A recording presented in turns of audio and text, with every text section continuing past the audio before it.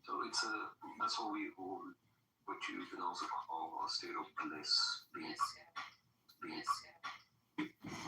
can look at the clouds, on the trees, and you get this feeling like of everything alive. Alive and one, yeah.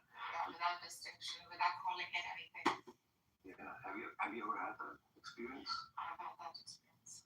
And how long were you able to retain experience? I've had that experience. And how long were you able to retain? Yeah, very short. Like, I think for material calculations. For me, like, I have these plunges into like hedonism every now and then.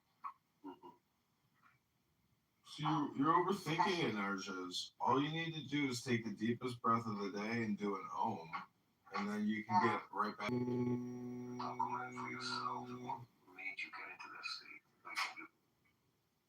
Or desire. There's always a state where you are supposed to disconnect from the world and pray. And you need to make a repetition out of it. So there must be something to it, right? Repetition. Yes, you're just disconnecting from need. The more need for something, the more attachment to that thing. Like you give your body less of food. This is why like yogis and most gurus would like meditate in caves in the foothills of the Himalayas and stuff. Because you're not just disconnected from the world, you're also like sort of disconnecting from need of sensory perception. Can't imagine a world without that. I think the whole thing can be boiled down to hermit, kingdom. But in the West, you're forced to constantly be in movement your whole life, to constantly just be able to afford your property taxes. So we have like a legal categorization on the planet. Different parts of the world are operating legally different. And Mr. Universe, when your children are young, right, you want to live in an area in which the tax is all you wrong. You have it all wrong. It's not about paying the tax. It's about paying the tax at the right time. Because we're all going to pay tax. Okay? Someone like you who's single, doesn't have children, yeah, I'd be pissed about paying a high tax. Because you're not getting the resources. You're not sucking them up. I'm putting 4 kids through school. Okay, I'm going to pay high tax. Do you know how much it would be to send them to private school? Do you even have an idea? So yeah, I'm going to live in a better area with better schools. And then what me and my... Are you going down? No? Well, in response to what you're saying, I looked up the... I don't know why you even brought that up. I don't even know why you brought tax brackets in Muslim countries, and it goes as high as 9%. Like, they barely have taxation in Dubai and all these Muslim countries. They don't tax the way we tax here. And I'm just saying that actually prevents many people from spending time by law and taxation. Because obviously They don't have to tax in countries like that. They have so much money. No, but they do tax. It's in Islamic law. I'm just saying Islamic law. I understand, but they don't have to. But they're not really taxed. I was just merely commenting that because I think they can afford to bomb each other too. I think that's the other great thing. That's true. But I don't like the thought that like people are obsessive compulsive over, oh my God, I gotta find out how I can figure out God is real. How can I prove God is real? And then spend years like engaged in religious debate, religious research, reading books. Like, to me, that's kind of a neurotic, schizo way of education. And I feel like there were parts of my life where I was like all consumed with trying to discover some kind of secret that other people weren't hip to. But I like what Alan Watts says, that the meaning of life is, not it's not a riddle to solve, it's an experience to enjoy, basically. So that's kind of the way I look at life now, is even Clubhouse is an experience and a happening. And I want, I record everything because so much of it is so frivolous. And as somebody called me, pedestrian. So there's just like this frivolity and ludicrousness of people coming on a conference call every day to play a game in the way that there's so many varieties that people play this game. So it's on the left are using specific terms to have communications, or vice versa, Republicans on the right, or Muslims, or evangelical Christians, or, So, anyways, hello?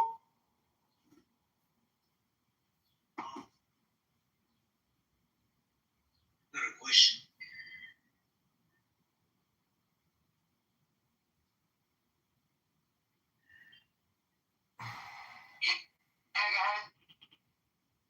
Yeah, so like narratives, they say that like the apostles, they died for believing that Jesus Christ died and resurrected. I'm starting to believe that. I'm having doubts in Islam, so I like to know like because Islam says that he was substituted and that he didn't die on the cross. But some people say that he went on the cross, but he didn't die. He survived the cross. How do I like resolve this?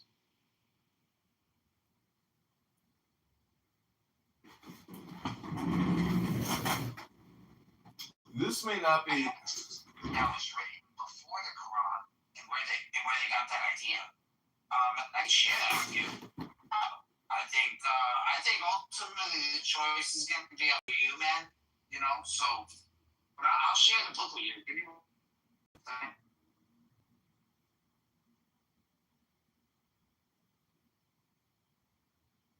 Read this, put it in the chat, and the page is 479. And these are the people who thought he wasn't like he didn't have a human body. He was just spirit. It was just pure spirit. No, he couldn't die on the cross because he wasn't a man. And this was their view. Yeah, this was their view. Is this the right view? You know what? I don't think it is because he was a real person. Like, so now you asked me about my personal stuff. So, he was a real person. He had a ministry. He had a real life. The reason why I don't believe in that one is because they made the Old Testament God the demiurge. Like, they made him the evil God that could never know who the real God is because he was only the God of this universe. But there was a higher God. There was a multiple God. There's the reason why I would believe in that. Where do I get more information about the truth? Like, is there like that's on you, bro. That's on you. I can only push you in the right direction. So I'm telling you, I'm going to be very biased. I'm a Catholic. I'm going to believe. I appreciate you, bro.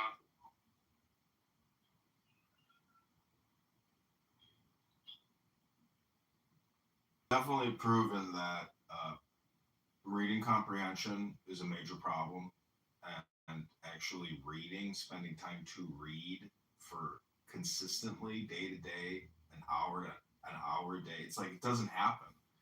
And what's interesting also is when you have a much higher rate, but they're actually very slow and they can't pronunciate a lot of words and they struggle. So, there are nonprofits that help people consumed with all that content that to actually help people relax and sit down and read. Like, that's a great gift for somebody because many people are just so quickly running through life that they don't have basically, I guess, like a Havruta or something, twin flame to like consistently read, because that experience of reading it, especially if you read it out loud, is a very unique experience, unlike any other experience. And it's actually what people here in this room particularly are most interested in. So it to me, it's actually like a mystical experience reading some of these books, even the Bible, obviously. So, hello?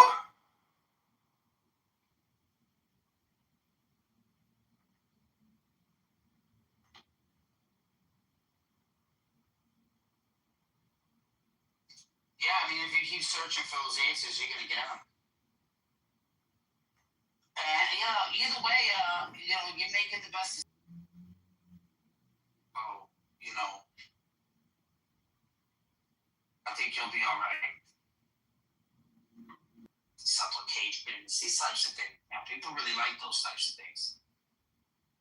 So, like, if you're happy in Islam doing those types of things, your organization that help you read universe.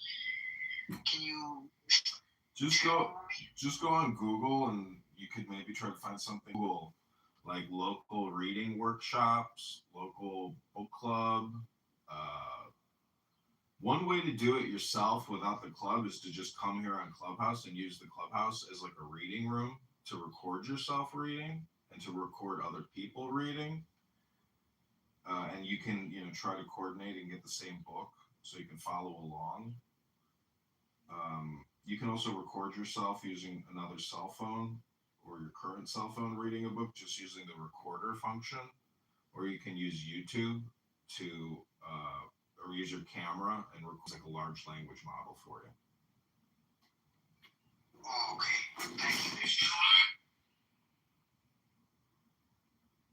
The Pritzker team is running on a message of raising wages and lowering costs. You know what? How about lifting all ships? Right? They talk about, we're going to make it more affordable. JB Pritzker's.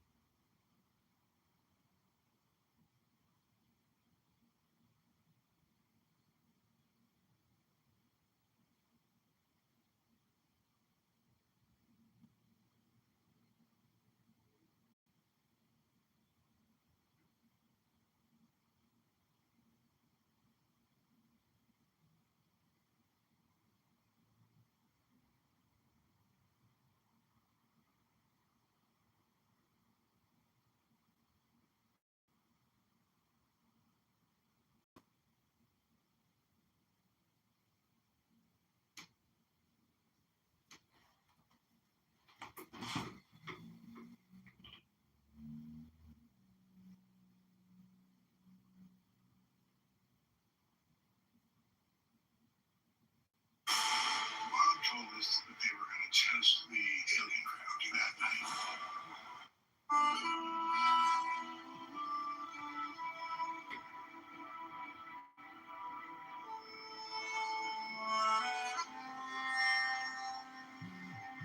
Yeah.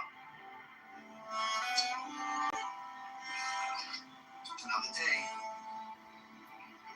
Yeah, my wife made some slanted meatballs last night. Well, how'd you eat them?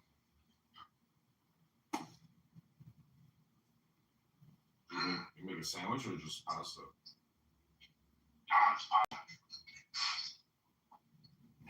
I was looking up yesterday the Constitution of Islam. Have you ever read the Medina Constitution? There's, I think, 47 amendments to it. A lot of it deals with blood money. A lot of it deals with like political organizing and is allowing Jews to operate underneath the authority of Muhammad. And then also the Ummah. But from the perspective of the Jews living in the area who are involved in many of these declarations, it's incredibly odious, obnoxious, ridiculous. I mean, it's as if somebody in your own neighborhood said, "You now work for me," and it's basically gangsterism, mafiaism, and criminality and tribalism and gangsterism. I mean, it's gangs. It's right there in the Medina Constitution. If you read it, it's 47 amendments. And I was just like, I was reading it yesterday on Wikipedia. I was like, oh my God, I've never heard anybody talk about this, because I was reading Winston Churchill quotes about Mohammedan law and how ridiculous it is and destructive it is and how harmful it is to women because it makes them literally chattel property. And Winston Churchill's quotes on Islam are really, and then, you can get into the Sharia aspect. But the problem with a lot of religious Muslims on this app, etc., other places, is that they're not willing to discuss Muhammad law as opposed to the Sharia religious Ummah perspective. They are incapable of basically stop being religiously extremists and get to the law on the ground in the courts and all that stuff. So I just thought it was really interesting, and I bought a bunch of books on Muhammad and Islamic history. I'm looking at one right now called The Many Faces of Political Islam. It's just a really interesting topic because historically, the Christians and the Muslims with the two caliphates and the invasion of Europe, there is this major conflict between European Western Christendom and political Islam. In its multivariate form, because it's different throughout all the countries. So it's just a really interesting topic and debate. Especially, a lot of these people are just learning English for the first time, and they can't express a lot of the, I'm sure, concepts in English. I am complete.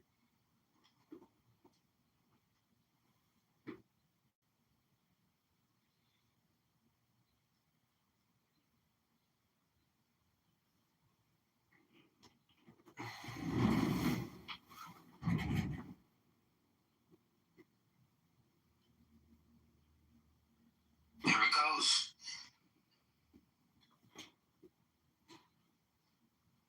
Constitution of Medina. Thank you for the new topic. Sometimes we need somebody else bringing up topics. This is a good one. This looks like a rabbit hole.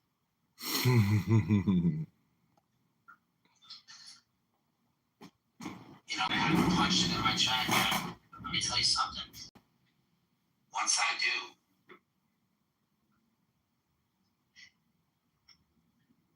I was debating Mikhail on it for like an hour yesterday.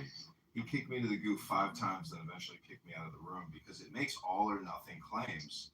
From a debater's perspective, to me, it's like the holy grail of debating Islam, because the Constitution of Medina makes such outlandish, ridiculous assertions and legal proclamations that and I used Grok to do a literary and a historical analysis and comparison between Western judicial progression and Islamic law, or the Mohammedan law. So it's really interesting how they contrast. And from a Western perspective, Islam is intolerable because anyways, I don't want to say it's psychotic, but it's an in-group that declares all out-groups under its control. It's basically it's mafia gangsterism, and it's tribalism at its worst. So that's what the Constitution of Medina. That's why you can use it to debate in such a way that spiritual, religious Muslims can't win that debate, because they're living in 2026, not 700. And when you update them to the year in which we're living and the progress of judicial and legal Western progression from Magna Carta to the Constitution, etc., these documents make the Constitution of Medina look so ludicrous and low IQ that it's shameful that people can actually agree with what it's saying, especially with regards to the treatment of Jews. That in itself is so despicable that Islam, in my opinion, needs a constitutional convention. And the Constitution of Medina is where it has to start. Muslims around the world have to come together and update the Constitution of Medina. I am complete.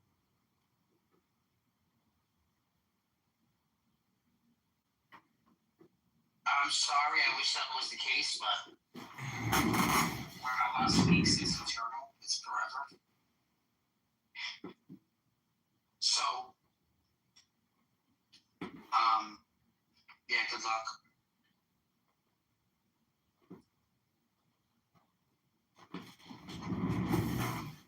I mean, it's just a talking point, but I'm just saying that like debating the Constitution of Medina with Muslims is a very interesting way to engage with Muslims because now we take them off the ledge and bring them back into the courtroom and we say, hey, these are your amendments and your proclamations. Let's go over them one by one and try to find out whether or not we think it's okay in 2026. Hello? No, but you see, hello, what you're doing is you're letting the cat out of the bag. We shouldn't be telling them these things because we want them involved in them and then they figure it out when it's too late. So I don't understand why you want to tell them these things. Let them back this shit up. Why educate them? Why keep universe? Why do I have to keep educating Muslims on their own doctrine? Is it my response? Is this my calling? No, but Am I the Muslim whisperer? I'm just saying that Clubhouse you should try to treat it like a courtroom because there are people on this app that come on here and make death threats regularly, and I've told those people they're out of compliance, and I say you can't come on this app and use it as a place to make death threats. That's out of compliance, and you're in the wrong. And as you've heard, many Muslims on this app just regularly make death threats. So what I'm just trying to say is that like you're the judge, we are either the plaintiff or the defendant, and we are here to engage in a professional legal correspondence communication in a court. It's your creation, it's your experiment, but I'm not trying to educate. I'm trying to bring up a topic that no one brings up, the Constitution of Medina. It's going to be to the point where this is such an interesting topic that they're not going to know about it because they're not going to hide and ask you. It's a contradiction that God and man can be a God and a man at the same time. That's more important than knowing about the Constitution of Medina. Did you hear the conversation I had with this guy? His name was Toto. I literally explained to him the who and the what and how he sees God. What's the first question he asks me? The same thing that I just said to him. They have no respect for nothing. They have no respect for other humans. They only want to hear out. Yeah. They don't have conversation. You see Rabbi down there? He is basically pulling the same shtick that Jordanian schmuck in Toronto, who also went by Rabbi McDickerson. See, these Christians that come out of the Middle East that have lived amongst the all or nothing Muslims that claim that they are their bosses, I think it all originates in this Medina Constitution, where today you have all these Orthodox Christians living amongst Muslims, and you know what the percentage of approval rating is from Christian to the Muslim? It's like less than 10%. They hate. Talk to any Christian that comes out of the Middle East, and they literally hate the fucking Muslims. They hate them. They hate their attitude. They hate their legal correspondence. All of it. Like, their attitude sucks. And it's all, in my opinion, it's all because of this Medina Constitution.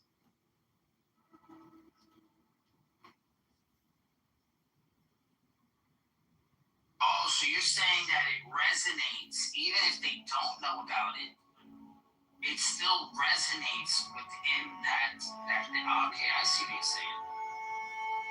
Well, why don't you read me one or two of them? Is that possible? I mean, what are the most? Let's Yeah, sure. start with charity, and then we'll get worse and worse, I guess. I mean. It's also a historical document. It's not like a religious, esoteric teaching of Muhammad. It is a legal, historical document. And it's like, it's not legislated. It's a proclamation. It's not like a debate. It's not an election. It's gangsterism. It's mafiaism. It's tribalism at its worst. And what I'm saying is many of the Muslims today that the Christians hate, Those Muslims don't even know about it, but they still are acting subconsciously through progression as if they are the Ummah, and everybody outside of it, is subjected to their political organization. It's not just religious; it's political science and political organizing, and it's right there in this historical document. It's a very important Islamic historical document, and every major religion has their set of laws. And Mohammedan law, this is the first example of Mohammedan law. And I've run it through Grok, I've run it through ChatGPT. There's a tremendous amount of information on it in terms of like groundbreaking political science, but it's not groundbreaking. It's fucking oppressive. It's fascist. And it's not socialist. It's oppressive gangsterism. And it makes Muhammad the final arbitrator on everything.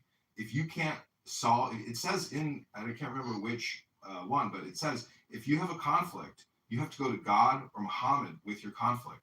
They are the judicial branch. Muhammad is the executive branch, and Muhammad is, the congressional or legislative branch. I mean, that's what I'm saying. It's so perfidious or so odious because it takes our three branches of government that we believe, has checks and balances and makes it an all or nothing fascist, messianic, occult, gangster, tribalist, type of setting. Hello? You said existing, stagnant, it's just old.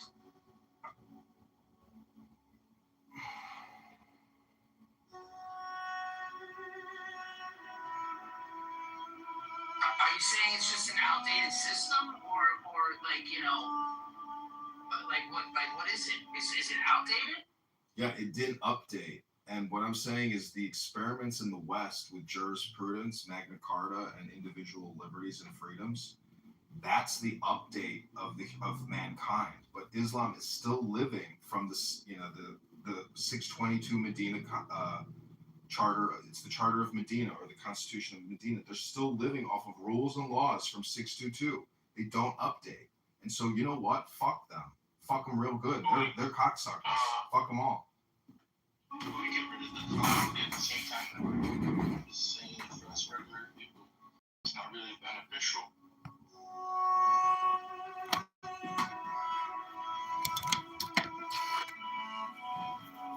I mean, I guess if you want to, yeah, sure. Why not?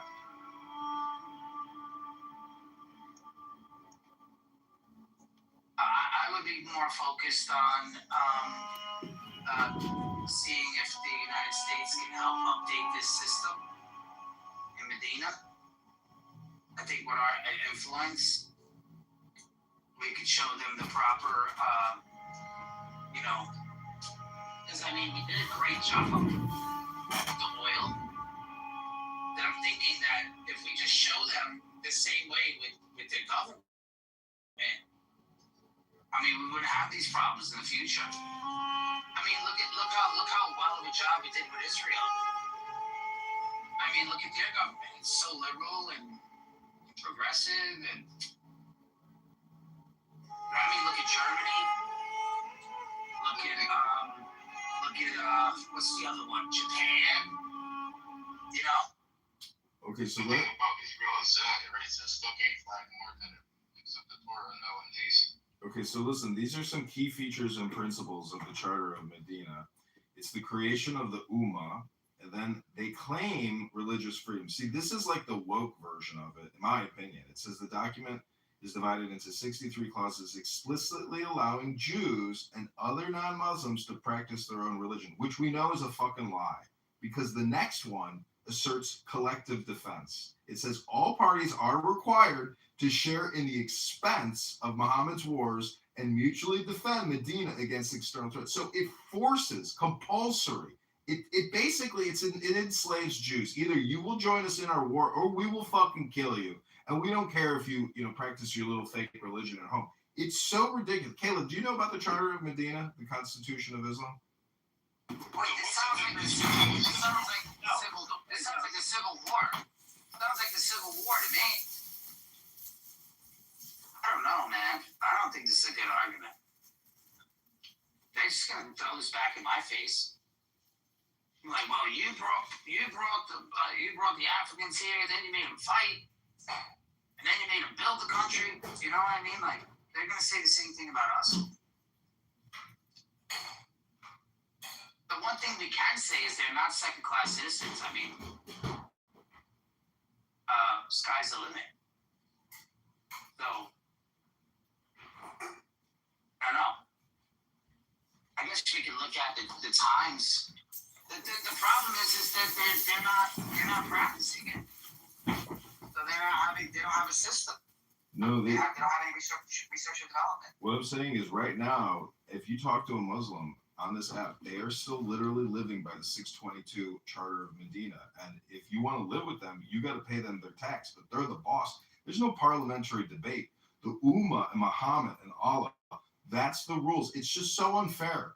And this Medina Charter shows the way they treat Jews. And I got to read you some other parts of it. I mean, you have to read the text and actually think about it from our perspective and just how ridiculous it is. You can. It's obvious that the Jews that were living there wanted to get the fuck away from this mafia kingpin. It's just gangsterism. And it's right there in the history. The charter is a historical document. Anyways, the way that they break it down. Let me get some bullet points. Yeah, keep going. Well, let me just go to the Wikipedia page and read to you what I think are the most controversial clauses of the charter. Would you be able to tell us about the Israelis by any chance? I don't know. What's it like being schizophrenic and retarded? Okay. I don't know. That's you. Yeah, I know. Projection's a motherfucker when you figure out what it is. Interesting. You're not happy with Islam, but at the same time, it's double standard, and you won't call out Israel. So the second amendment in the charter says they shall constitute a separate political unit known as an ummah, distinguished from all the people of the entire world. That to me is the first warning sign, the red flag of an all or nothing statement, which is a cognitive distortion disorder. We all know that parliamentary debate, parliamentary decision making is a collection of intelligence. But the Ummah relies solely on one man. Okay, that would be my first complaint. As we continue on, you go through all the blood money declarations, which basically relieves Muhammad and his Ummah of all liable groups like the Banu an-Najjar and the Banu Amr ibn Auf. So he's basically naming these groups as captains in his new hierarchy of Mafiaism.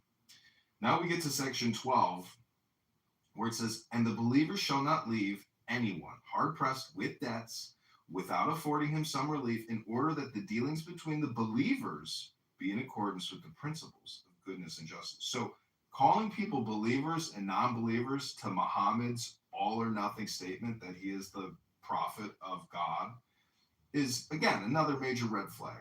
Second part of that is also no believer shall enter into a contract of clientage with one who is already in such a contract with another believer, meaning that you can't do two deals with two believers, because basically now you're creating a Ponzi scheme. So much of this charter deals with debt resolution, because at that time historically there were tremendous debts between these groups, and everybody's arguing. So Muhammad is trying to act as the judiciary to essentially resolve these major conflicts, and that's what this charter deals with. A believer, this is number 14, a believer will not kill a believer in retaliation for a non-believer, and will not aid a non-believer against a believer. And as Megatron said, basically this sets us up for civil war conflict, because either you're with us or you are against us and you're a non-believer. Number 15, the protection, dhimma, of Allah is one. The least of them, the believers, is entitled to grant protection. Again, protection, this is what the mafia does, or they call it yujr, that is binding for all of them. The believers are each other's allies, mawali, to the exclusion of other people. Again, the believers are each other's allies, known as a mawali, to the exclusion of other people. This is just basically a charter for a mafia organization. I cannot believe people can't just break it down that way and see how, like, the Cosa Nostra and their hierarchy structure, it is the exact same fucking thing. This is number 16. And that those who will follow us among the Jews will have help and equality. Neither shall they be oppressed, nor will any help be given against them. Number 16, that sounds pretty nice. Now, don't forget, Muhammad views these people, they're not going anywhere. He thinks they're a part of the background. And so he's not just going to give up a group of people that can contribute to his ummah. But it's not true. Like, what the fuck? I mean, number 18. All right, let me push back before you go to 18. What the fuck? So, what they're saying here in this post is that it's often described as one of the foundational documents of the first Islamic, accept some form of its authenticity, but there is still debate about the wording, participants, the timing, and how exactly it's. You understand? Can you handle some of these questions? Yeah, for sure. Again, you have to look at this as like a constitution or a charter, which is the roadmap for a project. If you've ever worked in project management, which I know you do, and you have to create charters and do all of this planning. Just do scope of work. Scope of work. This is a scope. This is a scope. Anyways. Yeah, but scopes are short term. They have goals. Okay, this is number 19. It says, and the believers as a body shall take blood vengeance in the way of God. Number 1, and undoubtedly pious believers are the best and in the rightest course. Number 2, and that no associator, non-Muslim subject, they call non-Muslim subjects non-associators or non-believers, shall give any protection to the life and property of a Qurayshite, nor shall he come in the way of any believer in this manner. See, if you look at the different caliphates and their expansion into Europe, that's why this is such an important document, because it's very simple, and it gives them the legal authority to essentially do what the Ummah does, which is described in this document. It's not like this is some kind of advancement in human theory or political science. This is like, I'm telling you, this is so rudimentary gangish. Like in Chicago, we have the Gangster Disciples. And if you want to join that gang, you have to write the charter on a piece of paper, and it becomes like an incredible piece of artwork. But it's got all the rules of the gang. This is the same fucking thing. Our Constitution. You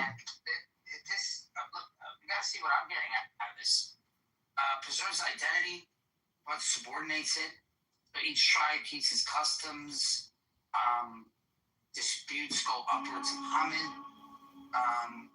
And there's a constitutional inclusion of Jews. The Jews are described as one community with the believers. They keep their religion and they must be loyal to the political order. Loyalty to Muhammad's system. Yes. Jews must be okay with it. Listen to Must participate in defense. Yes. Listen to number 20. Yeah. And not ally with enemies of Muhammad. Listen to number 20. And again, these are supposed innovations in governance. They're not innovations. They're basically duplicitous methodologies to get what Muhammad wanted. This is number 20. And if anyone intentionally murders a believer, and it is proved, he shall be killed in retaliation. If he kills a believer, that guy's going to die. Unless the heir of the murdered person, that means the son or daughter or the husband or wife, be satisfied with blood money. Isn't that kind of like intimidation? You know, like you're going to take the fucking money. There's not going to be no fucking trial. You see what I'm saying? And all believers shall actually stand for this ordinance, and nothing else shall be proper for them to do. Dude, that's fucking intimidation money, man. That is, so number 20 clearly shows you that there's no due process. There's no trial. You don't get social justice when your fucking husband was murdered. The Ummah comes to you and says, hey, we're sorry about your loss. Here's the money. Say, oh, I don't want the money. I want you to try, I want you to try Abdul over here and kill him for killing my husband. And then they say, well, he was a believer. We can't kill a believer, and you guys are not believers. You see what I'm saying? It's ridiculous. It's unfair. There's no trial. There's no. Anyways, socially, it sucks, dude. That's fucking gangsterism right there at number 20. Yeah, I can see issues with this. Yeah.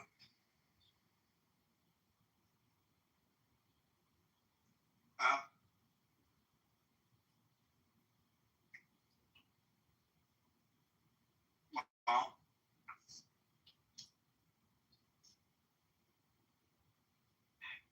let me keep reading. Number 22 says, and that whenever you differ about anything, it could be like, I don't like the color of the button on your shirt. You got to refer to God and Muhammad. Now, Rabbanu Shalom, if you listen to the Jews, Rabbi Tavia said to Rabbi Tuba, hey, you're missing a button on your shirt. And he's like, why didn't you ask Hashem, to get you a new button? He goes, I wouldn't dare go to Hashem, waste his time about my button. He says, go to Hashem with everything. But here in number 22, we learned that if you got an issue, you don't have to just go to God. You can refer it to God, but you also have to take it to Muhammad. And now that is really one of the problems with Islam, is that Muhammad has this special judicial dispensation. And this judicial dispensation, again, gives Muhammad the ability to make all or nothing claims in the Ummah, the separate political body from the whole fucking world. So, again, this is in-group, out-group. It's not Gnostic. It's not unity. It's not one God. It's one God, but with one political all or nothing special appropriation. It's really totally unfair to people outside of the Ummah. And thus creates perpetual conflict, which you could say is a methodology.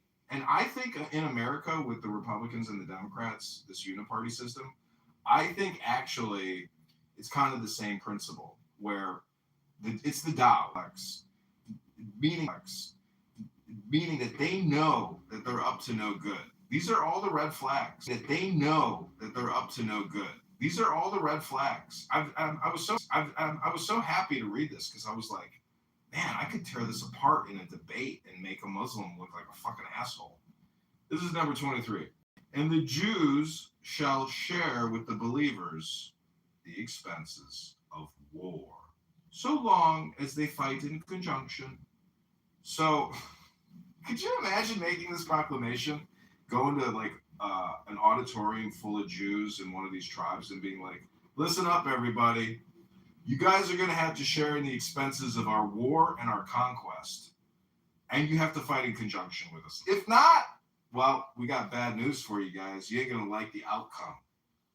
Number 24. And the Jews of Banu, shall be considered as one community, Umat, along with the believers. Again, remember, this is a declaration. The Jews there didn't get a vote. They were told this by their new masters. Again, this is a reframe. This is Muhammad's imposed projection and reframe upon the Jews of Banu. Sounds like protection to me. It is. That's why I say it's so much like the mafia. It's protection money, blood money, intimidation money. We killed your husband, so here's a little money. Shut the fuck up. There ain't going to be no trial.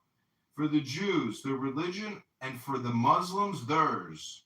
Be one client or patron, but whoever does wrong or commits treachery brings evil only on himself and his household.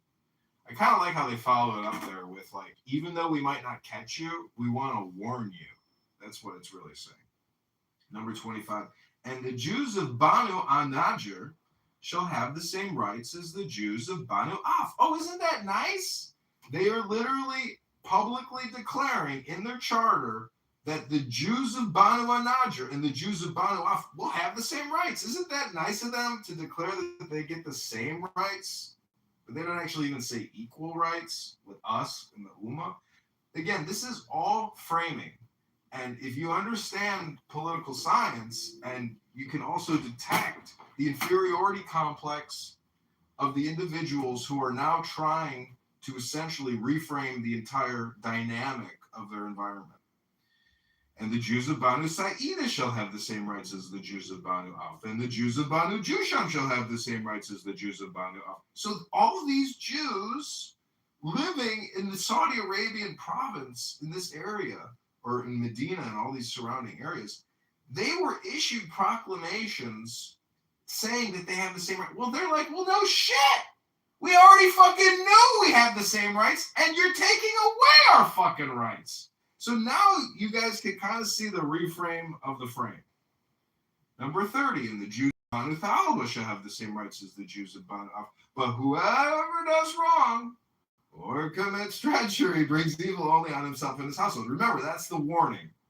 Like, don't fuck around or you're going to find out. Number 31, in Japhna, who are the branch of the Thalaba tribe, shall have the same rights as the Moab. We have got to get the fuck out of here. Where are we going to go? And I'd be like, well, I heard about this place called Europe. Germany sounds nice. They got plumbing? Let's go! That's what I would have been said as soon as I started reading the Charter of Medina. Number 35, subsection 1 of the Charter of Medina. That's what the five families say. You can't whack a capo unless you get the permission of the Godfather. Oh my God. Do you guys see the genius of basically reinterpreting the Charter of their expenses and the Muslims theirs? Again, the Jews shall bear the burden of their expenses and the Muslims theirs. But you know what? What are the Jews' expenses? Well, it's what we fucking tell them. It's what they're going to pay.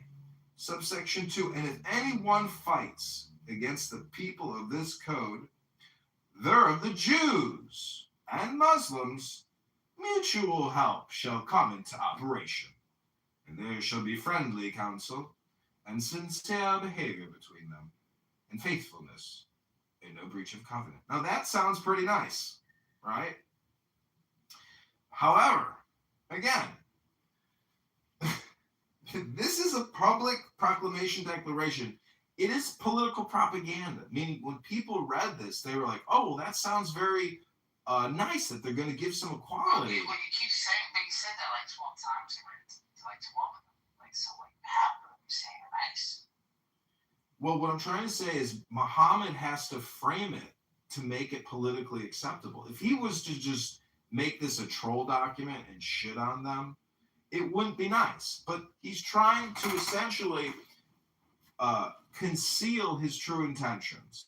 That's the essence of all political science, is to basically make people think that, see, he's trying to do a positive dialectic here, but it's not, bro, because you know at the end of the day, the Godfather he's the shot caller. This is just a way to basically make it seem like he's not the shot caller that he is. Up next, the clients, Mawla, shall have the same treatment as the original persons accepting clientage. He shall neither be harmed, nor shall he himself break the covenant. So a lot of this is contractual agreements and trying to define what it means to go into contract with someone. Number 40, and no refuge shall be given to anyone without the permission of the people of the place. The refugee shall have no right of giving refuge to others. Now, this is reminiscent of our own Constitution about housing foreign soldiers without asking permission. Number 41, and that if any murder or quarrel takes place among the people of this code, from which any trouble may be feared, it shall be referred to God and God's messenger, Muhammad. And God will be with him, who will be most particular about what is written in this code and act on it most faithfully. Well, again, this was written during the time of Muhammad. It's not perpetual. It's not like you can go to Muhammad right now in 2026 and get some judicial relief. This was specific to the time and place in which Muhammad was living. He was trying to essentially protect himself and make himself the sole authority. Number 42, the Quraysh shall be given no protection. Mohammedans will destroy the Quraysh and anyone that helps them. Number 43, and they, Jews and Muslims, shall have each other's help in the event of any force invading Yathrib. So again, this document was not voted on by the Jews. It was told to them by the new Don Corleone, aka Muhammad. Number 44, subsection 1. And if they, the Jews, are invited. Wait. How do you know that? How do I know? This is a They proclamation. didn't have control. This was a proclamation. The Jews had no input into this. They're being told. This is a proclamation by Muhammad. I think you're looking at this completely wrong. This is the Charter of Medina by Muhammad, not by the Jews. The Jews are all like, what's this new shit? What's this new document we gotta read? What the fuck is this shit? Holy shit! Let's get the fuck out of here and go to Europe. This is fucking bananas. Who the fuck agreed to this shit? You know what you need to look up? As I think you're leaving a big part out of this. Is the Ibn Shah and Ibn Sham. The people that say these works of his lifetime. And who actually is on that document to say that they have these, or who's the one who went to go look for them? Because they only know about it because of some German guy that went down there and collected information about it. It's not like they actually have these documents. They don't. They have a copy of a copy of a copy, and then it gets to a German guy, and then he writes about it. I think a year he did that. And then someone else wrote out after him. And then that was it. And then from there, they take the story to be authentic. It's just really weird. So it's kind of funny how you're coming up with this information.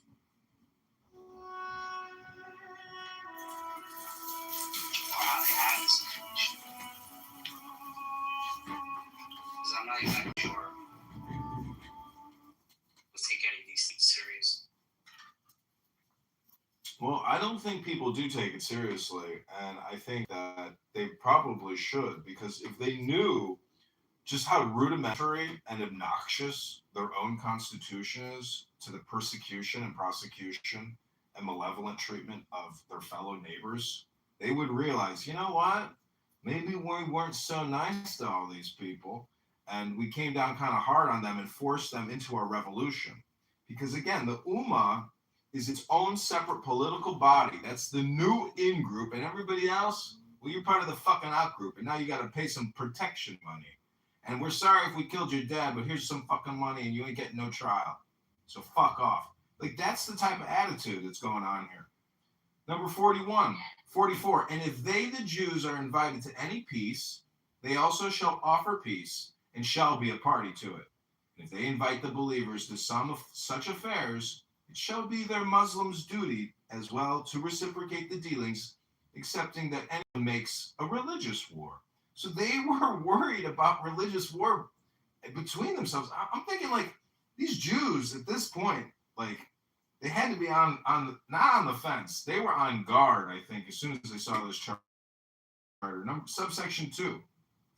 On every group shall rest the responsibility of repulsing the enemy from the place which faces its part of the city. Oh my God, every group. So now they're saying now the Jews got to fight for their part of the city against an invading force trying to destroy the Ummah. Number 45. And the Jews of the tribes of Aus, clients, as well as original members, shall have the same rights as the people of this code, and shall behave sincerely and faithfully towards the latter, not perpetrating any breach of covenant. As one shall sow, so shall he reap, and God is with him who will most sincerely and faithfully carry out the provisions of this code. See, I really love how at the end of it, they always throw out this very like pompous declaration, which is like a flattery to good intentions, but it's really not. Go ahead. I don't know what the fuck you guys are talking about, but listening to you read something from a book is so much better than what I did for the past 25 minutes, which is maybe 35 or 45, which is listen to concrete rant and drone on monotonously, endlessly, racially charged without making any sense whatsoever. I feel like I am stupider for having listened to that. And listening to you read from a book, I don't care what the book is. Just the fact that you're reading from a book, it just sounds more pleasing to the ear. Keep going, please. Thank you. Somebody muted me up, but but keep going. Keep going.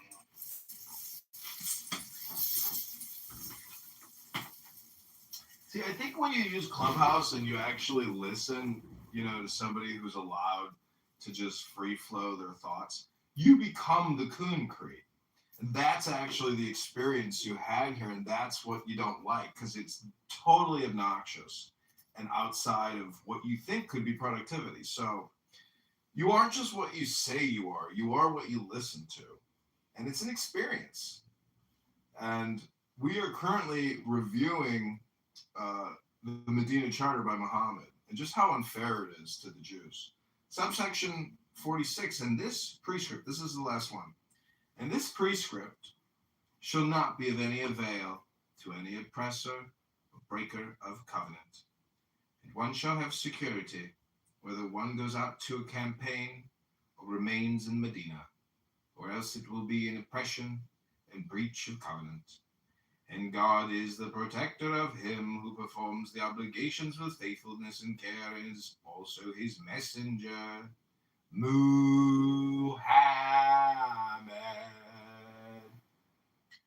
All right, everybody, I want to thank you for coming to Muhammad the Musical, an Islamic journey of faith in the Ummah. This is Bible and Quran, the Constitution of Medina.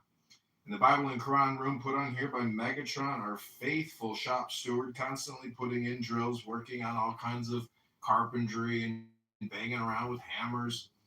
He himself is I don't know if I can partner. I gotta make me do this. Megatron, did you ever get a partner the other day? Or did you have to do it all by yourself while everybody else had a partner to work with? Well, I complain about that because they have partners. You understand what I'm trying to say? I understand all too well, my friend. Okay? Yeah, thank you. If you have a partner, why should you be bitching about what we do? I don't have one. He's a gardener. Oh. Like a lawn guy? Exactly. Black relationship in America. Hello?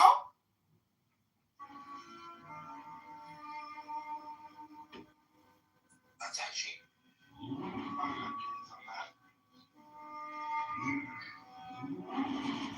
But everything you described there is exactly what the Christians did when they came to America. So, kind of like think that those rules are kind of like pansy compared to the ones. Wait, what did the Christians do?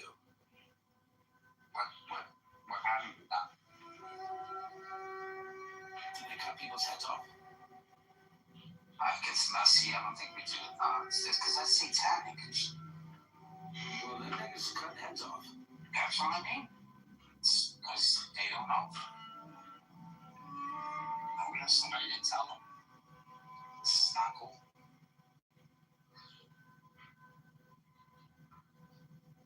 They read the book, they know. You know what I think is weird? Is when, it's not like that the immigrant drivers are driving bad, but then you pull up alongside them, you roll down your window, you try to give them a tip. Like you say, hey, you're in a left turn only lane. You're not allowed to go straight from this lane. And they say, what do you want me to do? What do you expect me to do? And they don't even say, thank you. They just say, well, leave me alone. Go to drive your car. Is everyone in this group from like See, East Coast. okay. Well, I was the universe contains. I was talking to McKay. Everyone on the surface from New York. I'm like 40. They say we're in places, but they're not. Well, I was talking to Mikhail yesterday, and he claims that the Medina Charter is like resolved, and that I don't know. He has a way of like resolving this. I suppose even historically or spiritually. But the only reason I bring it up is because it just when you try to like reframe their frame, it holds up, and it's totally unfair and ridiculous and medieval. But I just don't get the feeling that Muslims are updated. And actually, I do kind of believe in evolution of the human body, not just like spiritual evolution or cosmic evolution or psychological evolution. I think like physical evolution could, and I think that Americans could be like actually higher evolved human beings than the English, the British. Because I've seen some videos of like British leaders who look actually, in my opinion, like their bodies haven't evolved. And therefore, I think their intelligence has retrograded and possibly brain rotted out because they, no, it's I understand it's a clubhouse thing because I go into rooms all the time and I hear women going, "Hello."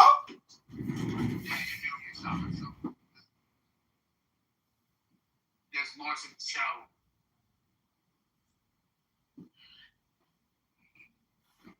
Hello? Hello?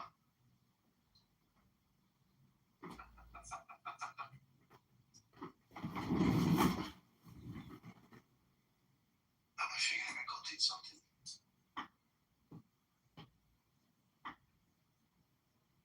Maybe I'm something to do over here, but is your job into something? You just walk around the issue. See, what's so amazing about the cult of Muhammad is that it's just right there in the paperwork. He actually says, if there's conflict, go to God, but also come to me. I'm the new guru and arbitrator of all your conflicts. So, Sounds legit. yeah, but basically, he's so successful at it. I mean, to think that right now in 2026, he has 1.1 billion people that pray to him, love him, and think that his way of life is the optimal solution to colonialism, to Western imperialism, to unenlightened legal systems. But when you actually look here in the charter, the legal system is just based on intimidation, blood money.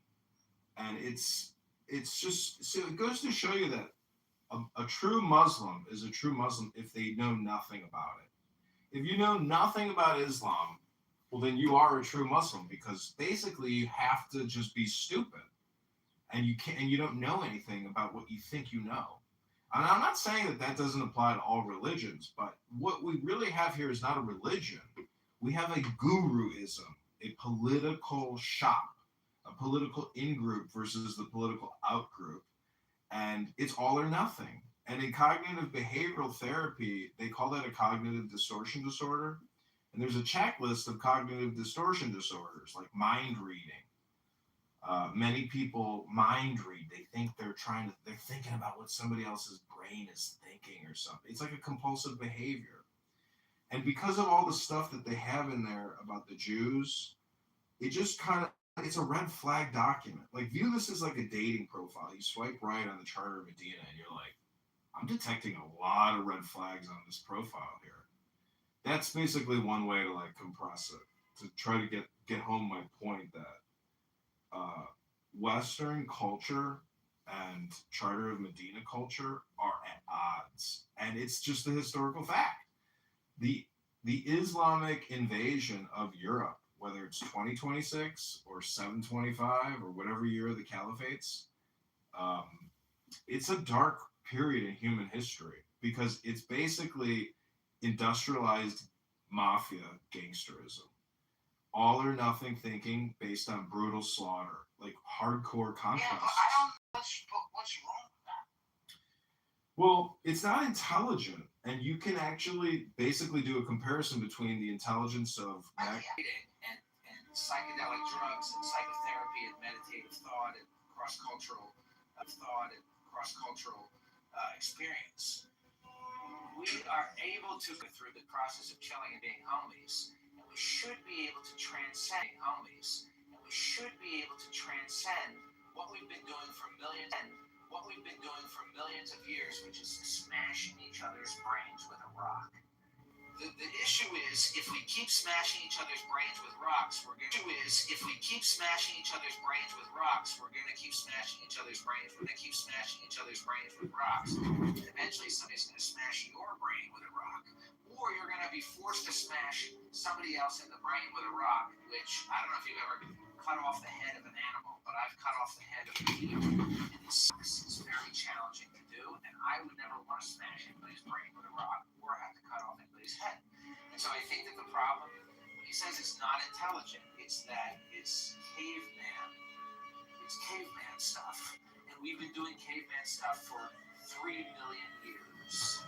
Now we have Clubhouse, and we have thick lighters, we have automobiles, and we should evolve. We should allow ourselves to evolve I past. think, my friend, I think Megatron gets that, but I just want to submit that if I could try to define God in any way accurately, it would be to say that God has to be the highest level of intelligence in the universe. Whatever, if you want to say the whole universe is like a collective intelligence, one way to look at it is to actually look at a tree. My friend here actually does a lot of stuff in the forest, but I have a tree in my backyard and I was looking at it and I thought, you know what? Every man and a woman is a leaf, and the branches are communication networks. And there's all these other variables impacting this tree system of leaves and branches. And there's all these different variables and names for different parts of the tree, whether it's the roots or the husk or the whole, there's different parts you could probably give names. But anyways, what I'm trying to get at is that whole network is the intelligence of God. And when we can expose historical Islam as being unfair and not up to date, we can try to bring other people who are actually not up to date. And in that way, we can actually create a more stable peace and security, because there are homicidal people on this app. Mikhail is one of them. And yesterday he confirmed that he will kill, he wants to kill, he wants to be in a war, he wants to see incredible chaos and devastation. And he does believe in an Islamic caliphate, and he thinks that Islam is the greatest updated version of religion 2.0. And those are the dangerous people who, the thing is, you'll never convince them.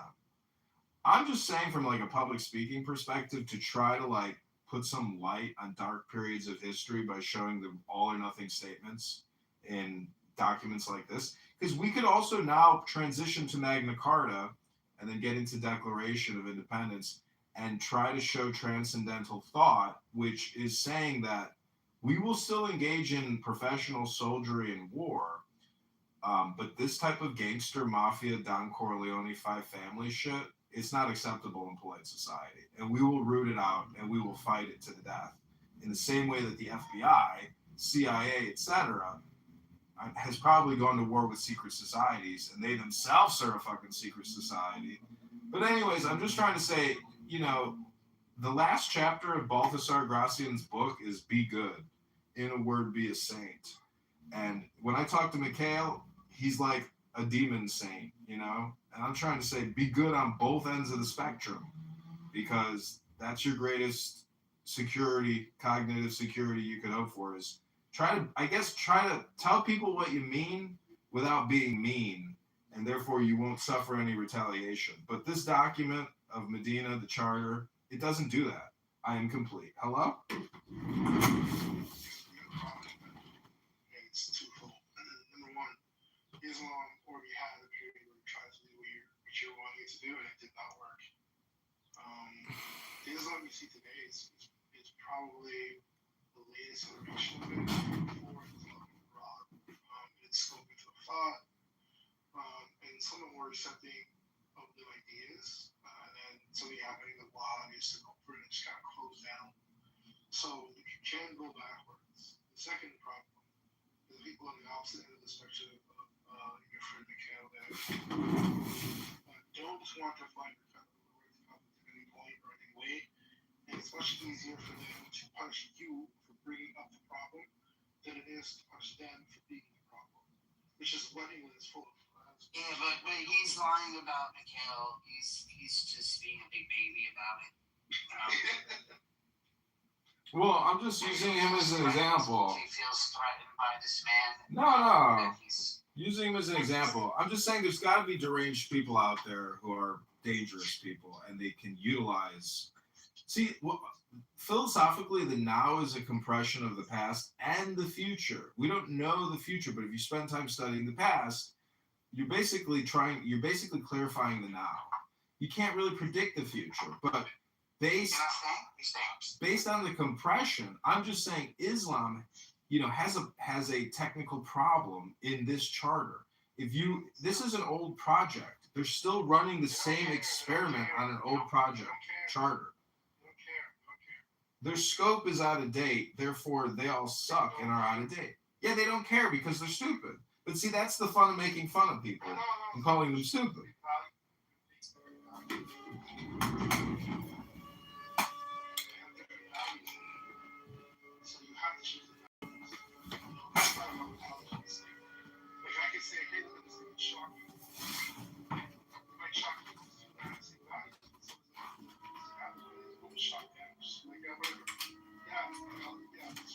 See any patches? I'm asking you.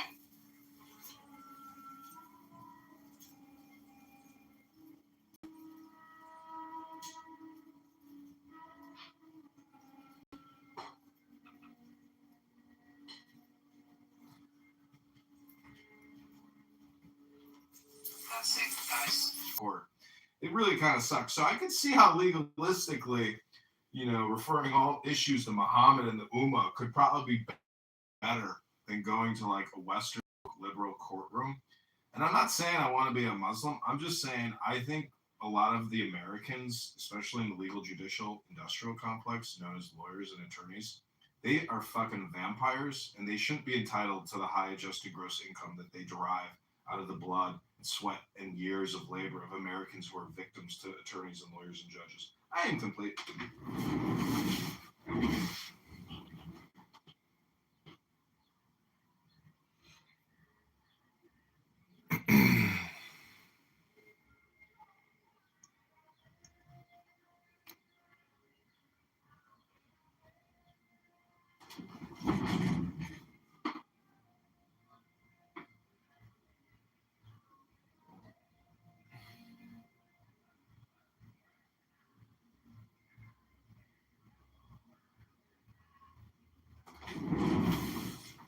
You know what's so funny is I got slandered when I ran for Congress. They claimed that I committed petition fraud.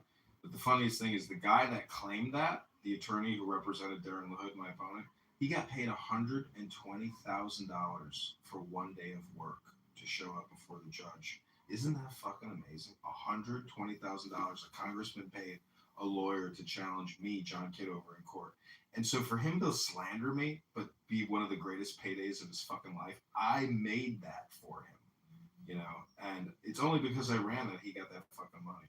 And I didn't commit fraud, but slander and libel in politics is real because you can slander anybody. I mean, they're going to have to bring suit against you.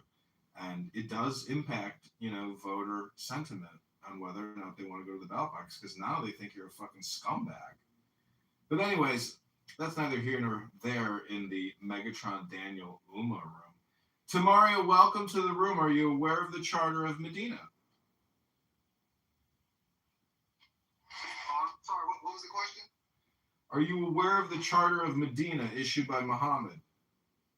Oh, no, I'm not familiar. Are you a Muslim, sir?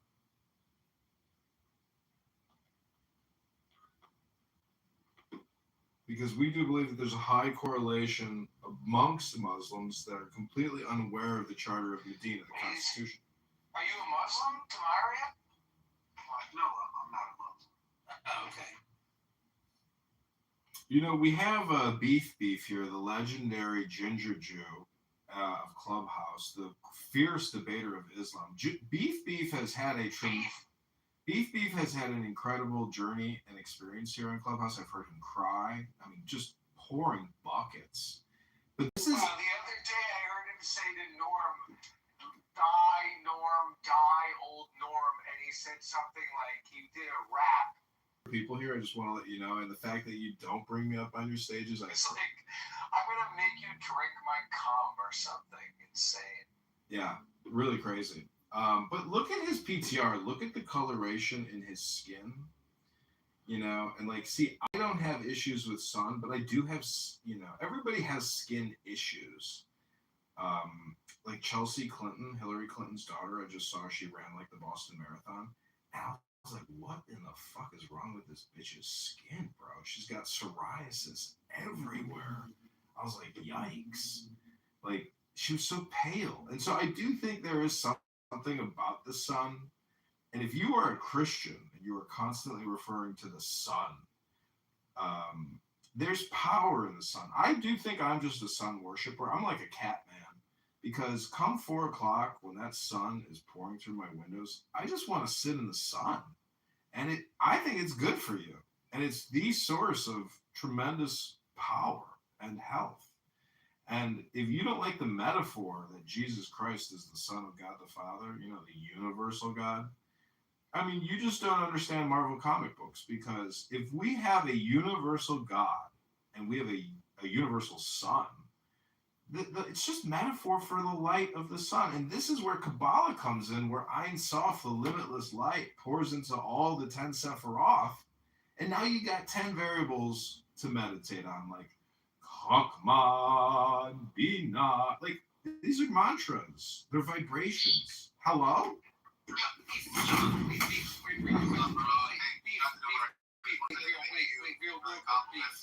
quick. No, but real quick, I got a question for you. But I have a question for you, actually. I was going to say something to you. One sec. Well, no. Welcome to the stage, Beef. Yeah. The stage. But I wanted to ask you, Beef, hang on. One second. Yeah, but Beef, Hey, one second. hang on. I know you want to crash out. I'm sure you want to crash out, but I just wanted to ask you, how come you don't accept me to the stage? Every time I'm in your rooms and you're the moderator, you never invite me to the stage. I'm just wondering about that. When I'm in the audience in your rooms, I always raise my hand when I'm in the audience in your rooms, and you never invite me up on the stage when you're the moderator. I'm just wondering, why don't you invite me up on stage when you're the moderator in your own rooms? Do you have a problem with me or something? Because there are many times that I've been raising my hands when I've been in the audience in your rooms. I'm talking to Beef. Beef, basically, when I'm in your rooms, I've raised my hand and you don't let me up on stage. I'm going to give you a particular reason why.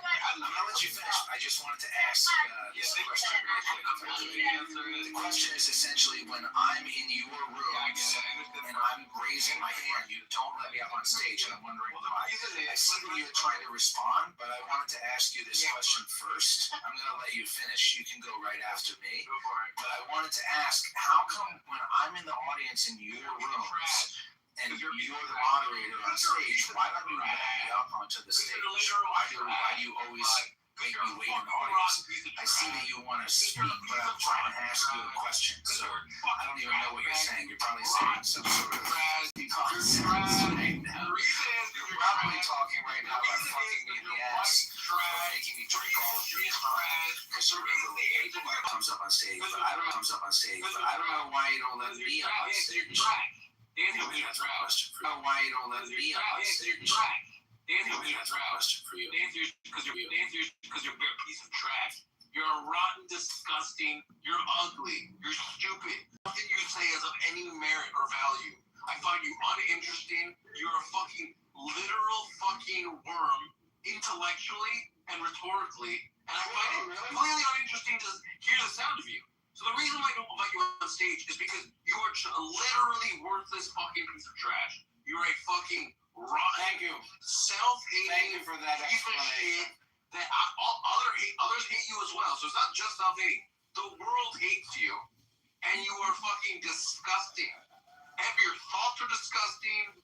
Your heart is disgusting. Your dreams are disgusting. Your plans are disgusting. Everything about you is just utterly worthless, uninteresting, listless, fucking gray, milquetoast, boring, fucking Thank you for that. uninteresting, I'm glad redundant, you, unfunny, worthless fucking trash. That's why I don't bring you on stage. Okay, thank you. I just had that one question. Can I hear that again? No, I just asked Beef a question. Hold on. I want to hear what he had to say. What were you saying, Beef? Can you say that again? Oh, yeah, sure. So what I was saying about my friend is the reason why I don't invite him on stage is because he's literally worthless. Nothing he says matters. He's the most boring person I've had the displeasure of running into on this app. It's actually fucking blood coming out of my ears when I hear you. You're a fucking plague, an audio plague. And even when I put my fingers on my ears, I still can't drown out the shrill fucking awfulness of your voice. Okay. Alright, now that's cool. John Kitover, I had a question for you. Now that we've gotten that question answered, you said that you had a video. Thanks for letting me go first. My I appreciate Islam that. document. You said it was popular. Where can I find the video that you have about me discussing Islam in my document? I'd love to watch it. Thanks for letting me go first, Sam. That was nice of you. Hey, you're welcome, man. Hope you got my answer satisfactory. No, it's not a video. Very clear. Sam, it's not a video of you discussing your document. I screenshotted your Google Word doc and made a video out of it, and then overlaid Muslim music, and it was very popular. Where can I find that? I'd have to Google it because I have over 100,000 videos on YouTube, so I'd have to search for it. John Kitover Islam, something like that, or Maybe. I think maybe you could type in like Sam Rosen Clubhouse Islam Google Word doc, maybe. Oh, and I just wanted to say that earlier, that piece of shit, annoying, schizophrenic, Jew-hating, anti-Semite rabbi was in here. And I just want to say that I said to him, when you realize what projection is, it's a motherfucker. Because there's a little projection, and then there's a big projection, the big P projection. And if you believe in the little self, or you believe in the big self, when you insult other people and you do ad hominem projection, it's always just, the way you feel about yourself, because your dialectic is who you are. And so everything that Beef just said to my friend is the way that Sam Rosen actually feels about himself. And I feel sorry for you, Sam. And I hate hearing you cry on this app. And I just hope you find the strength within your tuchus to bust a nut and be happy again. Hello? I was very miserable because I recently gone through a divorce. I was living in a church with my fathers. It wasn't the best situation. But now I live in Slovenia. I have a hot fiance who's really wonderful and smart. I traveled to Venice recently, and my life is really good. So I'm in a good place. Well, so why do you feel the need to be a douchebag online? Well, you were being rude to me, so I decided to just... No, I wasn't. I was just trying to ask you a question. No, you weren't. You were just being redundantly... You got on stage, and I was going to go first. I was already on stage, so you didn't respect the fact that I was here first. But you just kept droning on about, let me ask you a question, why you don't bring me up? But you said it Well, like so that. did you.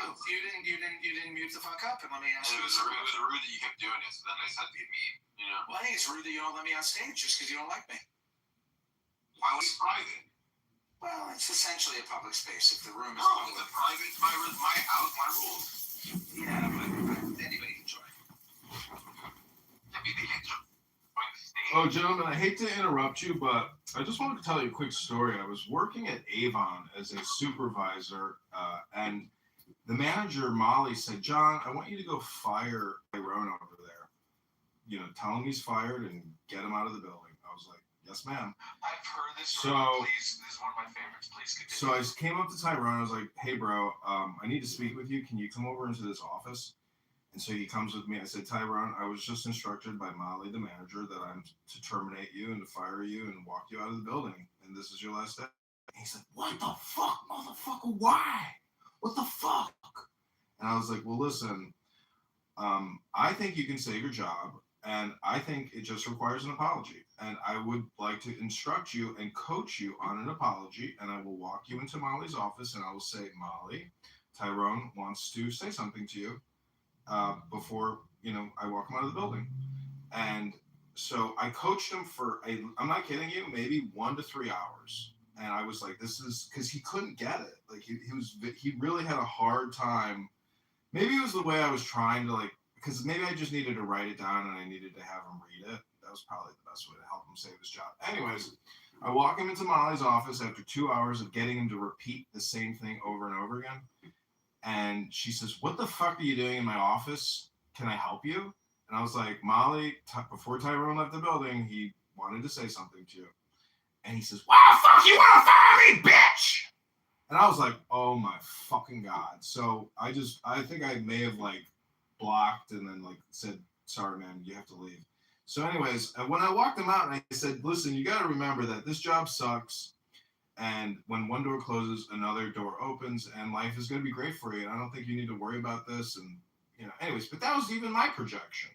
So, anyways, I'm just trying to say that in Medina, when Muhammad issued the charter, there was a Mishling in a Jewish town. And when the charter was read as a proclamation, the Mishling,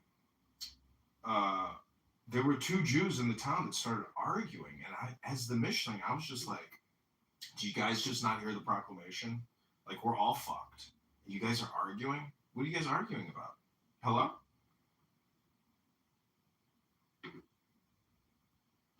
I think this guy is new here, my friend.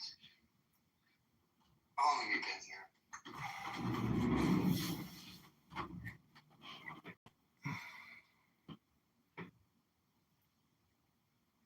It's not like very long.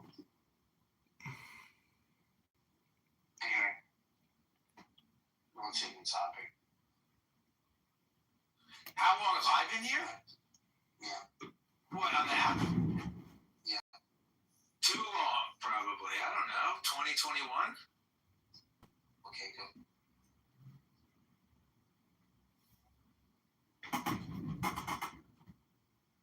I've been on this app long enough that I used to think that John Kitover's name was Edmund and that he was British.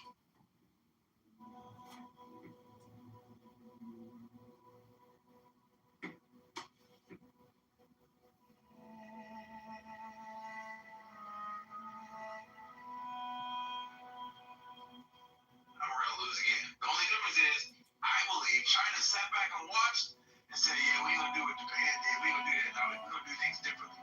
And they're gonna be this at their own game long term. This whole "I'm gonna use my pistol to keep you down" is only gonna work for so long. Because again, they were that big of a threat. How come we ain't Iran them yet? How come we ain't invaded them? Shock and awe, huh? Or because they're Chinese and I'm racist? How y'all shock and awe? Huh? How come? Okay, all right.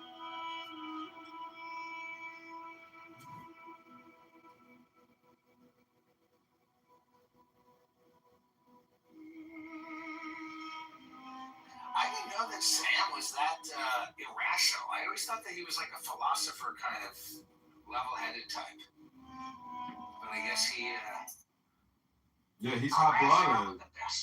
He's hot-blooded, but you see, this is the difference between like a Marcus Aurelius philosopher that believes in God and then like a gay academic philosopher atheist who just views it as like a dialectic, semantic, large language model or something like that, where like Alan Watts says they do philosophy 9 to 5 or something. So, but again, he went through, everybody has a broken heart. I think, I like to think about my life just in, there's a book, God, it's like the women of, I can't remember, some guy, or fuck, maybe it was like Aleister Crowley's wives. It's like a book about all the women that Aleister Crowley ever banged.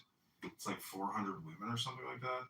But basically, imagine writing a book about every woman you ever slept with, every experience. Like, that's who you are. You're not just who, what your conditioning is. And you're just basically, I don't think we live inside our body. Meaning, like, I think we're actually outside our body. And the environment is really who and what you are. And your words are just so valuable that, God, you could be so rich, but if you got a bad attitude and you're angry all the time and you're a screamer, to me, it's just like bad for your nervous system. Like Taoistic meditation, Zen philosophy, Buddhism, Hinduism, to me, those people really know how to sit back and bust a nut and just relax, And I think our legal system here is like so restrictive that's the reason why we don't have more gurus and like chill societies, and we have horrific violent gun crime and YNs flashing their guns, rapping their drill music. I mean, we have a culture of death and terrorism. internally and externally. You know, I know there's crime in other countries, horrific crime, you know, and mafia and gangsters and, you know, horrible, trashy people that murder you for your fucking moped, you know, or, you know, light you on fire on a fucking train or slice your throat on a fucking train.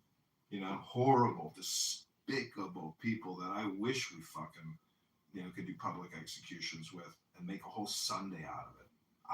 I got no problems with that. I could live with that law, but I wouldn't call it the Ummah.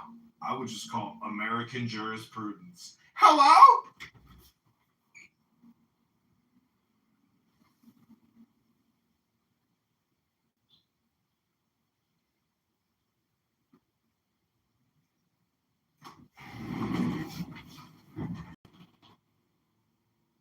I'm always so tickled when people insult me for being a piece of garbage or being a garbage bag and saying, "You're a trash bag, you're a piece of garbage."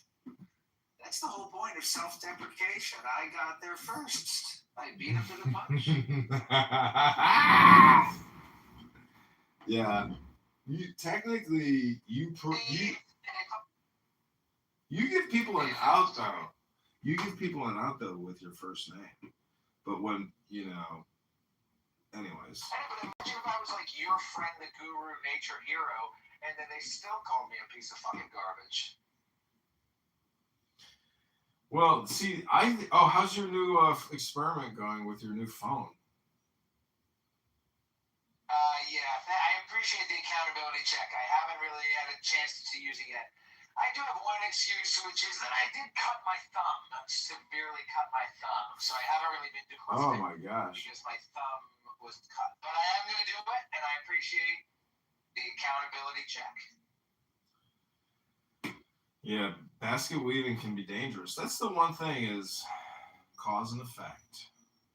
Art and critic. Most critics don't know the sacrifices that the artist makes to create their criticism. That's why I really dislike critics. They're so obnoxious. It's their right, though, to be a critic. But it's your right to be an artist. And not many people think that Megatron is an artist, but I think he is a great artist. And same with Daniel Nero. And even Narges.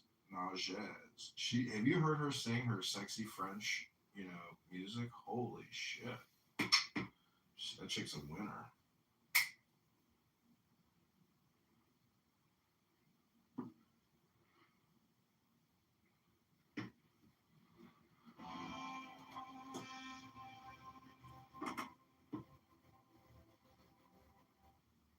So Rabboni Shalom, everybody. Welcome back to Bible, Quran, and Poems.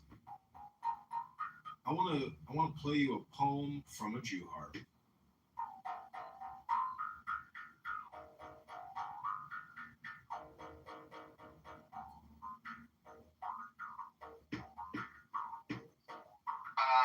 So I have a request, a poem from you, Mr.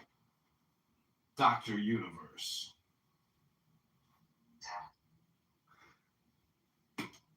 Request. I want you to look up this person. You ready?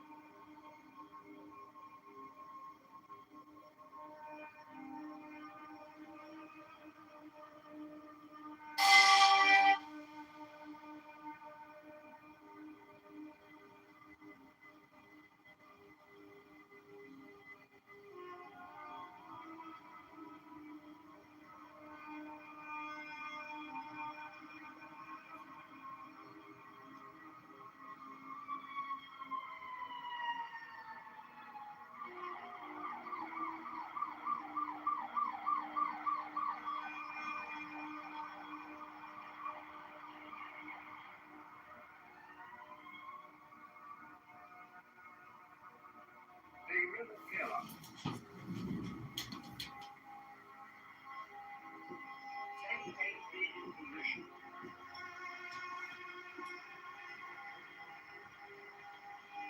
While you are in this relaxed position and breathing rhythmically, we will do the middle pillar exercise. Sit upright in your chair, both feet on the floor, alert, and fully relaxed. Join with me in this invocation. O Lord of the universe, the vast and the mighty one, ruler of the light and the darkness, we adore thee and we invoke. Shiva upon thee.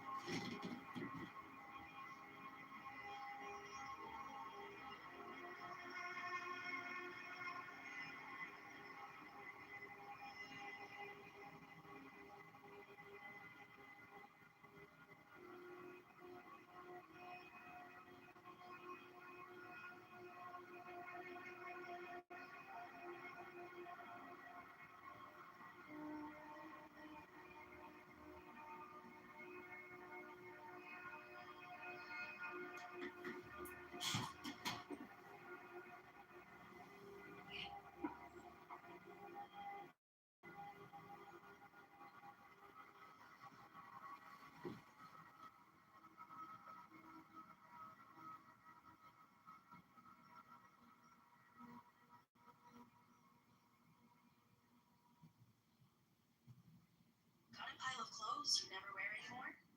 Turn them into cash that's minted. Snap a photo.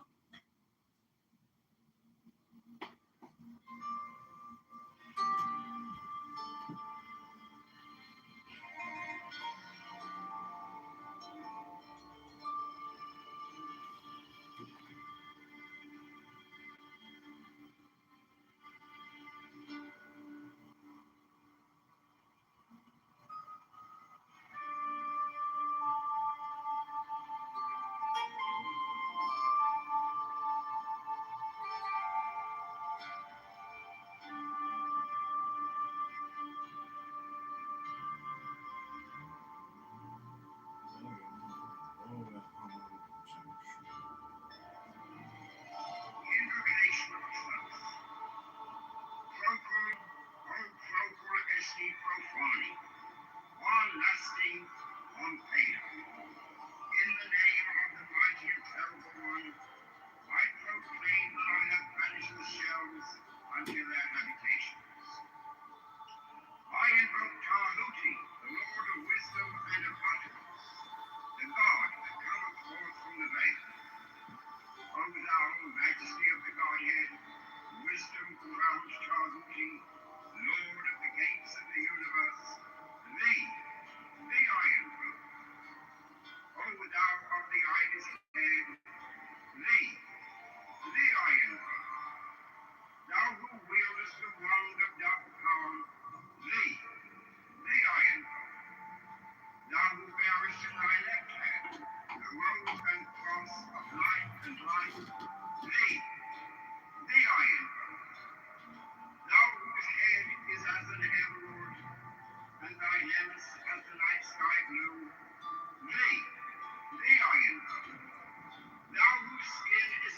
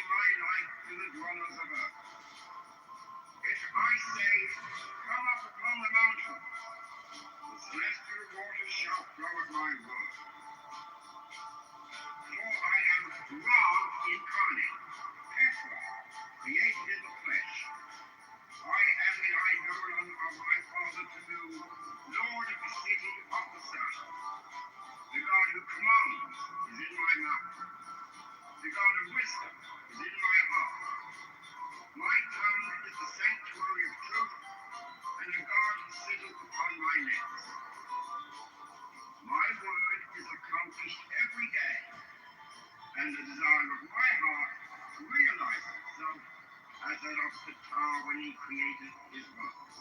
I am eternal, therefore all things are as my designs, therefore do all things obey my word. Therefore do thou come forth unto me from thine abode in the silence, unutterable wisdom, or light, or power.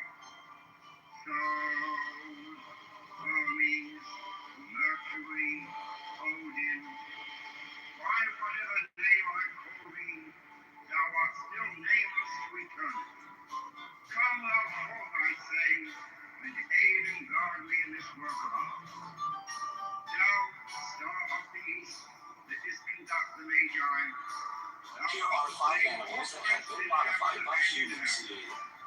Number 5, Egypt Gallus, have undergone intense genetic selection that causes muscle hypertrophy known as muscling and syndicated. Son is thy father. This allows for a higher meat yield per animal, although it also requires special care due to their body structure and chart. Number 4, featherless chickens.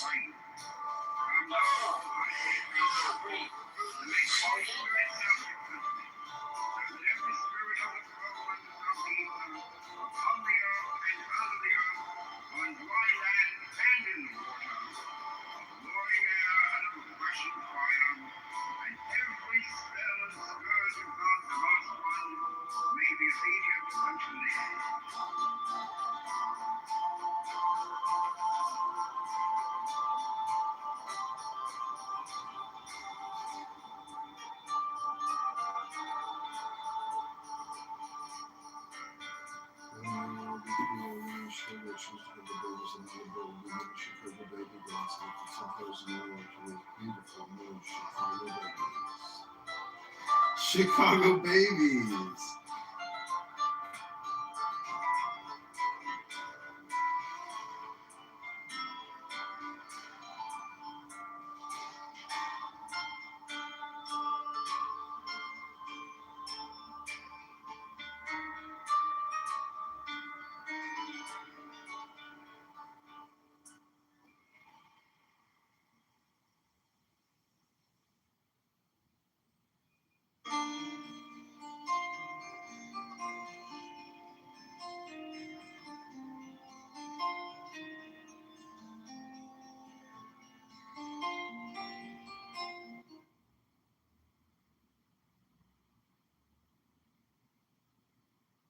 A business partner says the lawsuit got resolved, but the details stay blurry. Then verified court cases help search court records across federal, state, and local courts, so it's easier to look up what happened with a case number. Tap below, enter a case number, see what you can find.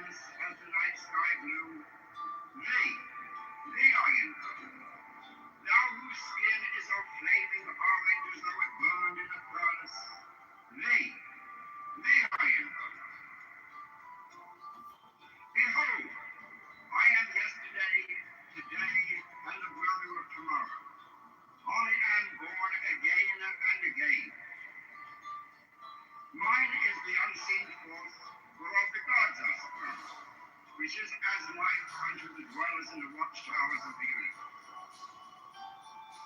I am the charioteer of the east, lord of the past and of the future. I see by mine own inward light, Lord of resurrection, who cometh forth from the dust, and my blood is from the house of death. O ye two divine folks upon your pinnacles, who keep watch over the universe, ye who accompany the beard in the house of rest, who pilot the ship of Rome, ever advancing onwards to the heights of heaven, Lord of the shrine which stands in the center of the earth. Behold, he is in me, and I in him.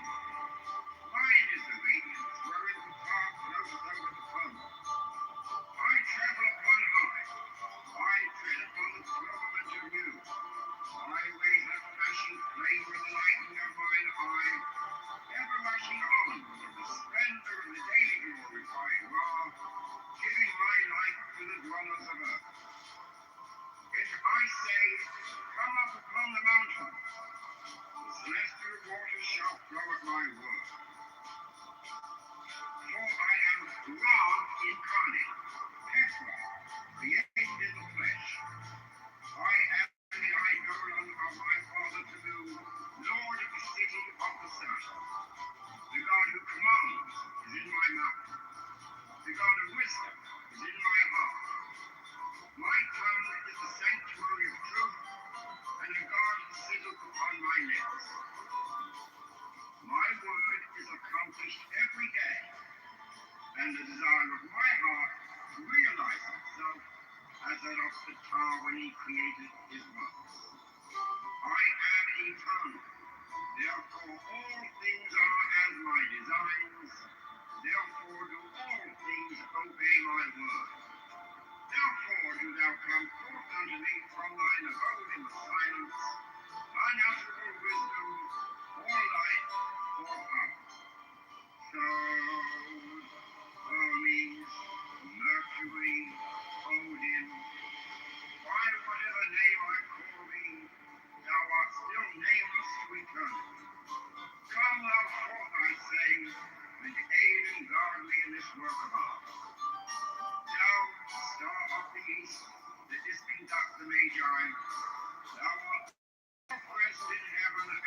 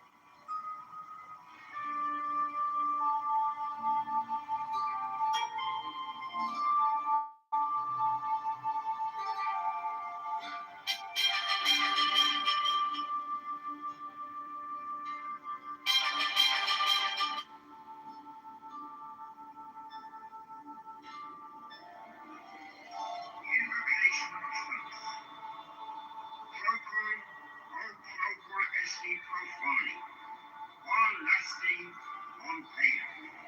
In the name of the mighty and terrible one, I proclaim that I have banished the shells unto their habitations.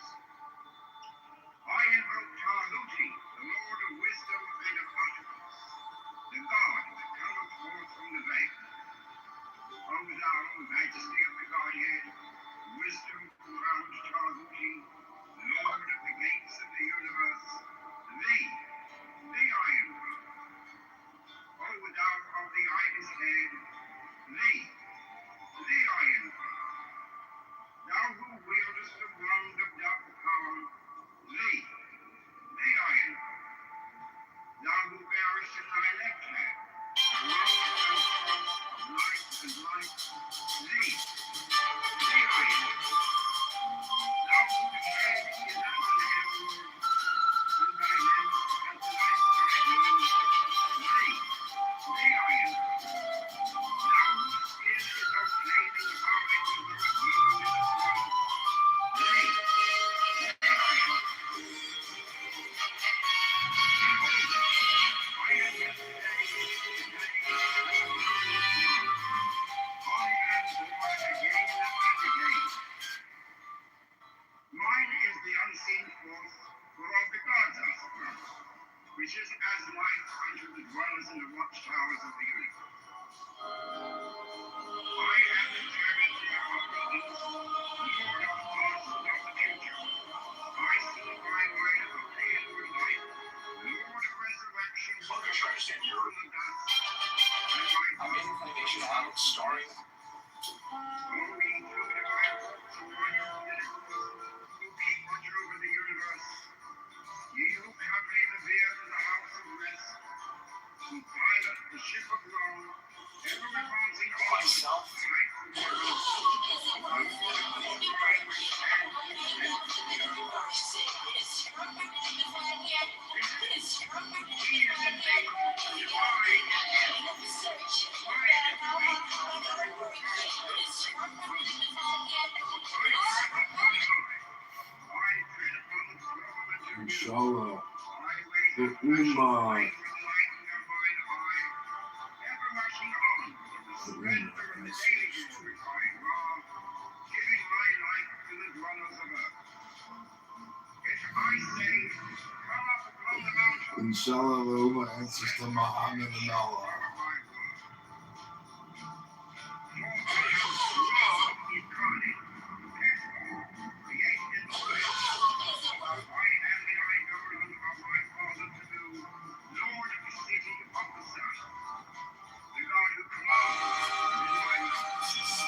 The God of wisdom is my mouth. My tongue is sanctity of God, and the God sitteth upon my lips. My word is a promise every day, and the desire of my heart to realize when you created me. Therefore, all things are as my designs. Therefore, do all things obey my word. Therefore, do thou constantly from thy throne in silence. I am with you, all thy They have military. Hermes, Mercury, Odin, by whatever name I call thee, thou art so nameless to return. Come thou forth, I say, and aid and guard me in this work of art. Thou, son of Aquilus, that didst conduct the Magi, thou art the same oppressed in heaven and in hell. Thou art right between the light and the darkness, rising, bending, changing ever and ever the same. The sun is thy father, thy mother the moon. The wind hath borne thee in its bosom, and earth, the heaven thereof, changed started of rain. Come thou forth, I say, come thou forth, and make all spirits subject unto me, so that every spirit of the cold and of evil, upon the earth and under the earth, on dry land and in the water, of roaring air and of rushing fire, and every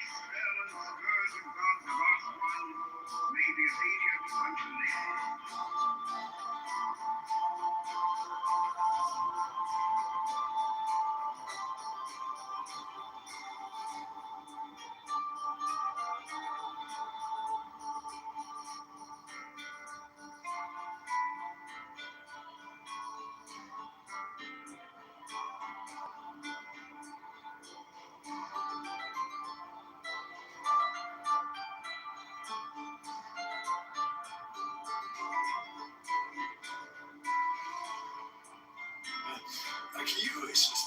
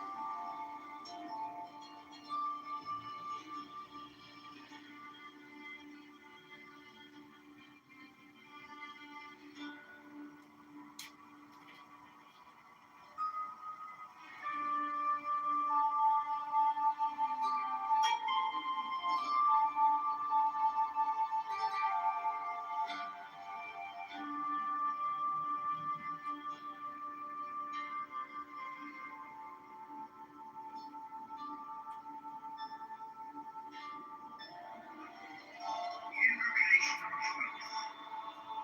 Procul, o procul esti profani, on lasting, on pain.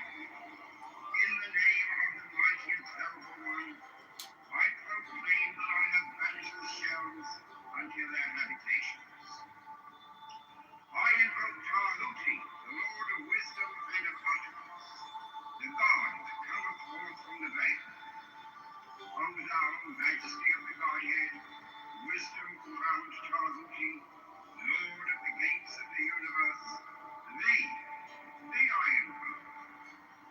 O thou of the his head, thee I invoke. Thou who wieldest the wand of dark power, thee I invoke. Thou who bearest in thy left hand the rose and cross of light and life, thee I invoke.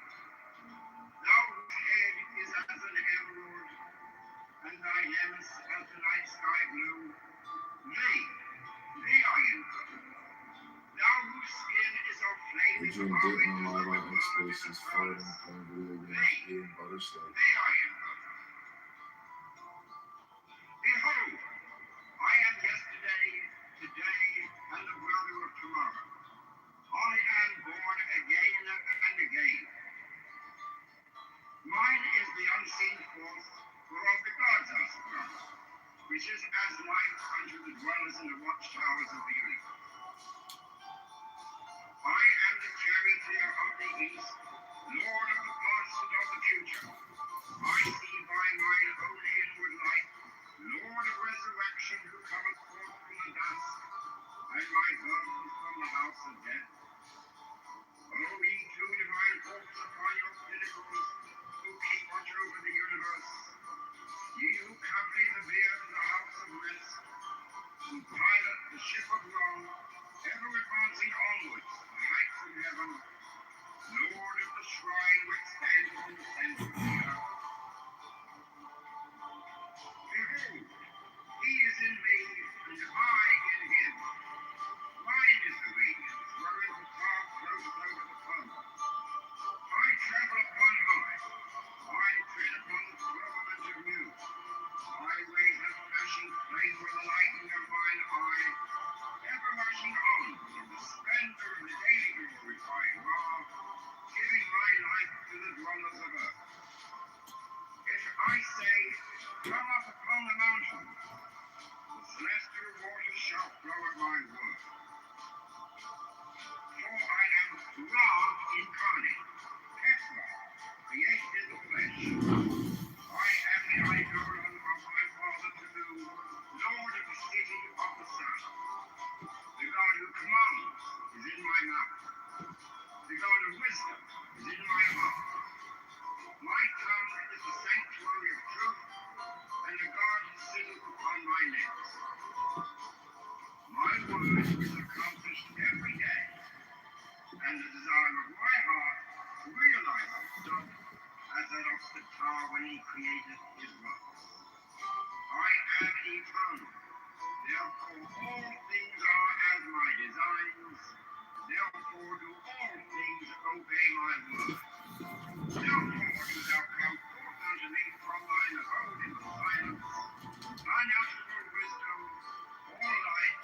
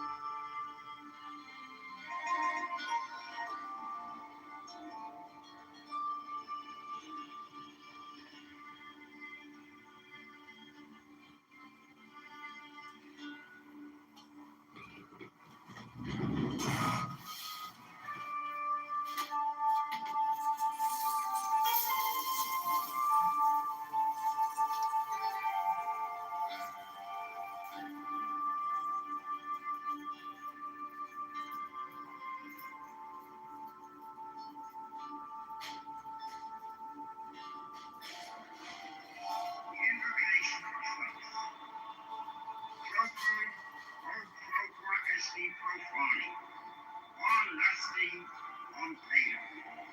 In the name of the mighty and terrible one, I proclaim that I have banished the shells unto their habitations. I invoke Tahuti, the Lord of wisdom and of utterance, the God that cometh forth from the veil. O thou majesty of the Godhead, wisdom crowned Tahuti, Lord of the gates of the universe, thee I invoke. O thou of the ibis head, thee I invoke. Thou who wieldest the wand of double power, thee I invoke. Thou who bearest in thy left hand the rose and cross of light and light, thee I invoke. Thou whose head is as an emerald, and thy lamps as the night sky blue, thee I invoke. Thou whose skin is of flaming orange as though it burned in a furnace, thee I invoke. Behold, I am yesterday, today, and the brother of tomorrow. I am born again and again. Mine is the unseen force whereof the gods are sprung, which is as light unto the dwellers in the watchtowers of the universe. I am the charioteer of the east, Lord of the past and of the future. I see by mine own inward light, Lord of resurrection, who cometh forth from the dust, and my birth is from the house of death. O ye two divine forms upon your pinnacles, who keep watch over the universe, ye who accompany the bier to the house of rest, who pilot the ship of wrong, ever advancing onwards to the heights of heaven, Lord of the shrine which standeth in the center of the earth. Behold, he is in me, and I in him. Mine is the radiance, wherein the cloud floateth over the foam. I travel upon high, I tread upon the firmament of new. I raise up flashing flame with the lightning of mine eye, ever rushing on in the splendor of the daily glorifying God, giving my life to the dwellers of earth.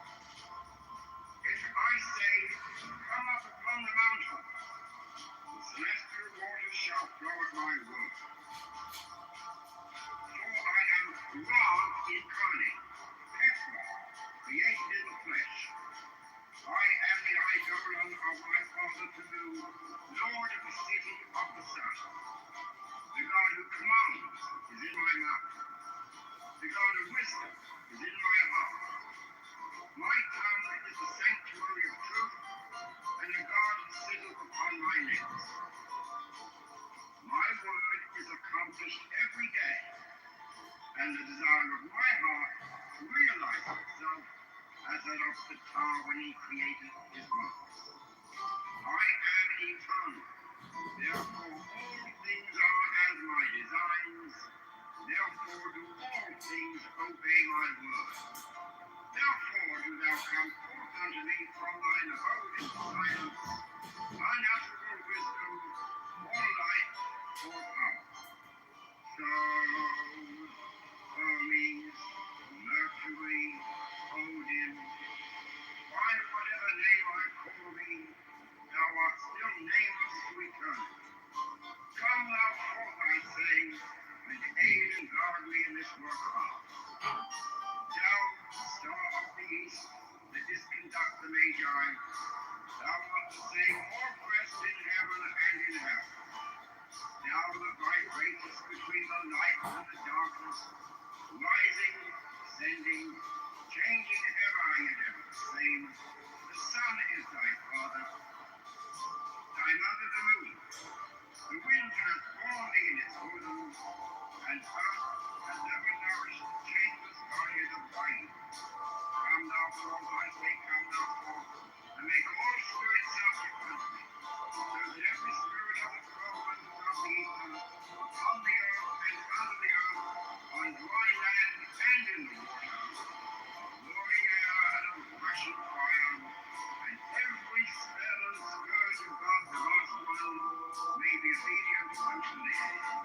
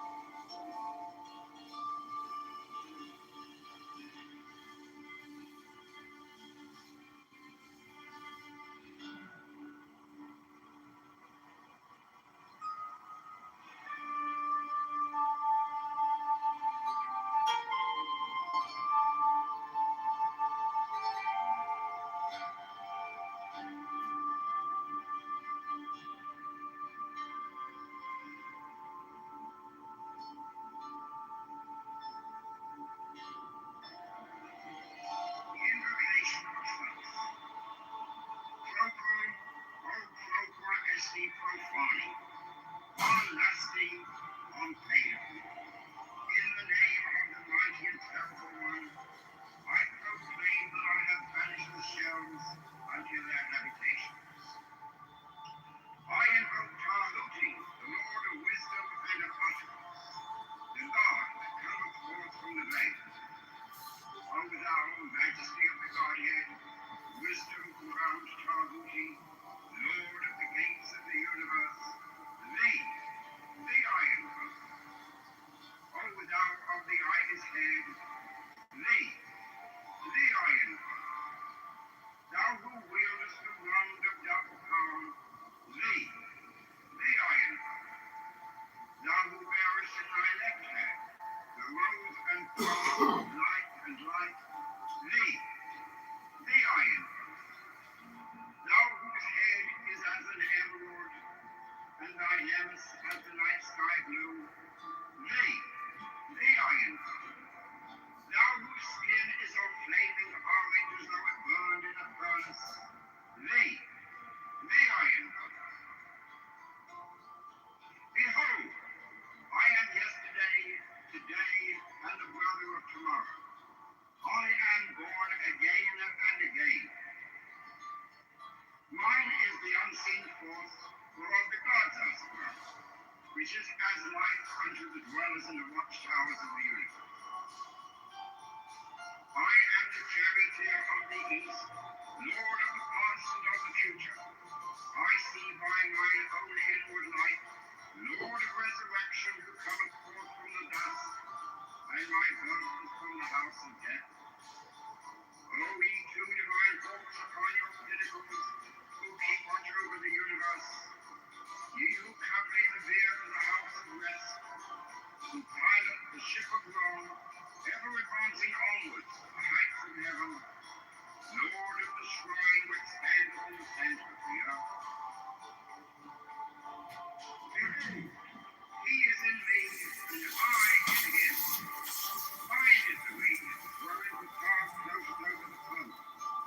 I travel upon high. I tread upon the firmament of new. My ways are flashing flame with the lightning of mine eye, ever rushing on in the splendor of the daily glorifying Ra, giving my light to the dwellers of earth. If I say, come up upon the mountain, the celestial waters shall flow at my word. For I am Ra incarnate, Ephra, created in the flesh. I am the eidolon of my father Tabu, Lord of the city of the sun. The God who commands is in my mouth. The God of wisdom is in my heart. My tongue is the sanctuary of truth, and a guard sitteth upon my lips. My word is accomplished every day, and the desire of my heart realizes itself as that of the tar when he created his rocks. I am eternal, therefore all things are as my designs, therefore do all things obey my word. Therefore do thou come forth unto me from thine abode in silence, unnatural wisdom, or light, or power. Stars, Hermes, Mercury, Odin, by whatever name I call thee, thou art still nameless to eternity. Come thou forth, I say, and aid and guard me in this work of art. So Katie, talk to me. Thou, star of the east, that didst I conduct the just took my Magi, mommy for a long walk, and we were playing with the sports, and I'm tired, and thou the bright greatest between the light and the darkness, Right now, ending, changing ever yet the same. how's The work? sun is thy father, thy mother the moon. The wind I hath listened formed thee in its to own the university's briefing. It's pretty interesting thing about moving up. bodies of light. I love Oh, it. that's nonsense. That's true. And they call spirits up But it's still the most interesting conversation. Andrew Brooks, Charles and his retarded. on the earth And and under I the don't know earth, how there's on nothing else. dry land and in the water, of glory air and of rushing fire, and every spell and I mean, I thought the new room with and she was there with like some African thugs that were like criminals and out of it. And I was like, okay, cool, I'm a Christian. And then she left. And then they're like, they start asking like a bunch of weird questions. And I was like, yeah, I'm gonna answer them. And then basically kicked me from the room. So that's fine. I don't care. Yeah. Well, they had stated that they're black and they're superior to me. And I was like, no, I'm an American. Although I'm a woman, I'm white. And I'm better than you. And then they kicked me. But that's fine. Okay.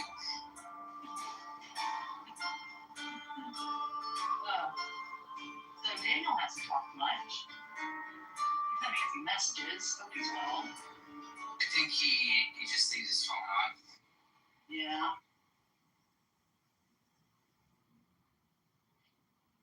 Yeah. We don't have any poems right now.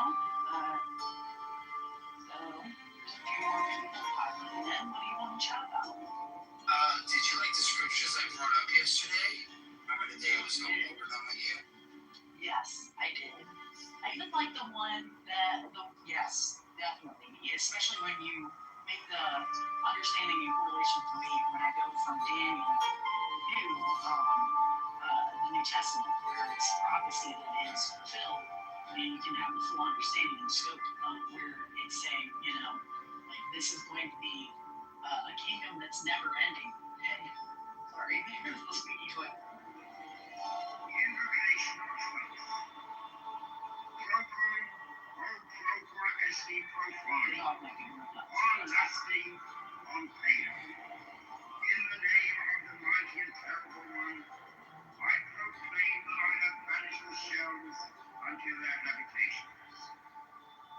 I invoke Tahuti, the Lord of wisdom and of utterance, the God that cometh forth from the lake, It's difficult to talk to over somebody thou like that. majesty of the Godhead, What's his name? wisdom throughout the Islamic. Tahuti, When he just wants, not even him, that was AJ, I think. the iron, Don't over really, thou like, he holy actually his head, sounded like AJ do. Like, he had like an open slate, an open mind, where he's like, thou who just pretend as though I don't know anything and tell me from your perspective how you can come to this conclusion. thou who bearest in thy left hand, Although he was a the bit robe like and cross a of bit light and contorted, light, he still was kind of at least giving it a fair shake, as opposed to thou others whose head that is as don't want to hear it, don't believe it, and thy heaven and as just the want night to sky argue, blue, and then thee, not even listen to why thou whose there skin is is of such a flame similar in the correlation mountains of a between burn it in and the the corona furnace, and why it's not thee I the way it should be, and the way that they see our Bible is just being cut up. I am yesterday, today, and the brother of tomorrow.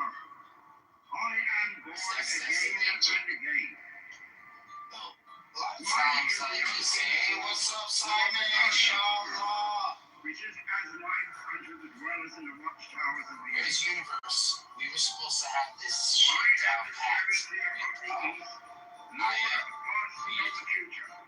I see by mine own All inward light, comprehensive Lord of resurrection, who cometh from understanding. us, and my blood is from the house of death.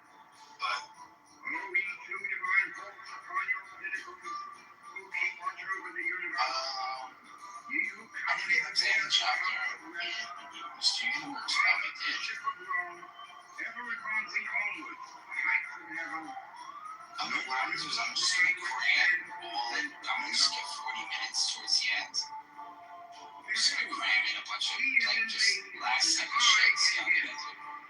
mine is the radiance, wherein the star floats over the sun. Yeah, but I can't do it I right now. travel upon high, I tread upon the throne of the new.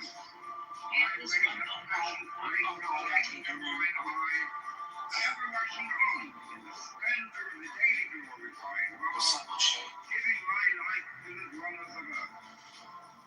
If I say, come up on the mountain, Were you listening in before when the rabbi was in the room? for I am God incarnate, Oh man, it's created good. in the flesh. It's good. I am the eye governor of my Father to do. It was, he accidentally The said it. God who commands is in my mouth. He said, he said something about, I said, no, the Torah is not just for the Jews, it's for the world. He says, yeah, it's for the world when the Messiah comes. My Thank you very word much. is accomplished every day. And the He desire said of that, my he said heart that so fluid, like you didn't even realize what as he was that saying. of the time and eternal. So we generalize that kind of. Those things are as my designs.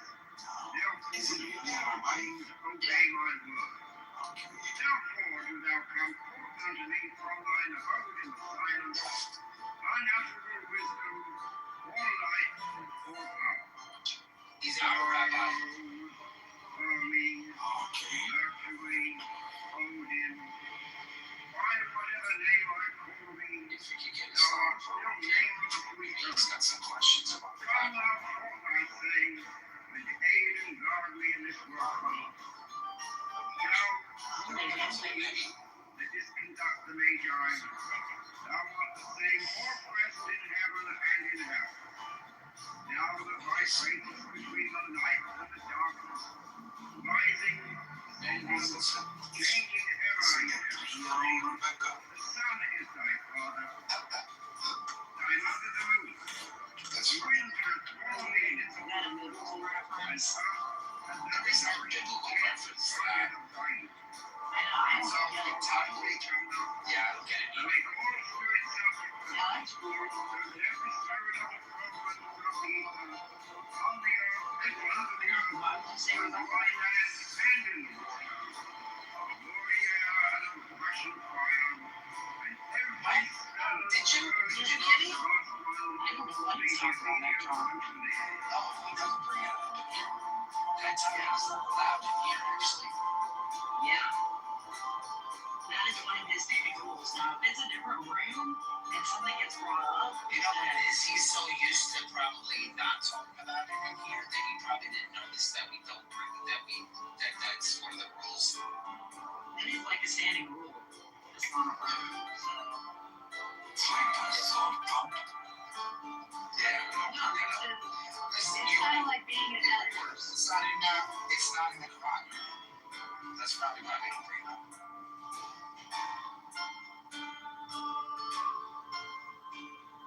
There is a reference of two wives, though. I'm not exactly sure what two wives are being mentioned, but there is, I think it's a story about two women or something like that. That's about it. It's the only one. The woman mentioned is Mary, the mother of God. He's the only one that's mentioned. So.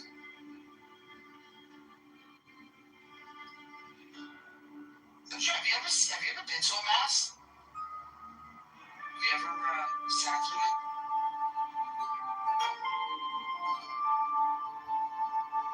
You know, I've never been to a mass. Been to the mosque. Yeah. It's not for mass. sat through I've been to like maybe a small chapel and a kind of church.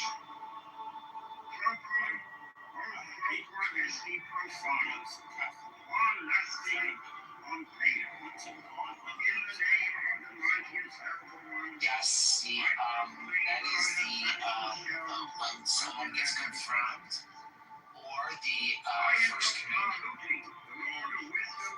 Yeah. Also, if you sat in the first communion, you know what it's about. A lot of standing, sitting down, kneeling, and then we stand up again. But yeah, we have these little pews that we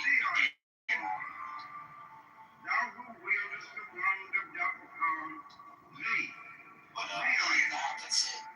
How was that?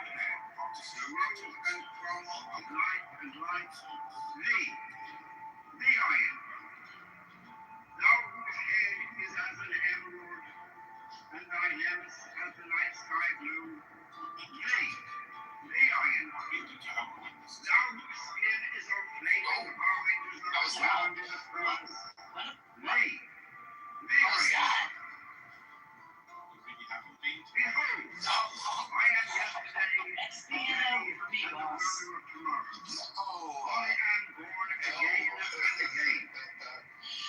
Those people are, I don't know, I just see that environment as a very, very high toxic environment.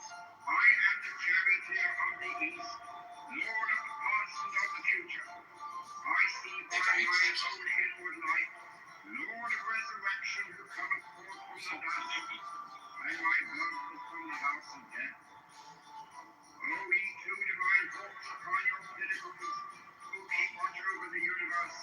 Yeah, that might be an excellent game experience for you. For me, I won't be able to sit through it.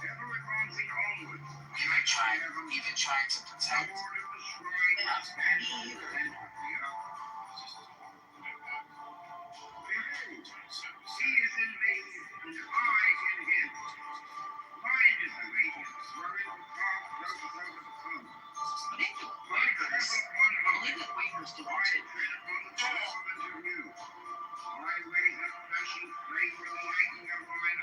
That is pretty interesting. What Bible were they using? Were they using the New Translation? The New World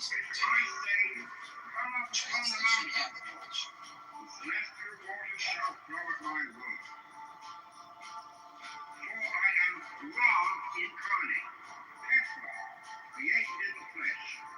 I think I have one in my house. My friend threw it. And I try to spot out the points that are different. But I mean, I'm going to obvious places, but for the most part, it's almost the same.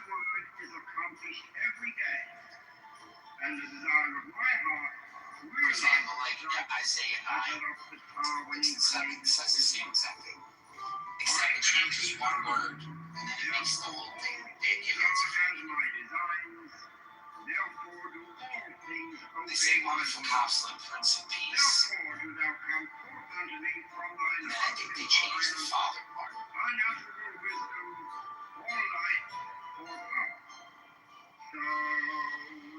Like key ones like that I know. Other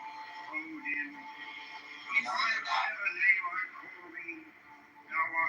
they used to be very boisterous back in the 70s. I think used to debate a lot. They kind of died out. I think that those people kind of died out.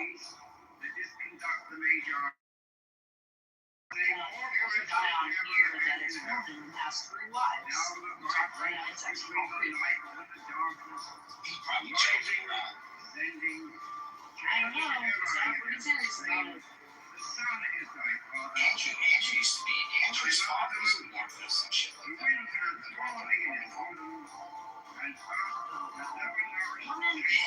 Yeah, he says it.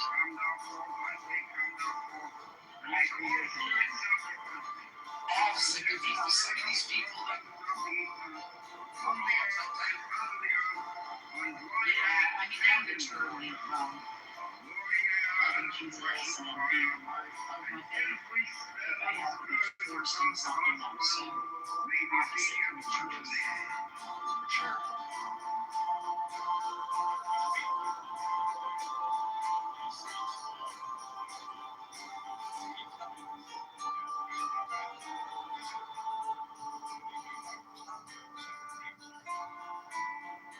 Yeah, but you're down with having a couple wives, right?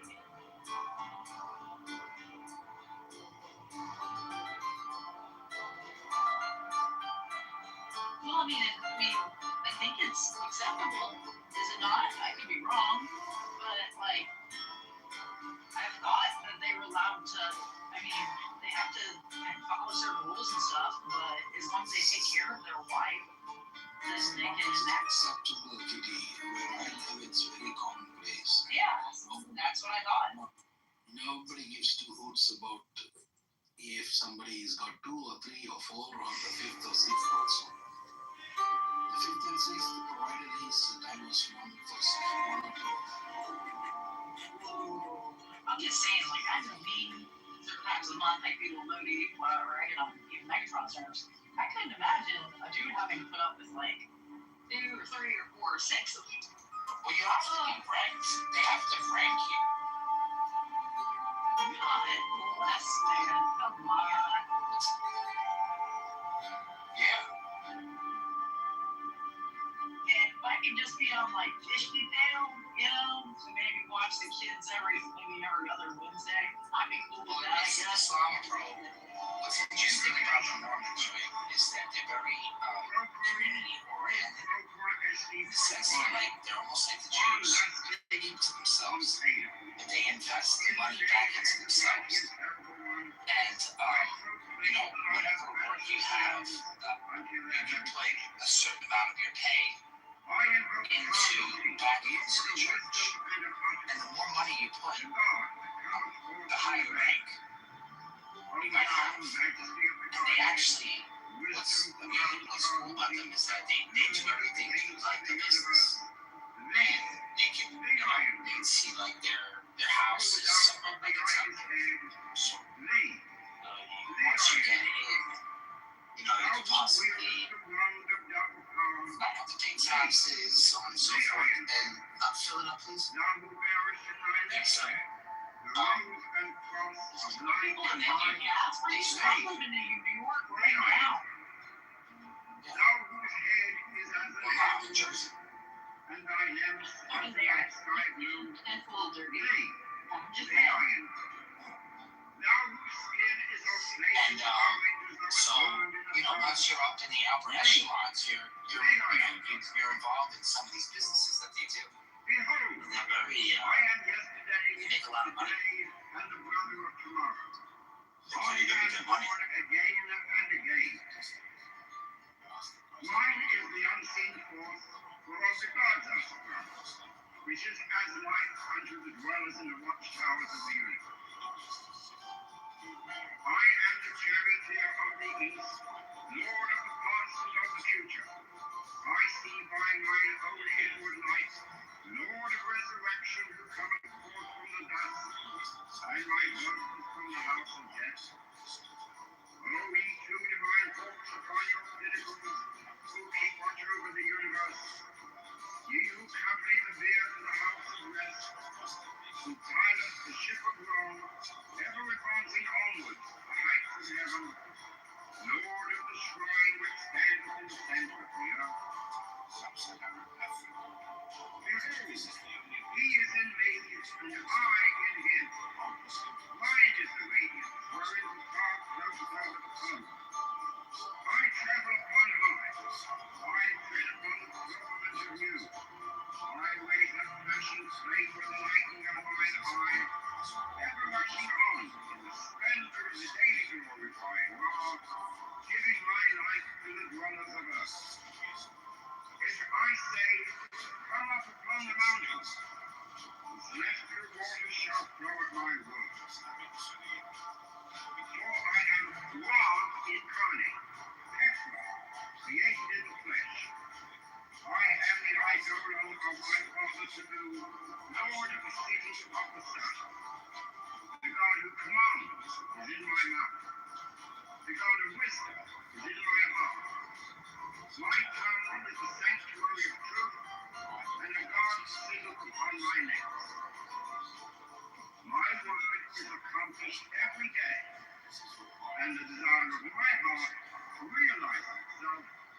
set How up did the you star take- when he created his world.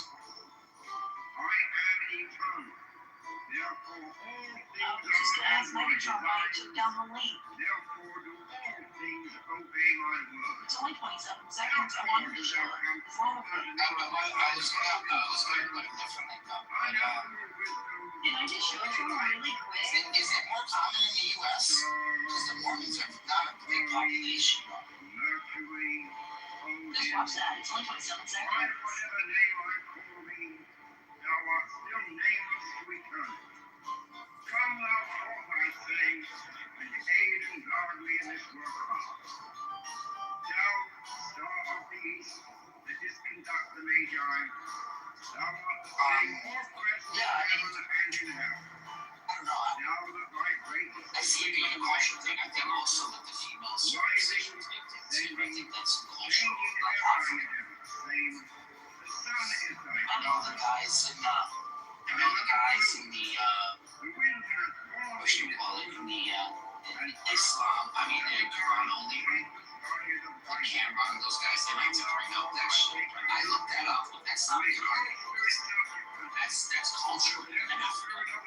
They just copy us. on the earth and under the earth, on dry land and in the water, of glowing air and of rushing fire, as every spell and scourge of God the Lord's will may be obedient unto thee.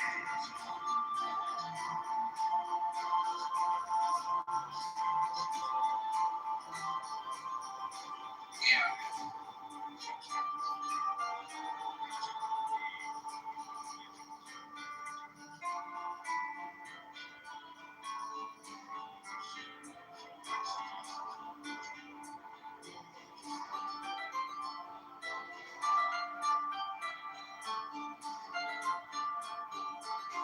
Oh yeah, big time.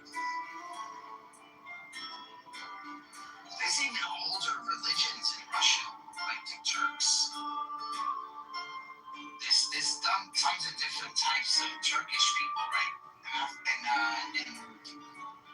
In Asia, what they call it, Russia. There's so many different cultural groups there. Really, really old ones.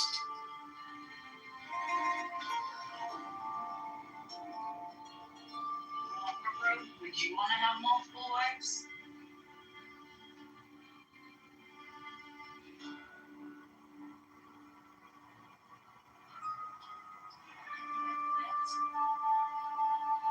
Well, I'm just saying, okay, let's pretend like you're all on your own. Then would you want to? In America, you'd be broke if they broke up with you, Yeah, man. right? So, Divorcees and widowers that they get like a big chunk of the ex's tax return just for being divorced.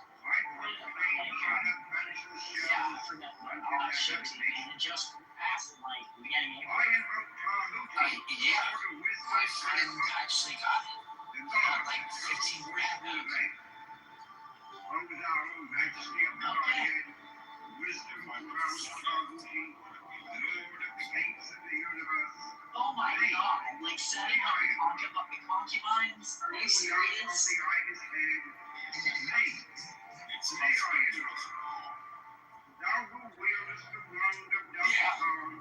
Yeah, you want to deal with that in a happy woman?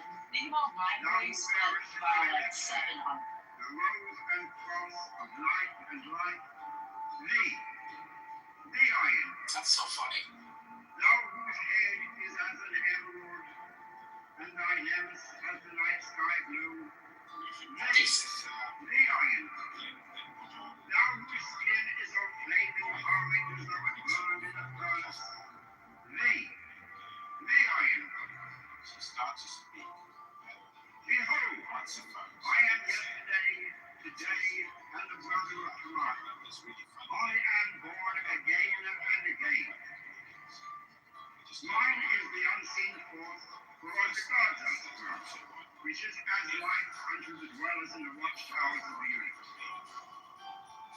I am the charioteer of the east, lord of the past and of the future. I see by mine own inward light, lord of resurrection who cometh forth from the dust, and my birth is from the house of death.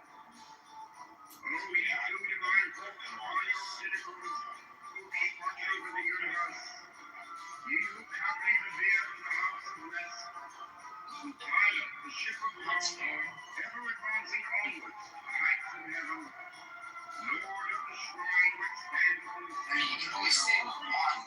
You can always say one and then just like have. He is in me, and I in him. Mine is the way, wherein the path flows over the plains. See, I want to say the worst. I tread upon the firmament of Yeah. my ways are flashing flame for the lightning of mine eye.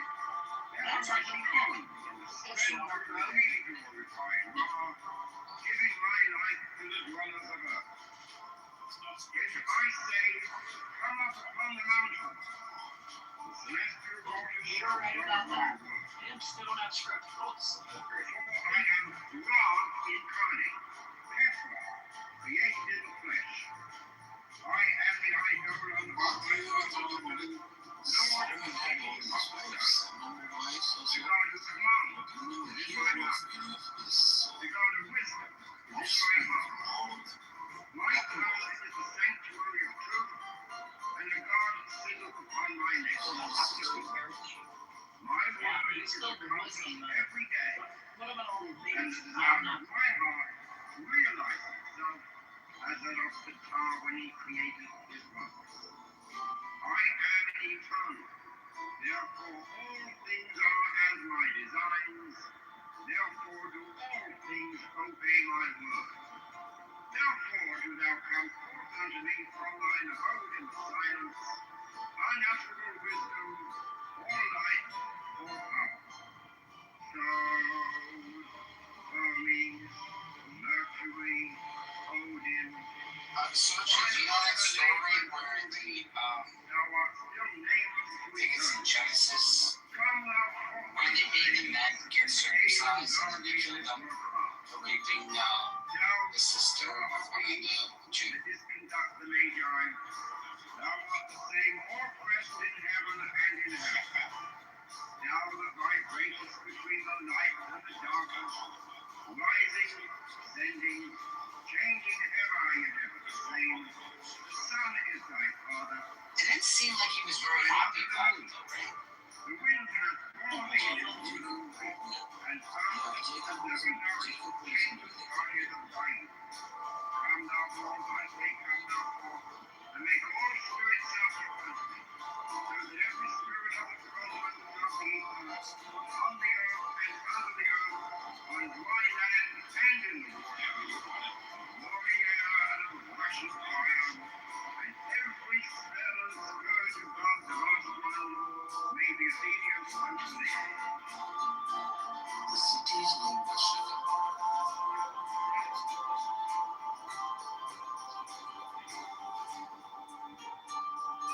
Okay. Question from Moshi, and the answer is despite King Solomon famously having 700 wives and 300 concubines, the Bible is frighteningly quiet about his children. Only 3 are mentioned by name, and all of them appear to have been born relatively early in his life. It says while statistically we have many more, the Bible narrative focuses only on those relevant to the royal administration and succession. There's Rehoboam, his only named son, and the one who succeeded him as king, his mother Naham, and a Mamonite princess. Unfortunately, Rehoboam is the mostly remembered for his poor judgment shortly after taking the throne. His refusal to lighten the labor taxes his father had imposed led to a massive rebellion, splitting the kingdom of Israel in 2. And then the other 2 are Tebeth, one of Solomon's daughters. She was married to the son of Abinadab, who was one of Solomon's 12 district governors. Then there's Basmath, another daughter who was married to, I'm going to screw this one up, that is the governor of the region of Naphtali. I really butchered all of this. years, I'm sorry. And then, let's see if there's anything else more interesting. In other traditions, Solomon is credited with more children. The most famous example is from Dionysus in Ethiopian national epic, which claims that the queen of Sheba born Solomon a son named Menelpus. According to the tradition, Menelpus became the first emperor in Ethiopia, and there were a line of claimed descendants from Solomon for thousands of years. I invoke Tahuti, the Lord of wisdom and of utterance. The God that comes forth from the veil. It's a good O Christian. thou, majesty of the Godhead, wisdom crowned Tahuti, Lord of the gates of the universe, thee I invoke. Moshe, you think he was upset because they shouldn't kill Marie? Thee I invoke. Thou who wieldest the No, wand of I God, think he was a righteous man. I think thee I invoke. I mean, he was an Thou who bearest in thy left hand the rose and cross of life and life, because they thee I you know, invoke. you have to look at it this way. Thou whose head is as an Literally, emerald, like, the guy was and thy married neck with as the night sky this blue, kind of thee I invoke. he has Thou whose skin is of blazing orange, who was burned in the so sun, Jacob was probably thinking, okay, why not thee I let them invoke. marry, let them get married, and Behold, then the problem I am is yesterday, Yeah, but they were today, Canaanites. and the brother of tomorrow. yeah, they became I nice. am There's born also again and again. and then they Mine agreed is to the get unseen circumcised, form and of the that was gods, somehow which is as accepted light to unto Jacob, the dwellers in the watchtowers of the universe. the sons, they were not willing to I am the Judah charioteer and of the Simon. east, Lord of the past and of the future. I see by mine own inward light, Lord of resurrection, who cometh forth from the dust, and my blood will from the house I'll of be death. back in a second. O ye two divine forms upon your pinnacles, who keep watch over the universe, ye who company I said, do you think it's the West Side Story of the Bible? pilot the ship of Rome, ever advancing onwards, I from The heaven, West Side Story. Lord of the Yeah, shrine, Moshe which might not man be is familiar. What's that? The West Okay. He is in me, I in him. Mine is the kingdom, wherein God rules over the It's planet. the American movie. I travel upon Lots of high, Puerto Ricans and New I York. tread upon the firmament They of had heaven. you know, My ways are flashing flame with the lightning of mine eye, ever rushing onward with the splendor of the day glorifying God, giving my life to the dwellers of earth. If I say, come up upon the mountain, You've heard Turk, right? celestial waters shall flow at my word. Nobody can hear you. For I am the God incarnate, Really? essence, created in the flesh. I am the eidolon of my father's womb, Lord of the city of the What's up, sun. Moshe? The God who commands is in my mouth. The God of wisdom is in my heart. My tongue is the sanctuary of truth, and the garden city upon my lips. Yeah, I was here earlier. My word is accomplished And every we're going day, down a rabbit hole. and the desire of my heart to realize itself as that of the town. Cartman, did you ever square that little rabbit hole that you got going on? I am eternal. Therefore, all things are as my designs. Therefore, do all things obey my word. Therefore, do thou come me from thine abode in Matrix, Zion, purgatory. unnatural wisdom, all light, all Yes. stars, Hermes, Mercury, What was the land of Nod? by whatever name I call thee, thou art still named to eternal. Come thou forth, I say, and aid and guard me in this work of art. Tell, star of the east, the distant Dr. Magi, thou art the same all-present in heaven and in what earth. was the rabbit hole? Thou that vibratest between the light Listen, and will the you dark, yo out there? rising, descending, changing ever and ever the same. Oh, Son big is fan. thy Father. That's what it was. They looked at him and The wind hath all the inhabitants of the earth, and earth has ever nourished Satan's target of light. Come thou forth, I say, come thou forth. God's nature is Make all the purpose spirits of subject. the Bible. Every spirit of the covenant of the eagle. Oh, you heard about that slip up? You heard about the slip up, right? Yeah, I don't give up that one.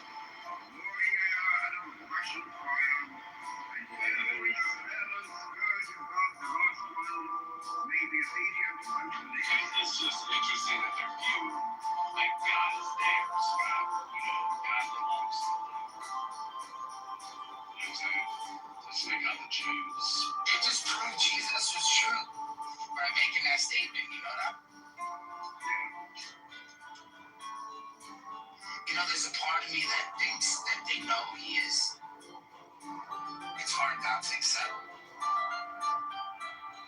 Yeah, I know, man. They were hoping too. They're like, you know, it could have worked. I think they,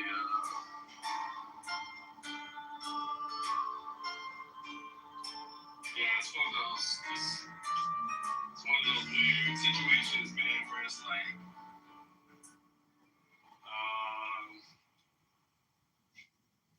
he could be to them, but then they've been taught for so many years that to just reject it, that it's like, it's something that I would do about it. It's the Judas. You know, like Judas. It's like that thing that's in the back.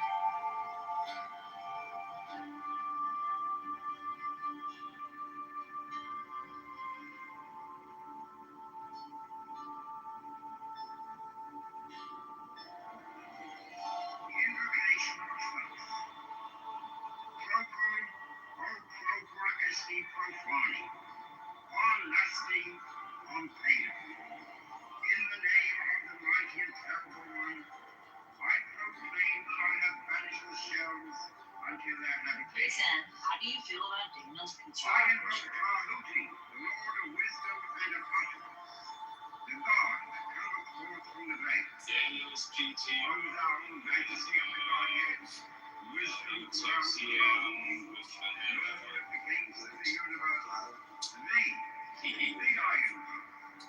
Yeah, O that's thou what of it the is. Ibis head, thee, I'm telling you, Jason, that Judas reference, you know what that? thee, It's tomorrow, like the Judas. Yeah. the rose and cross of light and light, thee, I invoke. Well, we gotta think about it, right? Thou whose head is as an edge, you gotta think about. and thy limbs as the night Alright, sky blue, so I'm just talking to myself. So basically what I'm saying is thou whose that skin is of it's always flaming gonna be a fire, question though it burned in whether the he sun. really is Thee, the Son. I invoke. So you had that one person that you contemplate, I you am know? yesterday, today, and the brother of tomorrow. I am born again and again. Mine is the unseen force whereof the gods are sprung, which is as light unto the dwellers in the watchtowers of the universe. I am the charioteer of the east, lord of the past and of the future. I see by mine own inward light, Lord of resurrection, who cometh forth from the dust, and my birth is from the house of death. You have to read it O over ye yourself two before I divine listen to it. hosts upon your pinnacles, who keep watch over the universe, ye who accompany the bier to the house of rest, who pilot the ship of Rome, ever advancing onwards to the heights of heaven, Lord of the shrine which stands in the center of the earth. Behold, he is in me, and I in him. Mine is the radiance, wherein the cloud flows over the foam. I travel upon high. I tread upon the firmament of new. I raise up flashing flame with the lightning of mine eye, ever rushing on in the splendor of the daily glorifying law, giving my light to the dwellers of earth. If I say, come up upon the mountain, celestial waters shall flow at my So word. they're always going to be in question whether if it was really him or not. Somebody's contrary. Created flesh. I am the idol of my father to do. Nor being Jew, Of the Son. right? Does this get me closer to being a Jew? Is in my Like mouth. making sure these sort of, heretical people are taken out. My tongue is the Or sanctuary really, was he and the garden sitteth the Son upon of my God? neck. My word is accomplished every day, and the desire of my heart to realize I think that's the interesting part as about it. the power when he created his works. I am eternal. Therefore all things are as my designs. Therefore do all things obey my word. Therefore do thou come forth unto me from thine abode in silence, unnatural wisdom, or light, or power. Stars, Hermes, Mercury, Odin, by whatever name I call thee, thou art still nameless to eternity. Come thou forth, I say, and aid and guard me in this work of ours. Thou, star of the east, that didst conduct the Magi, thou art the same more pressed in heaven and in hell. Now that vibratest between the light and the darkness, But like, what is the Old Testament about the New Testament? changing ever yet ever the same. Like, no one's gonna read that book. It's gonna be like the Iliads. Time under the moon. The wind hath formed in its bosom, and earth It's just lost literature. Come thou forth, I say, No, but it's the truth. and make all spirits subject. Yeah. Every spirit of the world of the east, Because sometimes I hear them out. under the earth, And it's true. The only reason why we're digging into the Old Testament is because of Jesus. rushing fire, and every spell and scourge of God's lost one may be obedient unto thee.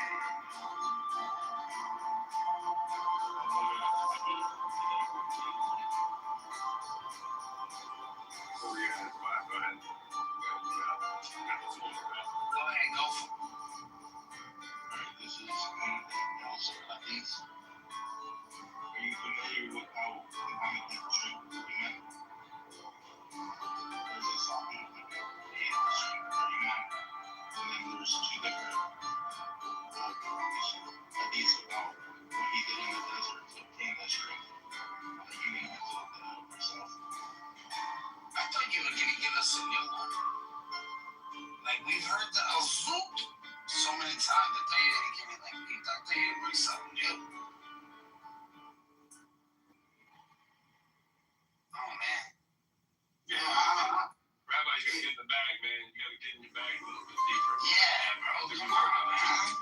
Yeah. We'll give you 5 minutes. You gotta come up with nothing. Rabbi, I wanted you to know the one that is the castle or the palace of Damascus was lit up when he was born. Oh, I don't know about this one.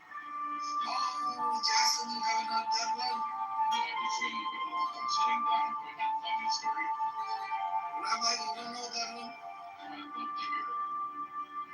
Oh, I wish you could read it out. Are you surrounded by a lot of Muslims here? The invocation of the Oh, that one goes something like this.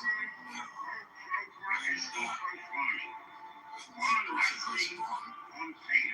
There was a light that shone out of heaven. I proclaim that I have banished the shells until their habitation. The place, I invoke Tahiti, the Lord of wisdom and Damascus was wisdom, lit up. the The God light that went cometh from forth from the the veil. light that O emanated thou from majesty of the the God's Godhead, legs. wisdom around Tahiti, Lord of the gates of the universe, thee I invoke.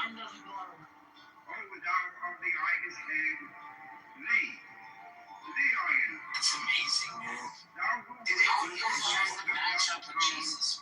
thee I invoke. Thou who Like, always his mother went to hell. His mother's in hell. and cross, What are you gonna glorify her for? thee I invoke.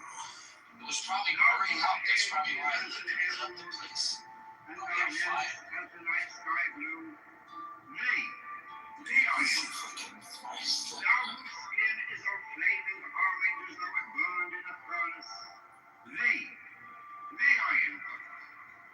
Did you ever hear why the Muslims are so mad? Yeah, I can tell you about the A&E special that I concocted. I am born again and again. What is that? My So it's how the prophet died. for of the gods are strong. And he got Which is the as much Jewish girl as well as in to all her the down. powers of the universe. But remember, he also I had am the cherubim Maria, of the east, whatever her name is, the Coptic girl. I see by mine own inward light, So Lord of think about resurrection, this. cometh forth from the dust, So Aisha and my blood now is from no the longer by herself. Oh, ye He has say the Coptic slave, and then now she gets the Jewish girl. over the universe, ye who carry the beer to the house So of now it's three of them. who pilot the ship of Rome, But now we see because Aisha Lord of the never reacted the way she should have, and continued to be with this man the way he was, He is in she thee. started blaming herself for now the death of the Jewish girl and the Coptic girl. And she ultimately is the one who killed her. I mean, if you think about it, I mean, that's just my story. You know, it's my A&E special. You know, like afternoon picture.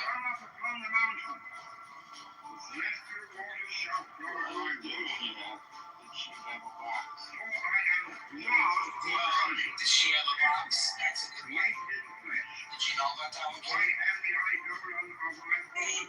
What box are we talking about? Did Aisha literally have a box? Because I'm starting to think that maybe, just maybe, it wasn't female. But there is no evidence to back it up. Every day, What am I going to do?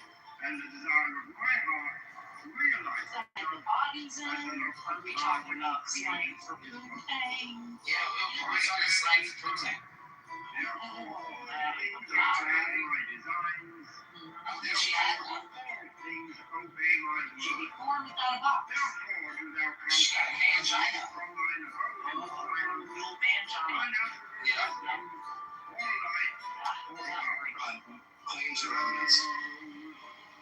These are just claims. I don't really have.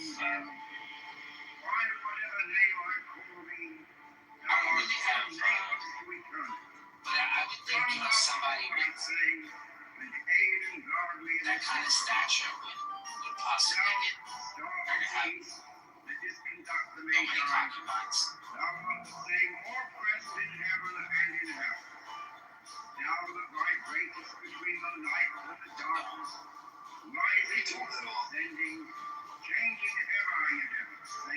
I don't know. It's a good question. Do you sleep on bed full of titties or something? That's what I mean. Like, these stories have to be made up.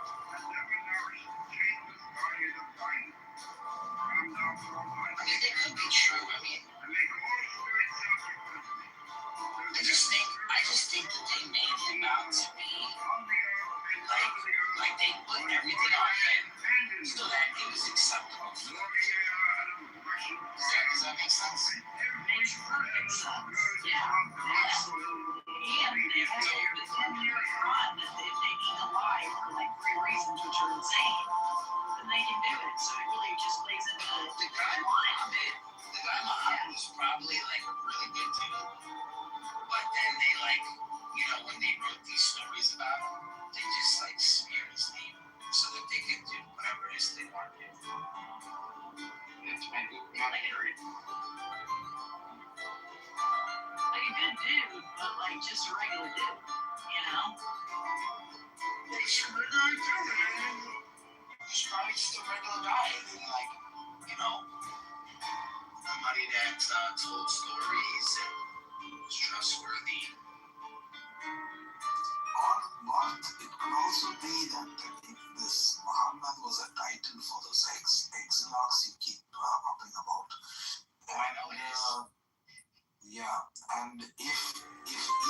those exiles, or some of those exiles, had all these books or all these versions, and then they completed all these versions into the character of one man. Like one of them had a 6-year-old wife, the other one, like You know that what's his name figured it out. Like if you go down that rabbit hole, you can find out that there was prophecies about someone that's so if you look at the person that was in charge of the Exelon right before the new guy came in. In other words, there was the leader of the Exelon that was alive during the time of Muhammad. He would have either known him or he would have been part of him.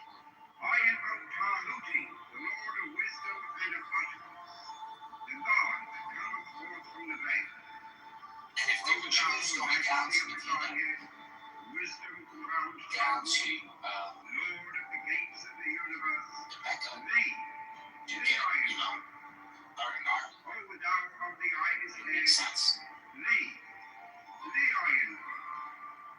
Thou who wieldest the wand of double power, Yeah, you know, give him a prophet. Give him a language. thou who bearest in thy left hand the rose and cross of light and light, yeah, maybe one of the exiles became prominent in both thou who head is and as an emerald, raided and thy lamps as the night sky blue, major cities. thee I invoke. The thing that you just didn't get said. What's the universe we was talking about? Thee I The invoke. rules of Medina. The Behold, Constitution of I Medina. am You ever read this? yesterday, today, and the brother of tomorrow. Well, this Constitution of Medina, I mean, most of these rules are just for the Jews. Mine is the unseen They're force, just to protect the Jews, protect the Jews, protect the Jews. which is as light And then what? as Then when they the perfect it, when you get up to the Exelon, come I on, am the creator of the east, what the fuck did you, Lord of look at the these gods of the peddling, future. what, I honestly, shall find mine own what are Israelite, these Lord of Quraishi resurrection, Bedouin pagans know anything about and my establishing the law? God from the house of death. This isn't fantasy shit, bro.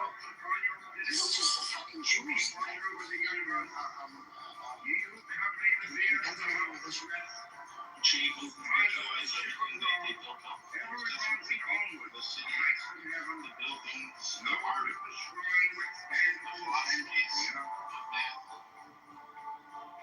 Behold, Away. he is in me, and I in him. Mine is the radiance wherein the Father goes through the Son. I know not on high. I tread upon the firmament of noon. Before they stole I all the wake up information. flesh and flame on the lightning of mine eye. Everlasting on, in the splendor of the day glorified Ra, giving my life to the dwellers of earth. I'm home. If I say, come up upon the mountain, the celestial waters shall flow at my word. For I am Ra incarnate, Ephra, created in the flesh. I am the eidolon of my father Tanu, Lord of the city of the sun. The God who commands is in my mouth. The God of wisdom is in my heart. My tongue is the sanctuary of truth, and a God who sings They didn't codify the language even. Not even codify the language every day. until like, And the the year desire of my 1000. heart realizes itself. you know, they had 4 different scripts, 4 different ways to I write. am eternal. You know, you can't ignore the Jaws. Thou as my And then at the desire. same time, you know, they did a book burning. Like, what the fuck? What is going on? Therefore do thou come forth unto What's me going from on? thine And then they're doing this book burning to preserve it. And then later on, you realize they don't even have possession of their own text. Like, it's all over the world. It's like they didn't give a shit about it. It was a cultish movement to get the Jews back and fucking, you know, they made in Spain. that disconduct the Magi. Thou art the same more pressed in heaven. When they kick the Jews, when they kick the Muslims out, they kick the Jews out. Between the light and the darkness. That'll be a reason why. Descending, changing ever, yet ever the same. The sun is thy father. Thy mother the moon. The wind hath borne thee in its bosom. That's not what I say. Hath never nourished the changeless guardian of thine. Come thou forth, I say, come thou forth, and make all spirits sacrifice me, so that every spirit of the fallen will not be eaten upon the earth I mean, they did kill a lot of Jews. on dry land I and can in see why they want to get, glory and fire, and every spell and scourge of God's in the end, I mean, may be think about it. I mean, they couldn't conquer Rome, which would have been big for them. They won. I mean, they had Jerusalem for a little bit, but then they lost it to the occupation. I mean, wherever they went, they always had these special fucking rules. They had it with the Germans, they had it with the Persians, they had it with the Romans, they had it with the Turks. They had it with everywhere they went, they had their own rules.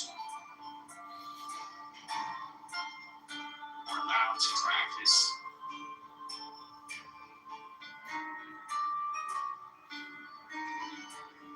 Who knows? I personally think it's just too fucking obvious that they were the one who started it. It's just too obvious. I mean, why does like Jewish literature just stop?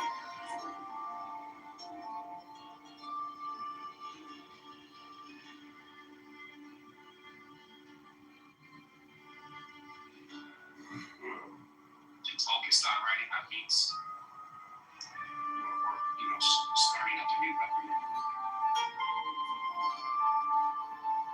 These people were perfectly okay with being Christian. This is the reason why they were never allowed to be priests or be part of the clergy in Maine. Because they would make it corrupt everything. They probably had the hand in corrupting people.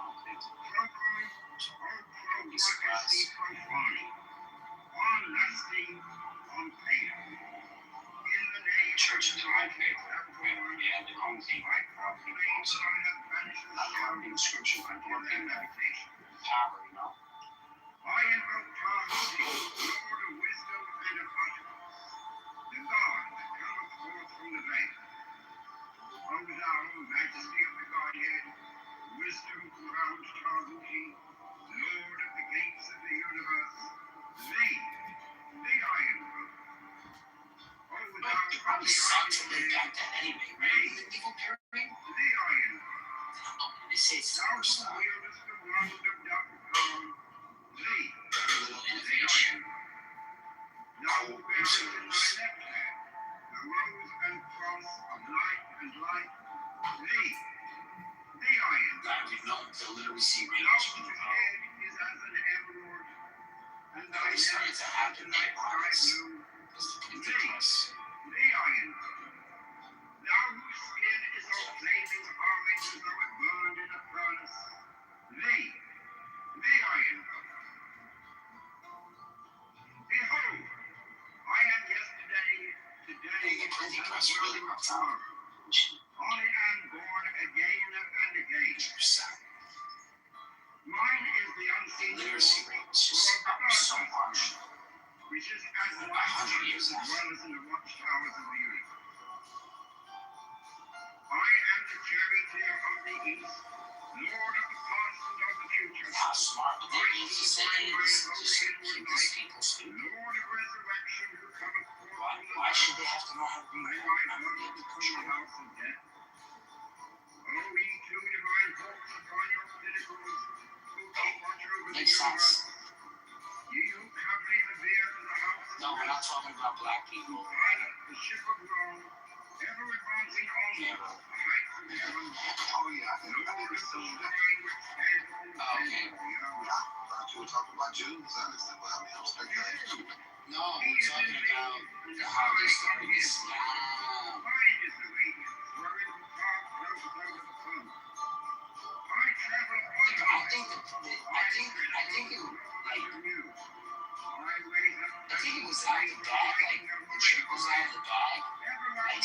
figured it out. Render the daily glorified Ra, giving my life I think they figured it out, so they kicked the fuck out of it. If I say, come They up knew the from whole the thing was mountain, impossible. the celestial waters shall flow at my word. For I am Ra incarnate. Therefore, It's just light like, in the flesh. yeah, that's my Why take am on it. I You guys don't have from to. my father to do, Lord of the city I of just think, the they trying to start a project or something. Just, the God of wisdom is in my heart. My tongue is the sanctuary of truth, and the God sitteth upon my lips.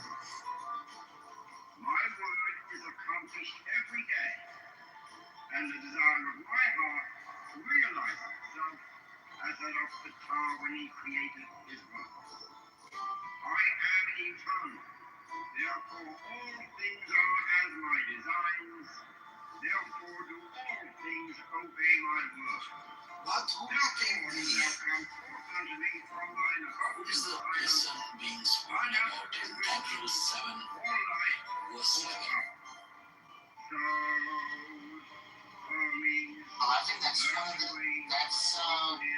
that's one of the four, that's the opinions are going around in a circle, right? What? Come thou forth, I say, with aid of The God terms are in this set. work of art. Doesn't he slaying something? Thou No one's allowed to live.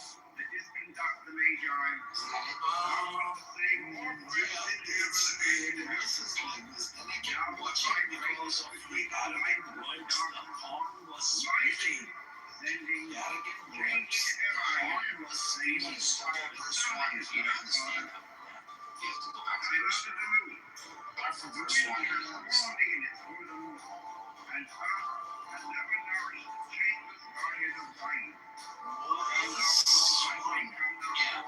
And make all Start at spirits verse not 1. so that every spirit of the throne and of the equal, I did not read from the beginning, even this topic. So what are they talking about here? Are they talking about that wheel that's in Ezekiel? every spell and scourge of God's gospel may be obedient unto thee. No, this is talking about beasts that come out of the sea, each one different from the others.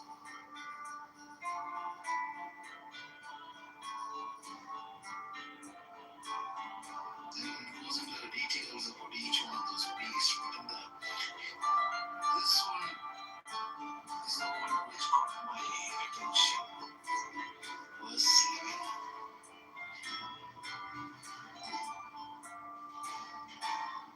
Okay, so it's not the same vision, right? But they're closely related. It's closely related theophanies, visions of God's throne that spare deep symbolic overlap. So the wheels within wheels. No, throne vision is only from 9 to 10. Now pay attention. The wheels within wheels, right? This is the Oraphim, wherever it is. Covered in eyes symbolizes omniscience. The four living creatures, the cherubim, the face, the man, lion, the ox, the eel. I mean the eagle. That's in Ezekiel. Yes. So you have four beasts. Exactly. Now in Daniel, you have the four beasts rising from the sea, rising from the sea, which are kingdoms. The ancient of days sits on the throne, and it's a flames of fire, wheels burning like fire. It's a courtroom scene, and judges' books are open. To connect them. And the overlap is both visions include the divine throne, the fire imagery, the wheels connected to the throne, and the heavenly court structure. Wisdom crowned sovereignty, Lord of the gates of the universe, thee, Its throne was fairy flames. Its wheels were burning fire. It's a direct conceptual echo of Ezekiel 1. not the same vision. I agree. The knowledge. Of life and life, thee, Yeah. the iron. Thou whose head is as an I arrow, agree. The Megatron. and thy limbs And as I the understand night this sky about blue. the throne and everything about the The judge. Thou whose skin The is Son of of flame Man of in ancient of carbon, days, burned in a furnace. sitting on his throne to judge. The iron. Yes, Lord. That's Behold, I am yesterday, Yeah, what is today, some of and his wisdom, I would say. I am born again and again. Then I kept watching because of the arrogant words the horn was speaking. And as I continued to watch, the beast was slain and his body was destroyed and thrown into the blazing fire. These are the same words of Revelation 20. I see by my own inward light, The false prophet and the dragon were all thrown and into my the blood from the blazing fire. O ye two divine hawks upon your pinnacles, who keep watch over the universe, ye who accompany the beard of So the this is house of talking heaven, this is these arrogant words the horn was speaking. These arrogant words are coming from the mouth of the false prophet. This horn is also the false prophet and his followers. That's what I think it is. behold, he is in me, and I in him.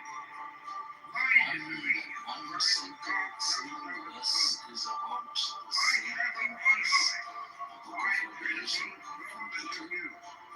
My ways You know how are flame of the light Daniel of sees mine the eyes, visions of the everlasting seed hope, the for splendor the and daily glory in of my the God, latter days. giving my Right? life to the dwellers of earth.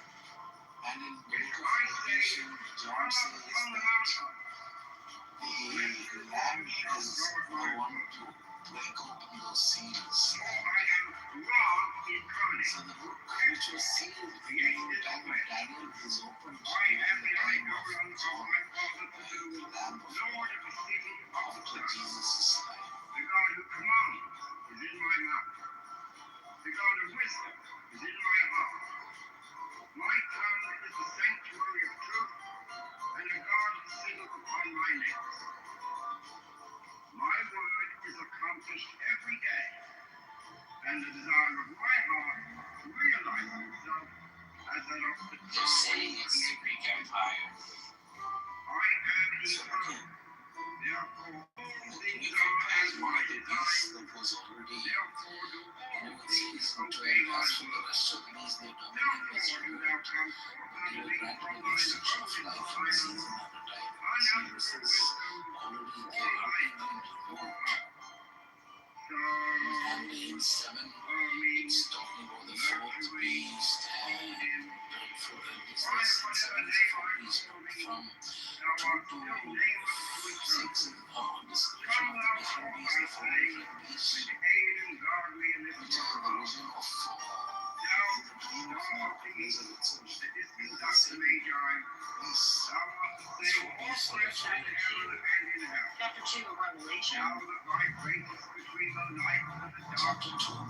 rising and descending, changing ever and ever the same. The book of Revelation, Daniel's reference, 7:13 and The wind yeah, hath 7:13, its but it's over the in wall, chapter 1 and 2. shameless guardian of light. Come thou forth, I say, come thou forth, and make all spirits subject. Yeah, of course, this is about the Son of Man. The Son of Man on his throne. On the earth and under It the is in earth, the beginning of on dry Revelation. land and in the It's water, true. of glory and of rushing fire, and every spell and scourge of God's will may be obedient unto thee.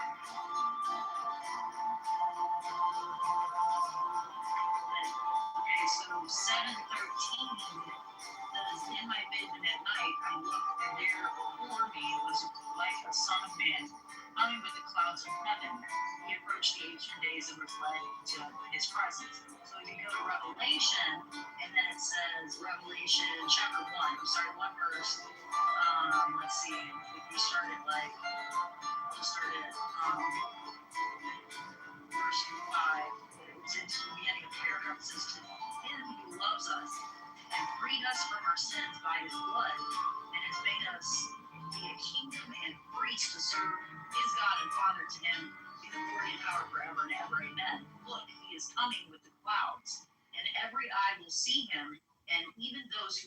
cursed him, and all peoples on earth will mourn because of him. So shall be with men.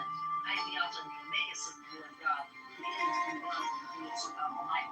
So I'm thinking that while they're referencing Daniel 7:13, yeah, they're referencing the fact that Jesus, I mean, it's clear as day to me, because if you finish it out, it says, like we read Megatron and I yesterday, he was given authority, glory, and sovereign power.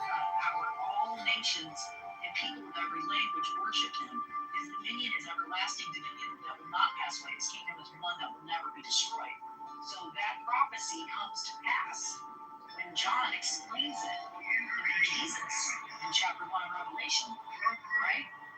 I agree, totally agree. I'm not talking about 7:15. I was talking about 7:11. It's the same beast, the same beast. Yeah, that does, that just completely confuses me. I don't know. I mean, it's just weird, and I wish that I had more It's states. not the same beast. I'm particularly interested in the horn that speaks arrogant words. The horn that speaks arrogant words. That's Antiochus Ephesus. So,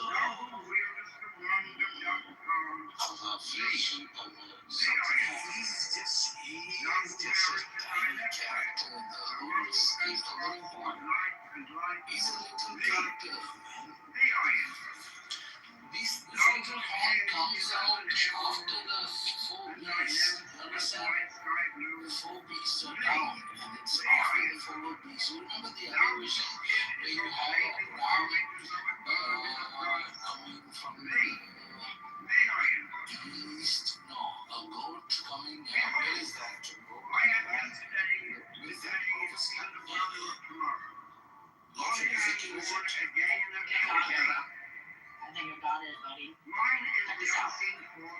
Okay, actually, wait 1 second. I can read it from here so we can read it together. I don't know. Megatron's gonna make it that. Either one I think about, but here, this is, I'm sure, up there with, yeah, and I haven't near this gentleman, but, that should give you access to it. It says, Daniel 7, the vision of the little one speaking arrogance or great words is a significant prophetic image. To understand what this means, it helps us look at the symbolic language used in the passage and the historical theological context. The symbolism of the horn and the biblical prophecy of horns typically symbolize power, strength, and specific rulers in the kingdom. And that is what Megatron was saying. The fourth beast, the little horn, emerges from a terrifying beast often identified as the Roman Empire. The little horn, while so small, it grows to more imposing than the others. It represents a specific leader or power structure that rises to prominence by displacing other horns into kingdoms. What the arrogance signifies. The mouth speaking great things, Daniel 7, 8, 11, and 20. Refers to a specific type of prideful defiance. Some scholars and theologians interpret this arrogance through three main lenses. Blasphemy against the divine. That's the great words are generally understood as claims that challenge the authority of God, as in Daniel 7:25. It explicitly says that power shall speak words against the Most High. Second point being persecution of the faithful. The arrogance isn't just verbal, it transmits into action. The horn uses its perceived greatness to wear out the saints of the Most High, signifying the period of intense religious political oppression and then self-exaltation. The horn claims for itself powers that belong only to God, such as the intent to change the times of the law. This represents a total rejection of the right order in favor of its own human or diabolical order. And then you can read on to that. I agree with all of this. Who suits this narrative perfectly? Who in history? Who in history? It's not Islam. It suits Islam. It suits the Right now, yeah. Yeah, that's what I'm saying. arrogance, the arrogance, the violence, the persecution of the saints. Yeah. It's going on even now. Just getting the chills. Yeah. But not really, because I know where I'm going, man. Like, I remind myself. It takes the time, sweetie. It takes the time to have a different calendar. It's the calendar of the HR. Wow. Now you're trying to get this? This is juicy stuff.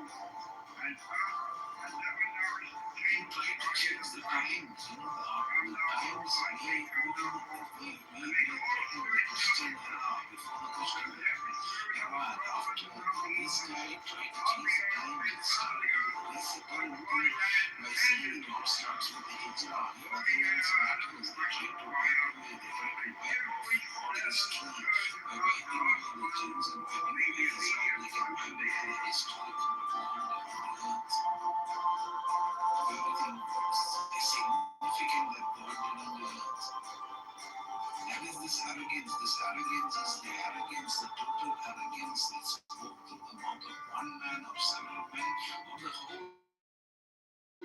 whole followers of this one man, of this one moment. They are against the Almighty God. They are against everything that the Bible stands for, everything. Against Judaism and Christianity, against Christ Himself.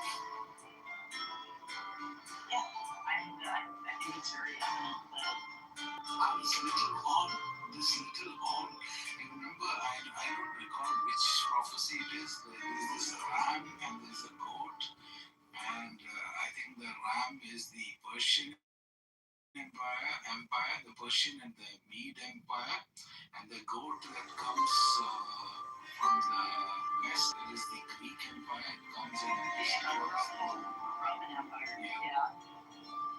Yeah, it's actually Alexander who comes and destroys the combined Persian and Mede Empire, right?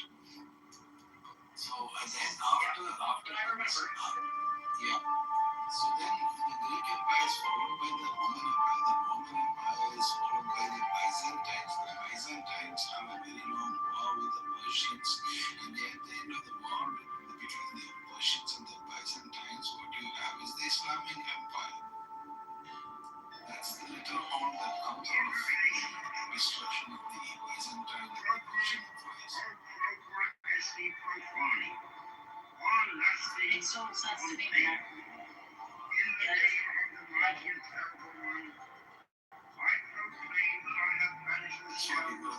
Ezekiel and Daniel and Zechariah and Malachi and the book of Revelation, all this together, all this majesty of the Godhead, wisdom, ground, Tahuti, Lord of the graces of the universe, the Iron One, O thou of the Ibis head, the Iron One, thou who wieldest the wand of dark power, the Iron One. Thou who bearest my mom to sit on her bed and look back at the Old Testament to New Testament, highlighting certain parts. Now I catch myself doing it as I'm reading parts, and when Jesus is speaking, especially in Matthew, he's referring Malachi, he's referring to Jeremiah, and he's referring to Isaiah, and he's referring to Hosea, and like it's so evident to me. It's like it stands out. It's like the words just pop out. I am yesterday, today, and the brother of tomorrow. I am born again and again. There'll come a time when they will kill you thinking they are doing a service to God. Absolutely. That's exactly what's happening. I am the charioteer of the east, Lord of the past and of the future. I see by mine own inward light, Lord of resurrection, who cometh forth from the dust, and my husband from the house of death. O ye two divine folks upon your pinnacles, who keep watch over the universe. Hey, I'm gonna jump off here for a little bit. That was really nice talking to you. Who pilot the ship of Rome, ever advancing onwards, the heights of heaven, Lord of the shrine which stands in the center of the earth.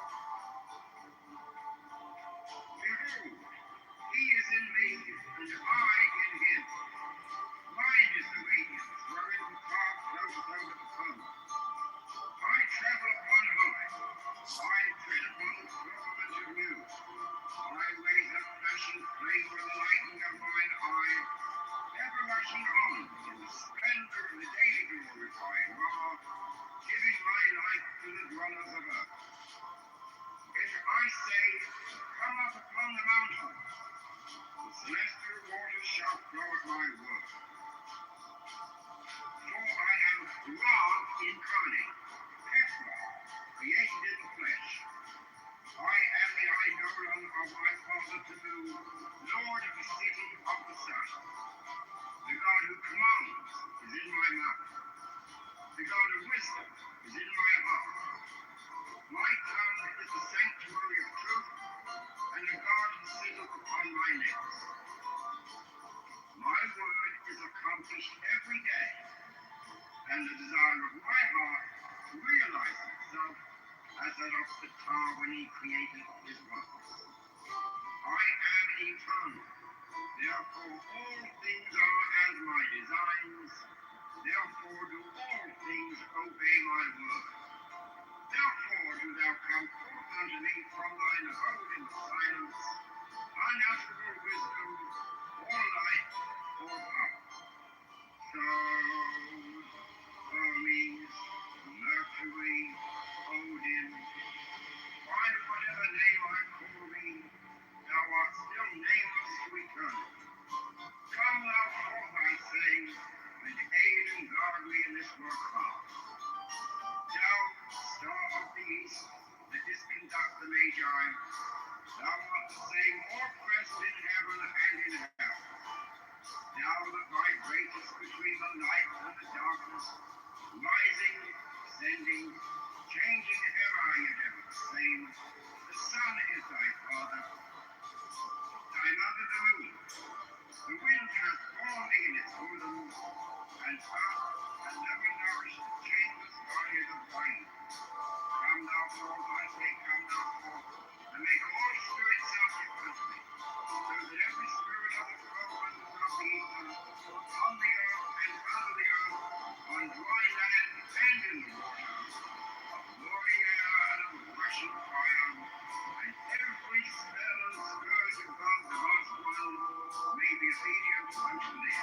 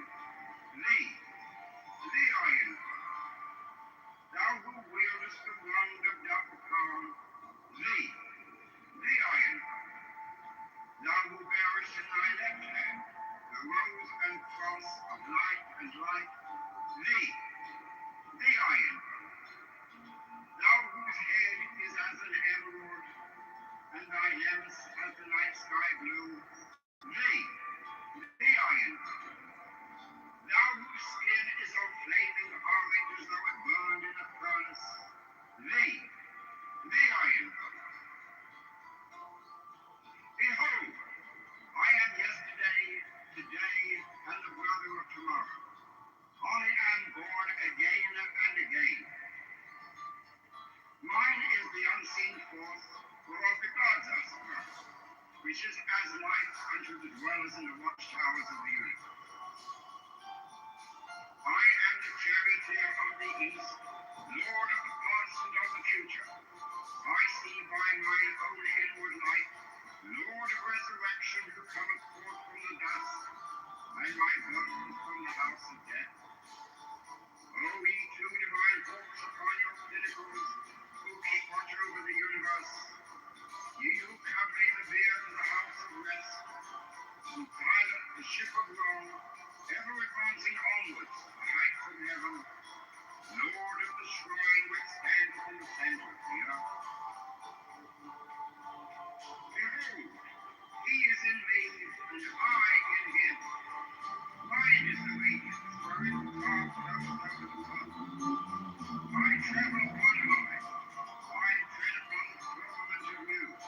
My ways are flashing flame with the lightning of mine eye, ever rushing on in the splendor of the daily glorified law, giving my light to the dwellers of earth. If I say, come up upon the mountain, the celestial waters shall flow at my word. For I am Ra incarnate, Petra, created in the flesh. I am the eidolon of my father Kitover, lord of the city of the sun. The God who commands is in my mouth. The God of wisdom is in my heart. My tongue is the sanctuary of truth, and a God sitteth upon my lips. My word is accomplished every day, and the desire of my heart realizes itself as that of the tar when he created his works. I am eternal, therefore all things are as my designs, therefore do all things obey my word. Therefore do thou come forth unto me from thine abode in silence, unutterable wisdom, all light, all power. Stars, Hermes, Mercury, Odin, by whatever name I call thee, thou art still nameless to eternity. Come thou forth, I say, and aid and guard me in this work of art. Thou, star of the east, that didst conduct the Magi, thou art the same oppressed in heaven and in hell. Thou that vibratest between the light and the darkness, rising, descending, changing ever and ever the same. The sun is thy father. I'm under the moon. The wind hath borne thee in its bosom, and earth has never nourished the changeless bodies of wine. Come thou forth, I say, come thou forth, and make all spirits subject unto thee, so that every spirit of the firmament of the ether, on the earth and under the earth, on dry land and in the water, of glowing air and of rushing fire, and every spell and scourge of God's vast one may be obedient unto thee.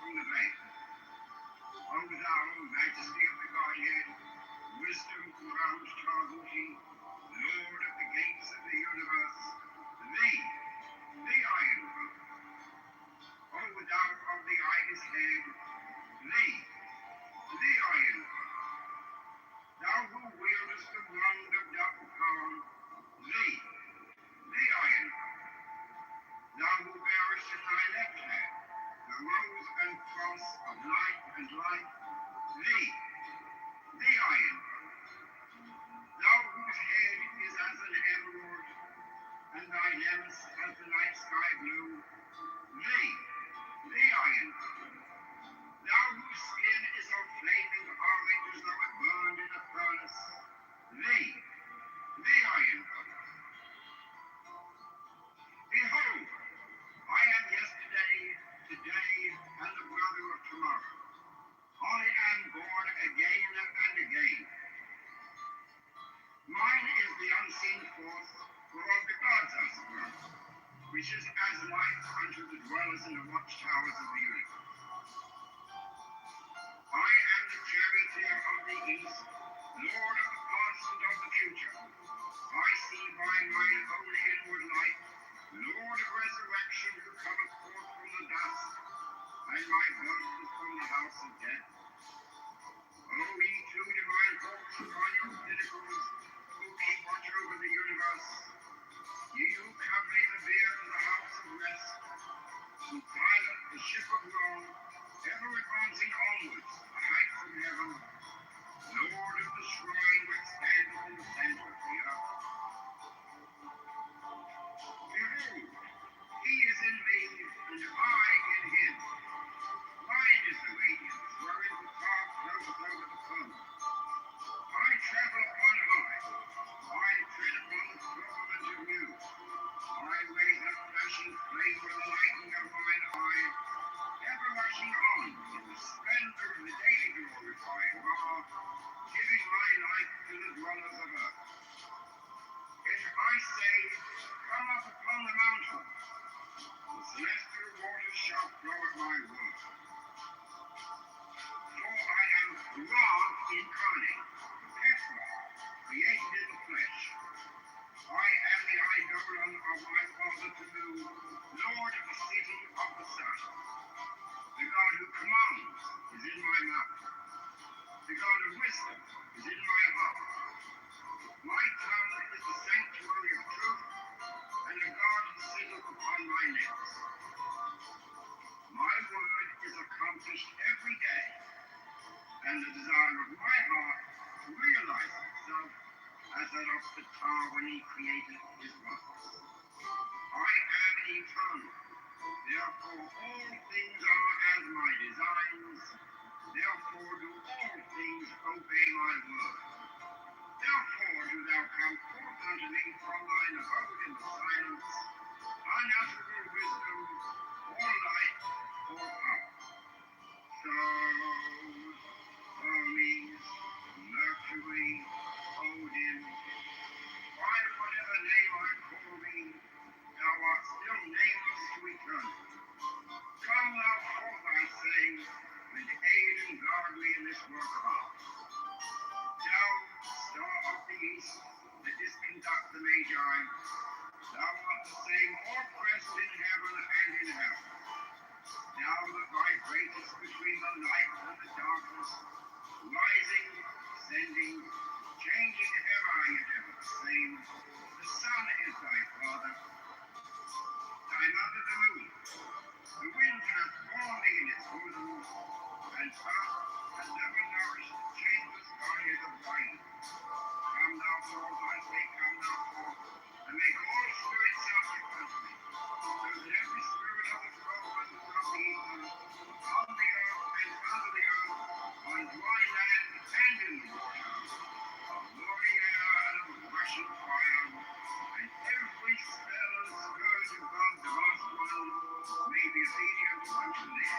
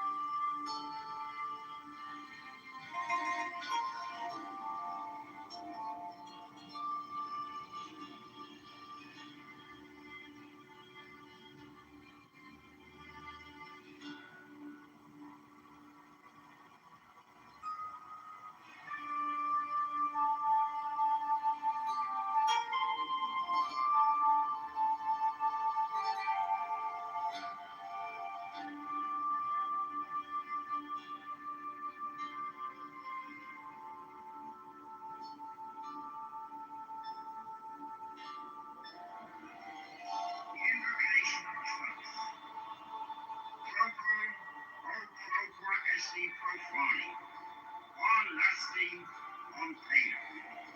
In the name of the mighty and terrible one, I proclaim that I have banished the shells unto their habitations.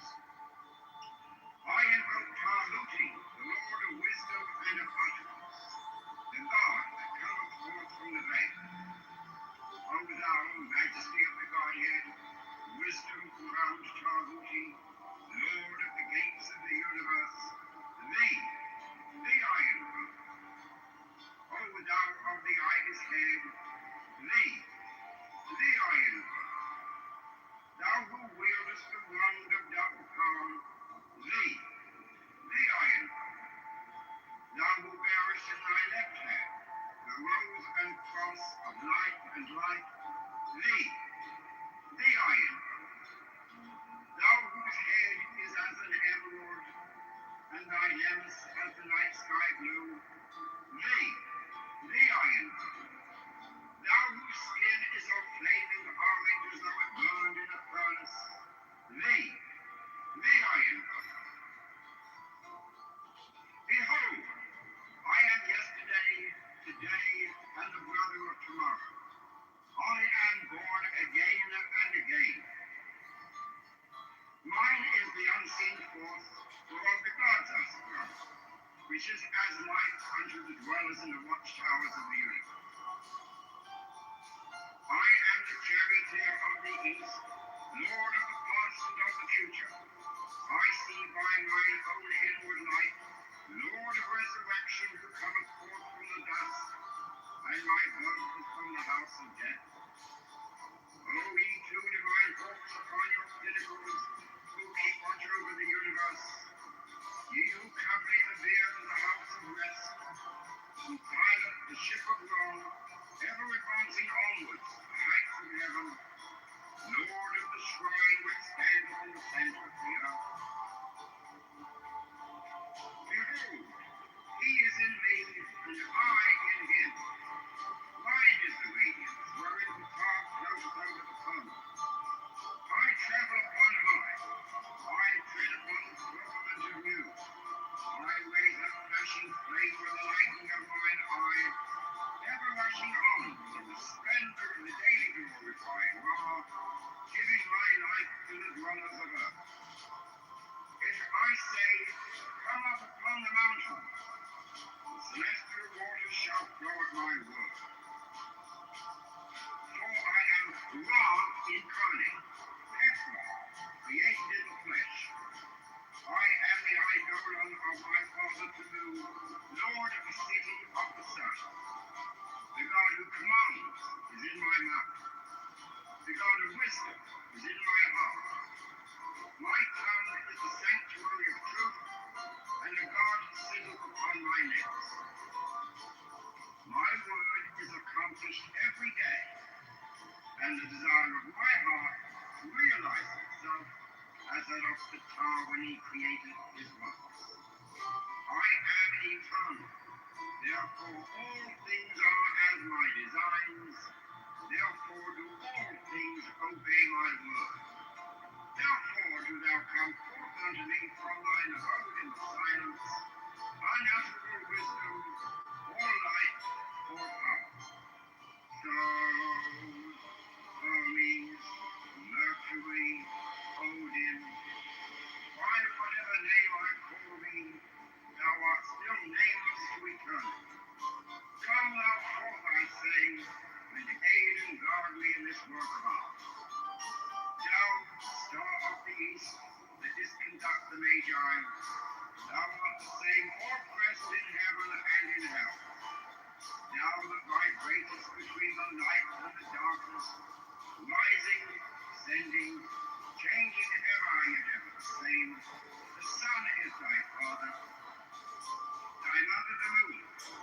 The wind hath borne thee in its bosom, and earth hath never nourished the changeless bodies of light. Come thou forth, I say, come thou forth, and make all spirits subject unto thee, so that every spirit of the whirlwind of the ether, on the earth and under the earth, on dry land and in the water, of roaring air and of rushing fire, and every spell and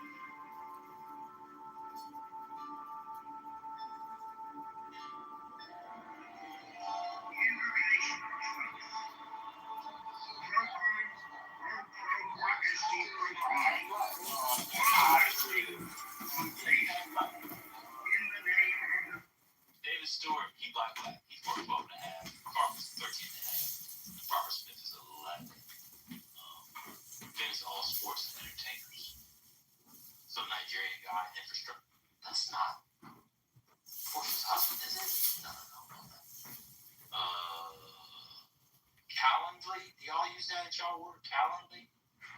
Oh, Remember no, that he's like, Calendly? yeah, that's really big now. He's a black guy. Yeah, he's worth $1.5 billion. I remember when that dropped. That's a brother? Black, That's a brother of that? yeah, I remember when they dropped all the black people in politics. Like, we gotta use Calendly. It's black owned. Shit, I see it. He is I don't happy. sell it or use it, man. But I tell people all the time they can eliminate it and use my system instead. A lot of people do use it. Yeah, they do. I see it on people's emails. Like, if you want to have a coffee. Yeah, it's pretty much the top one that's used as far as appointments like that, yeah. I see Sheila Johnson on here, but not Bob Johnson. How could Sheila Johnson be worth? What's going on? She's a lot of that stuff. Oh, so she's richer than him now? Yeah. She's done a good Oh. diversification. And they say Beyonce's worth $1 billion. I don't believe that. I believe that as far as I can throw myself, and that's not very far. Probably should put a valuation on the catalog. Got some artwork. They spoke about it. They hold on some artwork. I don't know what they have. They got black painters. They ain't worth it. You tried black art. You really tried black art. You take a Basquiat and you sell that shit for $10 million, and I said you get it to Koenig and did sell for $100. I saw what was it the other day? Was it a Manet? I saw one the other day. Hold on, it was 100 paintings sold. It was at Sotheby's the other day. Hold on, it was 200. Oh, it was a Clint. Y'all know the guy that did the kiss? Y'all used to have that up in your dorm rooms. You pretend like it was culture, so you got a poster, the gold poster when they was doing the kiss, and you used to tell your girlfriend, oh, that's Gustave Clint, and you didn't know who it was, but it's this guy. Yeah, it sold late last year for $240 million. Oh, yeah, I did see that. I be watching the auctions. You gotta watch so you know what's going on. Clint, it is good. But, like, it ain't no, I think the top selling black might be Mark Bradley, but Basquiat. top selling. Nah. No. Yes, they got a lot of these pieces lately. Like, Oh my God! What kind of placard is this? I know. No, I gotta go. I gotta call my homeboy. This is an abomination. Oh my God! A Basquiat sold for $110 million. yeah, it is. I'm voting for Trump. Fuck this. I'm voting for Trump. I'm voting for Trump. Y'all have gotten out of hand. This is insane. They love, you know, that white people love that period of art, that pop art, modern. Andy Warhol. I don't think Warhol. I mean, I'm about to check. Warhol. I don't know if Warhol got that. Highest painting. I don't even think Warhol sell for that much. Let me see. Ever sold? Oh shit! Yes, he does. The Marilyn Monroe joint was $200 million. Oh yeah, well. That's a famous one. I ain't got one. But anyway, god damn, Basquiat's 100 and that's not Yeah, and that white man in the UK is making him more hot. Banksy making Basquiat. Why? What's he doing? Like quoting it in his stuff? Yeah, you know that's what he does. Guerrilla art. Yeah, he does like recreations with graffiti on top. You know. This one is dope. This is actually a really dope Basquiat though. The Untitled joint, y'all Simone. This is a really nice one. It ain't worth $110 million, but it's a nice one. It was a Japanese that bought it. Let me give y'all a pro tip. I'm gonna mute up. Never get a divorce. You have some assets. You can hide it by buying art offshore. I'm done speaking. Airports also hold a lot of art. It's mid, but Send to the survey.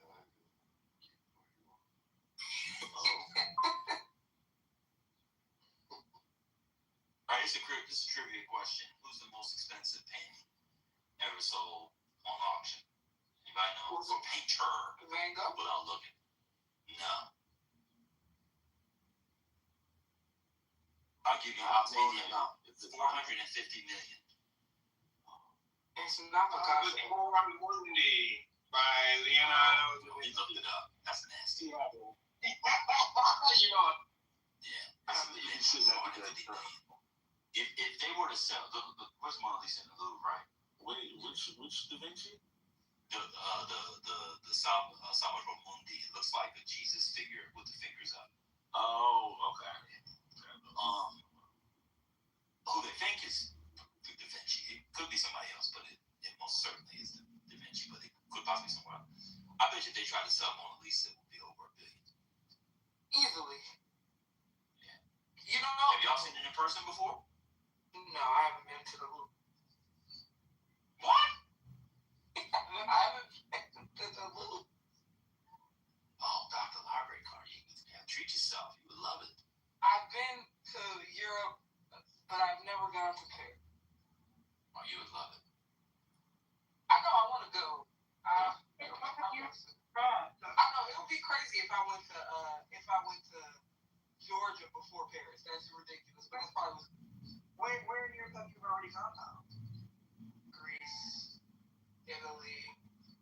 I was in London for like 2 days. I was going to Europe, not to London, but I went to see Kerry James Marshall's show in London, which was nice. He's the most expensive. He's the top value living Black American. Oh, I thought it was Kahinde. No. Wait a minute.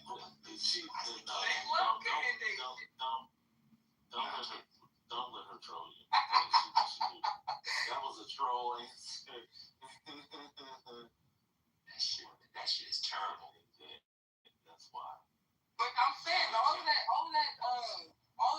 abstract expressionism shit, it's about to be up. You know, last year Rothko's was going for $60 million. Mm-hmm. And how much are Barbara Kruger's going for? They about to start turning up with them because they're getting old. Which Rothko went? Let me see. He said 60. Let me see what it was. Might have been. I have a fake Rothko in my house. Depending on who's visiting, I'll act like it's real. That's nasty. It's fake. I put it in a good frame too. Oh, it was the yellow orange with the black stripe across the middle. Oh yeah. That's a nice one.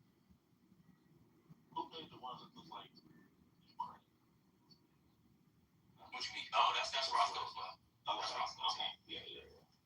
He's the white man that paints the rough-looking boxes. That's rough. Yeah, them joints are fire. I love them. You know, he's But the Cooney is my favorite. What's it called? Pollock is the one that I'm never gonna fall for that hype. I'm never falling for Pollock. I'm not. When you go to grad school, you'll fall for it.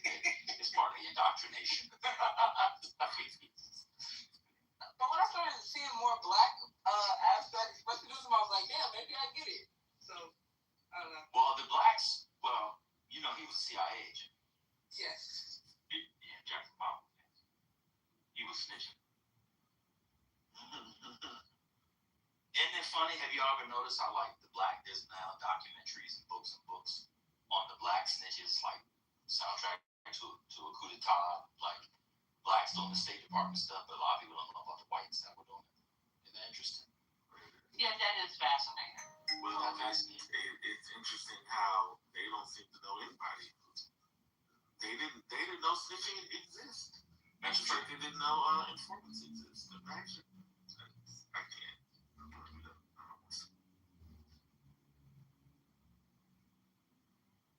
That was a nasty combo today. Ambassador had IGP brain. I was going to make it. Like, I don't know what you were doing. No, this was afternoon. Everyone had already eaten lunch. This was people had woken up and were waiting for a while, and he said this bullshit. Last segment of me being bougie before I run in here. Also, Also, I think Salvador Dali is about to pop and be more expensive than all this shit because surrealism, Trash. all of these subgenres of surrealism, I feel like the Dali's about to start going for them. Trash. I don't disagree, but when you read about his process, like when I first read that he used to take drugs to drive himself to the point of insanity, to come up with to like have manic dreams, to come up with ideas for paintings. I was like, Yeah. You know, Brett Thompson, if you read the manifestos of surrealism, that's how they got into that. But I don't like surrealists. I don't like the black surrealists. The black surrealists are okay, but I'm not a surrealist guy. Yeah. Speaking of losing his mind, the hallucinogenic corridor has always stayed. I don't like it. I'm not a fan. But you know,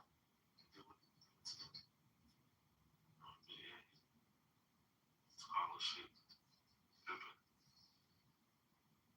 I came across speaking of this is tangentially related, but you know, I didn't know this, but you know how they talk about Malcolm X?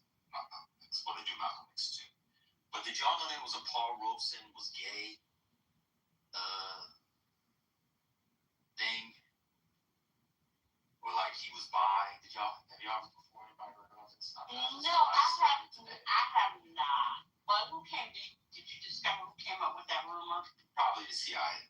Yeah, I would imagine they did. Yeah. I mean, I don't know how that makes sense as many affairs that man's had, but okay. Well, there's this one thing where like somebody told a joke, and they kind of ran with it, but it was interesting. I was reading notes today, and I was like, I hadn't heard about that because apparently he had an affair with I was reading stuff like people in USSR. So apparently when he had an affair with Eisenstein, the filmmaker. I was like, yeah, that's kind of weird. And then this guy interviewed a bunch of people who knew them, including Einstein's family. It was like, yeah, Einstein was very gay. Paul Robeson, not so much. I was like, man, this is kind of like, that was the U.S. government's go-to. Like at this point, I don't know. At this point, they did that with everybody. I don't know. It's kind of like a Negro. It's like they try to, whatever they can use is stick to the wall to see you dig. Yeah, see what sticks. Exactly. To see what sticks or whatever. I mean, but, you know, you haven't read, you still haven't read Kings and Pawns yet, right? You said you were taking that for June. Yeah, I'm reading in June. So, maybe it shows something in the biography about, because you read the biography. Is Jose Ferrer mentioned in the biography? The tenor? The actor. I don't The remember. Puerto Rican actor who plays. Yeah, I can't remember. Did they say he had an affair? No.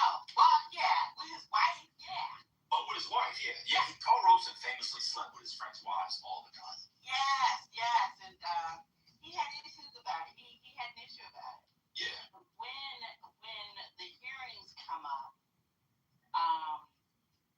Jose Ferrer writes publicly how he, disagreed with Robeson's politics.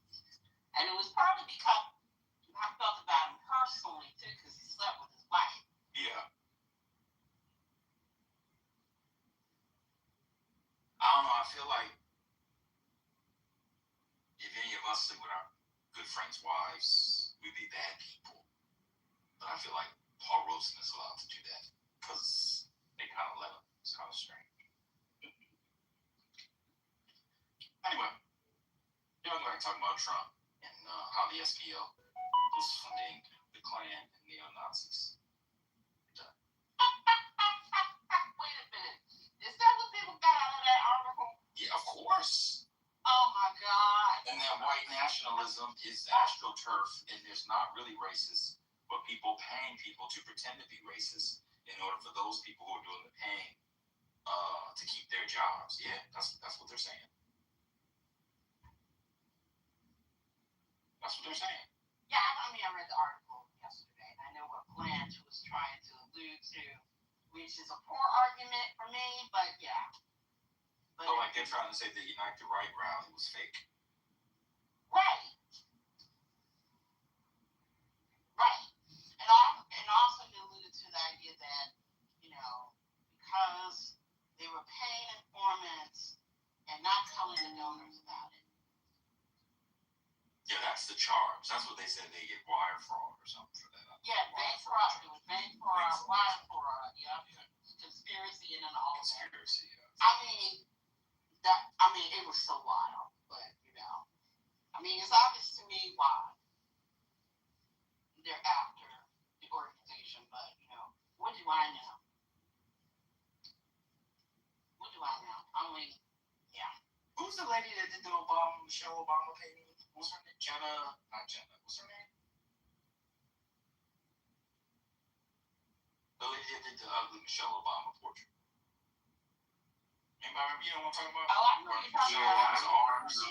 I can't think of her name. She didn't survive a little bit thickest last season. Oh, she did show up. You're right.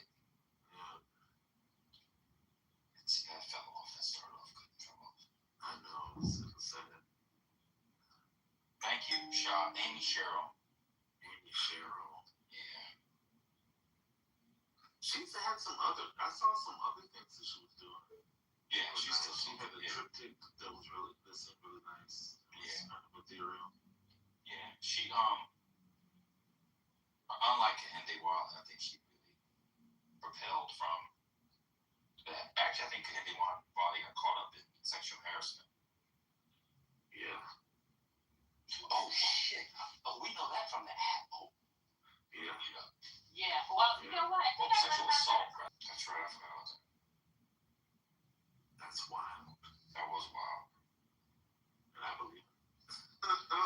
Yeah, there was a quiet downfall for a lot of them. The Ghanaian architect, I forget his name, who did the African American Museum, which I used to hate on, but every time I'm over there or drive past it, it moves me every time. You learn to love it. Yeah. It really is.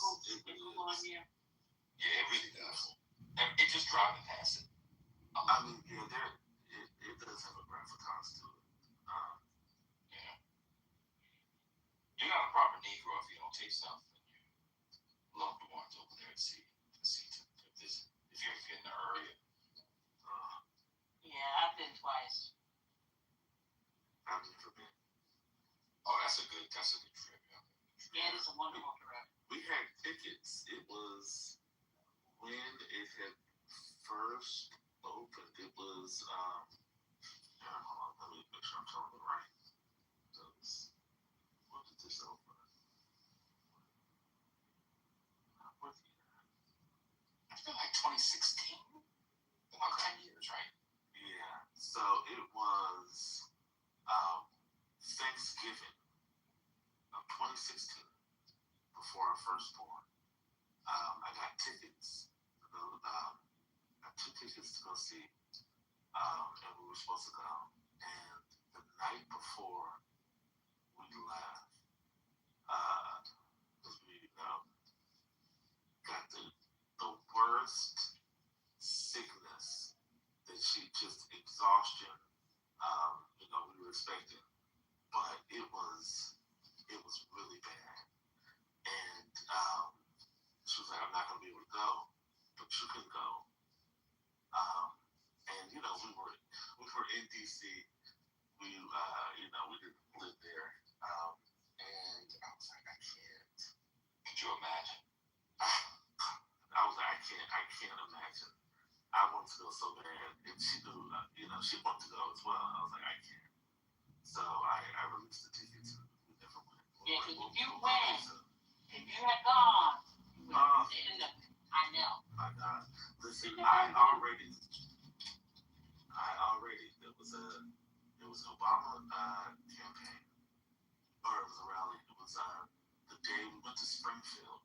The day he formally announced we're Joe Biden as his vice president, right? Presidential nominee. And so we stayed in line. We waited over from Chicago, and we were sitting prepared at all. We're not truly prepared, but we were waiting in line to get into, to the area. I believe that something got on I had a link because Sunday we was in this bed.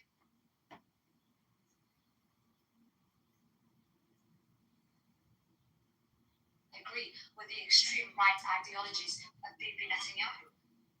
Okay, that oppose it in parliament, in their political parties that even have been protesting. Some even believe that this whole October 7th thing happened so that. And he said, I flew trained IRGC and then he sounded just like you. And I'm like, is this Arya?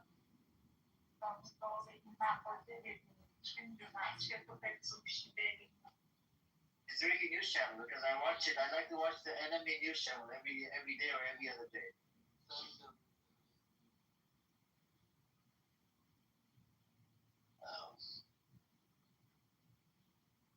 There you go. You don't respect the UN either? No? I do respect. I think that the UN is very important. But the Arabs were those who did not respect the UN resolution. Oh my God, the Arabs, oh my God. But this is the fact. This is basic fact. Oh my God. This is the root of the problem. This is exactly the root that Arabs did not accept the UN resolution and did not recognize Israel. This is the base.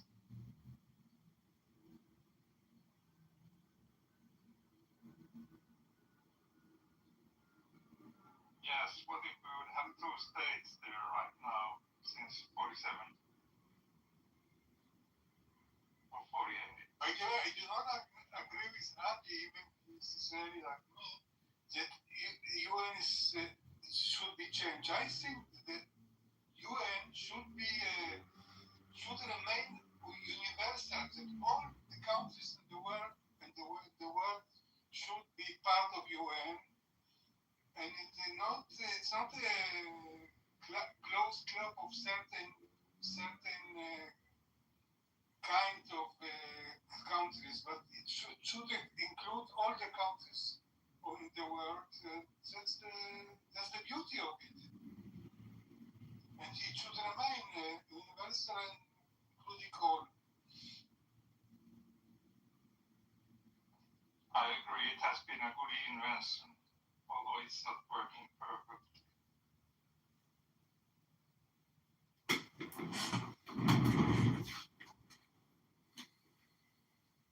I think that's a joke that a country like Pakistan and Islamic regime of Iran and North Korea vote to declare Zionism as racism. Who the fuck they are to declare Zionism as racism?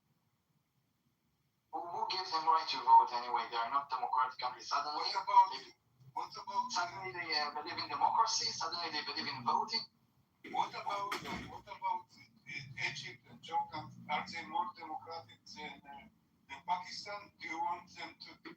But no, because that's why all this bullshit.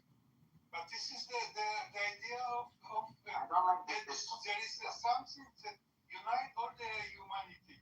Even I am also for democracy. I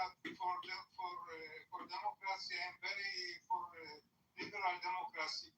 But even in our countries, there are powers who are not very democratic. Do you think that if we had them here as a prime minister, we will remain democracy? Western democracy? I don't think so. I'm not a fan of country, fuck me. Yes, but you see, this one is really democracy. I don't believe it's liberal democracy, but it's black and white. But it doesn't matter. I think why should we let a country like Pakistan to declare Zionism as racist? Man, where did Arya go? I need to give him a link. Oh my God, Arya, come back. course, it's nonsense. Not democratic. Human rights. Not only that, not only non-democratic, they're also haters of Israel, like blinded hate, because they're Muslims and they believe we oppress Muslims, so they like vote against us, never mind. And no matter what you do, to vote against us. So what kind of game it is? Why should they play this game with this Muslim countries? So, Adi, by the way, they're Muslim majority. You also have South And because of Muslims, you were allowed back in Jerusalem. If you want that, from the Jewish side, source, I don't mind sourcing it out. They actually agree on this history. Thanks to Muslims, you were protected. You don't need to We will try. No. But right now, you're barking too much and you have a problem with Muslim countries. Muslims literally protected the Jews. Christians, they want to chop you into tiny pieces because They provide protection. The Muslims are the controllers of protection, the mafia. Do you want If you want to be protected, you gotta pay up. About 23. So you can imagine there's a lot of hatred towards the Jews. Correct. And you know who? It's thanks to Netanyahu and he takes of land. They coexisted with each other. After the white papers, it was only the Jewish side that fucking did the terrorist attacks against British mandate. You forgot about that, right? After the white papers, it was only the fucking Jewish side that attacked British mandate. It wasn't the Arabs. There were skirmishes prior to 1939. After the white papers were issued, it was only the Jews. You forgot the Arab revolt, the big Arab revolt. I said after 1939. Do you know the year of the? Do you know the Arab revolt? It happened from 1936 to 1939. Yes. Okay, I'm talking about after the white papers. In 1939, the white papers were issued. So the Arabs, they went on silent mode. And you know who started doing attacks, terrorist attacks? The Jewish militias. Haganah. You see, it doesn't work. No, they did not kill them. The Arabs were still there on the land. Of course, there were Arabs on the land, but they killed many of the important Arab leadership. I seriously can't believe. I did acknowledge there were skirmishes before the white papers, but after 1939, it was only the Jews that were doing attacks. And I just don't get it. Why the hell what was the need to create a Jewish state? You couldn't coexist with the Muslims, with the Christians. I don't get it, man. Like, what was the fucking need to create and establish a state? Because we don't have any state in the world, so we wanted one state. Oh my God, you don't need a fucking state. You could coexist with anybody. We need. I live on a fucking house. Hold on. I live in a house in America. The piece of land, if I own a piece of land, that's my fucking state. That's it. I don't really give two fucks about a country. Oh my God. You immigrated to America, yeah. It doesn't matter. It doesn't matter. It is, because you have your own country. Which country am I from? Go on, tell me. Probably Pakistan. You will never admit. I condemn Pakistan for establishing Pakistan. You know why? There was a genocide that happened and it came out of India. Over a million people died due to the partition plan. That happened in fucking 1947 as well.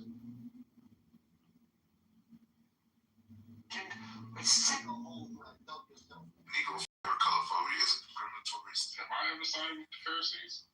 I'm telling you, you will never Have I ever?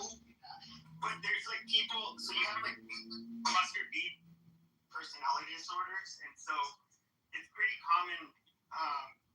So somebody with like antisocial personality disorder almost always strong traits, or in addition has narcissistic. Histrionic? That sounds like maybe that's me. Is that like hysteric? Yeah. But it would be to an extent that everybody knows.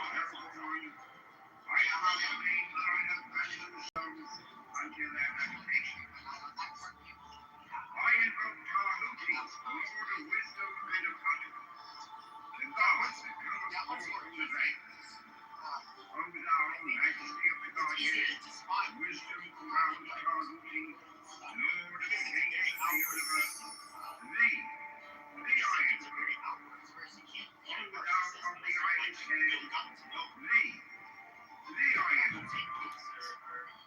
Now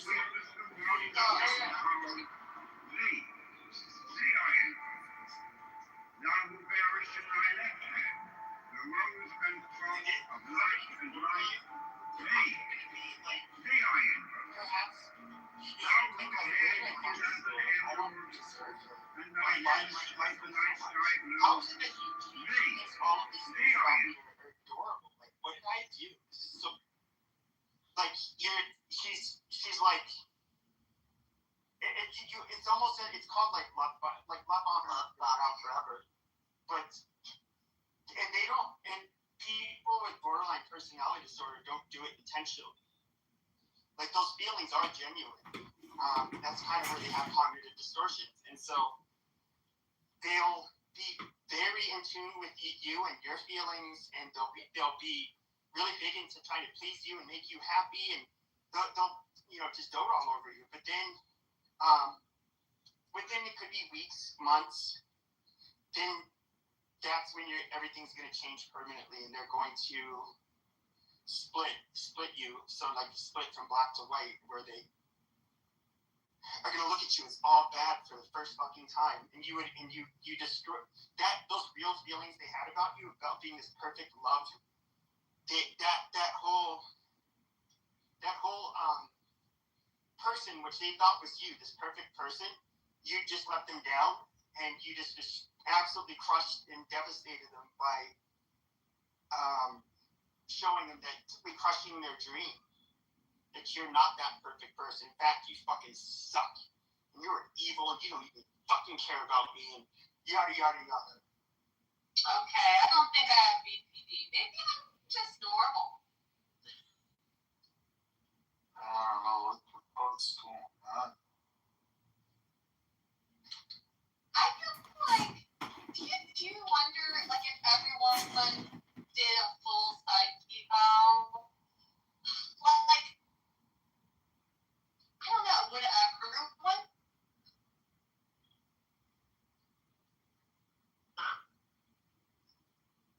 No. Only like maybe like a third or quarter pop diagnosed with something. Active one diagnosis, I would doubt even 1 in 5. Axis 2, which will probably be, a minority of people. But I will say, you can, just observing people on here, I can tell the personality disorder shit. You can kind of tell who has.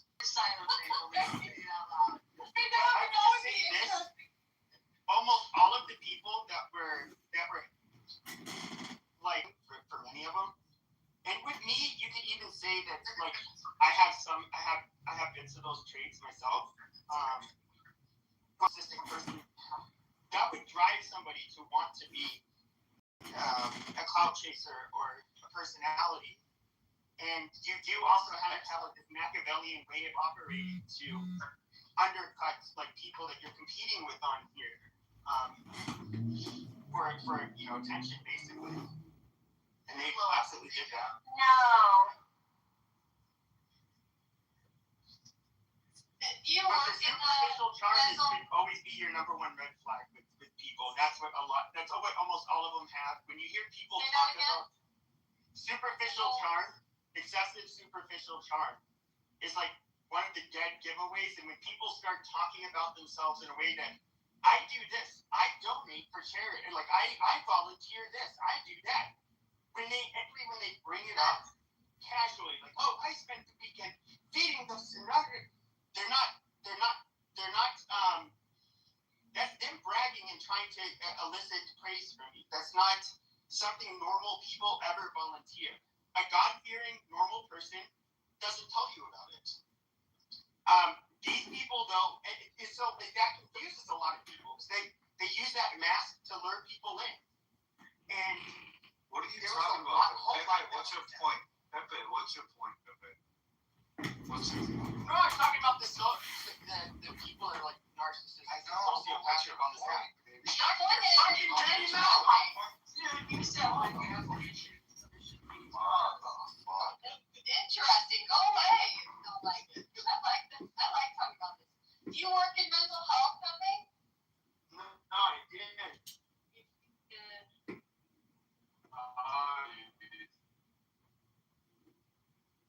I ever worked with serious people? Did you ever hear anything about DMT with kids? DMT. Oh, okay. He's only been around for like 10 years. So relatively newer. Oh, yeah. I only worked with adults, but yeah, it was like almost 20 years ago. It was my first job out of college. So Pepe, what are you, like 38? I'm Oh old. my gosh. Are you 40 years old, Pepe? Cedric, chill. How fucking old How are you? the fuck are and eat enough oysters, you get horny. Dude, you need a What's you your need a point? wife. You need a girlfriend. You need something, man. But holy shit, Clubhouse is not going to satisfy that for you, brother. It does take a certain personality. That's why I said, like, I can share traits on, like, to be on a sub-cynical level. And I still don't really have a problem going onto a stage and being the one person that antagonizes the whole fucking room because I think it's funny.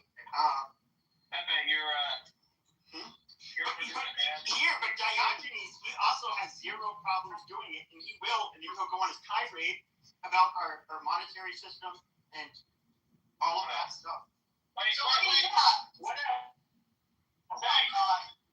Not just the monetary system, Pepe. Come on, give me one more. The Jews, No, the bullshit, bakers. bullshit. Retribution! Immigration, Pepe. Okay, Immigration. immigration. Damn it. I'm talking about immigration a lot. That's there. Retribution. Pervasive patterns of disregard for violation of the rights of others. I don't Yeah. know. Who wants to guess my diagnosis? Privation and disregard for and violation of the rights of I'm others. solely out here advocating for the government to These be features include deceitfulness, impulsivity, irritability, aggressiveness, reckless disregard for safety, consistent irresponsibility, a lack of remorse, and often needed unlawful behavior, and may require a history of conduct disorder.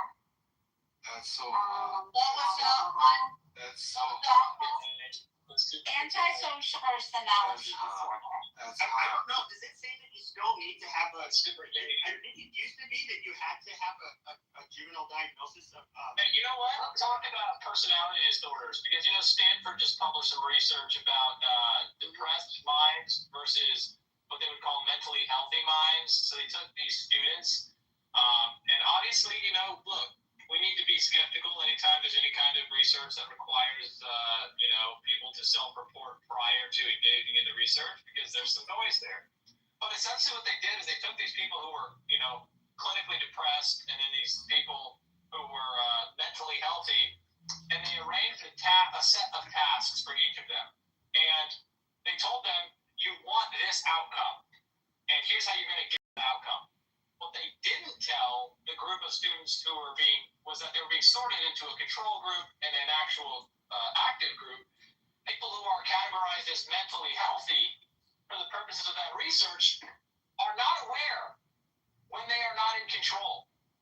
So, as a matter of fact, there is a benefit to being skeptical and cynical and critical, and that benefit not. It's funny that you say that because I don't really struggle with depression at all, and I definitely feel like there is one thing under the sun that any of us is in control of, and it is simply our response to whatever circumstance. I don't even think you have control over that. So if I handed you a glass of water, and I said, you're in control of the glass of water, Dippity, pour it out. You couldn't do that? You couldn't pour the glass of water out? Let's get real. Serendipity, how much patience do you have for depressed people in your life? Not a lot. Yeah, I'm not surprised to hear that answer. Like you, serendipity. I mean, I can be empathetic, I can empathize, and I certainly can acknowledge that I know that clinical depression is very real, for sure. There's no question about that. I can acknowledge that, and I can certainly have empathy, but I couldn't historically say that I always felt that way because I didn't understand it. Because it wasn't something I struggled with. I mean, like for example, it's different. I don't want to get in the weeds. Like, you can be a psychopath and not criminal, and there's like being what you call like a pure psychopath, or like factor 1 versus factor 2 psychopathy. Factor 2 is more like somebody with antisocial personality disorder. Factor 1 is basically they don't have feelings of remorse or empathy or guilt or shame, but what separates them from sociopaths is that they lack what you call emotional empathy. So they can cognitively empathize with people. Like if they see somebody get hurt, they can say, "Oh, that must suck for that guy," but they don't feel it. In other words, they would say that one of the things that will be very often about these children at a young age is they will end up if they don't flinch when they see other children, fall and get hurt. Like they can see somebody get ran over pushing a stroller with a bus and her guts out everywhere on the way, and go back to work like nothing happened. It doesn't emotionally affect them. Yeah, that's where they're different, but they can be law-abiding people despite lacking that capability. Their brains literally don't allow it. Stress tolerance threshold than other people. So for the ones that's sincerely criminal, but they can be put in very situations, and they can think in a very level-headed way, not get stressed out like a normal person. But they can also at the same time, just because they don't have empathy doesn't mean they're not high achievers, and they're not very. There have been studies that show, like, for example, surgeons are of all people are overrepresented for having psychopathy. Different professions, but CEOs too, right? I think CEOs. I mean, these are basically people that can, if you're competitive, you can make all of the decisions basically based less off of emotion than like a normal person. Like you're willing to do what it takes. And kind of a superpower. My brother is like that, and I mean, he fully admits that he has psychopathic tendencies or whatever. And my sister-in-law, when he said that, she was like, "What the fuck am I married?" It's actually really funny, but he's actually a great person though. I mean, he loves us. He just only loves his immediate family. He doesn't really feel anything for other people. And he's like you just described. He's just very. He doesn't give a shit what other people say. It's kind of a superpower. It doesn't affect him at all. Well, they can have strong attachments, but they don't have the level of empathy or emotional connection with people that a non-psychopath would have. So they can't, quote unquote, love somebody in the way we believe of loving somebody. Like they're just imagine that part of the brain that cares for people, that feels sorry for people, that is loves people, is attached to them. In a way, like part of your brain, you don't get the feelings for it. Whereas somebody with borderline personality disorder, their amygdala, that barely even fucking works. It's just they're hyper emotional and hyper reactive to everything. Especially when it comes to intimate relationships. And that's well, with surgeons in general or doctors in general,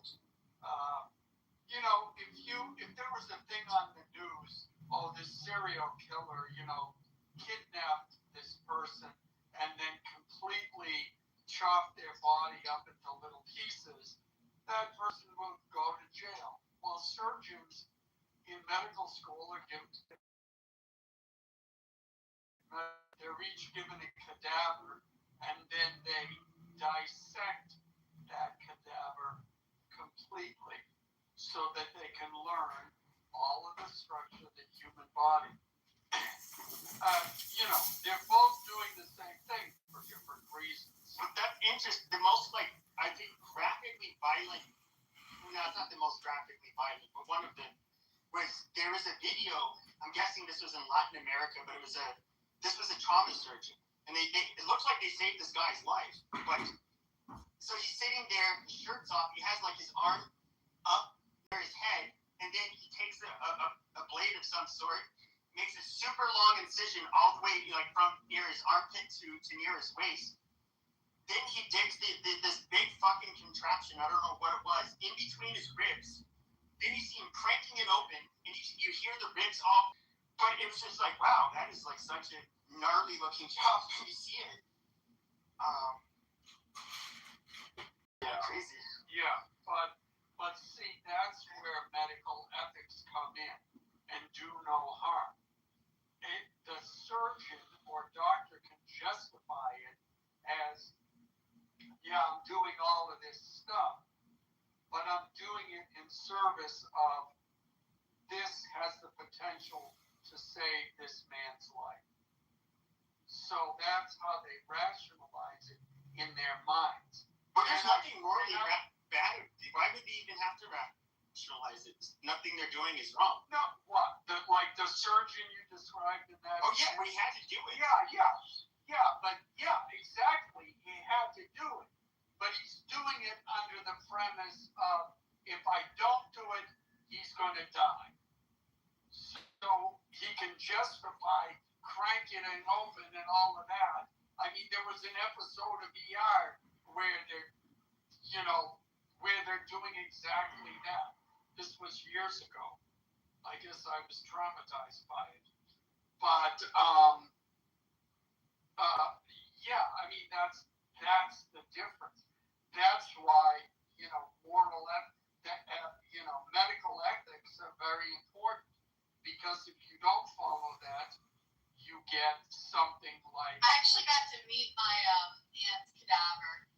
That was pretty trippy. She snuck us into the cadaver room at night and showed me her cadaver. Who did?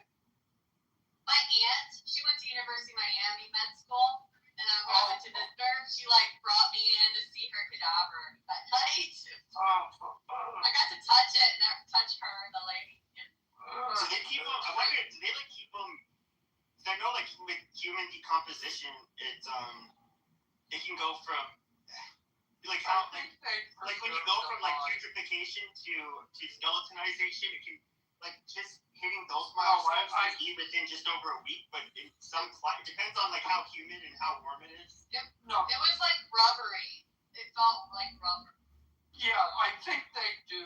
They preserve the body, so whatever a mortician does, that they drain the fluids, etc.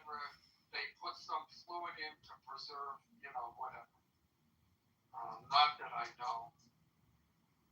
I've never smelled a decomposing body, but the putrefaction process is where your basically your organs. I forget what exactly happens, but basically your organs start your intestines first. They all start melting. They get eaten away, and then you end up. All of this shit's gonna come out of your body, so it's what the fuck is that called? It's called being a Democrat. Thank you. No, there's two words. I was reading it. I was actually reading about it yesterday, so it was interesting. But these two fucking things. There's these two chemicals. Forget what it's called, but it was interesting. It said the clinical significance with them is that the only other time that those chemicals are present, in human beings, is in cases of bacterial vaginosis. You're talking about so that's the stages of decomposition, and they preserve the corpses with formaldehyde. So lovely smell. I remember from school. Oh God, that is actually a really gross smell. But yeah, formaldehyde, and that's where you can. It's preserved to the point where you can actually cut in and see. And there are some interesting people who go to the medical field. Some of them, it's really kind of like an interesting, like for me, it's a lot of interest. Some of them, I would be a little bit wary. I wouldn't want them to try to do surgery on me. Like I do meet surgeons and I'm like, all right, let me feel you out a little bit. Because some of them would just, there tends to be a higher propensity for some narcissism, some sociopathy in some jobs, and surgeons can be one, because it's literally let's say they're doing a heart transplant. Okay, they're literally playing God. They're saving this person who's dying, and they're giving them a life back with a new heart. That can definitely appeal to some people's personality disorders. So it's a really interesting field. But But I don't know. I don't think that's necessarily the case, though. Because even people, first of all, sociopaths are not the ones that are overrepresented as physicians. Mainly the sociopaths, like I said, the factor one psychopathy is different. Sociopaths, they're marked by impulsivity, irresponsibility. Basically, they have very poor control and cannot control themselves. Whereas, like, factor one, which can be very disciplined and very, goal-oriented, just doesn't have emotional empathy. They can become doctors, but people like to equate a psychopathy with sadism, which probably because the serial killers in the past is like probably the last person you want to be a sadist is a psychopath, because they'll act on it for horrible reasons. Those the ones that have. But people with psychopathy don't get off on hurting people or violence. They can only be dangerous because they don't have maybe the emotional. If you don't feel guilt or remorse or like emotional empathy for what somebody else is experiencing, obviously you're naturally less. You're more willing to use violence if it comes to that. Well, a pure psychopath is mimicking expressions. So yes, if there was any empathy, it would be mimicking empathy, basically mimicked as the empathy that they see other people, but there would be no feeling. So they could go in and tell someone, we're sorry, we have to do a heart transplant. It's going to be difficult, it's dangerous, yada yada yada. They can sound kind of like, we'll take good care, yada yada. And then they like walk in, there's flat affect, and they are like, scalpel, open up, crack the rib spreader, heart. They do all this, and then, but psychopath, I mean, they do pretend, because if you meet a psychopath who is not pretending, they're creepy as Well, no, I know psychopaths have to admit, because they generally don't get it. They have to rehearse it, but and there are some that's kind of where some of the torture comes in, where sometimes some of the serial killers will have a torture aspect, and some of that is like, oh, I'm looking at like your expressions and kind of analyzing this response to this pain that they don't feel, and that's where you get the really creepy. I could have swore that with sadism, sexual sadism disorder, they get a literal physical. Yes. This happens in the normal population. It's just that they don't want to do illegal things, and they only want to do it within the when it comes to consensual sexual activities. But they actually get off on it. Yes. Big time. But that's more. Yes. I don't think that you don't necessarily have to be psychopathic to do that. No, and there are definitely serial killers who are actually not psychopaths. Some of them have some other personality disorders, but some of them also have kind of been shaped also by their childhood. Some of them have also childhoods that, if you look at, they're extremely fucked up, they've been abused. That's no reason for them to do what they're doing, but it does make it you know, there's hard to have empathy if they've never been shown empathy. So it's a very interesting that was an awesome conversation that I think is and I remember if you really get into this and then you start kind of looking at people in the public eye, you start to get this kind of creepy feeling with some people, and it's just there's a few people that I've just been like check. I mean, I thought it. So like, I know bus killers. Did she just say check? Well, there's a couple of psychopathic checklists that actually are very much used by like FBI, CIA. And there's definitely several different comprehensive checklists. And there's people that I've seen, for example, political office, running in political office, and yes, the glib, the superficial kind of cheeriness and charm, superficial charm, the popularism, the cult of personality, huge one. Yeah, I don't think that Trump is necessarily a psychopath. But Trump is a psychopath. I think you could have the out. Not a psychopath. He's a narcissist, but a lot of those. But that's the other thing, though. The superficial charm can also be somebody with just antisocial personality disorder or narcissistic personality disorder. Well, he's a malignant narcissist. He's a malignant narcissist. Okay, wait, stop. Okay, so there was a question in the chat about compulsive disorders, which I think are also rather fascinating. Which ones? I didn't. Wait. Oh my God! You're really. Oh my God. No, I'm just. Oh my God. Which they fall under the cluster C. Go back. So, well, you're talking about. So there's obsessive compulsive personality disorder. Then you have OCD, which is different, and the symptoms of the two disorders are different. OCD focuses more on actual obsessions and compulsions, and they're not necessarily that preoccupation of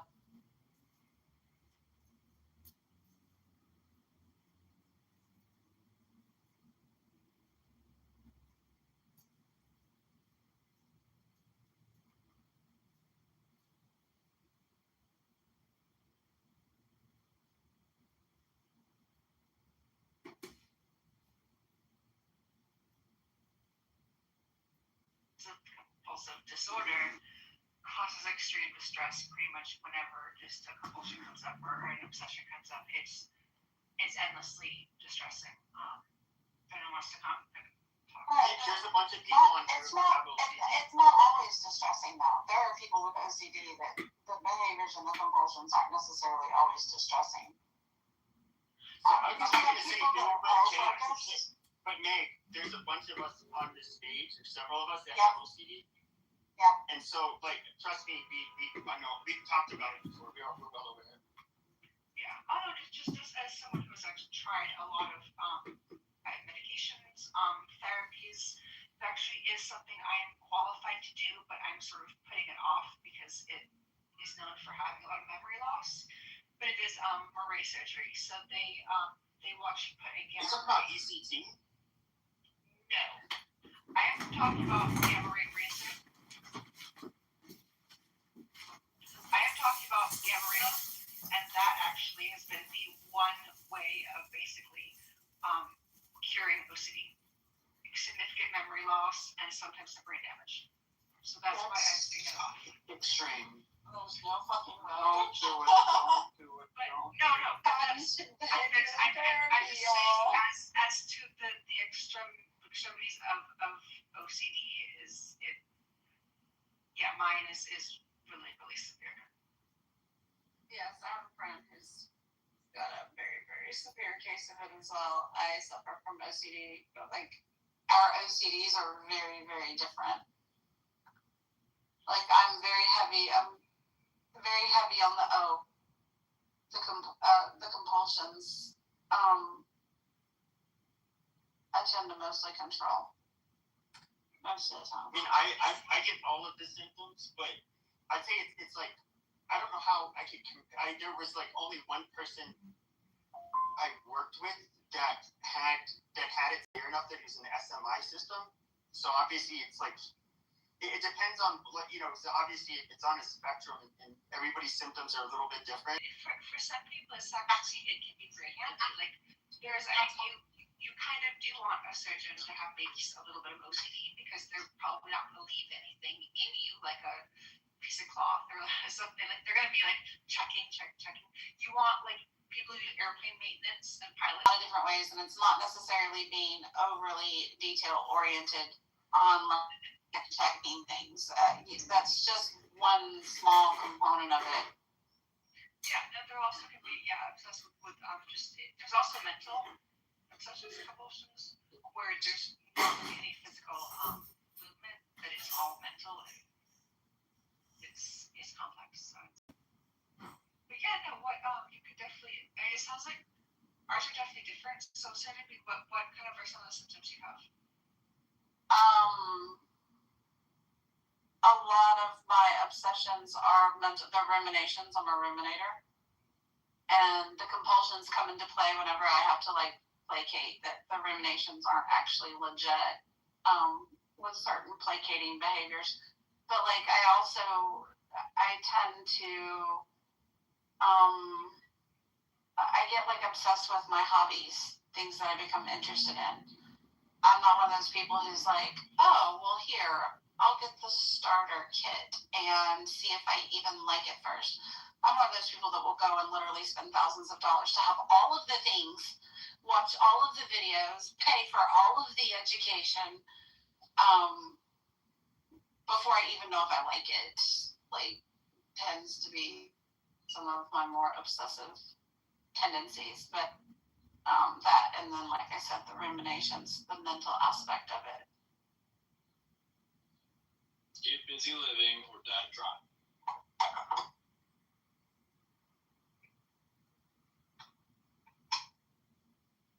Okay.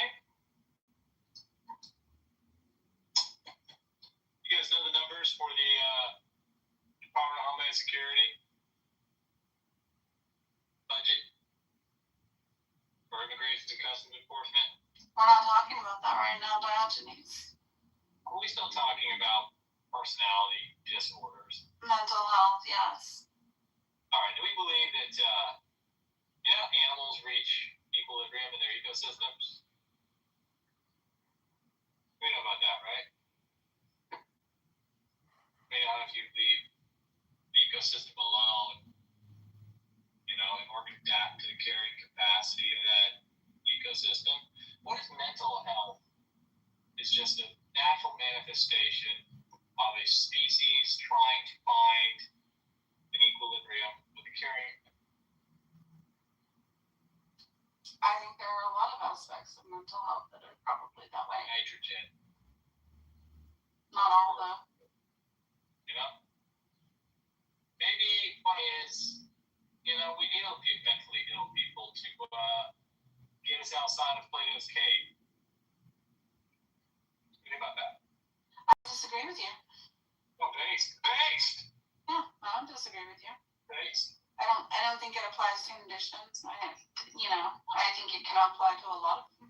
And I think that for a lot of people, like you said, we need those out-of-the-box thinkers, those people who don't process things the way that, normies do.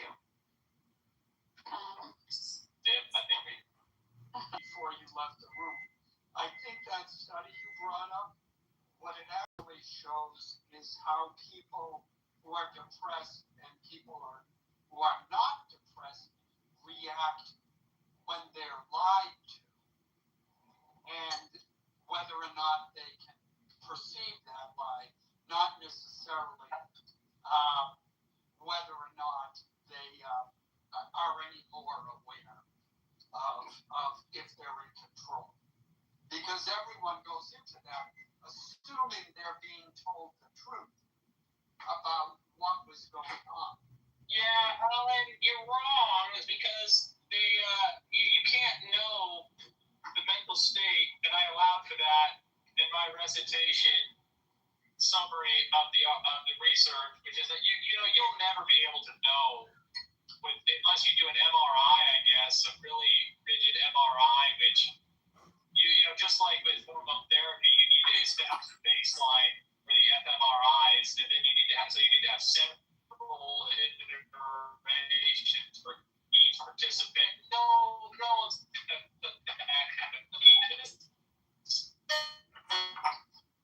Unfortunate, you're in the matrix. It's very unfortunate that we cannot hear you. Yeah, but see, that just shows Clubhouse agrees with me. That's why he's in the matrix. Is that a look at God moment? Yeah.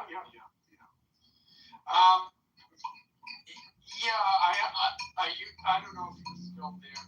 Yeah, I understand what he's saying, but if you're starting off a study with deception, then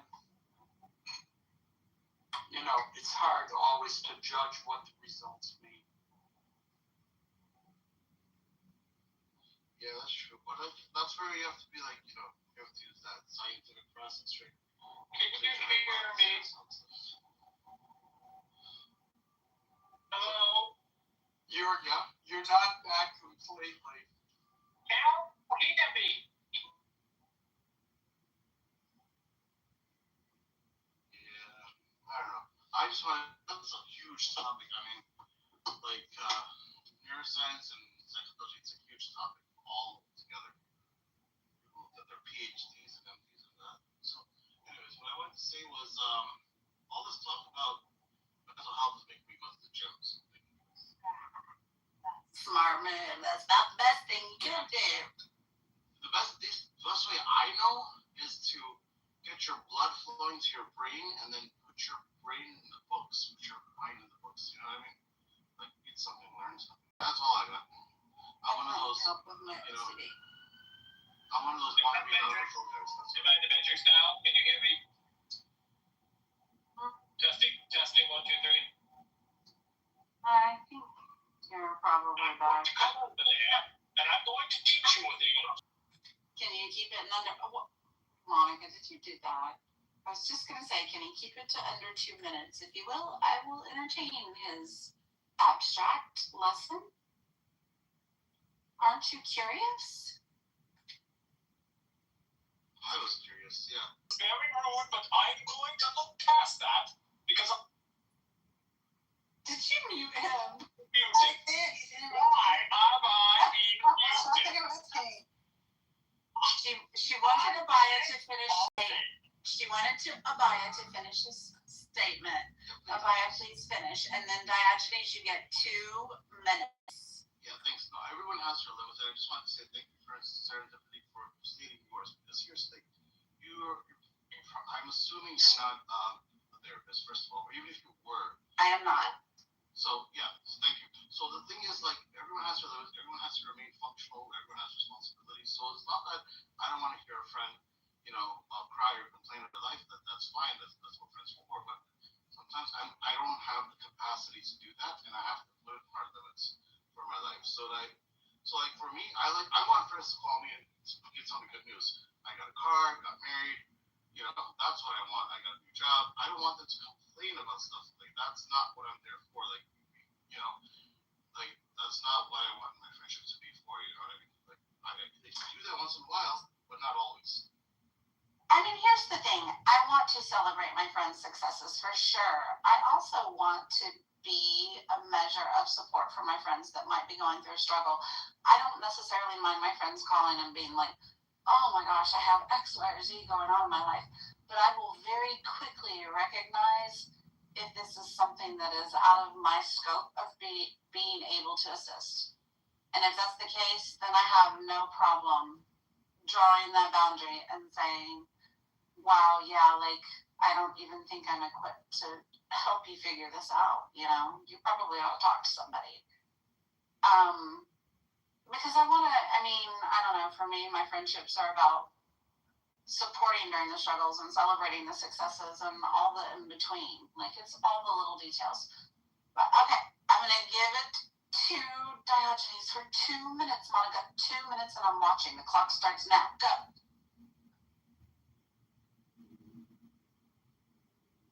Or not.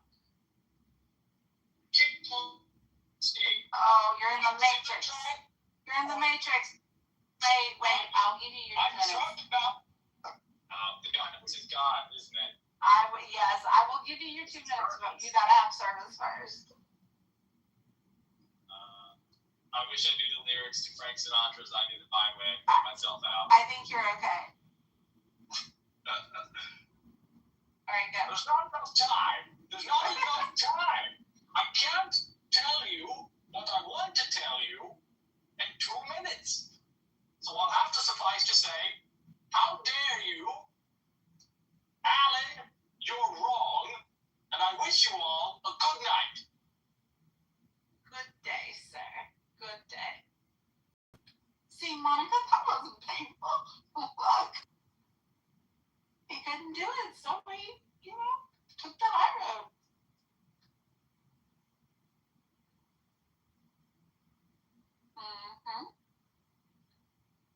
Next. Yeah. I think we've exhausted the avenue of mental health. No. I mean, here's the thing. There's a time and place for it. I think talk itself is a therapy for some people, not for everyone. If you're in that mood of talking out your problems, it's good. Not everybody is like that. Some people like to keep their mouths words. Like, for example, salesmen. Like, salesmen like to use their words for making a sale. And, their lives might be miserable outside of sales, but the point is, like, they use their tongue to make the sale, and they don't want to talk about other stuff. They might write their personal life on paper, but they don't want to use it for speaking. Even when it comes to English, there's like a certain way of, like, at least from an educational, like older standpoint, there's a certain way of talking, and then there's a certain way of writing. Like, if you get your GRE or, study for your GRE, those words are used specifically for management, where your LSAT, those words are used specifically for legal terms. So, like, there's a manner of speaking, a manner of talking. So, like, manner of talking and manner of, like, writing. You write in a formal way, you might talk in a written formal way. But, like, what I'm just trying to say, like, there actually is a way of talk therapy or, like, writing therapy. So, like, some people benefit from it. It's not for everyone. But some people are inclined to talk out of their problems. So, like, that's also, like, that's a form of therapy. And some people are more inclined to listening to music and just not thinking about it, and therefore they don't focus on their problems. By not focusing on their problems, they're able to heal. So, like, everyone has different ways of doing it. That's right. Hello, Marshall. How are you? I had a terrible headache today, but other than that, I'm fine. Oh, I'm sorry. Did you sleep last night? Briefly. That sucks. Anybody got any cure-alls for headaches? Ice cream. Oh my gosh, that sounds painful. Yeah, drink lots of water and sweat it out. That's me. But it depends. Like, for example, I had a friend who drank a lot of coffee, and then when she stopped drinking coffee, she had headaches for a year. Yeah. Hydration generally has a lot to do with headaches. Yeah, but you don't want to blow out your kidneys. So that's why I put, like, you want to work out a little bit. You want to get the blood flowing, because you want your whole entire organs to saturate with hydration.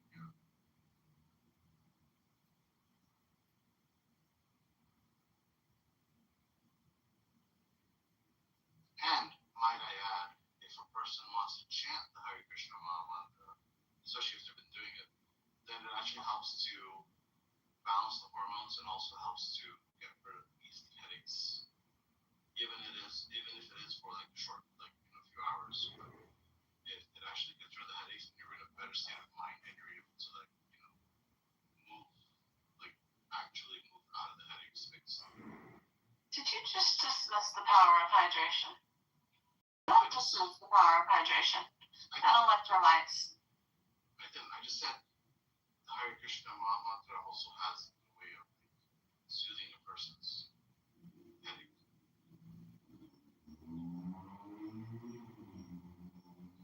Because I have personal experience, and plus people talk about it. Did you spend today arguing on Clubhouse, Marshall?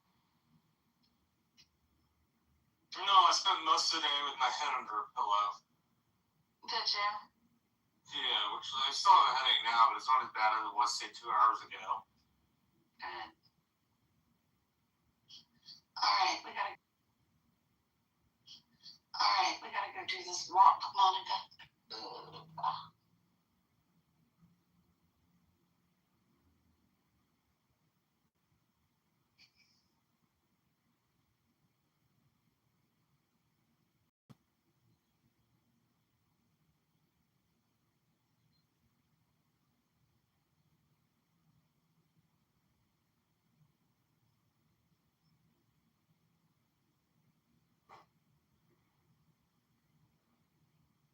Monica, are you there?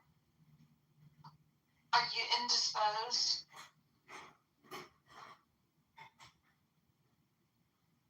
Alright, y'all, don't forget Friday night, the blue and red and white color comedy tour laughter.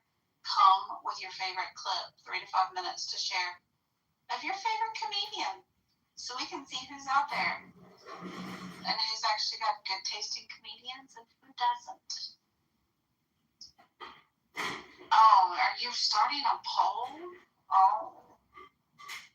Well, I'm gonna let you have this little poll, my dear.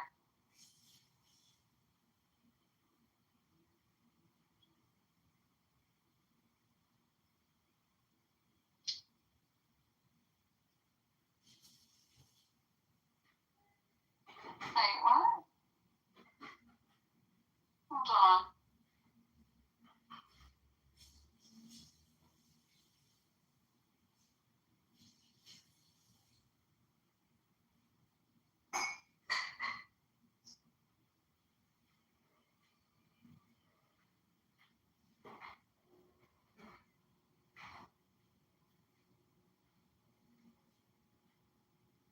Okay, good. Thank you, Monica. Alright, y'all have fun on those Clubhouse streets. I'm going for a walk. I got me a date. I'll talk to y'all later. Bye.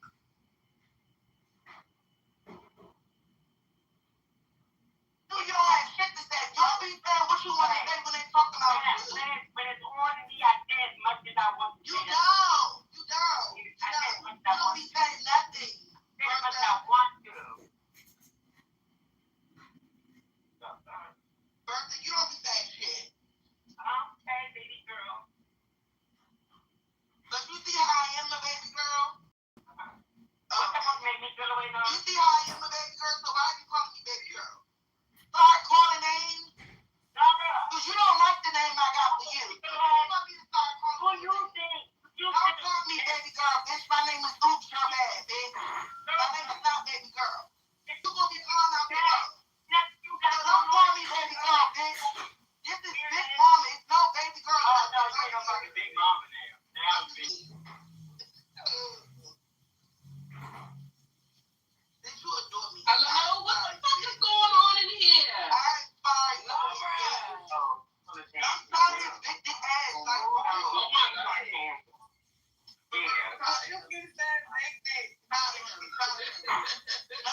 every time when it's on Aubrey and she gets so mean, I want to say it. She don't never have shit to say, but soon as it goes up, you don't be having shit to say next time. Shut up, bitch. You talk about me. Fuck shit about you. Bitch, you should have got down when you was mad at. And then said something about me, please, bitch. Don't be no motherfucking reporter, bitch. You don't give a fuck. That's what everybody was doing, bitch. Shut up. That's what you talking about, bitch. Big Lee, let me know when you ready. This in the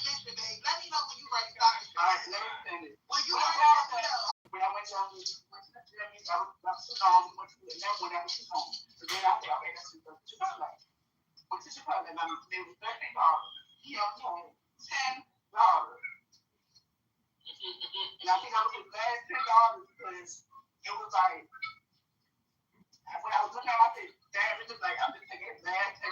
Like it's probably it for him. Because I'm like, how you the jacket's $16. How you come out the house for $10? How much you gonna pay for the gas?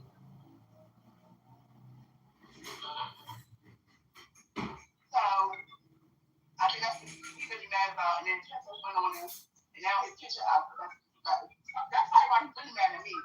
So he said he never did no more. Okay, so he's about to go to the hospital if he don't know all that way.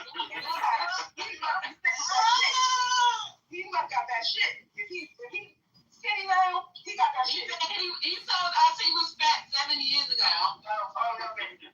That next point. That next point. Dr. True. So we don't think it's fine. Oh, I didn't pay for your Popeyes, bitch. Shut up. I didn't spoil the chicken. I didn't get to somebody else got fish from the other side. I didn't spoil the fish. I don't think so.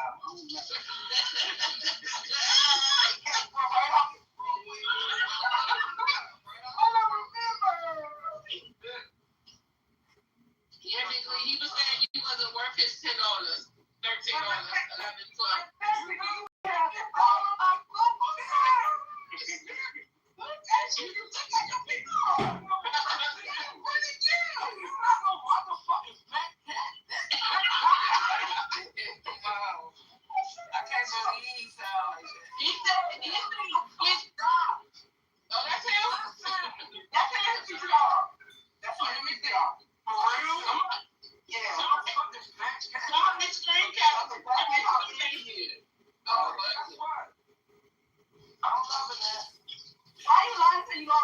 Are you sick?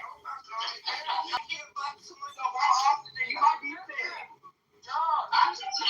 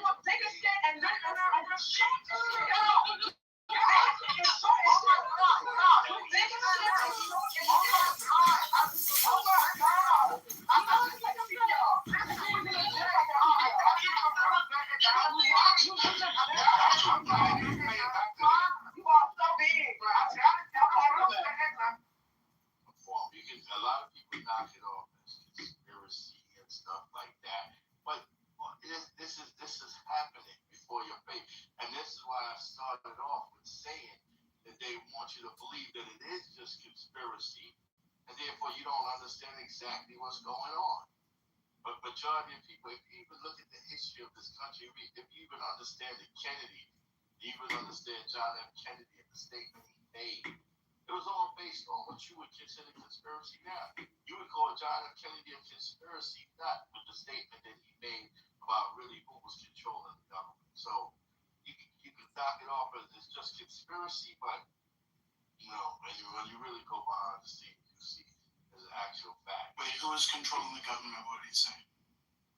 This isn't ISO content. He did a speech about secret organizations.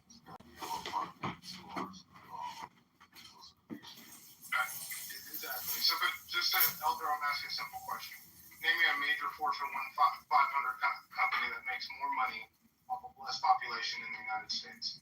I'll wait. That's not the point. It's not the point. Corporations is just run. They run by somebody else. They run by the family organization. They're run by the Rockefellers and the Rothschilds. That's who's running those. It's not the point of the corporation. Not we dealing with the corporation. I'm going over the corporation. plan that they have for America, which they always have. It's not about the corporations. So every major corporation, from Johnson and Johnson to your major automotive manufacturers to your fast food companies, restaurant industry, hotel industry, everybody makes more money when there's more pocket. Construction, insurance, just have more people, more scarcity, more money. So the idea that there's some, I don't know, conspiracy to have. Now, there are some people in elite, I think Bill Gates has talked about this, there are some people in elite positions who have talked about population from a world perspective as a problem and something that needed to be fixed. That is true. There are some smart people who have talked about that. But corporations in general want world population not less.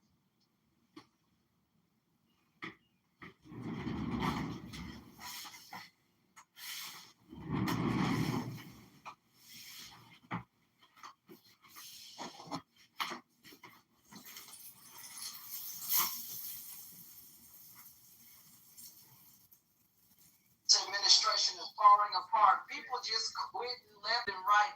If there are no Republicans in here, man, I bet you there are a lot of people saying they told you so. People don't really want to work for Donald Trump and those kinds of things. I wonder why. He don't have a plan. He don't have a plan for them, and he don't have a plan for the United States. We're in trouble. Oh my. That's the thing. If people think that the United States government, but there's different family members that's controlling, have been controlling America from day one, right? And that's bigger than the corporations. It's not. This argument will never go nowhere.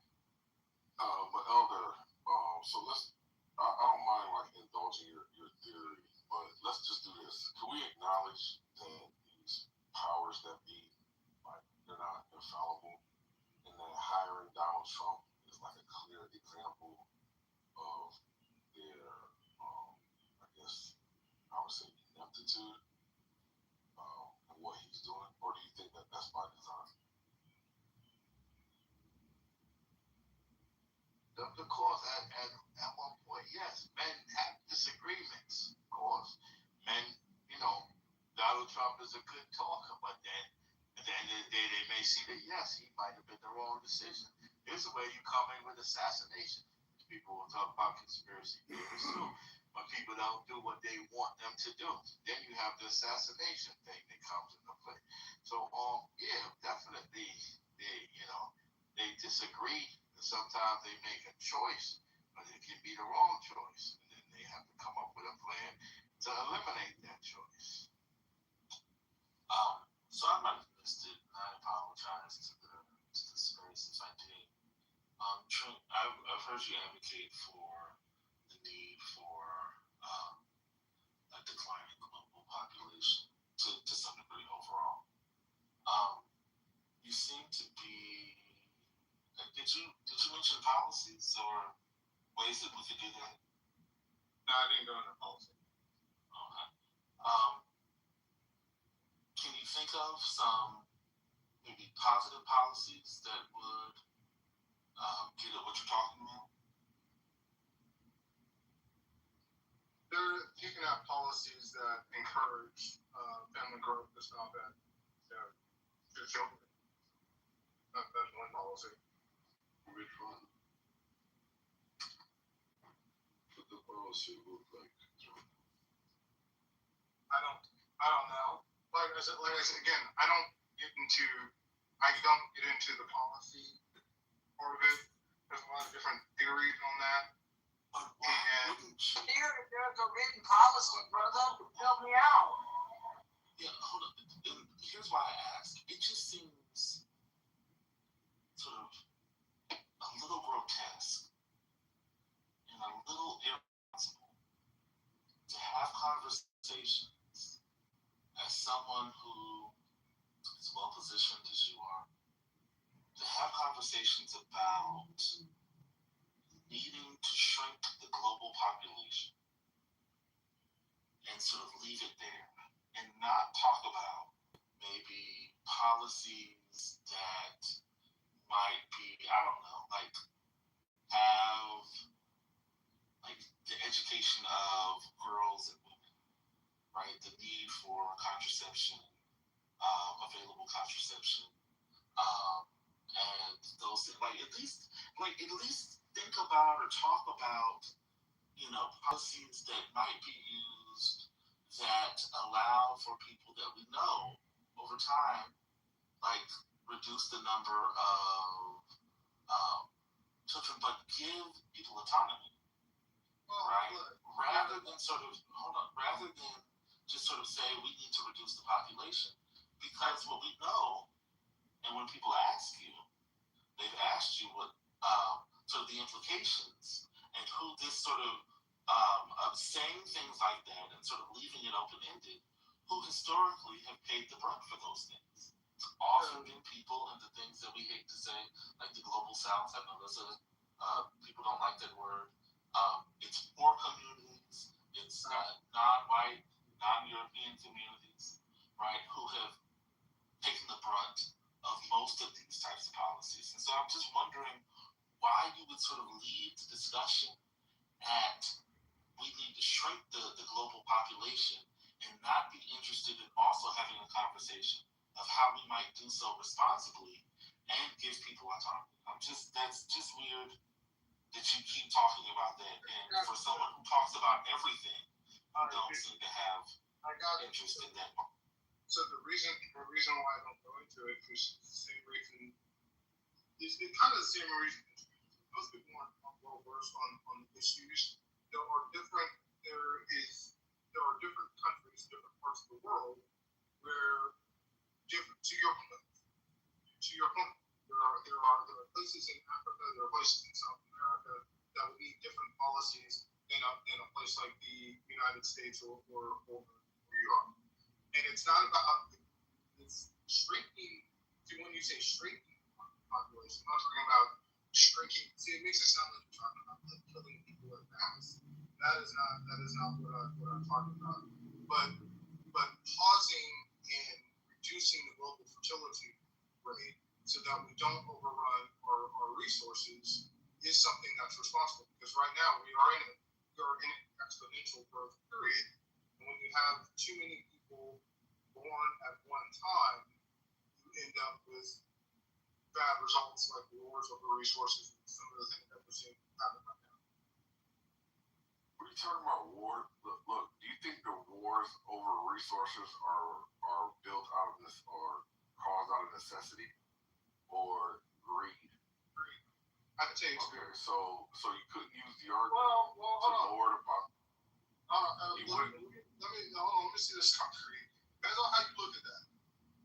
On one hand, I call it greed, but if gas was $10 a gallon, a lot of us would call it a necessity to get it down. You know what I mean? So it depends on how you look at it. So now you're just trying to straddle the fence and have it both ways. And I take it that you're operating in bad faith because you understand that if you were to squander your resources and then get into to the point of destitute, such that you are now stealing, then that's still not a resource issue.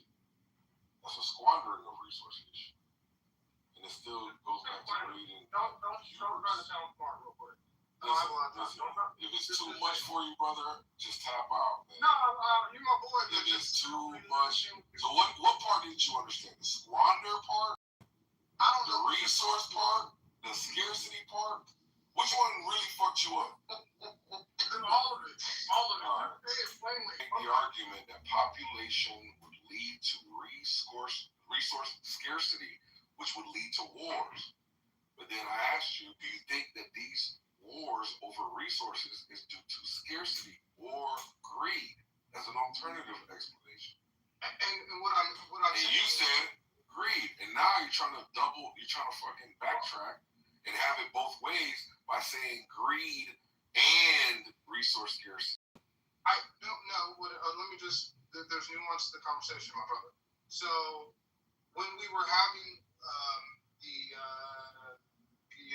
1973 oil embargo, right, and you could only fill up your car every other day period. Yeah, do you think that was due to scarcity? That was due. Well, it was due to scarcity at the. That was a retaliation to events that were happening between, I think it was Israel, Egypt, in America, right? So it had nothing to do with scarcity. Okay, so here I'm gonna probably agree. So why are you bullshitting, bro? Just like let it go. Hold on. Look, the 1991 war in Iraq against Kuwait was probably a war of greed in a sense. Now we were protecting the Kuwaitis, but we're helping our oil interests there. The 2000 war in Iraq, for me, was absolutely a war of greed because we already had plenty of. All right, so we agree that it wasn't about scarcity. Hold on. And now today, what we're seeing with both Venezuela and Iran, to me, is complete and total greed. We already have vast oil resources. Yeah, all right. So you do agree. So why were you trying to make the argument that we're concerned about population explosion, which would lead to resource scarcity? Why are you trying to make that argument? There is a nuance to that, in which there were some that would argue if we didn't have this access, then, like I said, oil or gas prices being at $8 to $10 a gallon, some of us would call that it's because of scarcity. And it just depends on how you look at it, on which side. So now you're just appealing to like some other person's attitude towards it, like who might be like less informed, right? Come on, Trey, you don't gotta bullshit, bro. I'm talking about drill baby drill. I'm talking about you, brother. Not the unwashed masses. You right here. All right, so you got it. So you can feel all is happening. Your breathing is happening. Your thinking is happening. Your feeling is happening. Your hearing, your seeing. The clouds are happening across the sky. The sky is happening blue. The sun is happening shining. There it is. All is happening. And may I introduce you? This is yourself. This begins to be a vision of who you really are. And that's the way you function. You function by happening, that is to say, by spontaneous occurrence. And this is not a state of affairs you should realize. I cannot possibly preach it to you, because the minute you start thinking, I should understand that, this is the stupid notion again of I should bring it about, when there is no you to bring it about. See, that's why I'm not preaching. You can only preach to egos. All I can do is to talk about what is. It amuses me to talk about what is because it's wonderful. I love it, and therefore I like to talk. If I get paid for it, then I make my living. And sensible people get paid for doing what they enjoy doing. So this is not unworthy. See, this is the whole approach is not to convert you, not to make you over, not to improve you. So long as you think I'm I. So long as that hallucination blocks it. And the hallucination disappears only in the realization of its own futility.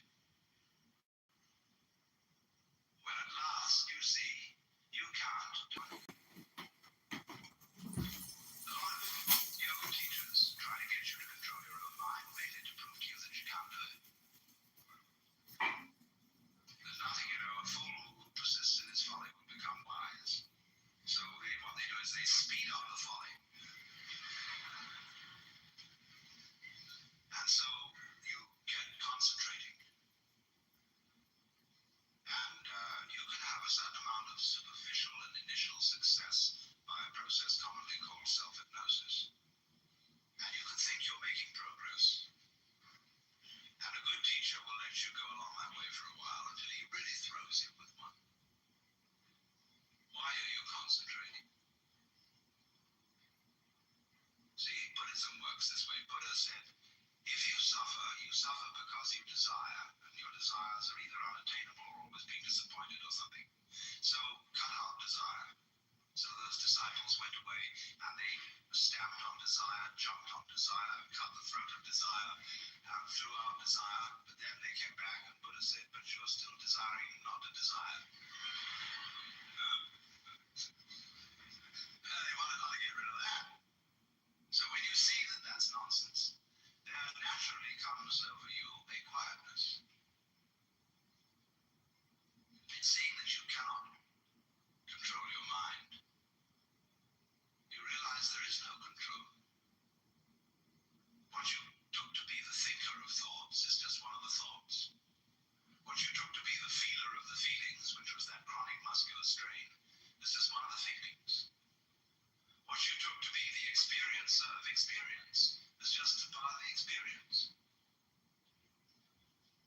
So there isn't any thinker of thoughts, feeler of feelings. We get into that bind because we have a grammatical rule that verbs have to have subjects.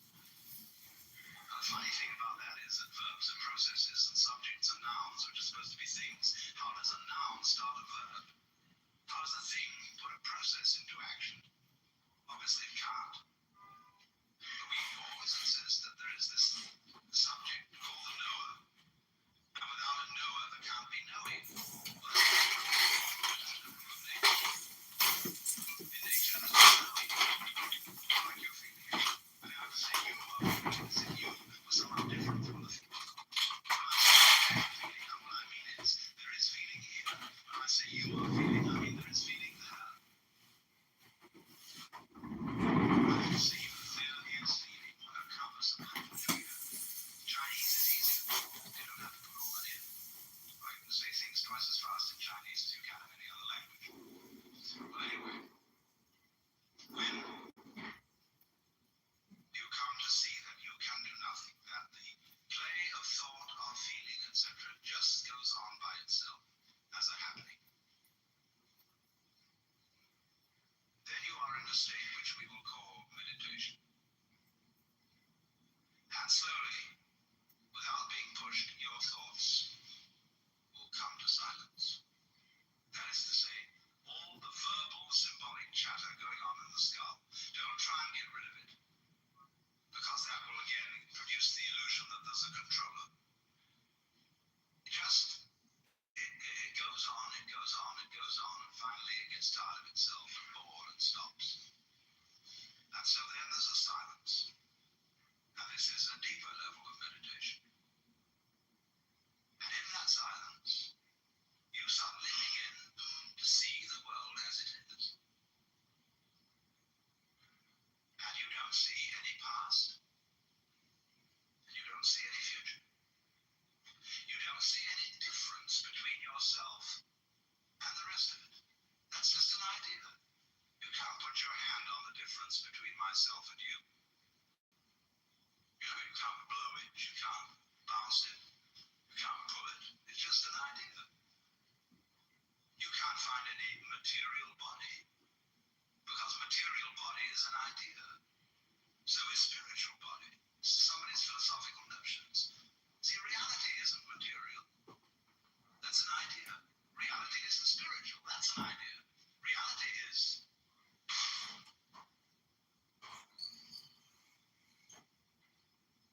So, we find, if I've got to put it back into words, that we live in an eternal now.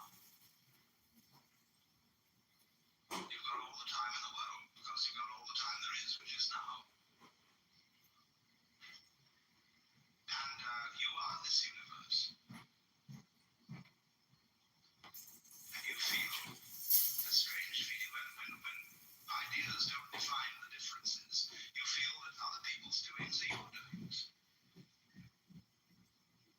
And that makes it very difficult to blame other people. If you're not sophisticated theologically, you may of course run screaming in the streets and say that you're God. In a way, that's what happened to Jesus, because he wasn't sophisticated theologically. He only had Old Testament biblical theology behind him. If he'd had Hindu theology, he could have put it more subtly. But it was only that rather primitive theology of the Old Testament. And that was a conception of God as a monarchical boss. Now, you can't go around and say, I'm the boss's son.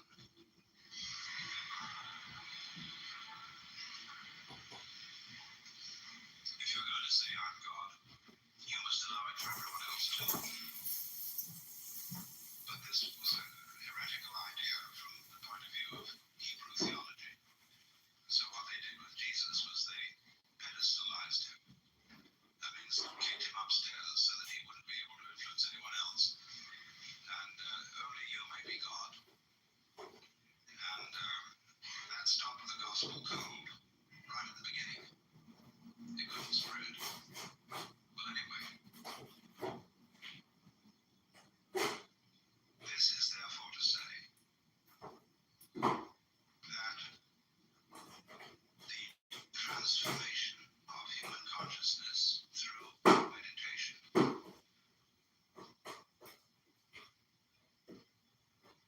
is frustrated. So long as we think of it in terms of something that I myself can bring about by some kind of way, by some sort of gimmick.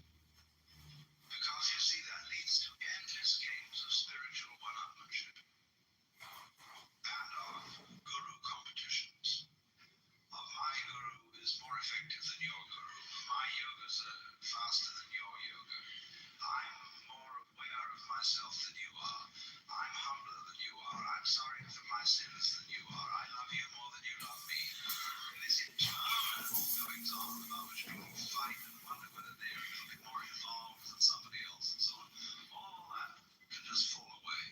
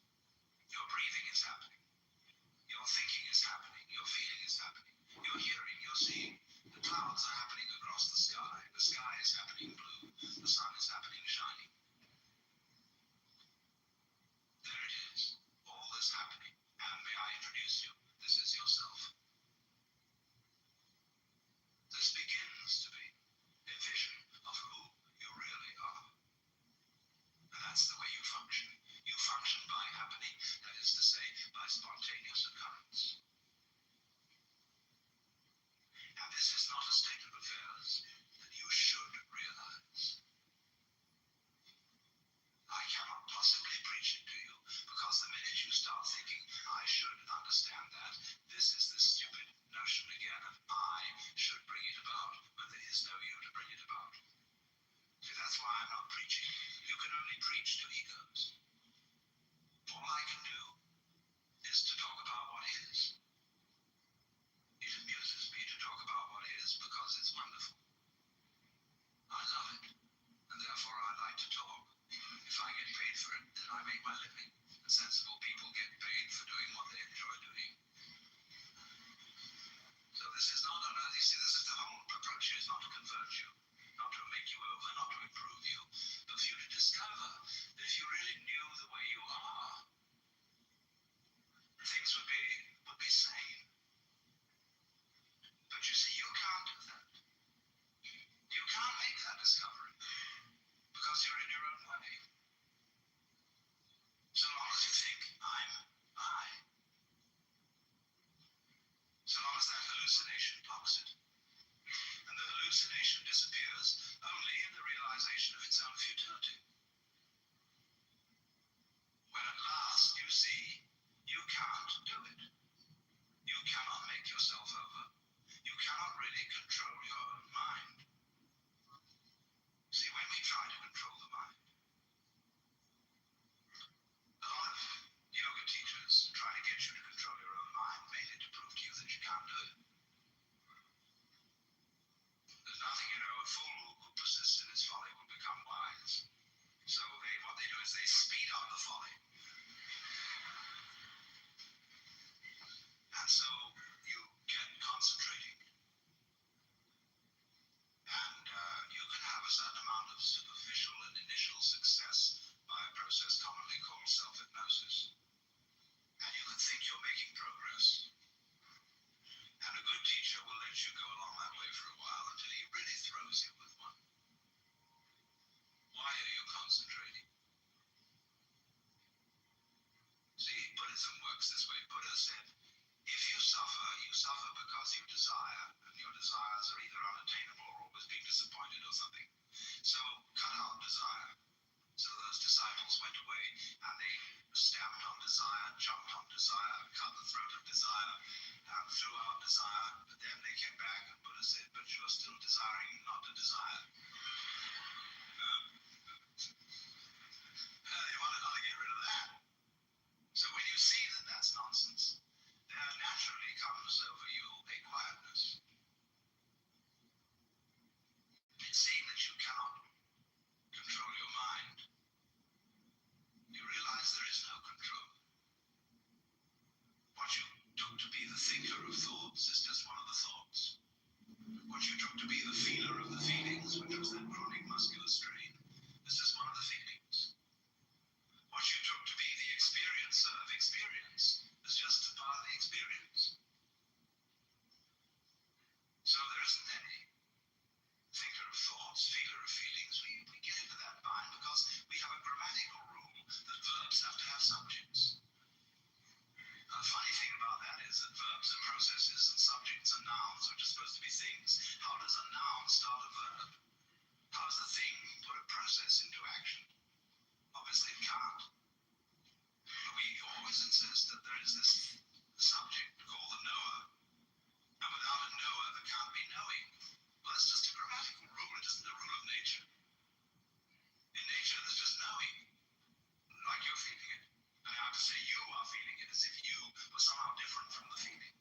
When I say I am feeling, what I mean is there is feeling here. When I say you are feeling, I mean there is feeling there. I have to say even there is feeling. What a compass of language we have. Chinese is easier. You don't have to put all that in. I can say things twice as fast in Chinese as you can in any other language. But anyway, when you come to see that you can do nothing, that the play of thought, of feeling, etc. just goes on by itself as a happening, then you are in a state which we will call meditation. And slowly, without being pushed, your thoughts will come to silence. That is to say, all the verbal, symbolic chatter going on in the skull, don't try and get rid of it, because that will again produce the illusion that there's a controller. It goes on, and finally it gets tired of itself and bored and stops. silence. And this is a deeper level of meditation. And in that silence, you suddenly begin to see the world as it is. And you don't see any past. And you don't see any future. You don't see any difference between yourself and the rest of it. That's just an idea. You can't put your hand on the difference between myself and you. You know, you can't blow it, you can't bounce it, you can't pull it. It's just an idea. You can't find any material body, because material body is an idea. So is spiritual body. Somebody's philosophical notions. See, reality isn't material. That's an idea. Reality isn't spiritual. That's an idea. Reality is.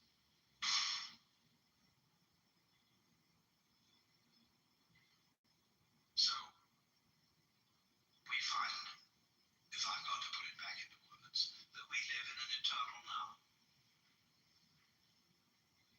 You've got all the time in the world, because you've got all the time there is, which is now. And you are this universe. And you feel the strange feeling when ideas don't define the differences. You feel that other people's doings are your doings. And that makes it very difficult to blame other people. If you're not sophisticated theologically, you may of course run screaming in the streets and say that you're God. In a way, that's what happened to Jesus, because he wasn't sophisticated theologically. He only had Old Testament biblical theology behind him. If he'd had Hindu theology, he could have put it more subtly. But it was only that rather primitive theology of the Old Testament. And that was a conception of God as a monarchical boss. And you can't go around and say, I'm the boss's son.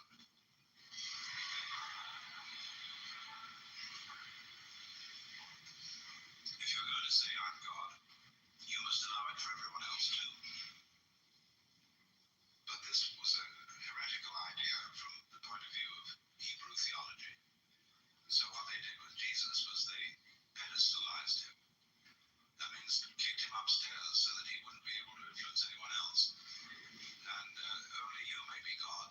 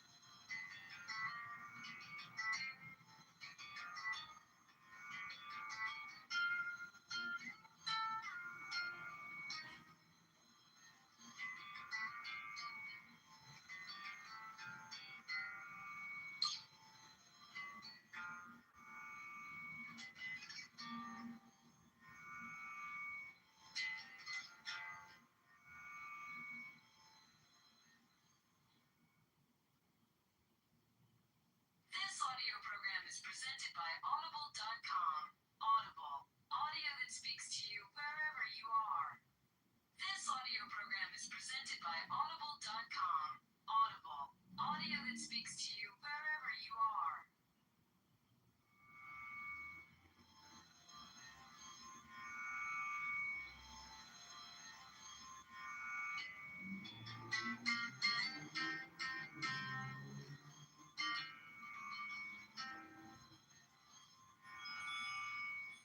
Sounds True presents Your It on Hiding, Seeking, and Being Found, an anthology of selected archival recordings by stand-up philosopher Alan Watts.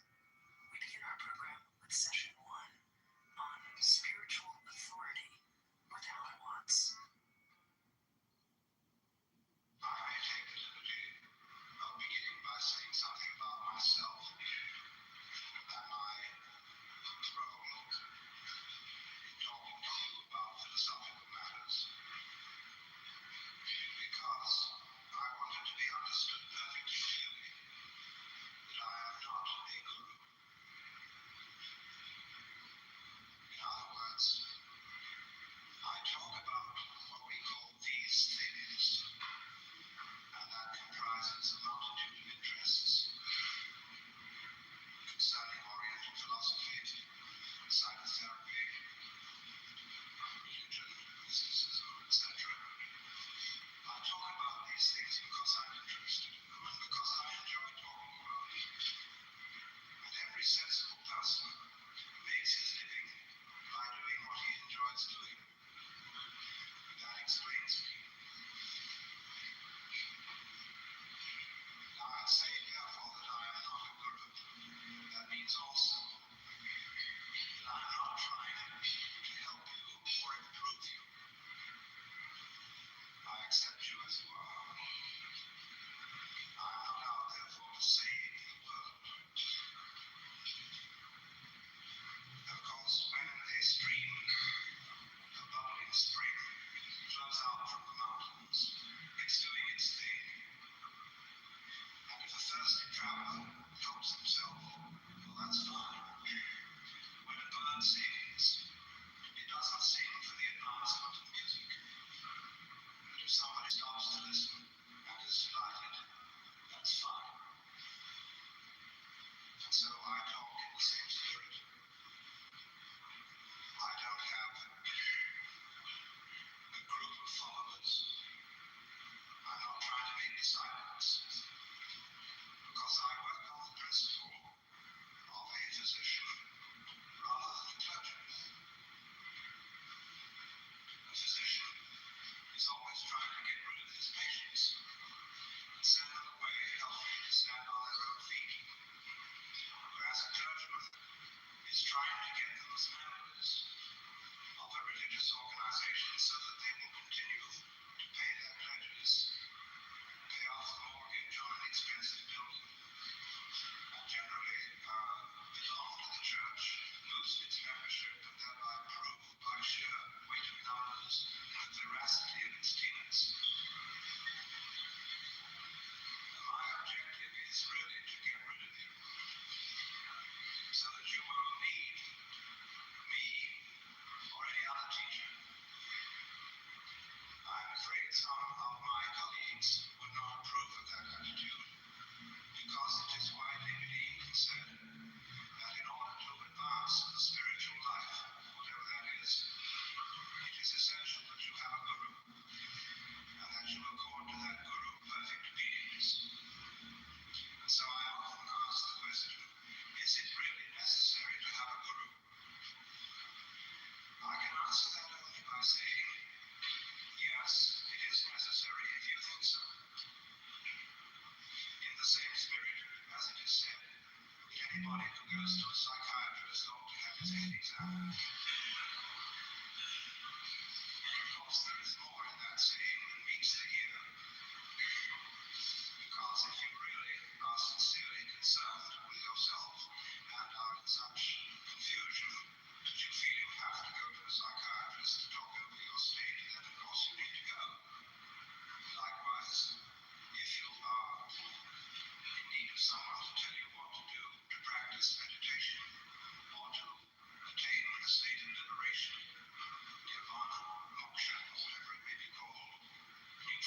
necessity very strongly, then you must do it.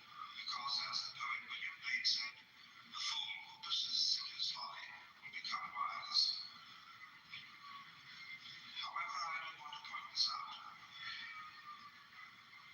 What is the source of a guru's authority? He can tell you that he can speak from experience, that he has experienced states of consciousness which have made him profoundly blissful, or understanding, or compassionate, or whatever it may be. And you have his word for it. And you have the word of other people who likewise agree with him. But each one of them, you in turn, agree with him out of your own opinion and by your own judgment. And so it is you that are the source of the teacher's authority. That is true, whether he speaks as an individual or whether he speaks as the representative of a tradition or a church. You may say that you take the Bible as your authority, or the Roman Catholic Church. Now, the Roman Catholic following very often says that the individual mystical experience is not to be trusted because it's not intended to be interpreted in a physical and purely personal way. And then it has to be guarded against excesses by the substantial and objective traditions of the Church. But those traditions are held to be substantial and objective only because those who follow believe it to be so. They say so. And if you follow it, you say so. So the question comes back to you. Why do you believe? Why do you form this opinion? Upon what basis does all this rest? Well, of course, almost everybody is looking for help. Yes, when I was younger, so much younger than today, I never needed anybody's help in any way. But there is this feeling of a sudden helplessness, of being alone and somewhat confused, in an unpredictable, wayward, external world of happenings. And this world of happenings includes an enormous amount of suffering, tragedy.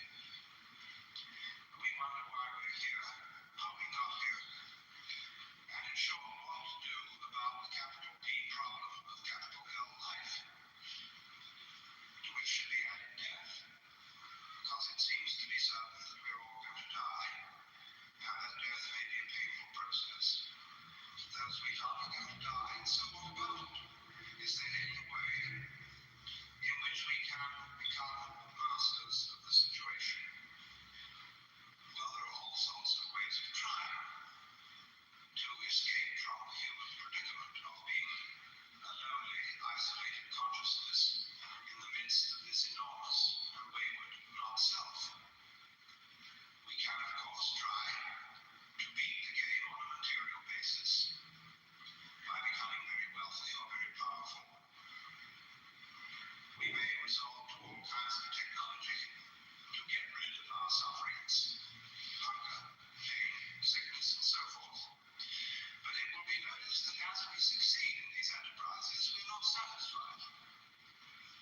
In other words, if you feel at this moment that an increase in income would solve your problems, and you've got an increase in income, this would give you a pleasant feeling for a few weeks. But then, as you well know, if that's ever happened to you, the feeling wears off, and you may start worrying about paying your debts, and start worrying about whether you will get sick. There is always something to worry about. If you're very rich indeed, you've still got the anxiety about sickness and death, and also anxieties about revolution, about whether the Internal Revenue Service will take it all away from you, or catch you for cheating on your taxes, or put you in prison for no good reason. Now, there is always this worry. And so you realize that the problem of life does not really consist in your external circumstances, because you worry whatever they are.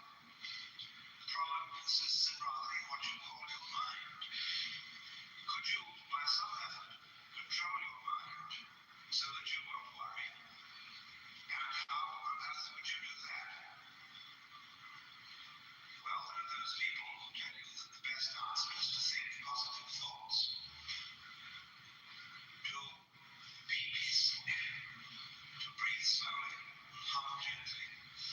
Get yourself into a peaceful state of mind by repeating affirmations, such as all is light, all is God, all is good, or whatever it may be. But unfortunately, that doesn't always work because you have a nagging suspicion in the back of your mind that you're simply hypnotizing yourself, hallucinating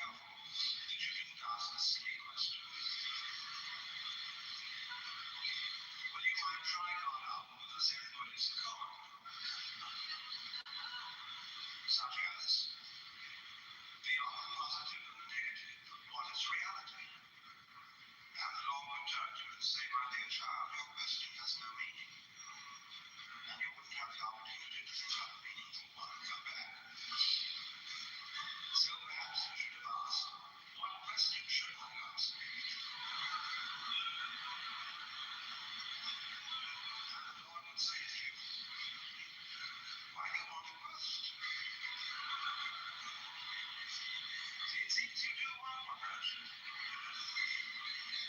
Because you feel that something is wrong if you don't have a goal. Well, you've got one. That is the insoluble problem of trying to win without losing. Now, as long as you can keep that problem, you'll be busy. Only, however, until you see that it can't be solved. But there are all sorts of ways of presenting that problem in such a way that you cannot see that it's meaningless. And the better gurus are very clever at bringing these ways out. You may see, for example, if you are invited to practice intense concentration,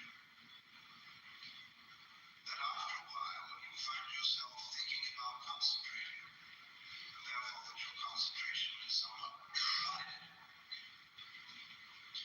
Or he may ask you, why are you concentrating? What is your motivation for this activity? And you find out that it's your element of irreducible rationality. So, however, the teacher, once he's seen you master that lesson, has something still more ingenious.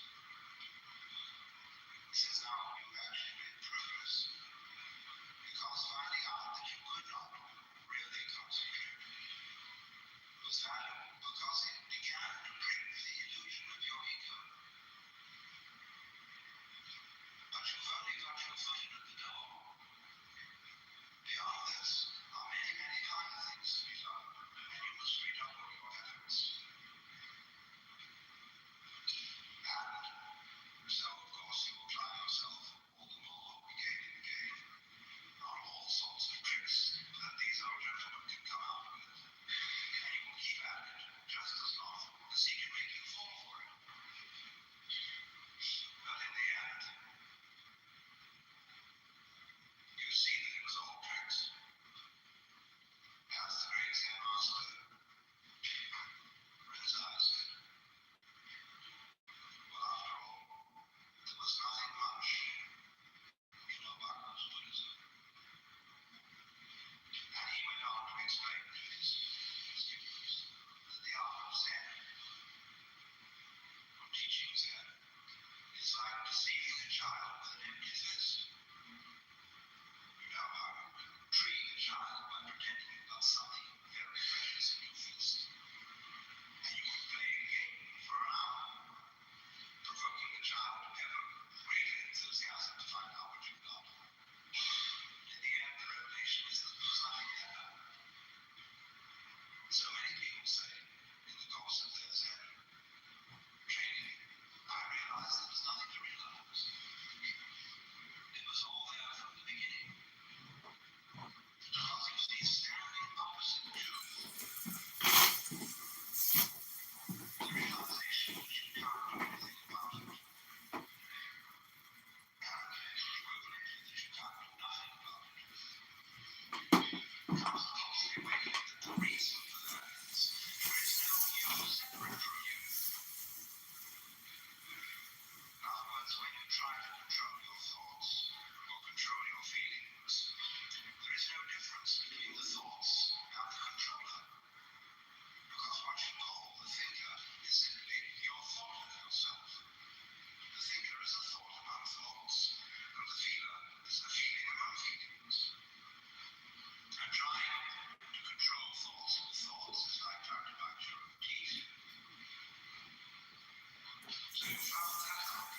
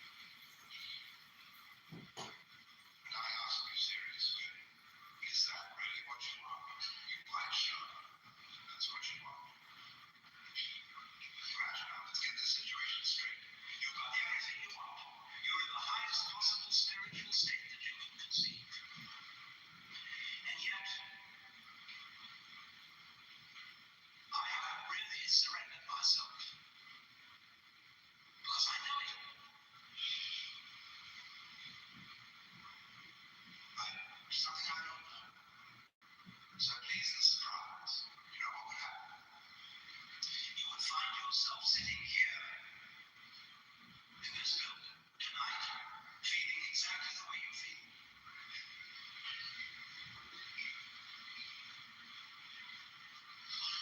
There's your answer. Because after all, don't you have it all?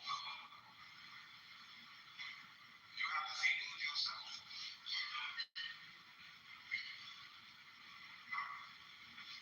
But the feeling of self depends on their being at the same time. They contrast. The feeling of other. The self has a certain sensation of being in control of life to some extent. Through voluntary action, the will seems to have a certain freedom. And yet, on the other hand, there are limits to that. It seems in the end, life sweeps us away and we are overwhelmed by the involuntary. And yet, the voluntary keeps popping up. New voluntaries come into the world with every baby. So you see, you couldn't have the experience you call being a voluntarily active self without the contrast of the involuntary happening. Now, do you want to be without the involuntary happening? You want to get rid of that? Right. If you get rid of it, you won't have the experience of the voluntary self. Or would you like to turn it the other way around? Would you like to have the experience of no voluntary self? And on the other hand, everything just happens. Well, then you say, well, I'm not sure about that. Because then, I don't feel at first that I was floating. See, that I have no further responsibilities. I was walking on air. Now, we do get that feeling sometimes. If you take the ideas of determinism and fatalism to their final conclusion, you do have that sense of freedom from all responsibility. Freedom from worry and care. And you float along for a while, and where's it off? You don't somehow seem to be able to follow out that philosophy consistently.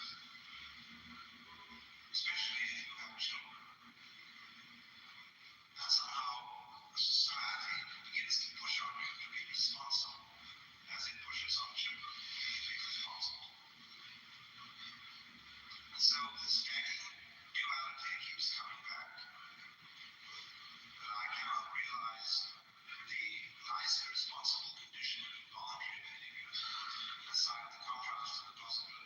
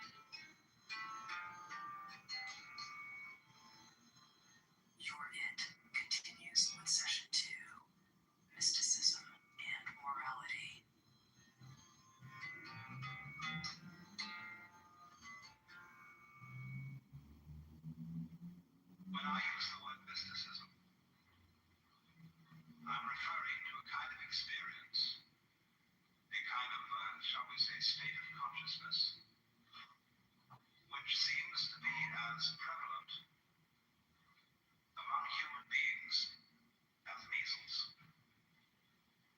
It's something that simply happens, and we don't know why it happens.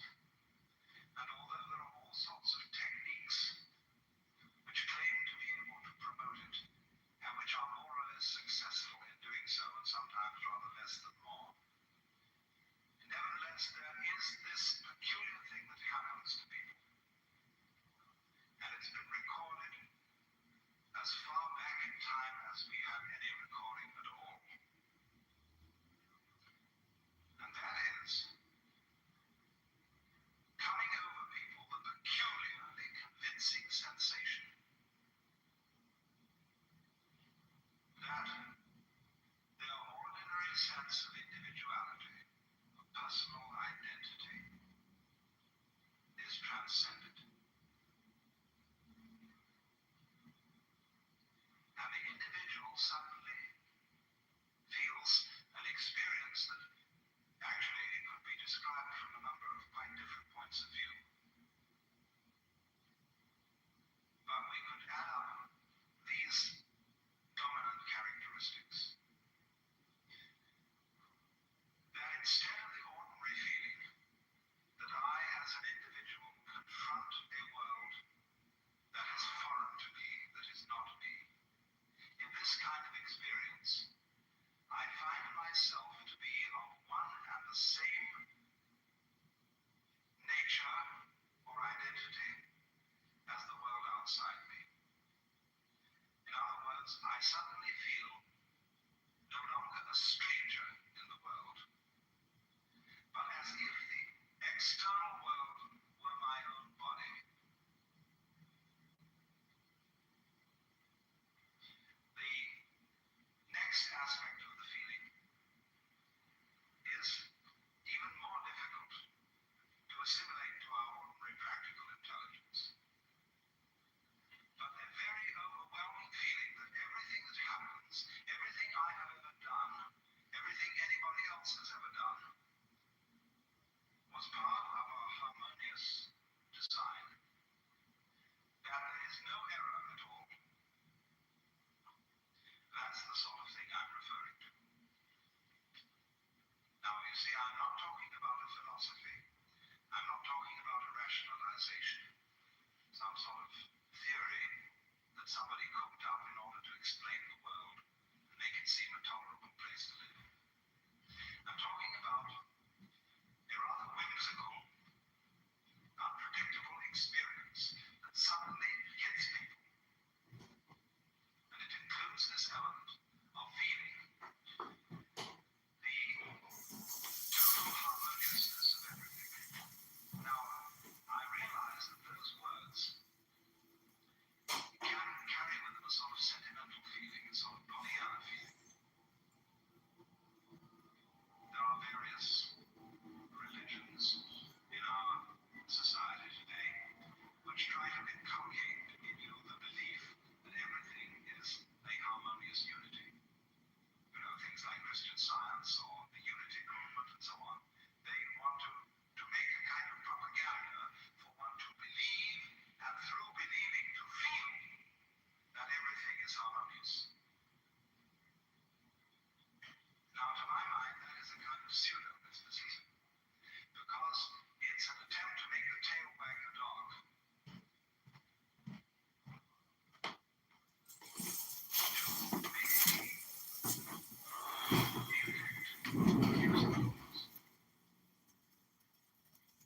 Because this sensation of things being harmonious is somehow never brought about by insisting to yourself that that is so. Because when you do that, when you would say to yourself, all things are like, all things are of God, all things are beautiful, etc. Actually, by doing that, you're implying that they're not. One of the things that I followed in terms of like this day in history, one of the black men in the South was castrated to threaten the civil rights workers. I mean, we look up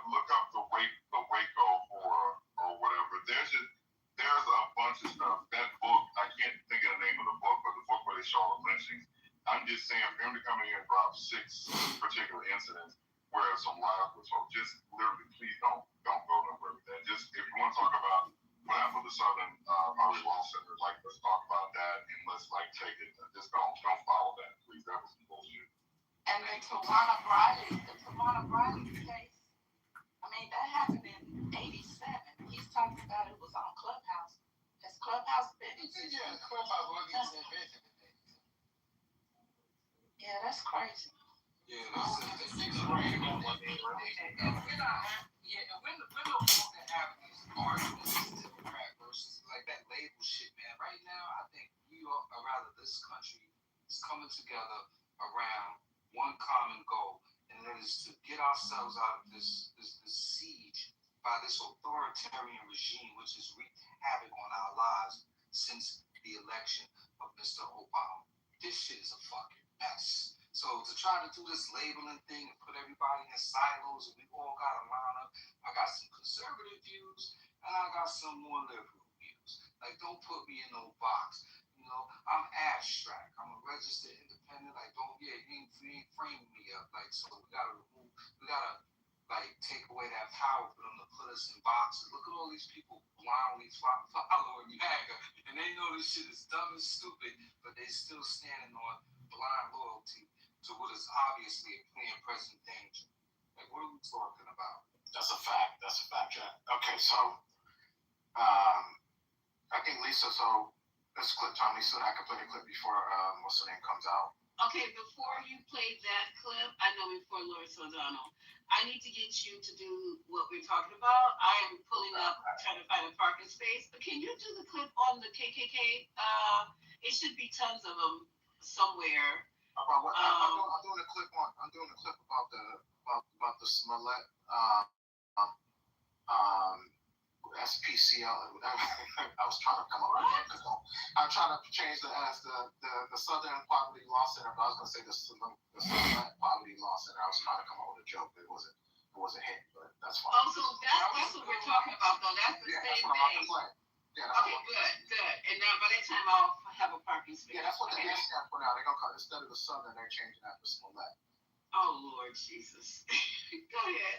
I'm gonna go get it. Here we go, yo. Oh, before he starts, you guys ping 5 of your friends in, please. I know look, if 89 of you guys were in my hold on. If 89 of you guys were in my room last night at 3:00 in the morning, it could be 89 in here right now. So go right ahead and ping your friends in. Don't wait until 12 midnight for you guys to come strolling in here and think we're going to entertain you till 3:00 in the morning. All right, thanks. Don't have none. Bye. How'd it go? News alert, we just got played. For years, we were told white supremacy is the greatest threat to America. Turns out the ones calling the shots were full of it and just got indicted. The Southern Poverty Law Center is a tax-exempt nonprofit, a charity, that spent decades tracking down hate groups and suing them to the ground. They put out these hate lists. The media uses the lists to call people racist. Banks use the lists to decide who gets accounts and who doesn't. Tech companies use them to kick people off their platforms. Turns out they're the Jussie Smollett of nonprofits. They claim to dismantle hate, but they just got indicted for funding it. A grand jury returned an 11-count indictment charging the Southern Poverty Law Center with 6 counts of wire fraud, 4 counts of bank fraud, and 1 count of conspiracy to commit money laundering. The Southern Poverty Law Center is a 501c3. Okay, they're required to, under the laws associated with a nonprofit, to have certain transparency and honesty in what they're telling donors they're going to spend money on, and no fundraising efforts that the investigation found did they say, oh, and by the way, we're going to give $1 million to the Ku Klux Klan. So that's fraud. So that's wire fraud. So the DOJ says they were paying people who were already racist to keep being racist and rally other racists.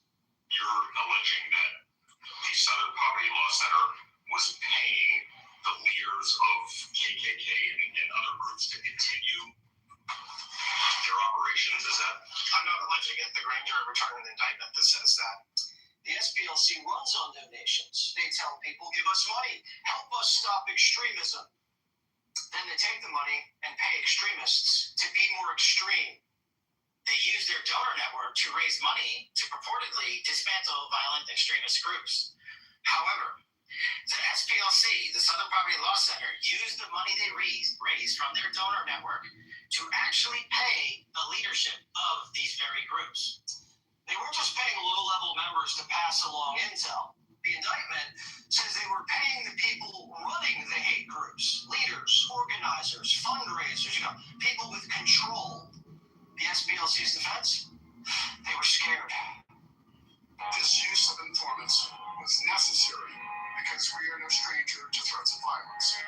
In 1983, our offices were firebombed, and in the years since, there have been countless credible threats against our staff. For decades, we engaged in unprecedented litigation to dismantle the Klan and other hate groups. In light of that work, we sought to protect the safety of our staff and the public. Bull. We get threats at Fox all the time. We don't turn around and pay the people making them. The SPLC wasn't paying people outside to get inside either. They were paying people already on the inside and in charge. The SPLC funneled money to the imperial wizard of the Ku Klux Klan. Aryan Nation leaders. They've been wiring money to neo-Nazis for a decade. Take Charlottesville. There were some white supremacists that got together to unite the right. The SPLC paid a guy who helped plan it. He wrote all these racist things, got everybody all hopped up, even arranged buses to take people to the rally. The SPLC paid that guy hundreds of thousands of dollars. Another neo-Nazi got $1 million. The Southern Poverty Law Center was even paying racist fundraisers to raise money to spread racism.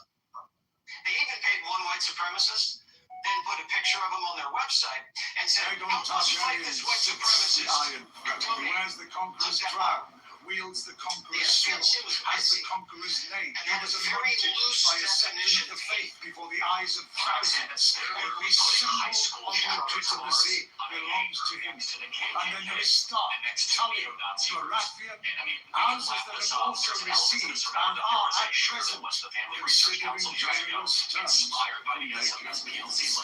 Tully, and Baratheon all spoke to me. Basically surrender and When King Viserys aimed to push back, Stale words They can't debate us on our days. They cannot have dialogue. They cannot succession change change the merits of father, son, son. They are right. We're right. We might be wrong. Is that they must spiritually age. you are number one, You are racist. You are a traitor. And they're finally realizing the power of Tranquil USA, which is why they put us on the list. You're crap. After Charlie. Wow. I'll stop it. That was Clean Allison did not forget the love he once had for his brother. No blood need be spilled for the realm should carry on in peace. Clean Allison gave me ways from an unsought clever answer now. Southern Poverty now is with the cold. Let's end his mother's father.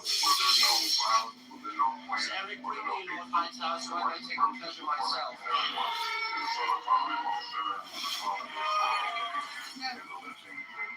Aegon Targaryens. I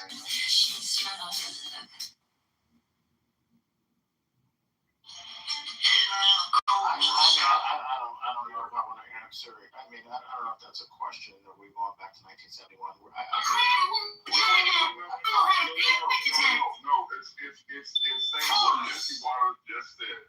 So, and what you're playing, like, so that's it. So all the stuff that's happening. So the Charlottesville bus, the guy that planned the buses for the Charlottesville, and they're falling under the ground. Well, the I appreciate the things you said. You're saying what? So now the Southern Policy Law Center is responsible for all the hate and all white supremacists. Is that what we're going? I'm trying to figure out where you're going. They were acting as if they were an FBI. Let me be clear. Nobody summons me. You cannot furnish your trailer with quote a big news game. It's in my life. From 1984. I think I would have put that one. You're welcome to dig it up somewhere. Or dig it back from Fort Army. for harmony. They won't stand Edgar. They were hard to hire and making his daughter the final V1 before me. 3 moves.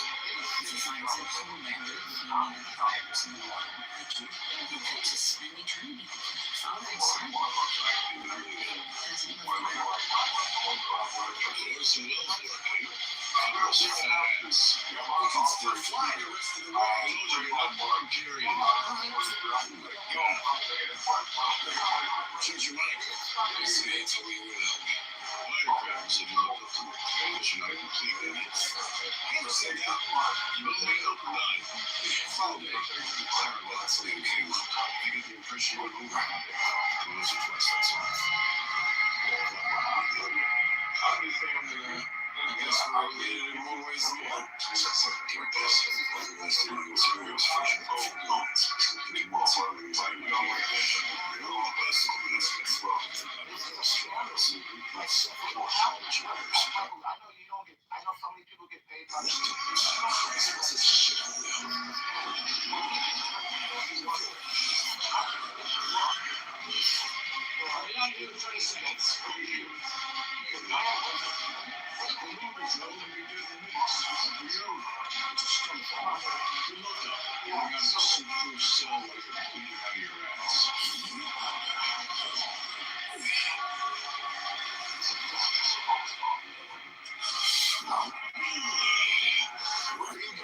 I'm gonna go destroy any B1 that I find. You triple crown top jockey. I'm getting home.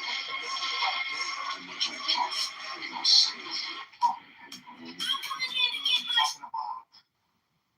something in his brain and just saying stuff, basically, which is, was it not true? They say, hold on, let's.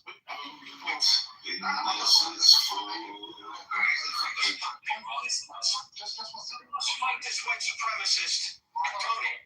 Click that button. They even arranged buses to take people to the rally. The SPLC paid that guy. So they paid the guy $1 million for Charlottesville to worry. I just want to get to the point is this is factual or just an allegation by Fox News who happened to pay $1 billion a few years ago for misinformation? I just want to get that distinction. You talking about the 2020 election? Yeah. So I just, if an outlet news that provide misinformation to the public all the time, I just want to say, this is an allegation. But look, do you serious? I guess the question for you: do you believe that they paid the Grand Wizard money? Do you think that's fake news? No. You know what? It's not about the news. If you tell me this is what actually happened, and you have proof, and you have an indictment, and you have something, maybe, but just they're getting in trouble for wire fraud. So they're clearly that's the grand jury. We heard Todd Blanche early on and inside the clip talk about who, and you heard the FBI director. That FBI director was just on Hannity just maybe within the last 20 minutes. Oh, Tam? Yeah. So and then Todd Blanche was on Laura Ingraham the day before, and he did a whole press conference regarding this. So what I would say, go back and listen to the press conference. They were paying the top leaders, not people like, this wasn't Project Veritas who were bringing people from the inside like the Laura Lumas, and they were doing honeypot setups. These are people, they were paying actual people to be more like that. Omar, hold on for a second, Dr. Mitchell. I see you trying to get in. Omar, if it's true, if all allegations are true, again, are they responsible for white supremacy and white hate and white violence against like brown people? You're saying, are you putting it all on the Southern Policy Law Center? No, but participating, Michael, right? If they're doing it. Yeah, you got part. That's like what's going on here? Like, come on, fellas, come on. We can just. Why are they the only ones reporting it? Has anybody heard this on any other station? You know what? Except Fox. Hold on. Will can't talk about that.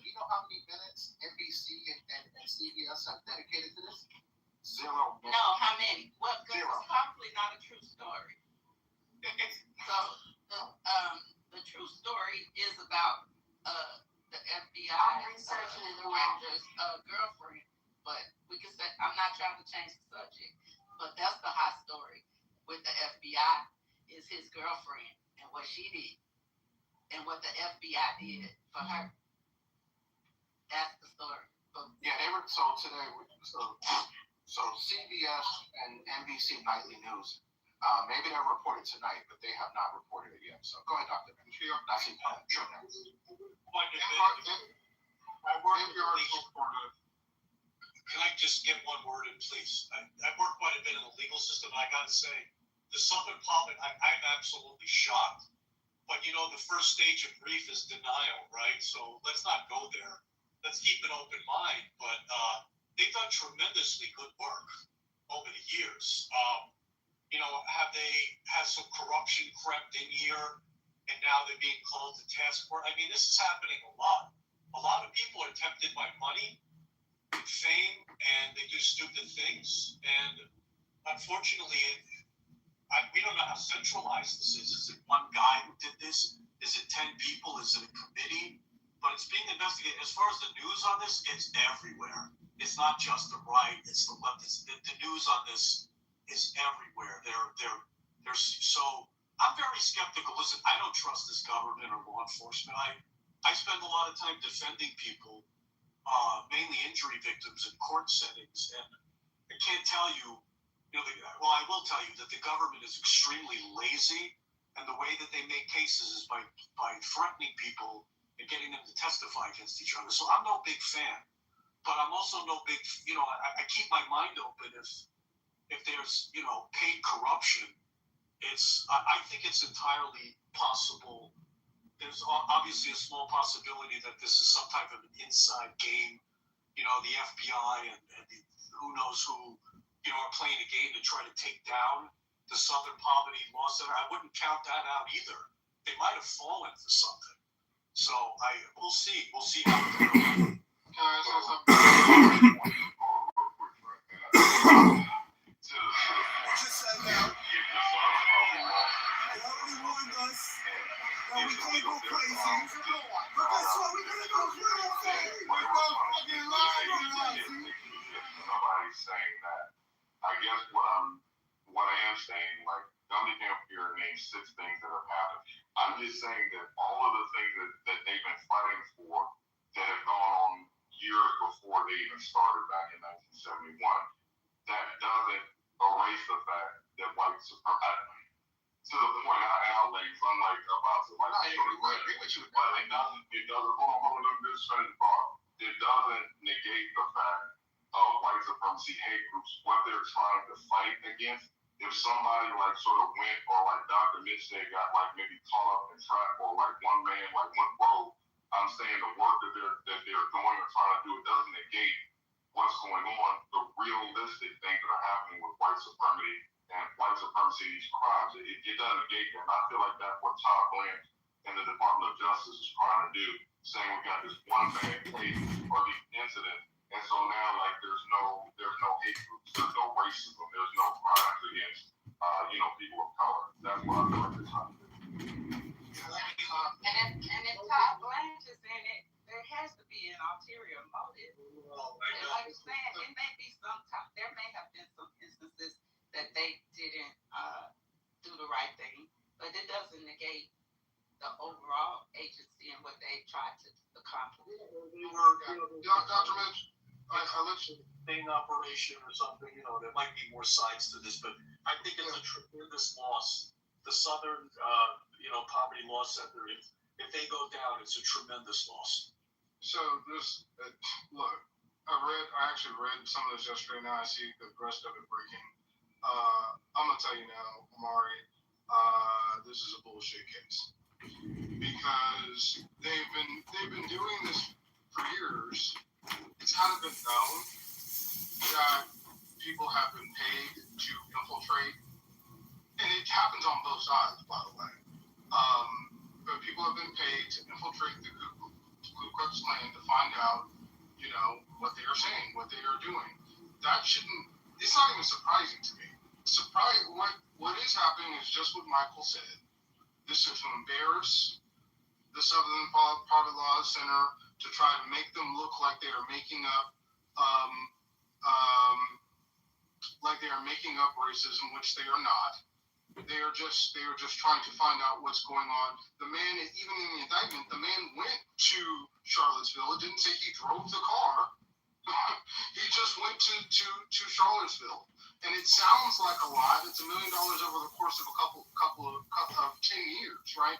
So, I mean, there is no, in the indictment, there is no Southern Poverty Law Center paid for someone to commit this crime.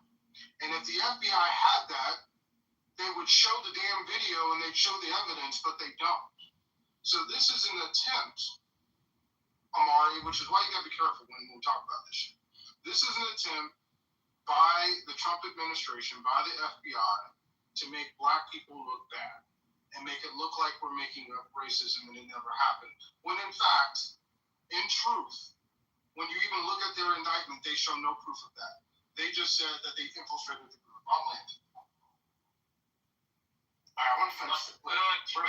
What's good? I want to finish the clip because we're going to hear from professionals. This story is just bonkers, man. I have to tell you, as somebody who did counterterrorism work, all I want to say is, folks, don't try this at home. All right? There's a reason that the government is who runs informants, okay? The case law on this is well developed. When you do it as a private citizen, you don't have those protections. Furthermore, even as the government, if the idea for something that's illegal originates with you, that the perp has a defense of entrapment, ironclad. If the idea comes from the good guys, entrapment. So I want to know, and I'm sure a lot of people out there want to know, maybe we're on the wrong end of the SPLC. Hey, did the SPLC entrap me? All right, so because I'm sure that they weren't professionally running these sources, because running sources is very hard. There's a reason why very few police agencies do it really effectively. I want to enlarge the scope here. Number two, look for follow-on charges. I wouldn't be surprised at all if we see a RICO at some point. Number three, civil. You're going to probably have civil suits for violation of constitutional rights from, you ready for this? Maybe a class action suit. Yeah. Nazis and TPUSA in this same docket. Because as private citizens spying on these groups, you're in extremely murky and dangerous territory. Here's my other question. Did they have anybody at 6 January? All right, this is right in that penumbra there. Did the SPLC have anybody running around out there that was in any way, shape, or form involved in that? And then lastly, Wow, what a question. Just to close real quick, look for Treasury to get involved. I tweeted about this earlier today or last night, I forget. The bottom line is they take donations. Those donations now we know went to third parties, their sources, their informants. That means they're operating as a money remitter. All right, they're moving money. They're taking in money, they're transferring it. That means you're under Treasury as a money remitter. Why does that matter? It's like a bank. Because Treasury can fine you and does fine people in the billions. The Treasury fines are brutal, and that's Scott Bessent. So all of these things are still coming. If you're going to sue SPLC, you better hurry, because the Treasury gets there before you. The whole coffers are going to be empty. All right. We're lawyers. We heard from Trent, but we heard from lawyers. Paul Morrow, investigator. So, NYPD, former detective. So, there you go. You guys can believe Trent, or you guys can believe the professionals. Let me ask you something real quick. Right now. Let me tell you what. No, you call me out. Let me tell you why it's bullshit right now, and I'll make it real quick. Because if that's true, then reinstate the nuclear scientist that James O'Keefe just entrapped. Amari. If what he just said is true, and you can't have informants, and you can't do entrapment, what were they doing escorting the nuclear scientists out of the Pentagon yesterday? So it's a bullshit story. Yes, there are many times when people have paid to have informants and to monitor the other side. It doesn't surprise me. And to sit up here and say, because we were watching what they were doing, because we asked someone to go, because we can't send our black asses in there to figure out what the Ku Klux Klan is doing and the neo-Nazis are doing, but because we did this to protect citizens, therefore we are liable. It's ridiculous. I hope they take it to court. I'd love to see them award the neo-Nazis and the Aryan Nation and the Ku Klux Klan money. That would be just what this country needs. So, Omar, real quick, just a question for you. With you being, you are a Black American, correct? I am foundational Black American, just not a Black American. Thank you. No, perfect. So FBA, perfect. So, do you understand history? So I know you're intelligent. So, the history of our country, the things that have happened, like with Charlie Boy Summer, like Ahmaud Arbery, all the stuff that happens to us, even after the thing with Charlie Kirk, where a kid was lynched in, I think, Mississippi, and they said it was suicide, and like 2 broken legs and a broken arm. You're aware that kind of stuff goes on in this country, correct? Yeah, but where are we going with this, Mike? No, I'm just asking you. There's a question. There's a young question. Yeah. So, the things that happen. Look, No. I'm gonna finish. I'm gonna finish. I really don't finish. I'm just gonna say, what does it benefit you when you do these things or play this or put out this narrative, just like that video you made about Trump and his Black friends? What does it profit you? People, this stuff has real consequences in the real world with our lives, with FBA lives are in danger behind what they're doing. So why do you, as a Black man, feel this your need? Why do you need to put this stuff out? Why are you so much on their side? I'm just trying to understand what your psyche is. You want to know why I sound like a this kind of stuff is. So for me, Michael, I believe that there are times where we have these conversations and we put our color, or we put our party as number one versus just looking at right and wrong, balls and strikes, right? And so what I try to do, because I'm not beholden to anyone, I'm not a Trump supporter anymore. Again, fuck Trump, it's on the recorded line, and fuck MAGA on the recorded line. You see how easy that was? You can't, not too many people say fuck the DNC and fuck Democrats. But you don't believe it. Oh, so I can say that. So my goal, Michael, I can actually talk to either side, and I'm free from the bullshit. People have said that we've actually said that we don't believe certain parts of the DNC we're talking about. I don't believe that. People on the stage have said that I do not still continue to support. I believe we you still did and lie in our face. Like you lie in our faces all the time. Yeah, I believe that's fine, and that's true. That's fine, but be yourself. Don't say something that you're not. Arthur, okay, come on. You said this is day 399. Right. But you just repeated it, so I'm gonna repeat it too. So Michael, did I answer you? Michael, I don't have any agenda to try to infiltrate or try to convince the people in the group. And there's some beautiful people I see in the group, like Christina, I see Michael, the other Michael, I see Evans, Keith.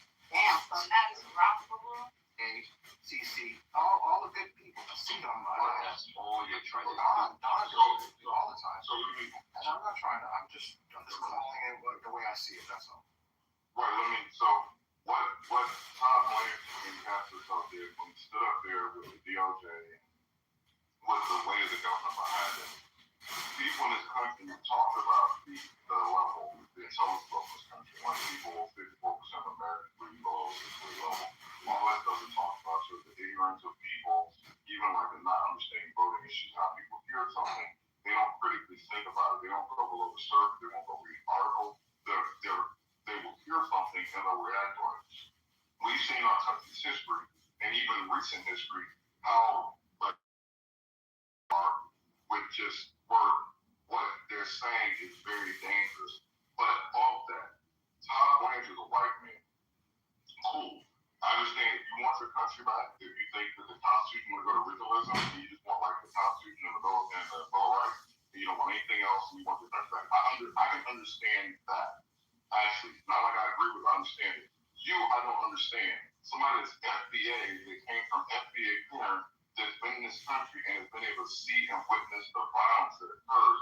These little things, what you're just playing from Jesse Waters and the other other guy in the world. That shit is dangerous. You know that's gonna have real consequences. So I think Bieber put in the chat, I just saw where he put like that lynching doesn't happen too often.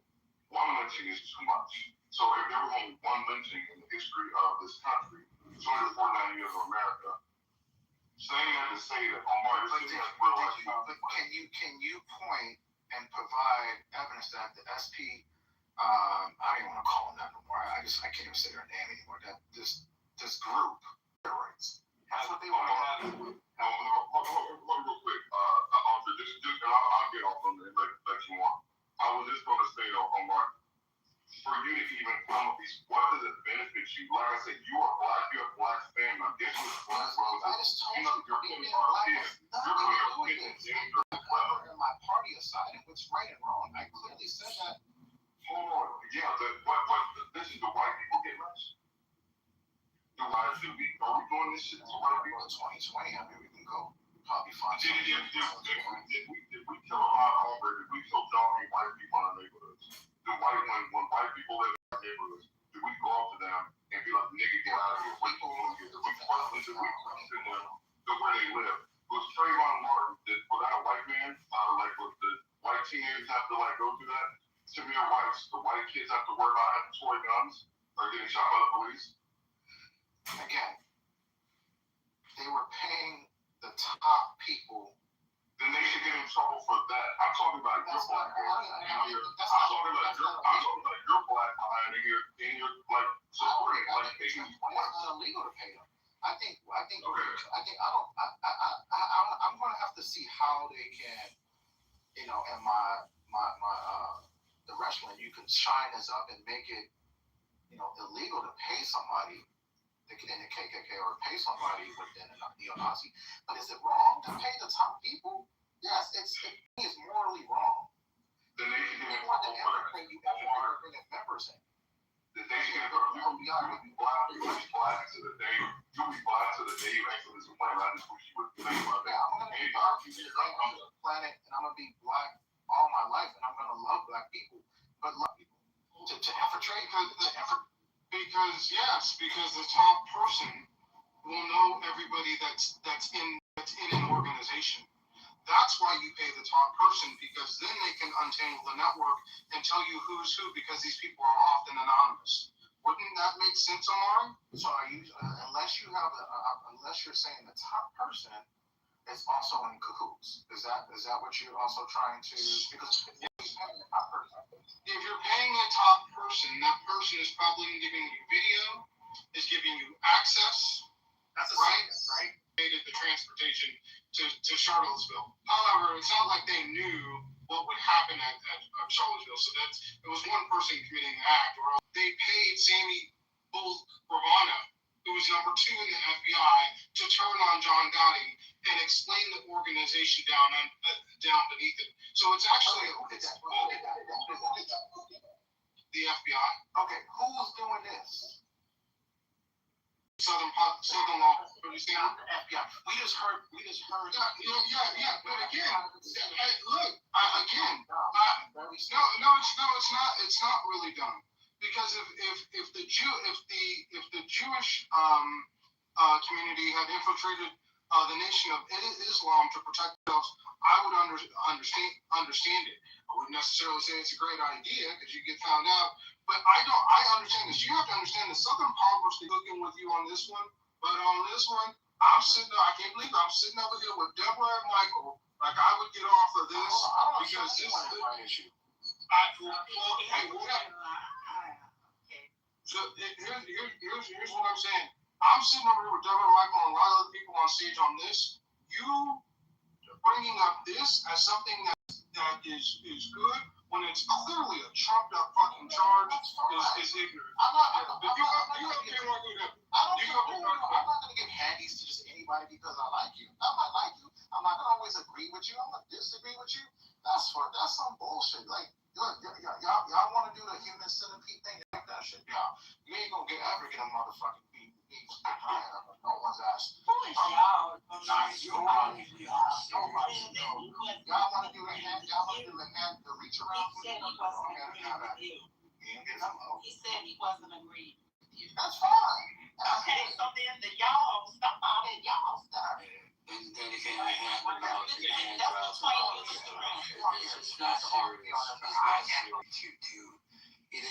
than just fighting and stopping lynchings, even though that was and still remains an issue, not as much as it was early in the 20th century, but still an issue. But they lead legal and community-based efforts to topple institutional racism. They stamp out Jim Crow. They unmask white supremacist groups, part of the idea of paying informants, protect civil rights of communities of color, and all other sorts of groups. They do a lot more than just lynching. I think it's very easy for people to fall into or be led down pathways where one example of what the SPLC may have focused on in its origin, and then to use that as a false narrative to say, as it was said a year earlier, well, we don't have as many lynchings anymore. So came out last year, as I recall, and said they were no longer going to be looking into white supremacist groups, and they're going to change their focus, and that's why they're going after the SPLC. I'll land my mic. So who said that? I didn't hear no one. Beaver put it in the chat.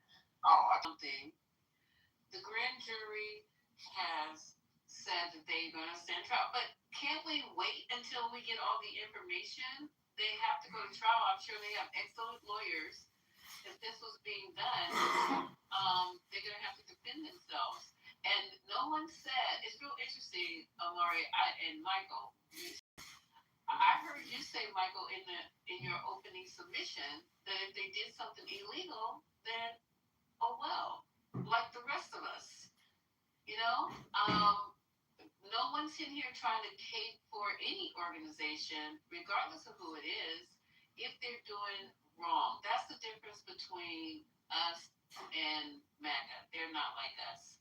We will throw your ass into the den of wolves quicker with a banana peel and gasoline draws. We're not caping for nobody. They have done good work. If, like RJ says, people fall into situations where money, fame, whatever the case may be, bad planning, understand. But these are attorneys. Let's be real, you guys. These are not no lightweights. These are not no poop butts. It's not a pinky in the brain. These are attorneys, well-seasoned attorneys. So let's just let this play out. That's what I think. I agree with you, Lisa. I don't understand. I guess probably as normally I'm pretty aligned with Michael's logic and what you said. I mean, we've been saying for the longest, Epstein's filed out this case. This is an organization. If they did something illegal, put them in jail. And to your point is, what I heard, and I sat back and listened. And I'm not saying such is the case. This is my perception from what I heard, so I don't want anybody to be coughing deep in crap. But what I heard was this thing happened, and there's supposed to be some outrage. And to Michael's point, the whole last 6 months have been outrage after outrage. I mean, at this point, Iran, the war, outrageous. What's going on? Outrageous. You can go down the line and just say, this organization did some things that paid the plan. Okay. But we also know that, doesn't Pete Hesses have a swastika tattoo or somewhere? Some weird ass tattoos. I'm just saying. Why is there supposed to be some kind of specialized outrage for this? Everything is outrageous. Our set deck has allegedly had a drinking problem. Outrage. I can't believe anything that comes out of Patel's mouth. Ever. In any situation. He has no beef. He has no quality with me. With anything he says. That's what I kind of felt like. I felt like it was like, how dare you people not be outraged? What?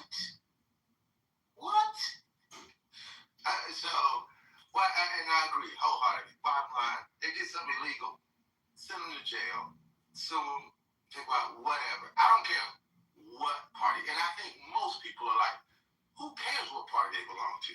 Send them to jail, whoever they are. And that's if they did something illegal. So that goes to the point. We usually what happens, and I appreciate you. Good to see you again, GA. Been a minute. Something happens for the day, which is taking the news. We talk about it. We have a spiritus debate, and we then move on to the next. So it doesn't mean that we are litigating this situation today. Of course, it has to go through the courts. We're a country of laws where you are innocent until proven guilty. But I hope that when something comes up with Trump or with somebody else within his administration, we remember this day and say, let it play out, right? I want to hear that same verbiage, that same wording come people on the stage. Oh boy. Let it play out. So you just being performative. Let it play out. So I agree with what GA just said, but I just wanted to bring out because we were talking. This has to do with the FBI. So the FBI on we can't even really respect the FBI or trust the FBI with Cash Patel at the helm, because I'm willing to believe that Jesse Waters was all over this story and so dramatic about it, but he left out the story about what's on Cash Patel, right, and this girlfriend. In order to write a story, you have to see things happening, right? They're reporting, journalists reporting what they see. So Cash Patel put the FBI, had agents go after the journalist, this female journalist who's reporting, I believe she's with New York Times, who has been responsible for reporting some of these stories that are coming out on Cash Patel and this girl. They are trying to put, what do they call it, stalking. They're trying to say that she's a stalker, not a reporter. They're looking for ways to have her, they've gone to her home, the FBI has, and they're trying to get a case for stalking against a journalist. But they are actively trying to do that. Are you outraged, Omar? Yeah, I don't have selective outrage, like some very outrage. There you go. See how easy that is? Yeah, but tomorrow will be different, just like you jumped out. Today is April 22nd. Yeah, you said it. In our year, Lord 2026. And I'll bring it up when you flip, okay? Grazie. I got one more. Because it hit me as I sat down. How do we know that this didn't prevent a terrorist attack? How do we know that this didn't prevent a Buffalo? How do we know what didn't prevent a terrorist attack? No, I'm just going back and reminiscing on what I said is can you, we don't know. That's why I said, can you point to it? Can you point to it? How do we know? Because I don't know, guys don't tell us. How do we know that somebody in the Southern Poverty Law Center wasn't tipped off to someone that was going to commit a Buffalo-style mass shooting or attack a synagogue? How do we know that didn't happen over the course since the 1980s, since they've been doing that? How do we know that? I would dare to bet that it probably has. It probably did prevent something. That law enforcement weren't tipped off. So yeah, I'm gonna say, I love you, my brother. I love you. I got you, and I love you like my brother. Even though you could be a little messy, but I love you like my brother. Yeah, we playing the Giants tonight, so I might do.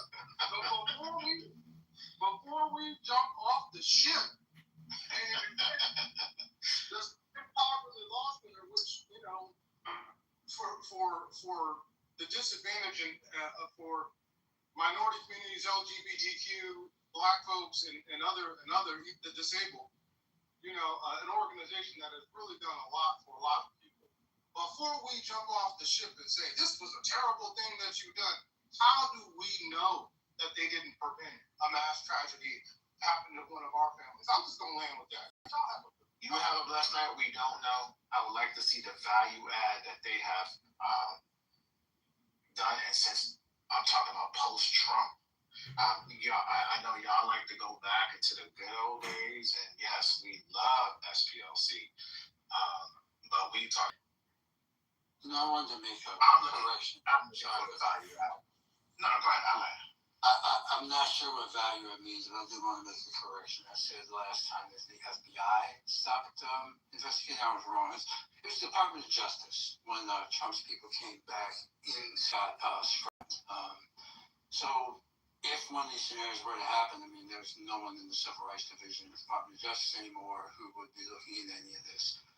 Maybe it'd be good for the SPLC, which, from what I understand, is a private institution held up by governors. So I'm not sure what the value add thing means. I think it shows plenty of value to those who support it and those who are defended by it. I think that value is self-evident. I would also say that with this administration, given that track record, it's pretty clear what their aim is here, not only going after these folks, but also having a story to tell to propagandists like Jesse Waters, who cut his teeth running around sticking cameras in people's faces for Bill O'Reilly. I'm done. So I have a question about FBI and crime department and crime that committed to the FBI's department. Who was that just finished talking? That's Brother RJ. Thank you, RJ. I think Arthur had a question. Is this question strictly for me? Can you? I don't want it to be about me. Can you ask somebody else on stage a question? Well, you made a statement, so I'm just trying to understand your statement. You made a statement. No, we're not looking to move on. You can't just change it. You made a statement that the SPLC didn't prevent a lynching. So I'm asking you, how is that organization supposed to prevent a lynching?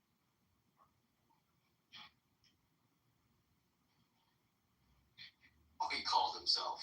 That's great.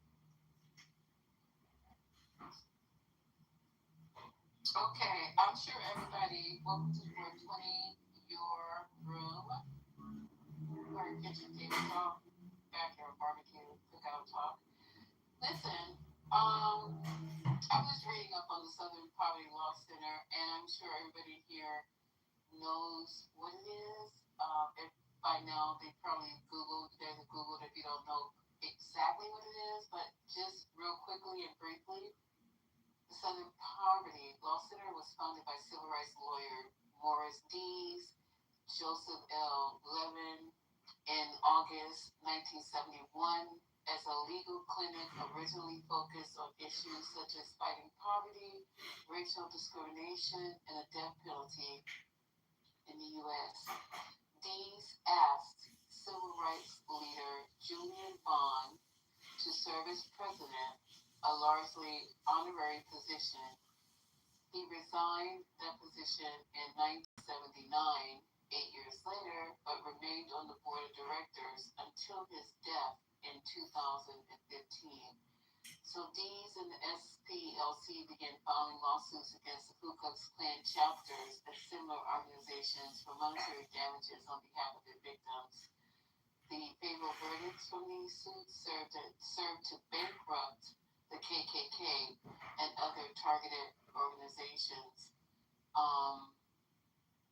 Let's see what else. It's just so with that in mind, just a little information on them.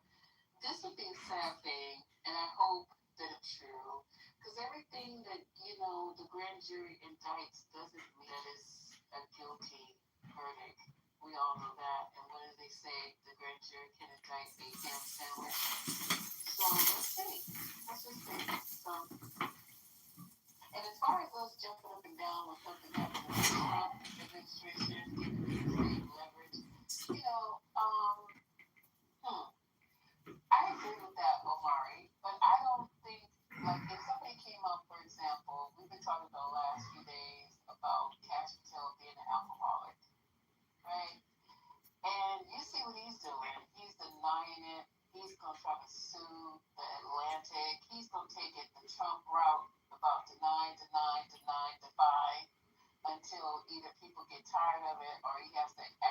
give in when the lawsuit comes to fruition and they have to get discovery. We just let you guys just self-implode. I'll be worried about trying to say, yep. And many times he said that Iranian people are not the same as Islamic Republic. They don't support jihadists. They don't support violence. And I'm sorry, I think that our leader. I have a Marcus, let him finish. Let's have a nice guy finish. Marcus, please let him finish. It's okay. Mohammed, it's okay. Please let him finish. Let him finish. I'm gonna tackle after this gentleman. Okay, I'll go on Let to me you. I'll talk, let you okay? take over the conversation. Okay, thanks. Go ahead, President. And we just started our revolution with 40,000 people killed on the streets, innocent people on the street. And you know, our leader is not Trump, our leader is not Bibi. And we will destroy the Islamic Republic. And I think you know that most people in Iran, outside of Iran, or in Iran, don't support the Islamic Republic. And they want a revolution. They want the whole change, not a reform. If America and Israel want this reform, it's not important for us. I think we just want a revolution because of we don't support any reform. We know that these people that killed 40,000 people and they support them, they support IRGC, our leaders for the reform. I myself support resolution, but I'm not a dictator. I support my whole people's opinion, and I think at the end, if there is an opportunity for vote for someone, I will fully respect the people's who they choose, and I think it's not too far, but I think in the future we will be able to choose like any other countries who talk of that. If there is a solution, it's in war. I know it's a bad choice. I know it's a hard choice. It's not a choice. It's our only choice. Because it's not your only choice. It's not a choice to begin with. I just asked Taco if there is a solution. He said he doesn't know the solution. So there is no solution. War is also not a solution. War is not a solution. That's the moment. The only thing war is going to solve, Reza, is to destroy our country. You realize that? Even more. Even more. It can't get worse than this. It can't get worse than February 28th. We know what the solution is. What not the solution is. That's what we do know. And war is not it. The only thing we know is not the war. Right. And your solution, which is war, has proven to be wrong. Absolutely. So, Reza, you are saying that the war is not acceptable, but you support Trump bombing Iran? How come you are saying this and then you are supporting Trump? I said it's not acceptable, but it's a hard choice, but only choice. No, but why not? Okay, so you have now you are supporting it, right? No, imagine that I'm sick, I have an illness. You tell me that I don't imagine. I'm going with the real thing. Are you disabled? That narrative any solution doesn't work. No, that narrative doesn't work. And real quick, that narrative doesn't work anymore. That doesn't work. Answer me. Are you disabled? That what is your solution doesn't work anymore. We know that war does not work. Your solution does not work, bro. So you're in no position. You're in no position to ask us what the solution is and try to corner us because your so-called solution has not worked as we've been screaming from day one. It doesn't work. So you can't turn around and be like, so what's your solution? Yours hasn't worked, bro. You're not in a position. It doesn't. Never did. It's shit. It's bullshit. What's your solution for me? Okay. No. This way that We know what my war is. just message. Just be. Just let me. My solution to you. My solution to you is: are you disabled or you are not disabled? I am not. Okay, so go to your country, go back there, take that gun, and stand against the government. Can you do that? No, he wants American kids to go and do it for. He wants my Go do that fucking shit. From my country, because 3 years ago, I just protested in my country. I was in prison for 1 month. Then they allow me to stand. They didn't allow me to work in my own country. Do you want like 24-year-old to go and fight for your country and get killed over there? Is that what you want? I don't My want kids that. are American. So you want every people in Iran be the same as you? Why are you telling something? No, I really want to. I want to get an answer from you. You tell me that why didn't you fight here with your people? I told you that I fought with you. Yeah, you're outside I did it before. You take the gun and then you went against them? No, but the thing is, I don't want to kill anybody. Why should I take a gun and to kill somebody? So how come you support Trump? Peacefully. I just protested peacefully. How come you supported Trump to make the war? I was not just supporting the Trump to make the war. Before that, we just asked the help from all countries. He gave us a sob story about his friend being killed, right? Muhammad, Not one fucking time did he mention the 165-year-old and the 165 young girls who got bombed. Not one time. Okay? And he's telling me about his friend who got killed. Just a moment, Muhammad. I'm gonna ask.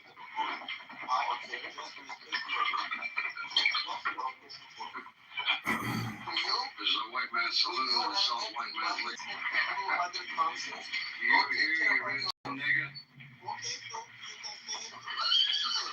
A white man's talking. You ain't stepping on, Bree. Stand up, brother. You hear that, George?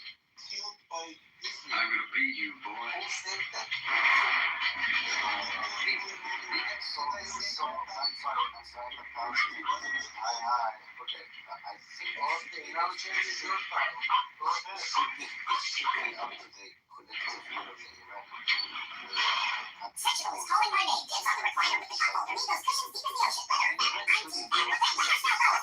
People, characters like you who advocate for the destruction of their country, the killing of their leadership, and aligning with an evil power like Israel to come and intervene Israel or Trump as your best interest at heart.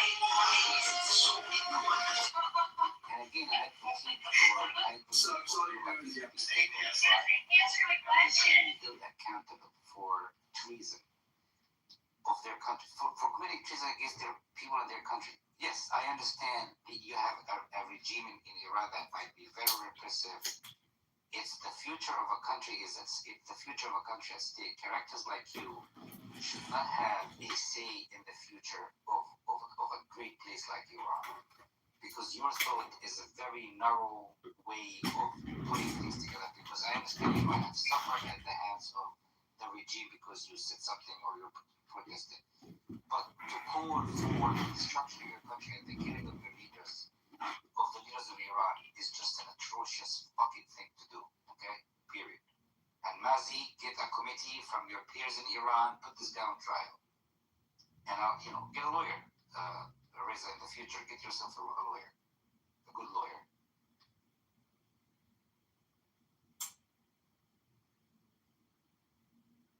Are you done?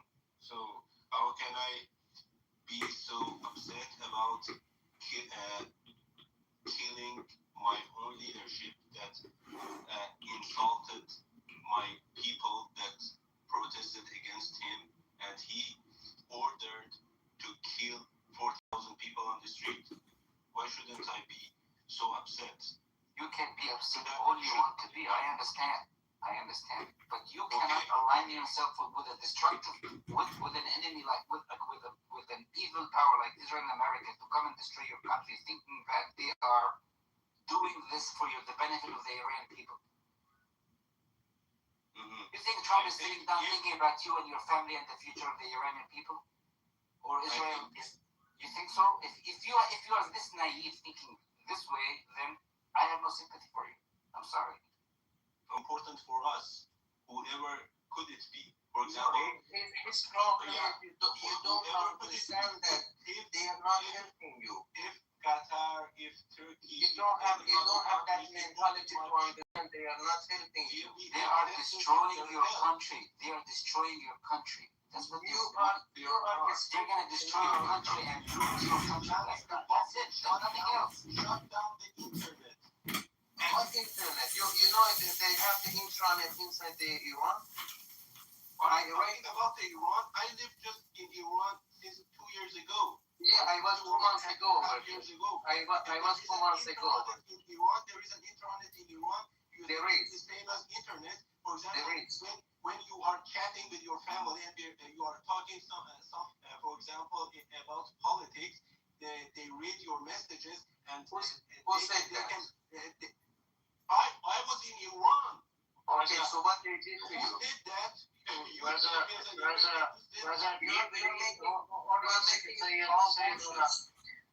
believe that Israel has a democracy? I don't care. Okay, I just want to let you know. Because the only thing I care hold on a second. Hold on. A lot of countries have the laws in. If the country is under attack in any shape or form, or if there's any type of infiltration that's going on from outside party, they can apply the law where they can actually ban internet. Through internet, that's how they were able to kill the leader of Iran. There's a report on this. Through the internet, they can control drones. All right? And Iran has a lot of drones. Was blocked before the war. Was there infiltration going on? Yeah, after the protest. Was there infiltration? I'm asking you. Oh, bro. Hey. Internet was blocked. Hey. Yeah, was blocked. Was there infiltration going on? No, I think. Yes. Trump came out and said he gave amendments to Kurds before the protest. You know, before the war and after the protest. I just told you. Do you want the article? I don't mind giving it to you. This is such an intellectually dishonest piece of shit, man. Oh my God! This is the problem with you. You're suffering from cognitive dissonance. Do you understand what that means? You're just like a Zionist scumbag that denies everything. If I throw you all types of sources, how many times has America infiltrated in your internal affairs? Many times. Not just America. I'm talking about the West, British America, and including Mossad. Are you going to deny the fact what happened with Dr. Mosaddeq? Are you going to deny the fact who trained Salak? Are you going to deny the fact who flew in the leader of Iran during the 79? Hold on. Are you going to deny all of these facts? From America. Oh my God. You know America. Fucking you in Sweden. And you fucking pull up the balls to go back to Iran. Yeah, just a moment. Do you think in UAE why they blocked the WhatsApp? GCC countries have the WhatsApp blocked. Why they blocked the WhatsApp? And internet blockage? Yeah, and Clubhouse and everything. Everything in UAE is blocked. No, and all the chats, all the calling and everything is blocked over there. In UAE, everything is blocked. Yeah. You don't understand. I told about WhatsApp and Mazi told about Clubhouse, not everything. Okay, WhatsApp and Clubhouse. Okay. But Telegram is blocked in Iran since Telegram was blocked at one point. I accept it. Yeah. Okay. Do you know some of the countries had Telegram blocked? Like there was France, Australia. Yes. There's other. Did you know about this? Yeah, I know. But why was it blocked? Why was it blocked? Why it's not blocked? It's not. Even FaceTime for us iPhone users doesn't apply to you. There was no war. Why did they put a block on Telegram? Yeah, why? and FaceTime. Everything. You're such an idiot, bro. You don't have any fucking talking points. You just talking out your ass. You're about to say only just talk for the sake of talking. Retard. Shut down the internet. No, the internet. I just gave you a better argument than that. I just told you if there's infiltration going on inside any country, and I put examples out there. Okay, I asked one question. They're all motivated by revenge. That's all. He doesn't give a fuck. Bro, it's not a fucking revenge. It's just a retardness. This guy's a fucking retard, motherfucker. You know, you cannot make up the people who want to sleep. It has nothing to do with it. I'll tell you this, Muhammad. I'll guarantee you this. If this regime, right? If this regime behaves normally, like in the GCC countries, I lived over there. The people over there are happy. They're getting incentives, benefits, no sanction. People can move freely. If this was to happen, the same fucking regime that these motherfuckers are, telling, we need to go, we're talking about revenge. It has nothing to do with the revenge. These motherfuckers will be the same one. They'll be like, yeah, we're happy now. We're happy now. You know what they did in Bahrain? They executed the people, the protesters. See, that when Israel and America to come and save you is betting on the fucking, we call it,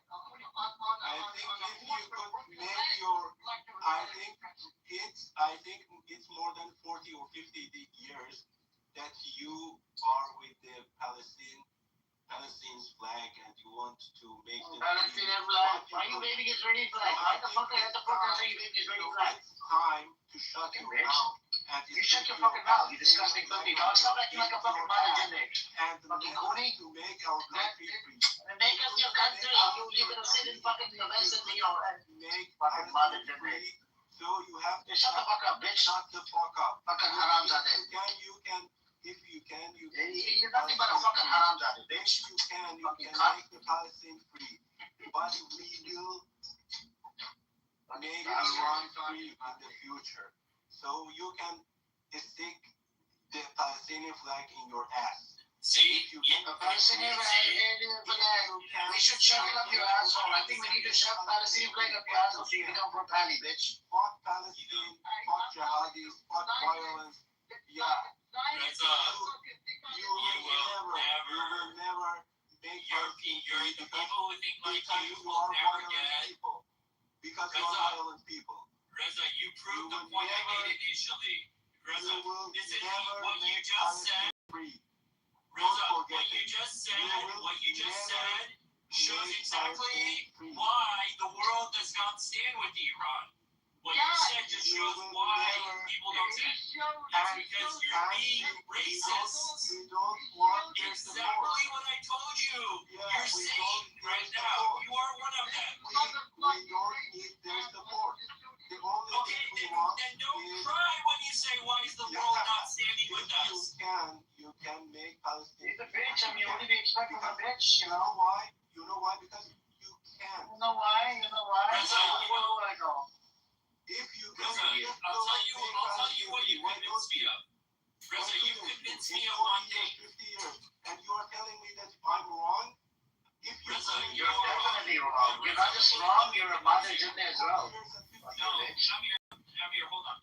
I don't really give two fucks, bro. Let me tell you what you have taught me today. What you have taught me is that the same ignorance in 1979 that brought the mullahs in power is alive well within your camp, within the monarchist camp. You guys are so fucking delusional. The lines that you're saying, the propaganda you're spewing, is as bad as Khomeini saying to make all your shit free if you bring me to power. Shah stealing your stuff. You guys are naive and very gullible. That is what you've taught me. And I'm sorry to say that Iran will get fucked if people like you actually were the majority. And I'm talking about the monarchists. I'm not talking about the opposition. But people who think like you, that spew all of the Iran international propaganda day and night, come on the clubhouse with zero friends and talk like this, you guys are the problem. I'm so sorry. I don't want to see my country get ruined.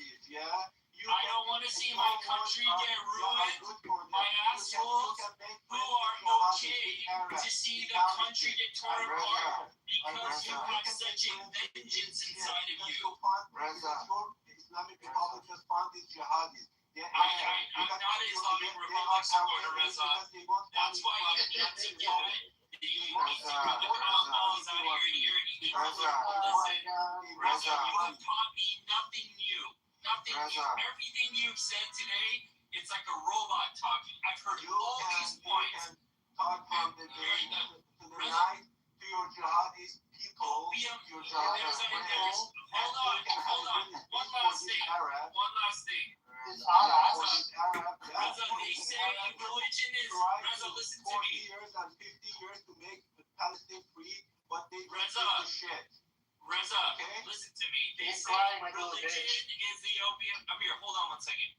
Reza, listen to this. Remember this, even though I know you hate me. Just listen to this, okay? Just listen 1 second. I don't hate they you. They say religion.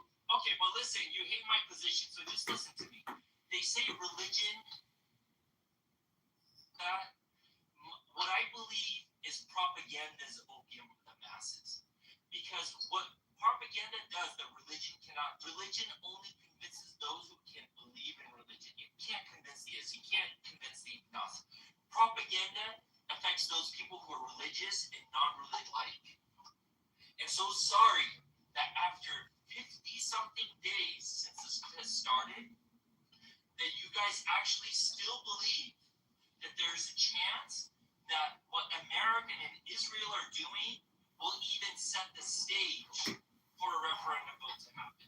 But I want you to think of one thing. Let's say even if it gets there, you still have approximately 10 to 15 million Iranians in Iran that I don't support, but those people support the Islamic Republic regime. Some of them are left, some of them are right. It's not possible. For example, Reza, some people in the I just want to know why he's so racist. Doesn't support Reza, what against I'm trying to Arabs. explain to you. Hold on, Mozzie. Reza, what I'm trying to explain to you is that these people don't want to see the Islamic Republic go. They same people that you call, that have killed unarmed civilians. If they don't want the Islamic Republic to go. So if something happens, so they will use their guns against us. They will kill us. Yes, I think so. So I think there can be who insurgency are the within it. evils? They are the evil, or we are the evil. If they use their guns against us and kill us just because they don't want the Islamic Republic to go. Anytime, yes. But evil or not doesn't matter. It's practicality. She, which is the Islamic Republic, does not want to go away. We cannot wish it away. And just to hope that America and Israel are going to hand the keys to a democratic Iran and say, have a referendum vote. Vote whoever you want. Well, what if the popular vote is someone that Israel and the U.S. do not want? Then what happens? Have you thought that far ahead? They're going to say, we just want democracy. What if somebody says, we have better values, but no, we're going to do things that U.S. Listen to me. There is a problem. You person again. It's going to continue. There is a big problem. There is a big problem. Yeah. What is it? Oh, huge the problem. Problem is Islamic Republic in Iran. No. It is, but it's also Reza. No, but you gotta understand. Reza. Do you agree? I agree, but I don't agree that it's the only problem. It's not the only problem. Here we go with what's your solution, Reza? I'm telling you, war is not the solution. It can never be the solution. Okay, do you understand? What's your solution? I think most places in Arizona. Oh yeah, dude. So I was stationed in Twilight Palms for 8 years, and then when I renewed my contract, I went as a recruiter for 2 years, and so my first post was Bridgeport, Connecticut. Second post was Elk Grove, Illinois, and when I transitioned. After I transitioned, I got transitioned into North Carolina, and then where else? Cherry Point as well.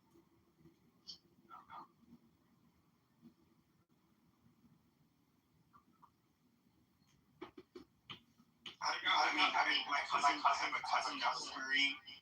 My dad, he's a veteran, but he was in the Army, and he doesn't hate Marines or anything like that. He just, I don't know what it is, just kind of like they make fun of you. There was like an old dude like 30 years ago. We were in like Eddie Bauer, and my dad said something like, poke each other up, we'll make fun of each other. But, in reality, when you get in country or you're entwined with each other, you have respect for each other. You do, in country. But, if you're on garrison shit, we're going to make fun of them. Like Navy jokes, Army jokes. Like, I used to tell my brother, he's in the Army as well. And I used to joke with him. I was like, what's the instructional manual for 11 Bravo, which is infantry units, right?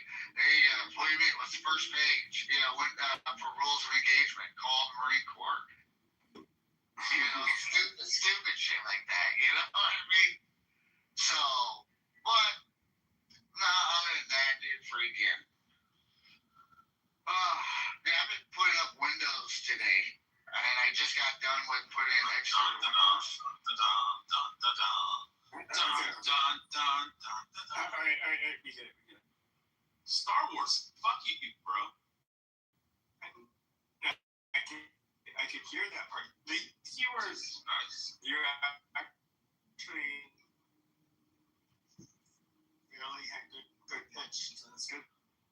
Bro, speaking of Star Wars, have you seen that fucking AI fucking Star Wars? There's a new Mandalorian movie coming out with Sing Off, whatever they. Grogu. It's supposed to come out this year.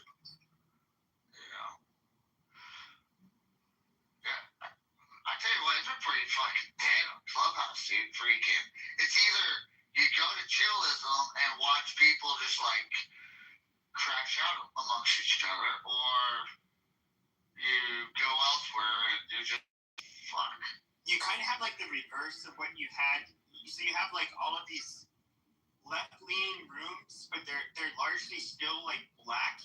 Like a lot of them are mostly black on here, and they just like bitch about Trump, which is fine. Yeah, I know it's about Trump all the time. But it's just like super That's boring. the only thing that's free right now, Pepe. Oh, Pepe, you should try out the new thing that we're doing with BB and Rafi, and you should say that the Jews orchestrate all global events and run the world. It's amazing. But I was gonna say, ask him if they do. Okay, fine. But I was Rafi saying said he's gonna. Okay, let me say something. Rafi wanted he had to order food, and I was saying, like Rafi, it's quite a bit different. Like we don't have people that you could pick out outwardly as being Jewish. To be frank, like a lot of the people here came from the Northeast, and Italians and Jews at times you can't perfectly pick them apart. And they both have the same accents, and from New York, and big noses. Yes, big, of course, and curly hair and all of that stuff. But you do get like money. Good with money. The Jews are better with money. There's a reason they had like Bugsy Siegel and the Jews basically run Vegas. Run the casinos in Cuba and Las Vegas, as opposed to Italians running it. They're just not built that way. They're not smart enough. But with that wearing, I can't pick the different Orthodox people apart from each other, so I don't know what they are. I'll just call them Orthodox then. But you do have like these large Jew group of them meeting somewhere, and they're all protesting. Yeah, you want to avoid it. But if one fucking pussy's walking by himself, he's not going to do shit because he's a pussy. When they're by themselves, they're only big in numbers. Protests don't happen every single day. So they don't show up in numbers. Then they go back and hiding in their mother's basements. There's a lot of lone wolf attacks out there. You seen all those Brooklyn videos where people just randomly walk up to a Hasidic guy and slug him in the face? Anyways, I got a question for you. This room's getting way too Jewy. I got a question for you. It's about the Ummah and the Medina Proclamation or the Medina Constitution. I really don't. I'm not a Muslim. I don't care. I know I'm asking Rich. I'm not asking you because I know you don't know anything. Yeah, what's up? So, what do you? How would you defend, or how would you attack the Medina Constitution? Because it talks about Jews nonstop and about blood money, about how they have to join the war, provide material support for war, defend their part of the cities, all kinds of basically bullshit things. I have an answer. What? Carpet bomb them. Just carpet The bomb? reality is, though, is like our very first foreign war in America was with Muslims, they called themselves at the time, but the so Berbers, the Berber pirates. No, it was the Berbers. I think it was called Berberia at the time, but basically they were kidnapping people, making people slaves, stopping all of the commercial ships, and so of course you had to pay a tax, to go anywhere where they were. Yeah. And it was really interesting. He said, like, we want to resolve this matter. And he said, like, Allah commands us to find you and seek you out and kill you. And it's a very toxic mind virus because then basically, like the battle hymn for the United States Marines. I guess Steffi would know a lot more about their battle hymns. I don't know it, but it talks about the shores of Tripoli, and it was our very first like foreign engagement, and it was literally jihadist, and they are a problem. But I do think that we can look at quotes from World War I, where it would be still considered so Islamophobic today. General Jack Pershing said, some of the most Islamophobic stuff, which was very well deserved, in my opinion. There's God damn it, shut your goddamn mouth, you stupid fucking misfit. Shut up. He used what I was about to tell him to say. I was going to tell him to say that to him. You misling? I tell Pepper to call him that. But no, he calls himself that, so that's fine. You do not have to. Great minds think alike. Well, see, this is the thing about Islam. Wow. Okay, shut up. Hello? All that was being said is that these people, I understand after October 7th, like a lot of Muslims have been trying to say, like, oh, look, bro, we're just like you guys, bro. Yeah, dude, if it wasn't for these Jews, bro, we'd be fine. We love Christians, bro. Oh, just attack Israel, bro. And then it's just like, oh, wait, hold on. Let's fast forward through history. Oh, no, yeah, never mind. Genocide and fucking conquer everybody that you fucking meet and fucking hate everybody that you meet. No, not buying it. But this is what they're doing. I mean, you can't, and I'm critical of Israel, and I think that's perfectly fine. But when it comes to like wanting to go the opposite direction and being like pro-Islam, which I think Tucker Carlson is, I don't know what this fucking deal is, but and I'll watch him because he's entertaining, but I don't think being pro-Islam or even sympathizing with them, I mean, these are the same people that right after they slaughtered all of those people, civilians, by the way, and Israel, what is the first thing they do? They just go out in the streets and they're like, free Palestine, free It's just like free Germany after like we gassed a bunch of fucking Jews and I don't know, it's fucking weird and it's very sloppy. I heard do you need some context for Tripoli?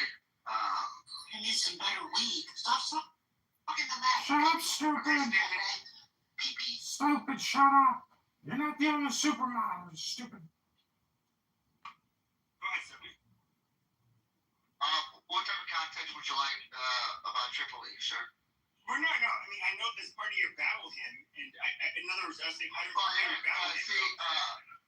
Okay, so the reason why did Tripoli enter the battle hymn is because the 500-600 death march, through Northern Africa.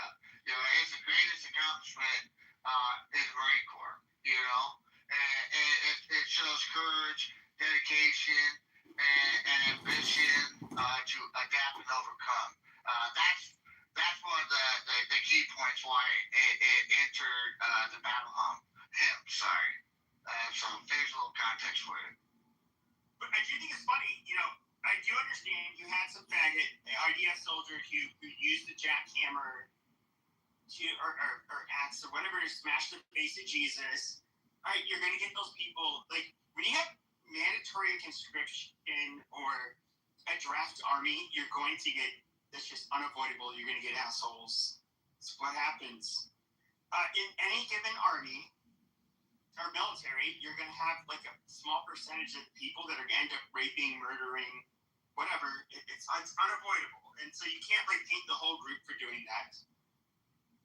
But I did think it was funny. Now, yes, it's true. Muslims, if you insult Jesus or Mary, they do get offended by it because they look at Joseph as Jesus as being a prophet, not God. That's where pretty big fundamental difference between us. But they do look at Mary as being a virgin mother and all of that. You can't blaspheme her. But that nonetheless does not mean that Muslims don't want to take your fucking head off any less. So it's like they're militantly standing up for Christians. You think, but they're only doing it for their religious purposes, not to stick up for Christians. Because at the end of the day, they do not believe Jesus is the same person Christians believe. Pepe,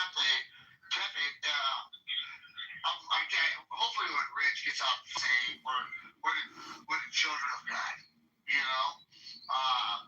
well, I was told, and once again, I was told that in Allah looks at children, the believers of Islam as slaves to God, and I might be fairly badly, paraphrasing, but I would say at least over a handful of Muslims that have left their religion and transitioned to Christianity, maybe to God,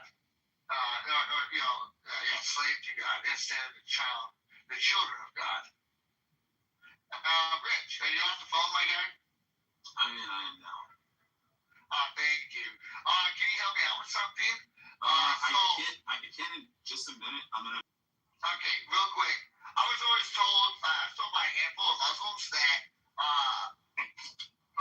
we're called the children of God in Christian. Muslim means is to be a slave or servant of Allah. Okay, so thank you, Rich. You're welcome. But I guess not children of God. So, like Jews, exactly. And Muslims, like we're not. And this is where this has to deal with Mohammedan law. But I think this is where like a lot of people get confused when it comes to the Pope. First of all, the Pope, the last war that they've I guess you could say even somewhat supported was World War II. All of the other wars since then, they were just kind of they were just like, oh no, don't do that. We need peace. We need dialogue. Whatever hippie Catholic bullshit that they like to say. That's what they do. But that's what you can rely upon the Vatican to do. And I get it. It may not. There's a lot of things where I disagree with the Vatican, like where they think we're all children of God, therefore we should let them flood into our fucking country. Pepe, Nazis. They suck my fucking dick. And in our last Pope that perished, he said that it's a grave sin to be xenophobic and not to want foreigners in your land. And I'm just like, well, fuck you. I'm a grave sinner. Suck my dick. Pepe, that's how I felt. Pepe, the Nazis didn't march around with crucifixes. They marched around with swastikas. And if you look at the philosophy of the swastika, it's obvious that it's too much. They self-destructed and destroyed themselves. The West came in and obliterated them and dissolved the entire country. I mean, there was nothing left, and it split down the middle.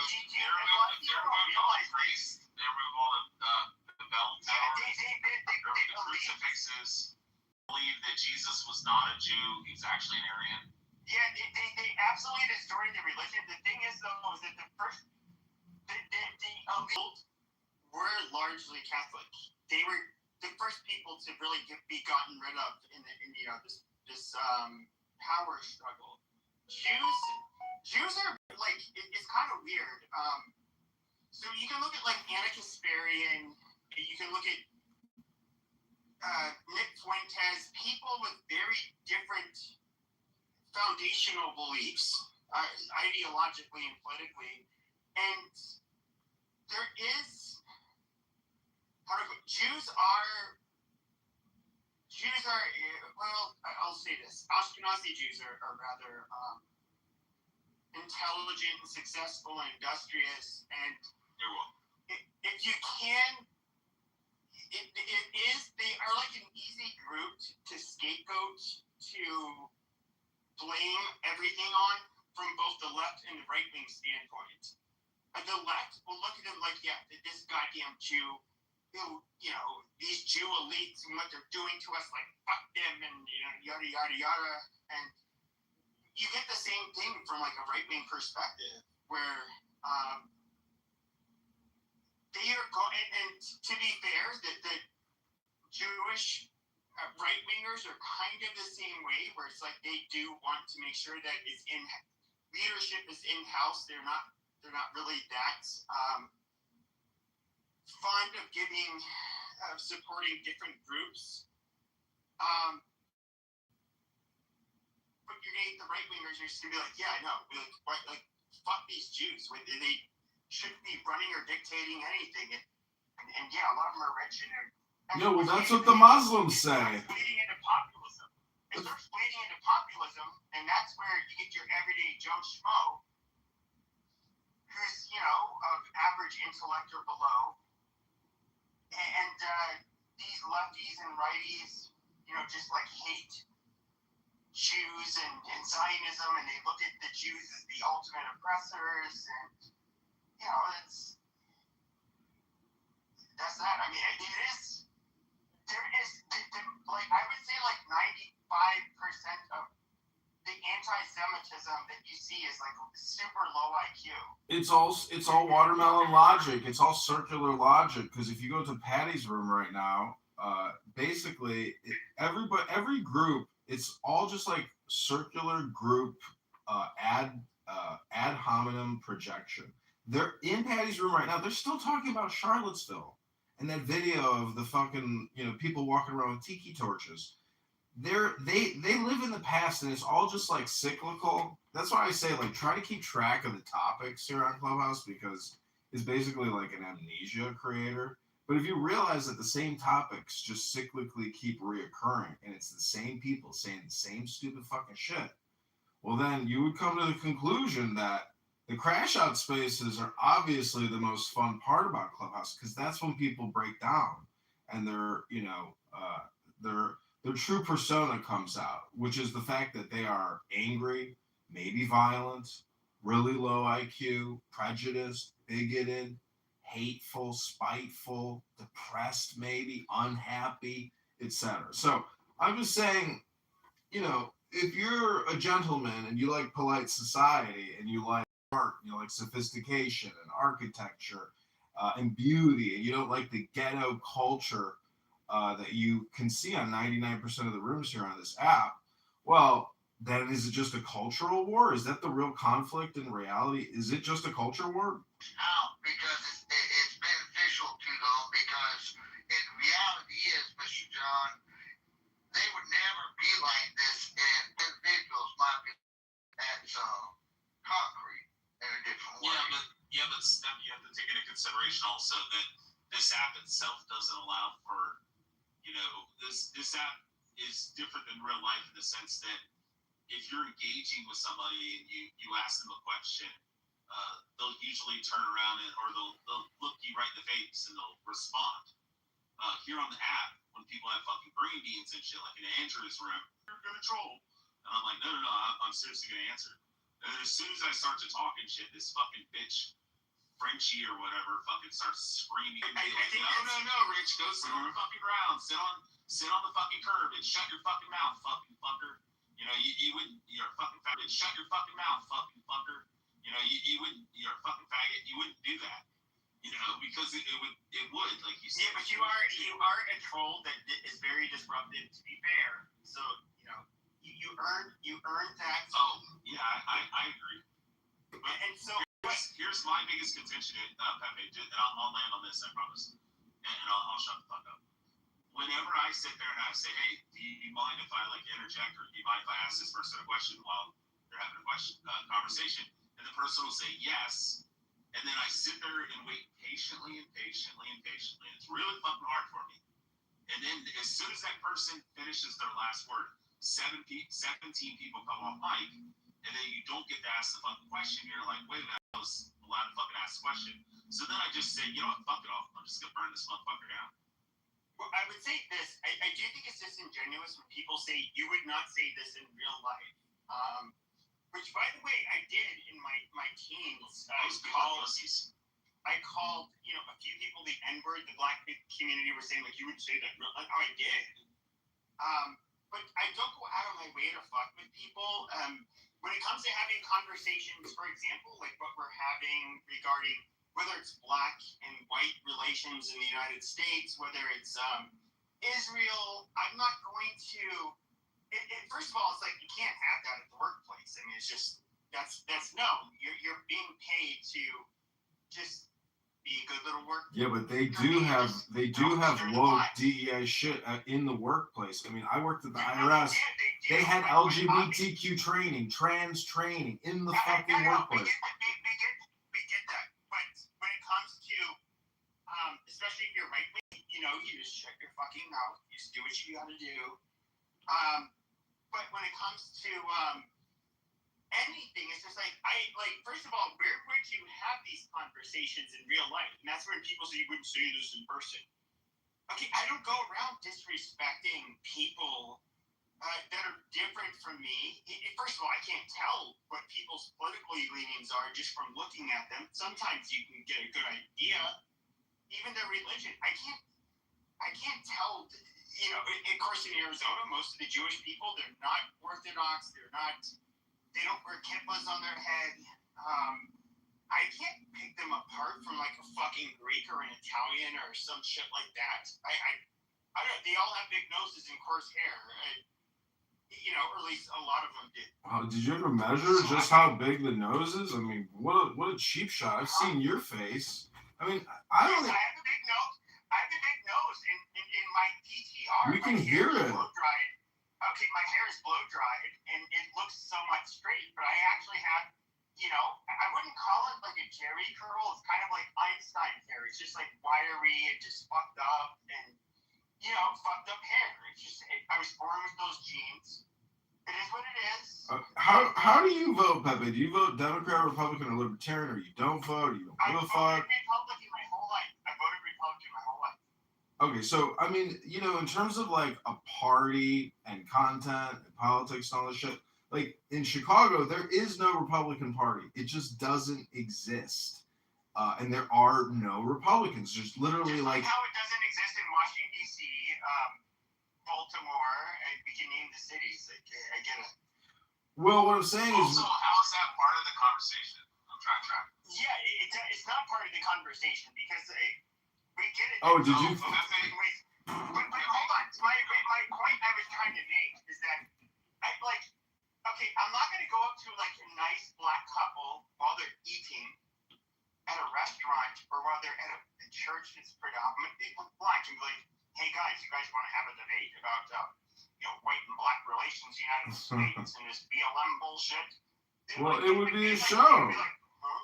You have to have a show. The only way to make any of these conversations acceptable is to format it. If I was to go up, let's just say there was like a random Jew with a kippah, which obviously he would think I was picking on him because he had a kippah.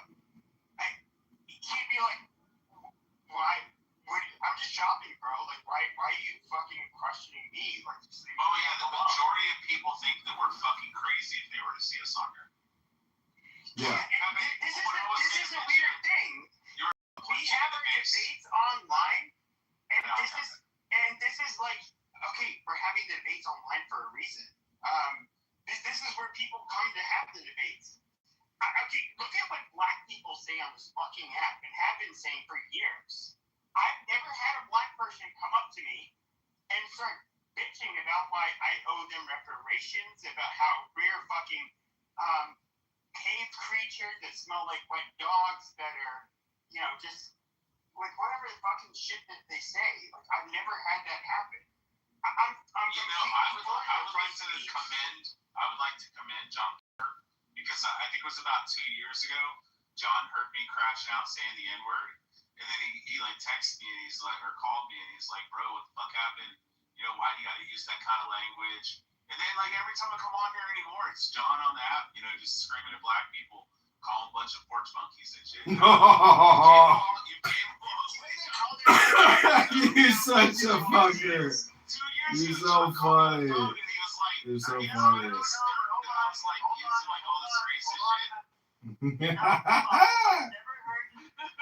You are a true psychopath, Rich. You are the true, pure psycho. Okay, the thing that is consistent with Kitover is that I've never heard him use a black racial slur towards black people. I'm just being dead serious. I've used it once, and it was only because the guy begged me to use it. It's rather consistent. It turns out the guy that I said the N-word to once many years ago, I heard him on the app the other day, and he does the same thing to everybody. He says, call me the N-word, call me the N-word, and then he just gets off on it.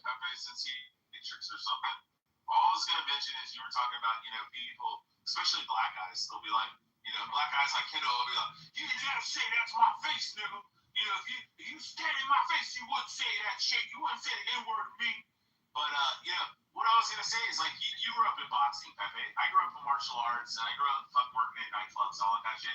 The reality is 90% of people have never been in a real fucking fist fight. They've been in a little scuffle on the fucking playground. That's why I've always kind of like... And they slap somebody. No, but they've never been, like, in there just... No, I get it. Even those brothers that have been in like, a quote-unquote fist fight, yeah, they fight like bitches. It's funny that they think that means they have any idea how to fight. Because, like, it's, you know, like, one of the things that was common in a boxing gym. I fought 2 midgets one time.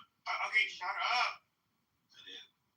When it comes to, like, in a boxing gym, you would get, like, 2, you know, guys, maybe they could be in their late teens, early 20s. They just started boxing, but they seem somewhat motivated.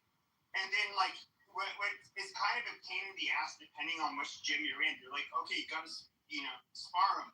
Are you up for it? It's just like, all right, fine, sure. And it's like, you know, they're not going to be able to get the best of you, but they can be a real pain in the fucking ass. And you do get, I would say, out of the quote-unquote tough guys, maybe 30%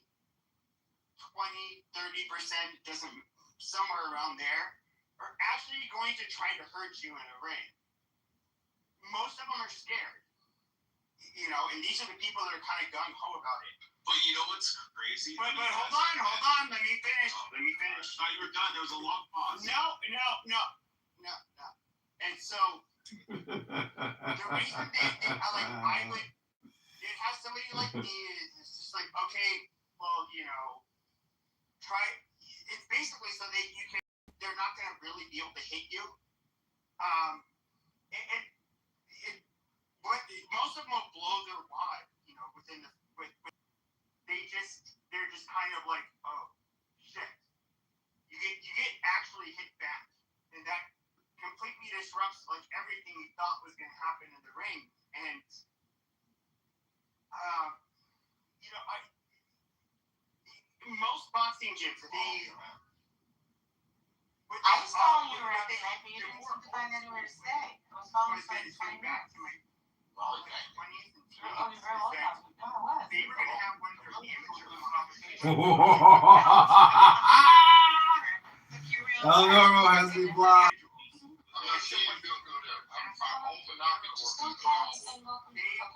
like, okay, so they still come back to this day. So, what is everybody looking forward to? Do you have something to look forward to? My state flower changed this month, and it grew in my front yard. I'm pretty excited. I mean, look, at the end of the day, I'm supposed to think of like gratitude for something. Some days are kind of weak. So, I'm going with state flower. What do you think? It's a magnolia. Oh, that's a beautiful flower. Yeah, it's A, beautiful, and B, it smells extraordinary.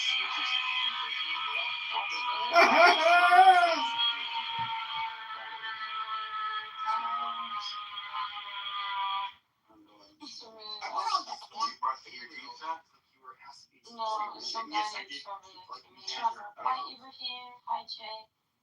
J-Lo. Oh, hey, what about anyone else? Sangra, Nathan. Welcome to Clubhouse, Nathan. I'm eating right now, but yeah, Are you new, Nathan? No. Me? Or Nathan? Oh, Nathan, yeah, I think he's new, yeah. Everybody has a fantasy of being a tough guy, Welcome. totally. Hi, Jay. Right, somebody tougher than them. Ibrahim is here. It's gone.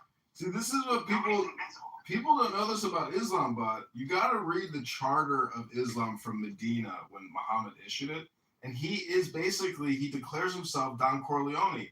It's mafia style tactics where, let's say, somebody dies, somebody murders somebody.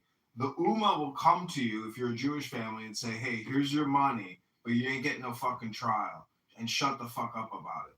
It's just gangsterism and 600-year-old or 600 AD mafia tactics. It's just gangbangers in the Middle East, and they spread rapidly because of this charter. But the Jews were like, "This is fucking crazy. This is bullshit," and they were like, "Let's get the fuck out of here." And this is literally Saudi Arabia. They're like, "Let's get the fuck out of here and go to fucking Europe where they got plumbing." No, these are just Jews in Saudi Arabia in the year 660, somewhere around there. Yeah, of course. We can look at North Africa. And we can look at, dude, don't bring me down. We can look at North Africa, Syria, Jordan, Lebanon, all of these places in the Middle East that are majority Muslim now. We all know that. But these are all Christian countries. And, yes, they absolutely are. They're fucking a bunch of Islam. Okay, like, I get it. In comparison to Jews, we both proselytize. We want to spread the good word. Not to say that Christians weren't jihadists like the Spaniards. They obviously were. But then you have Muhammad.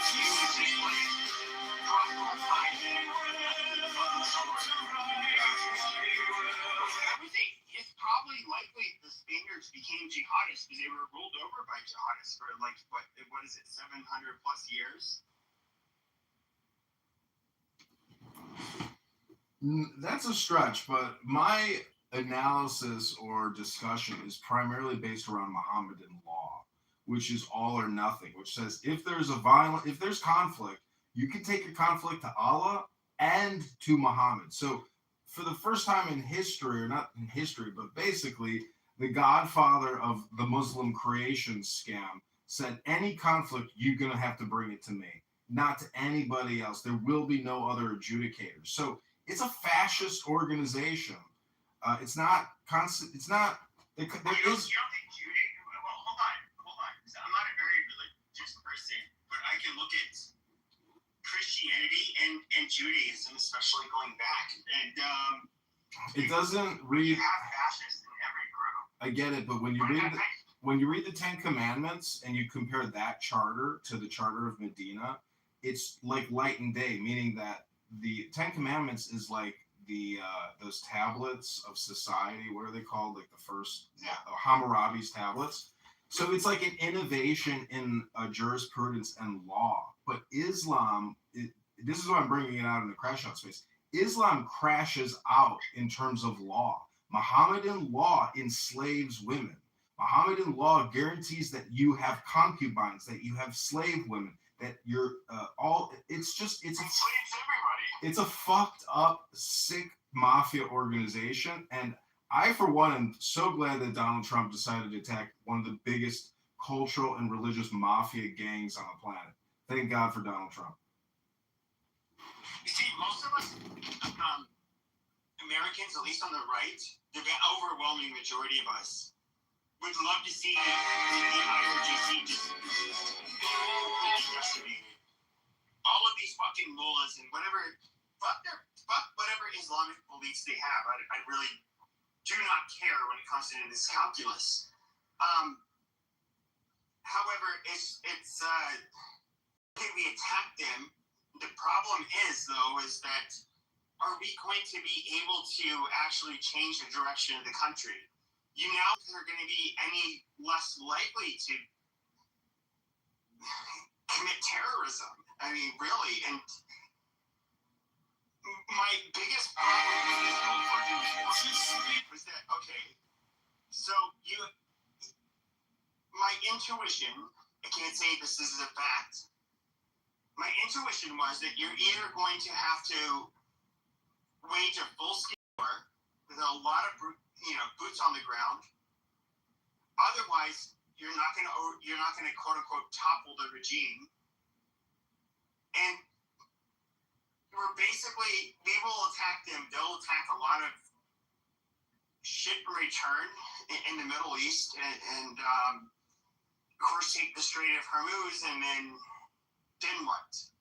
What did we actually gain? It's one of those things where you have to be willing to go all in, or you don't go in.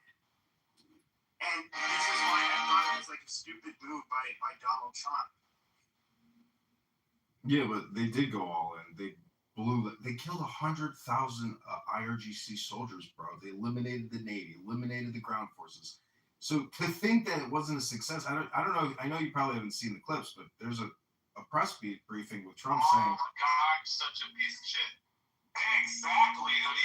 This fucking poser ass Chicagoan up here fucking lying, not knowing what the fuck he's actually talking about. Bro, foundationally in Arabia and stuff like that, they have like nomadic religions in each place. Yep. Even in like the Middle East had their own like god and religion. There was only certain places, right, that follow foundational religions. Sure. So my biggest criticism of which, if I make a criticism of Judaism's foundation, it's ultimately going to be a complete revocation of any. I don't know. Well, are you aware of the context of the? Go ahead. So, like, if I was to bash Judaism, I would have to. It would attack Christianity at its core, because it's obviously Old Testament, New Testament, and they call them Abrahamic religions for a reason. So even with Muslims, if we were to attack Judaism, it would all of it falls apart, really. But you have a bunch of you have Zoroastrians and the different Canaanite religions, and which a lot. It doesn't fall apart, man. A lot of the same shit. I'm telling you, Muhammad is a scam artist. There's a big difference here in terms of legal intelligence. But here's the thing.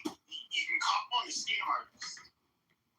But even if we're to look at Jesus, that's what I'm saying. It's not about the person. It's about their code. It's about their law. Sure. But you used the word scam artist. Yeah, Muhammad scammed everybody. So He was good at it. Look, we got 1 billion people still scammed right now in 2026, and they don't even know they're scammed. That's how good the scam is. Amazing, but then you could use the same argument regarding Christians. How do we know that Jesus? You can't. It's totally different. And I'm top world. You know that, right, Night King? It's the fucking like weight too, bro. Like This is Pepe's room. Yeah, I know it's Pepe's room. Your fake white ass down and let the top left say his fucking words and get his thoughts out. Listen, your So what PTR. I'm trying to say is that you could make the argument, and this is something that I've literally thought, since I was a child, really. What if you had a Tony Robbins type of individual that proclaimed himself to be Jesus Christ? That's what Tony Robbins does. He's a hypnotist. It's a scam. Yeah, sure. I mean, go ahead, Pepe, because I want to respond. Yeah, so like he has this big cult following, which if you were to, it depends on which Jews I've listened to. Some people say that Jesus did not exist. He's the story of multiple individuals that lived in that region at the time, and then you have people who do believe that he existed.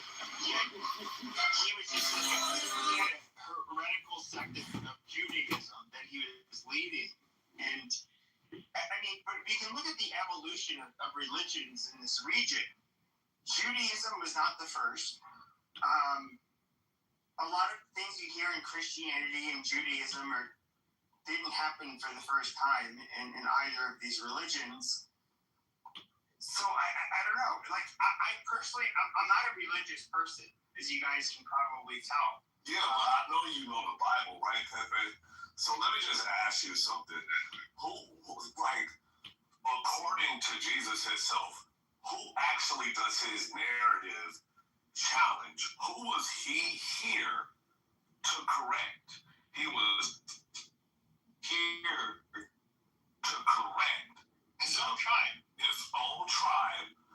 His other Jews, right? That sat in a specific hierarchy of Judaism that actually were, scam artists. They were fucking scamming.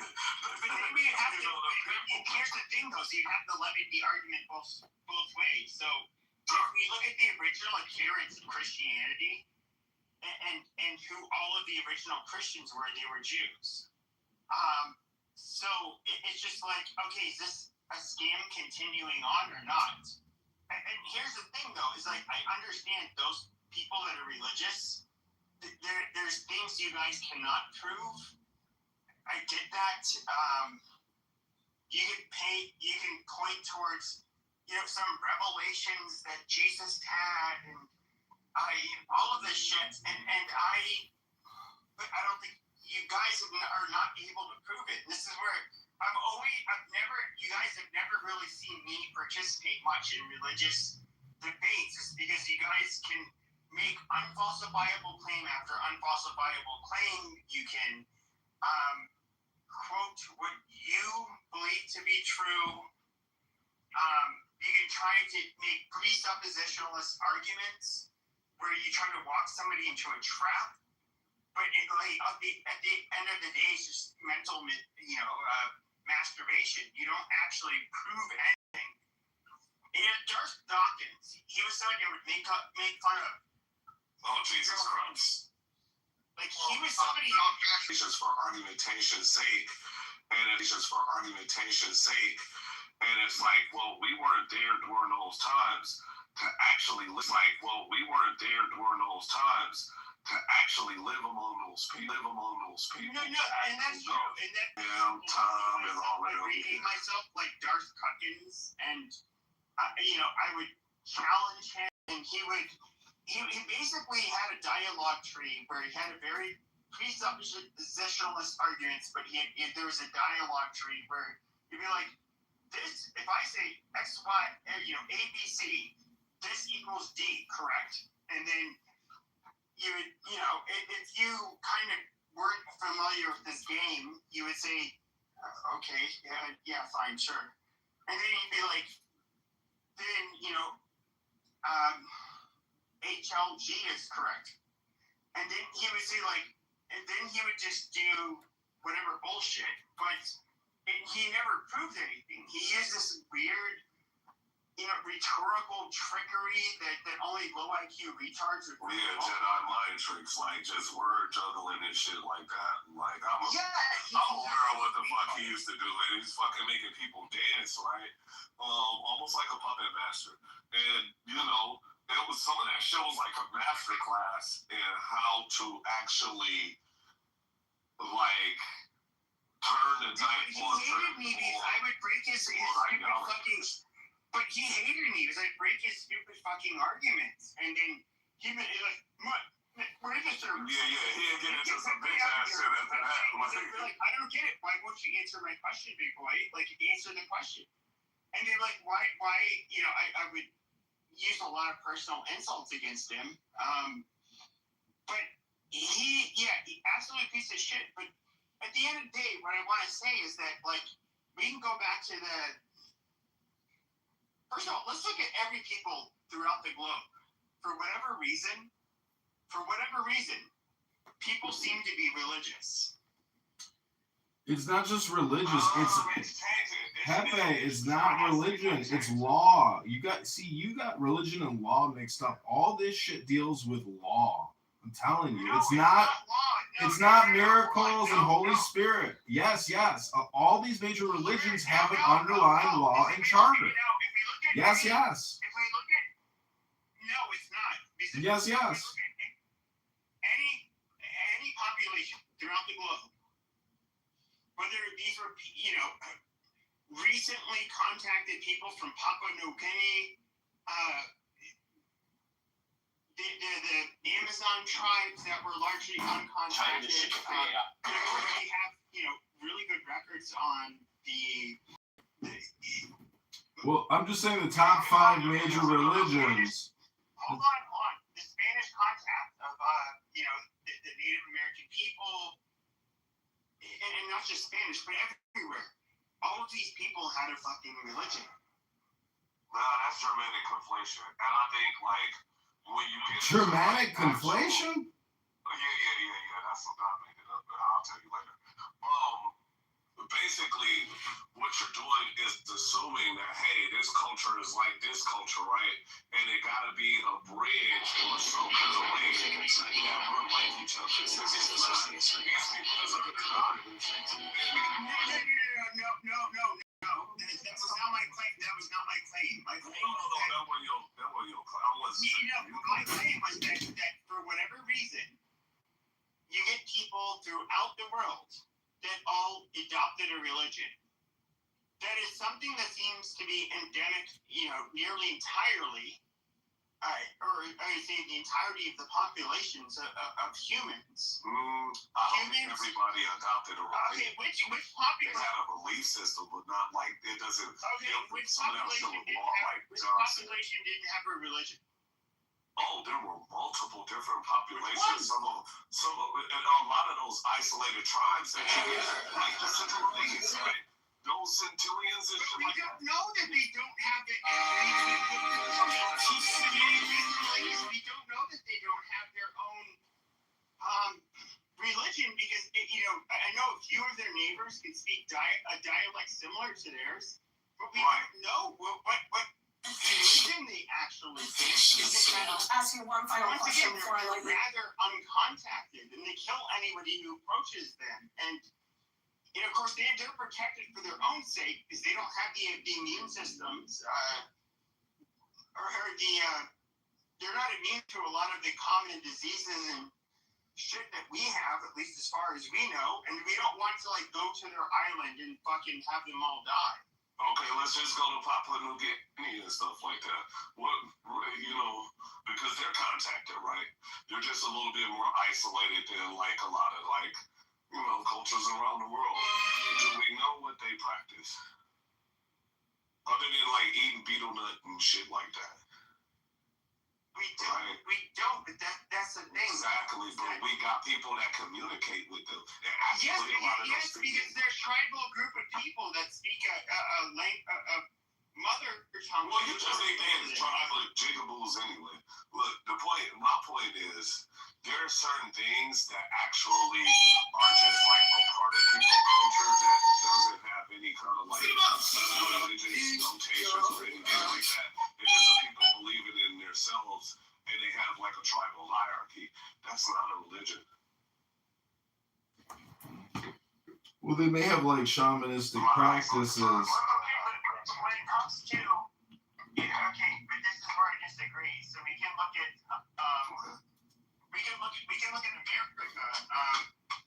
We know just because it was more documented in the United States of America, almost all Native Americans had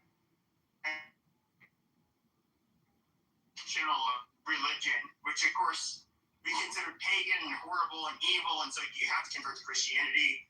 Like ours was not anyway. Of course, we can look at Mexico, where we have these very sadistic group of people, the Aztecs, that were basically not only sacrificing their own people, but sacrificing, the Mayans and whatever fucking Caltech, group that lives around it.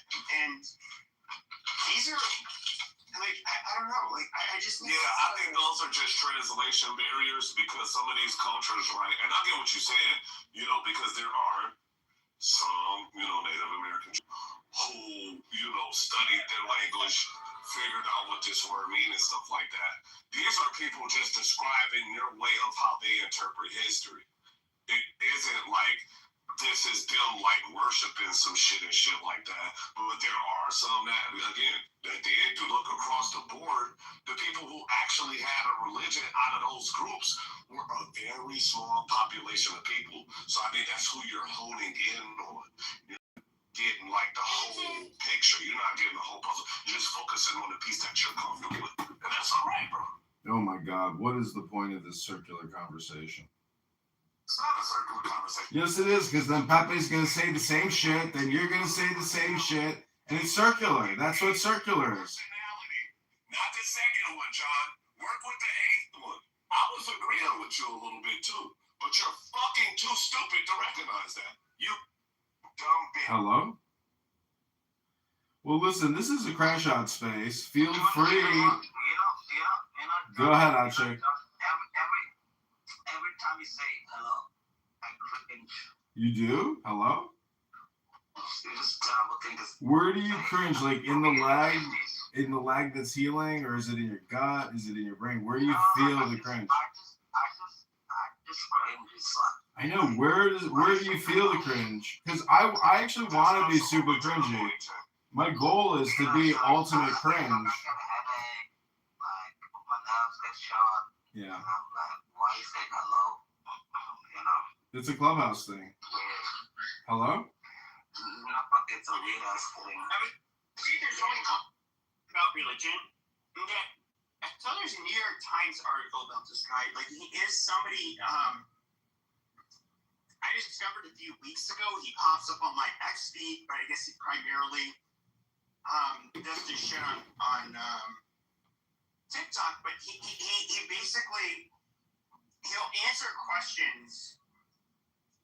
He's an Orthodox rabbi, by the way. But what's weird is that people have hard questions. And they could be hard because of, moral dilemma, whatever. But of course, he's a very, I guess you could say, astute scholar of the Talmud and a lot of this other stuff. And he gives like super good answers to. Yeah, he's a lawyer. You got any kind of whatchalls you can post from? Because I would like to see. Just refer to his last name is it's Rabbi. What do you remember? Rabbi like Landau, like Elegant. What do you remember that stuck with you that you were like, oh wow, that's true. It's like,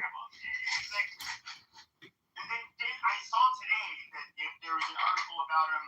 I read like the first paragraph, but it was basically about how he was using traditional wisdom. And of course, this isn't an Orthodox. Rabbinic students are called Talmud Chachams. He's basically just talking about it's basically wisdom about everyday life. He doesn't really make geopolitical videos. Yeah. Well, I mean, the Catholics got the same thing, bro. Have you heard of Balthasar? The issues have existed for more than a few thousand years, and so you've had like wise men that have given their opinions in the Talmud and so forth, and he's basically giving an opinion based on a lot of this, and he's actually a pretty cool guy. Yeah, I think when it comes to that, I think what we kind of lose because we're so stuck in our modern times and like how the lines are drawn and like decades of like decision making and establishments actually taking over and implementing their structures that we don't understand that. Could you be succinct, please? These religions were actually the first governments. No, it's the formulation of intelligence. It's actually like AI. You all right, man? No, I mean I'm just trying to talk. Hello. The so-called religions, what I talk about, there's no such thing as a female rabbi, and there's no such thing as a female priest. It's all fake news. It's terrible. I understand why people just deal with this nonsense. I agree with you. I'm just trying to say that. If you go to a church, Hello? I just want to say something. If you go to a church and you're Jewish and the rabbi is female, and if you go to this is why the Catholic Church has been waiting for 2,000 years. They want to corrupt everything. The day that a woman becomes a priest in the Catholic Church is the day the Catholic Church dies. Women are too psychologically, mentally ill to become priests. And that's what Peter said. And it was correct. You cannot have a woman that is a priest. They can't, they're like, you need like a glass chamber or whatever. Look, you cannot have a woman that is a priest. This is a horrible thing. They're too illogical, Well, they have priestesses in ancient civilization. Now it would be ridiculous, but back in the day, they had the Vestal Virgins in Rome. Hello? All I'm just trying to say is, in the Catholic Church, and that's why I'm a Catholic also, born and raised. You're a Kasumkum Catholic? Wait a second, bro. You can never ever. Are you Opus Dei? These people are mentally ill, sick people. Is that projection? The same as women. Alistair Hammer. It's just a question. Is it projection when you say that, women are mentally ill? Because it could be projection. Women are mentally ill, bro. Go get married and you'll figure out.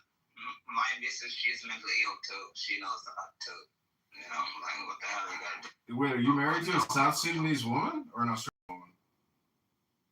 She's American, South Sudanese woman. You're married to an American and a half Sudanese woman?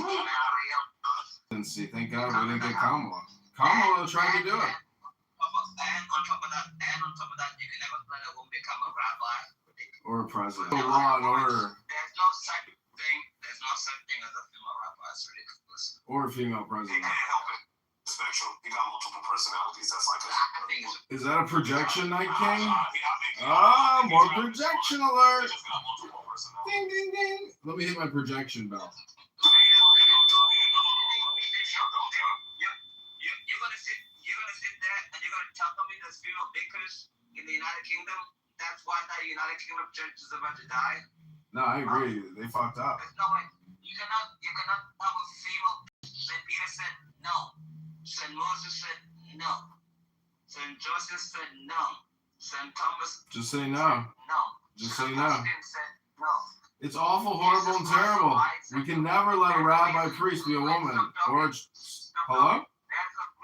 There's a reason why we don't do this. And the reason why the church of the United Kingdom was failing, because they do this Methodist church crap. Yeah, it's all LGBTQ rainbow flags. It's very sick. It makes me sick to my stomach when I see those lesbian Kasumkum come on stage and they put a robe on the stage and they're like, oh, well, yeah, I'm going to leave this church. and they're like a dumb, dyke lesbian looking Megan Rapinoe, you know? But like that. You know, you're violating YouTube policy guidelines on abusive hate speech, unfortunately. You can't attack someone's sexual identity or gender, unfortunately. I don't think you're Jewish, right? No, my mother's not Jewish. My mother's Christian. Hello? No, my dad's actually Christian too. Hello? I thought you were Jewish. Oh, that must be like your sixth personality.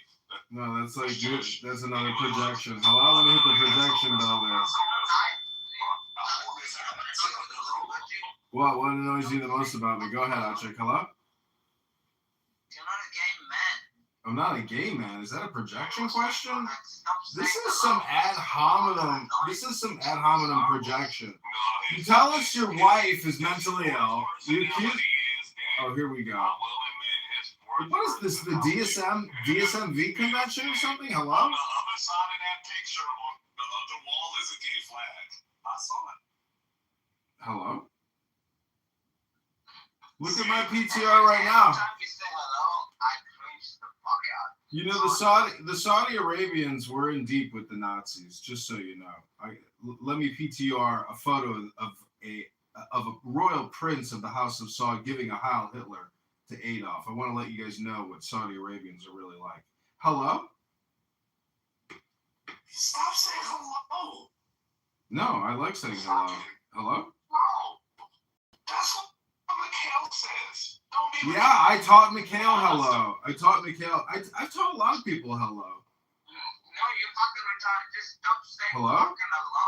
It's so fucking annoying. You got it from Dr. Adams, really. Hello, is this a Crash Out space? Yeah. Hello? Something alone. It's so annoying. It bothers everybody else. Let's take a survey. Do you find it? Kitover says hello. Hello? Yeah. Let's do a survey. Number one, when did you find out you were gay? Number two, do your mother knows you're gay? You know, my mom called me up one day and she was like, "Your sister and I think you're gay." And I was like, "You think I'm gay?" Hello?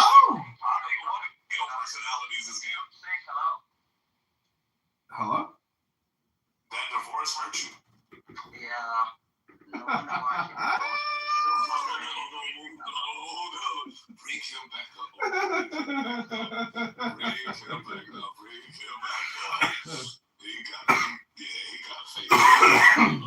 See, that means I'm winning. I hate to tell you how these game rules work, but when I get kicked to the goo, that's me winning. Hello? Yeah, y'all gave him a dub, I ain't gonna lie. Look at my PTR. That's a Saudi prince giving the Heil Hitler at Adolf Hitler's Berchtesgaden in Germany. These Saudis are no good. I don't trust them. I've seen them kill goats, eat goats. They're like Satanists. You all know that Hello? the Saudis the thing is, though, we all knew that at the time Hitler is alive, the Saudis absolutely Jews. And it's not like they were exactly bands of Christians. They thought we were absolute pieces of shit then. You all right? Slow down. I have the hiccups. Holy shit. See, the friend of our enemy is the enemy of our friend, meaning that these goddamn Saudis are so in tight with the king and the royal families of the world that they're the natural enemy of our liberated democracy. Hello? But that can't be the case because for thousands of years before that, the Jews and the Muslims worked in unison. And in fact, when they were expelled and thrown out of those fucking countries, go look it up, bitch, because I'm very good at history. I'm really good. I'm even better than you, and you come from that culture. I'm better than you at your own shit, right? Challenge you on that. Anyway, when it was the Muslim expansion and shit like that, we could go back to those early dynasties, the Umayyad. You can name any one of them motherfuckers that you want to, right? there was always a Jew in the hierarchical system that actually was running things right next to the Muslims. And even in fact, let's go even further. Let's go to the Crusades. You can even hear about the Lionheart, one of the best battlers that came out of Europe, said this verbatim, that he couldn't believe that he had to shed the blood of a Jew battlefield next to a Muslim. Come on. One thing about history. What's your point? Hello? Yeah, but the problem with history is that, okay, so if I feel like a Jew hater, he's gonna point towards the opening of the gates of Laredo, where you had Jews that basically welcomed in, you know, the Islamic conquistadors of the time to invade Iberia. Now, when it comes to that, though, the Muslims they didn't treat them well, but they treated the Jews and the Christians on equal footing. No, they did not. That's why I brought up the Charter of Medina. They do not treat Jews on an equal footing. It's intimidation and mafia gangsterism. Okay, do I have to interview? Stop. Now, if you were to look at one place in time where arguably the Muslims did treat Jews better than Christians, we can look at, you know, when they had their caliphate in the Iberian Peninsula. You know, and this is the other thing that is weird, is that, like, I'm not a religious person, we all know that, but I do hear a lot of Christians cope with the fact that, like, no, we would never do anything wrong, we're perfectly fine, we would never fucking mistreat them. Like, Christians absolutely fucking slaughtered people by the boatload that came from different denominations of Christianity. And when it came to Muslims and Jews, they were considered, you know, in these times, like the level of dogma you get with Christianity. The Muslims tried to enslave the Jews, and they do try to enslave Jews. You were going to look at, like, people who did not believe in Catholicism in particular as being evil, demonic, gross, disgusting, cockroaches. You can think of all of this shit comes up. Like, you're basically a force of fucking Satan. And I think that when it comes to the Catholic or people, what a lot of people don't realize is that, especially when it comes to Catholic countries, that is how outsiders were looked at. And I just find it, you know, I hear Catholics try to in-group, out-group. Their fucking history. And that's what Muslims do. They do in-group, out-group. You're either in the Ummah or you're out the Ummah. Hello? Chill. Don't give them another dub. But anyways. What's your point? Hello? Even like between the Jews and the Christians were never a natural ally of the Jew. They literally mistreated them. Where do you think Christianity came from? From a Jew. It came from a Jew. Jesus was a Jew. Hello? Move to audience and make we were like this, and you know, I get it. By the way, it was a Christian who coined the term Judeo-Christian. It wasn't a Jew.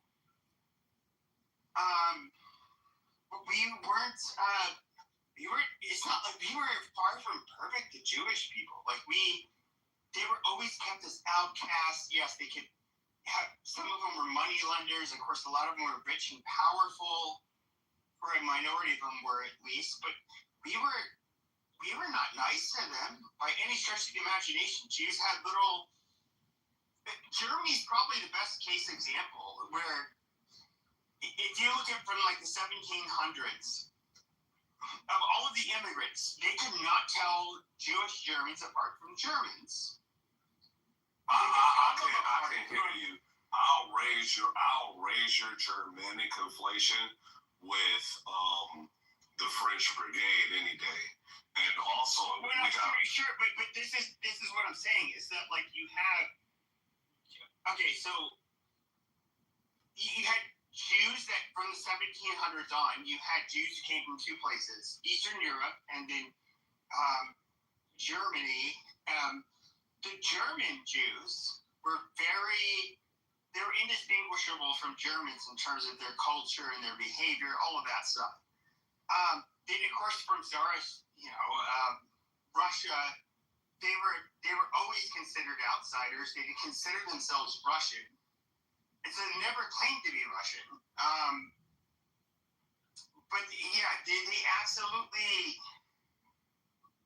If we look at Germany, the most assimilated Jews in Europe at the time, they were disproportionately serving not only in the military during World War I, but also on the front lines. And they were very nationalistic, proud Germans. Now, you have to imagine what kind of mindfuckery these people have to experience when they become proud Germans. And then all of a sudden, it's like, no, you fucking kite, go into a fucking oven. We fucking hate you.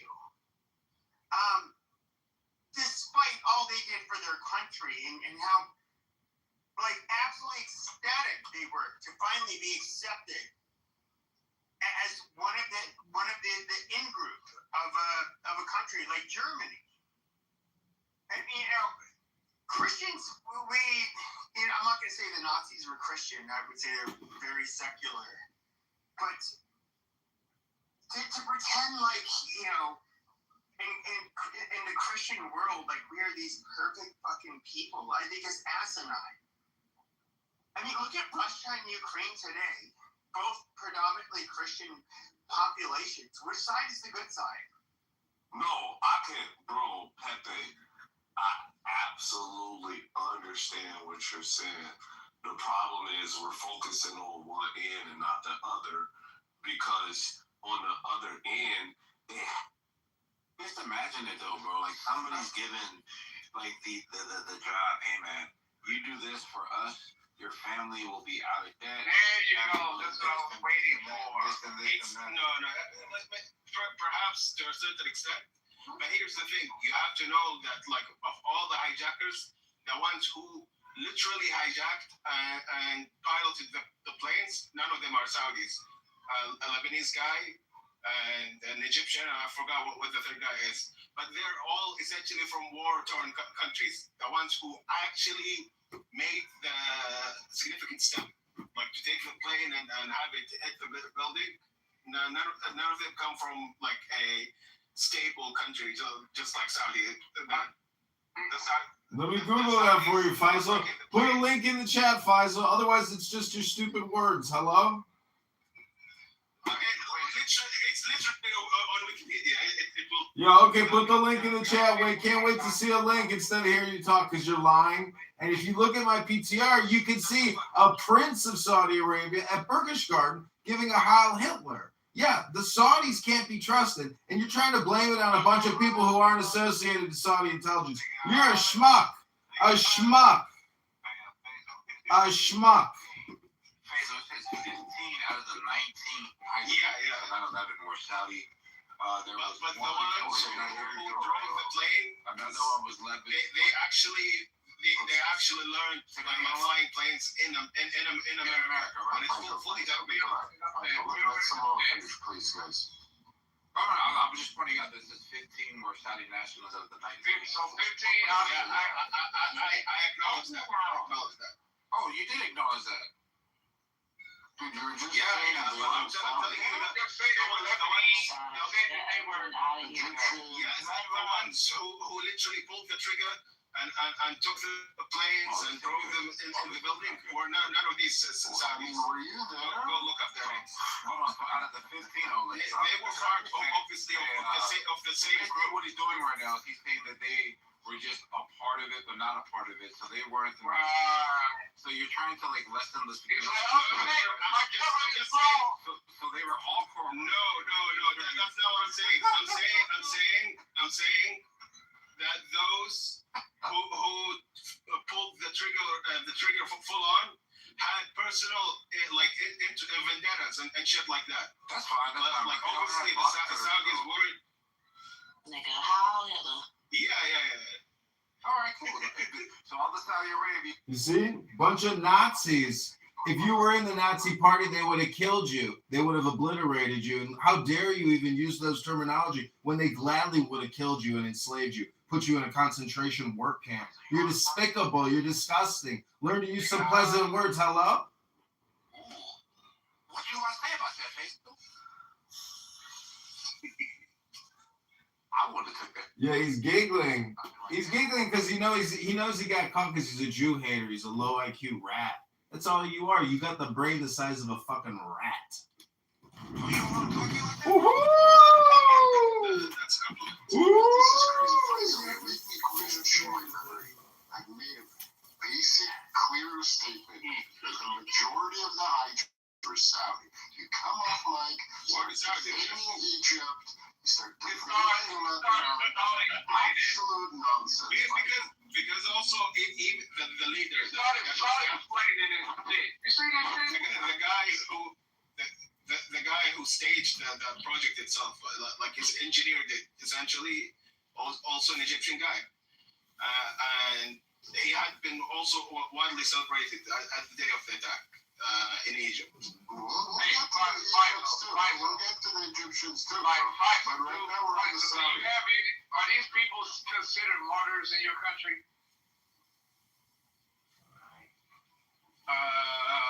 Widely not so, but you can find pockets of people who. Can you name one by name out of the 15? That's not named. Not all names, but family names, because they're literally families that live around me, you know. Muhammad Atta was one of the dudes that was getting drunk and high at a strip club, I believe, completely going against, you know. Yeah, that's a real Muslim right there. Yeah, but yes, but he's the one who was engineered the attack. Sure he did. Like it was some shit. The only reason why they got away with it is because we just thought it was a typical fucking thing that was gonna be resolved. Those fucking donkeys would never be able to get away with anything like that now because we would fucking rip their heads off. We wouldn't take a chance anymore. Because of the Patriot Act, which we sacrifice. Nowadays, right now, imagine you're in an airplane, bro, and you just sense some fucking Muslim retard like thinking about that, bro, and you're with your family. Hey, if I get on a plane right now and see some cross-eyed Saudi looking inbred, I'm gonna get off. I'm gonna hey look, somebody need to check him. Check him down. You need to make sure he can even see right. I know he's not flying. But the way his eyes is all this going all over the place, yeah, he gotta go. They ruined it for everybody. Honestly, I'm pretty sure that such scenarios are much more doable nowadays. You could 3D print a gun and slip in, no one knows, and Look, I'm taking notes. You see this shit? Yeah, I don't see those kind of things don't come to my head. I don't think about that stuff. Exactly. Because you just made a target claim that saying that something couldn't be pulled off nowadays. Like what? I didn't say He said less likely. Donkey, look. You said the plan will let them in. I said if that were to happen today, we get their fucking head ripped off. They get their head ripped off. You think so? Yeah. But let me ask you a question. Like, actually. See, he's part of the Ummah. If you're in the Ummah, you're in the in-group. And that gives you taqiyya, and you can lie in order to deceive anyone outside of the Ummah. These people are Nazis. And the King of Saudi Arabia's favorite gift is his golden dagger from Adolf Hitler. They're just a bunch of royalist, Nazi, Illuminati, piece of shit, polygamists, Satanists. That's all Muslims are. They're scam artists. Because Muhammad is the leader of the scam, and he's a fraudster. It's called the Medina Charter, the Medina Constitution. Look it up. Muhammad wrote it. It's his first scam when he tricked everybody and said, I'm the new Godfather, and you're all going to come to me for your conflicts. I'm the new Supreme Court, or we'll kill you. That's called gangsterism and mafiaism, and everybody knows blood in, blood out. And the whole Medina Charter deals with blood money. And if we kill your motherfucking husband or murder your fucking wife in war, well, we'll give you a little cash and shut the fuck up about it, and there ain't gonna be no fucking courtroom drama neither. So shut the fuck up, you fucking Nazi. Hello? Fucking kick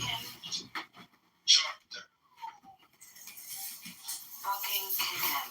He's recording the goddamn room, you fucking idiot.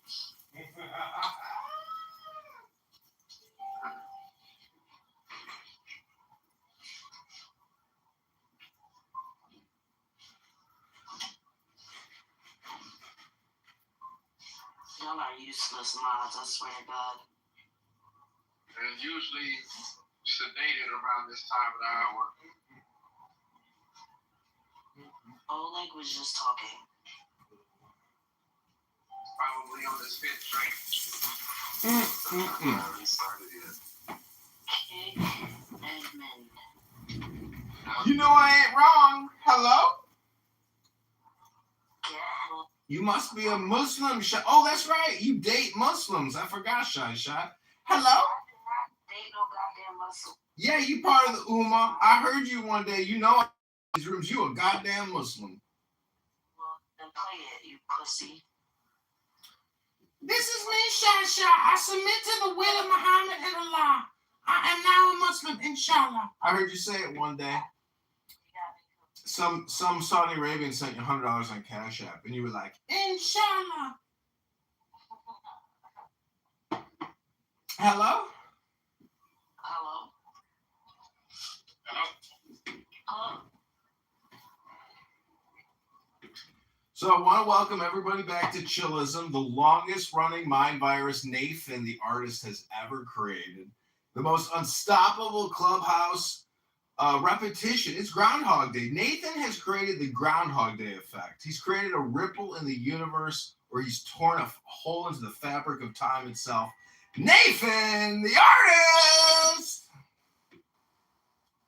That's right.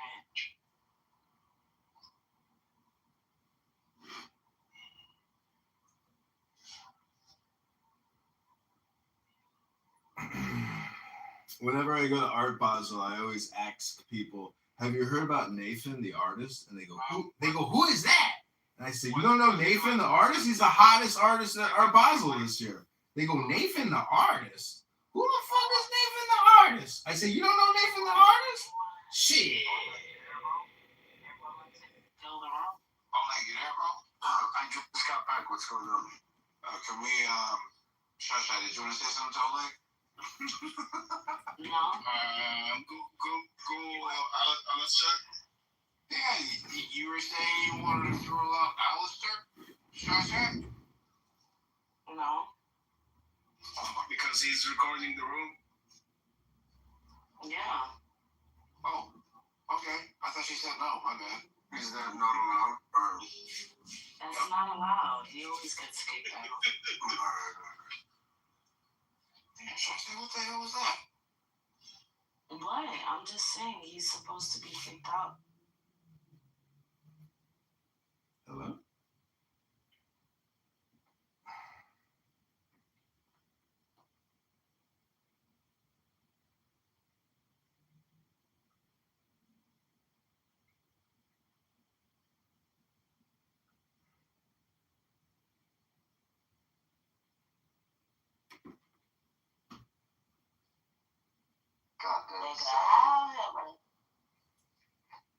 So what do you think, Faisal? You think the war is going to keep going in Iran, or it's going to end soon? Beyond me at this point. Nice, good answer. Me too. What does your gut say? I did the precaution that The I needed covenant to was, do like, for example, successfully, filled and with that's it. Jews.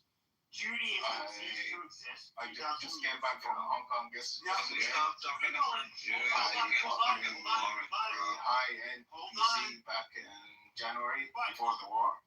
The idea that because of the stupid Jews war, as the shipping costs as if they're went from around $300 to over $2,000 because of how the shipping is affected by the war. There you go. And I was like, fuck it.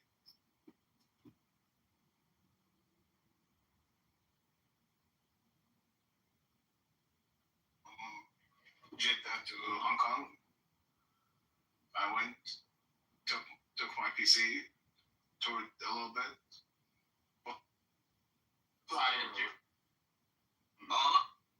All I'm trying to say is, as a Catholic, I believe. All I'm trying to say is, as a Catholic, I believe it's an one judge, and all they want are all false. Orthodox Judaism, pretty close. I like that. Well, what about Jesus and just the teachings of Jesus versus the organization known as the Catholic Church? Hello? Wait. Orthodox Judaism, I like. Yeah, it's universal. It's universal. That's why it's like if we all okay, hold on. But you know this better than anybody as like coming from Zip it, chimp. population. Zip it, chimp. Land, bro. Okay, no, but okay, you come from the most melanated people in this fucking world, the Dinka, darkest people in the whole world, yeah. I check. How does it? And so, the Catholic Church, hold on.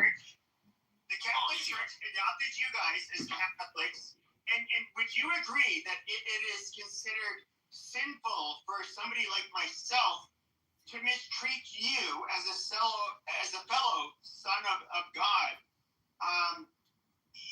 Would you agree with that? To mistreat me in what way? Hello? As if you're subhuman, like because of your skin color, It's not 1920 colonial rule of Africa. It's 2026. Hello? Shut the fuck up, Memphis. Don't want to be another brother. Calm down. So, you really think the Catholic Church can look at you looking different? The Catholic Church just means a universal church. We're all the same under God, brother. Exactly. So in other words, I cannot mistreat you as being lesser than under we're all God. the same under God. It means a universal church, yeah. Do you use it? I don't understand why people get about it. It's the same. Catholic just means universal. That's all it means. I don't understand why people get so butthurt about that. Yeah, that's why they call. Enough, bro. If they ask a genuine question, there's sometimes we troll and sometimes asking a genuine question. It means a universal church. And he was raised in that. And that's all it means. Exactly. It means all the same under God, that's it. Yeah, and that's one of the things that they kind of promote, especially in the United States. Like as a person who actually got a scholarship to actually go to one of their colleges and shit like that. I turned that shit down, like fuck that shit, because I actually can recognize what he's saying as far as when it comes to this nature on the other side and the things that they don't recognize, that they're abiding by a rabbinical culture that's really not tied to the Catholic Church. In fact, they went to war with each other. Catholics had an army. They had a Roman Catholic army. Did y'all even know that they had a fucking army, nigga? Well, they did, but here's the. So, holy shit. I don't want to get into the Senate. Get into that shit. Get into that stuff. But if you're looking before the Second Vatican, we can look at what led to.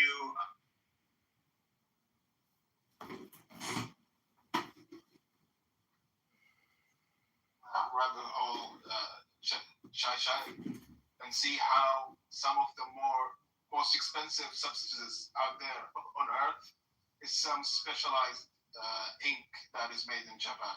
I hate it so much. The shit. He rubbed his finger over it in 3 seconds and it's still smudged.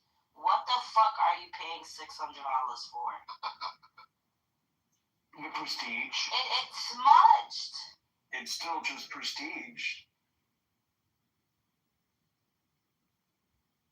1800s, late 1800s, and then you had the evangelical Christians that were it spread on like wildfire. But you're talking about Protestants, Protestants at that point. Yeah, when I say we, I mean people that were raised Christian. We don't. Well, actually, let me put it like this: the Christians were absolutely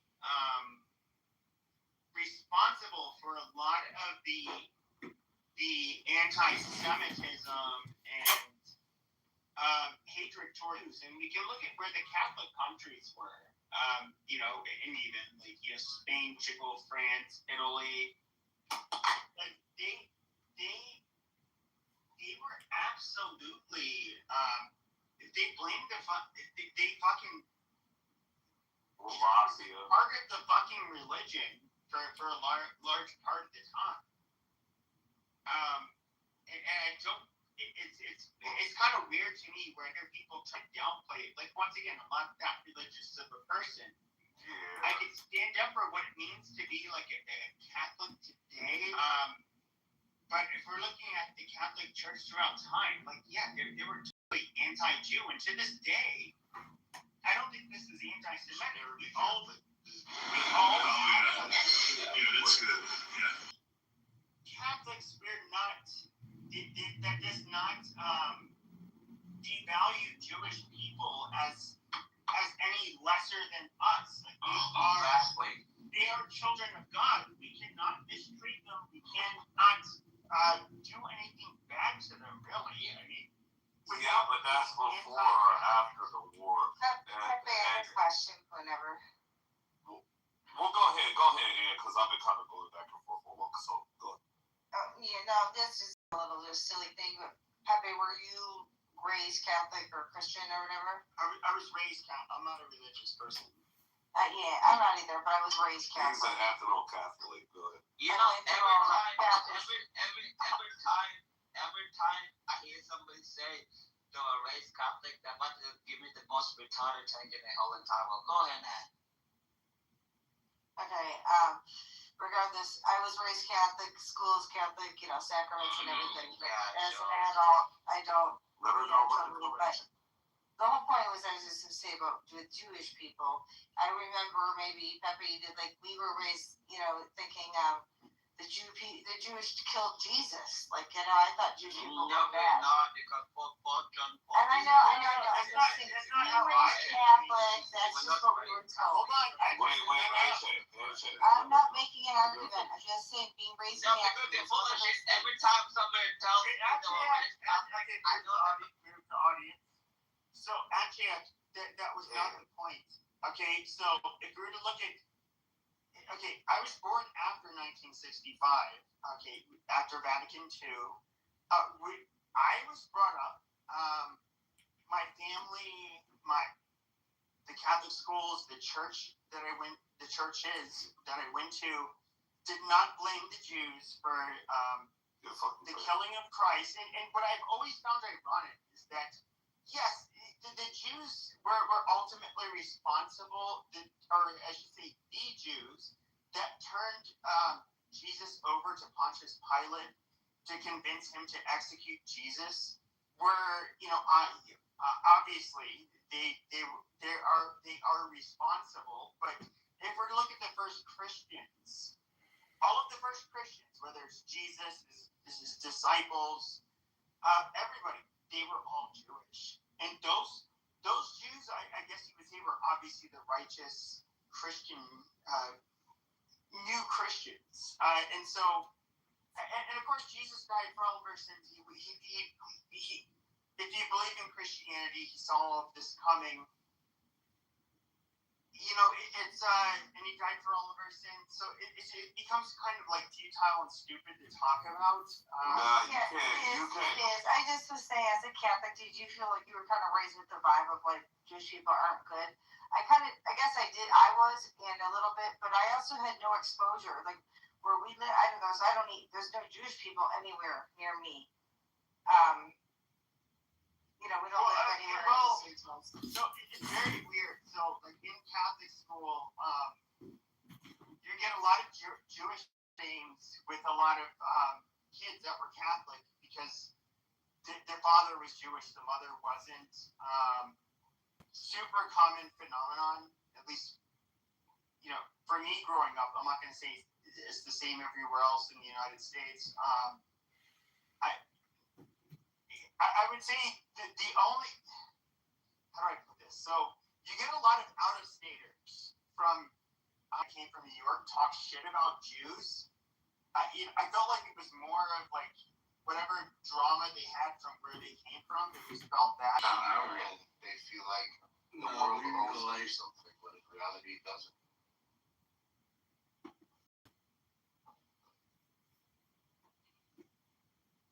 I don't know.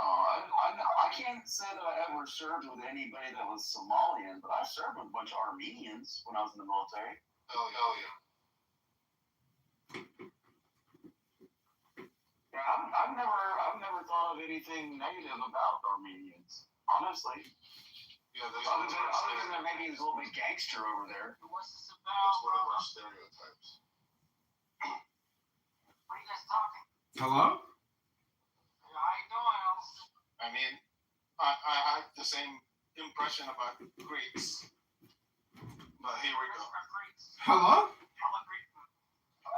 Again, I don't have any issues with any Greeks. I mean, I think they're pretty badass. I mean, militarily speaking. It's just, I'm saying that's something that's always going to be a moneymaker. Like preying on people's like sexual proclivities, that's always going to be something that's going to make money. Wow. Greek is just a bunch of islands. Okay. Not left from this. Now, anybody else want to comment on that? Because I'm already going to do more investigation. I don't want to see out here on these streets, these MAGA streets. And you're ready to pull up. No. I really don't.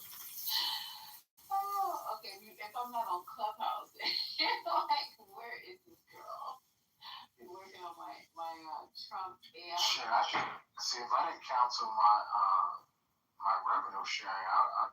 That video I posted got 4.4 million views. I'm looking at it right now. A lot of views. That's a lot of views. That would be a big payday. But I canceled that shit. So I said, fuck Elon. I don't want your money. Big rep. 4 million. That's a lot of people. Yeah. Okay, I hope my girl gets a lot of views. Did you want to play that AI, the Lego love song to the American people?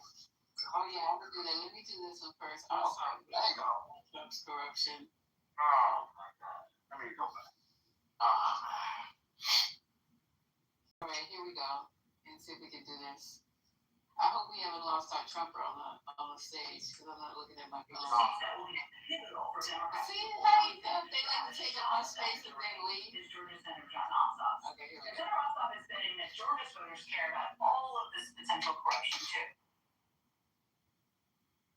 Never before have we seen so little effort to hide so much corruption.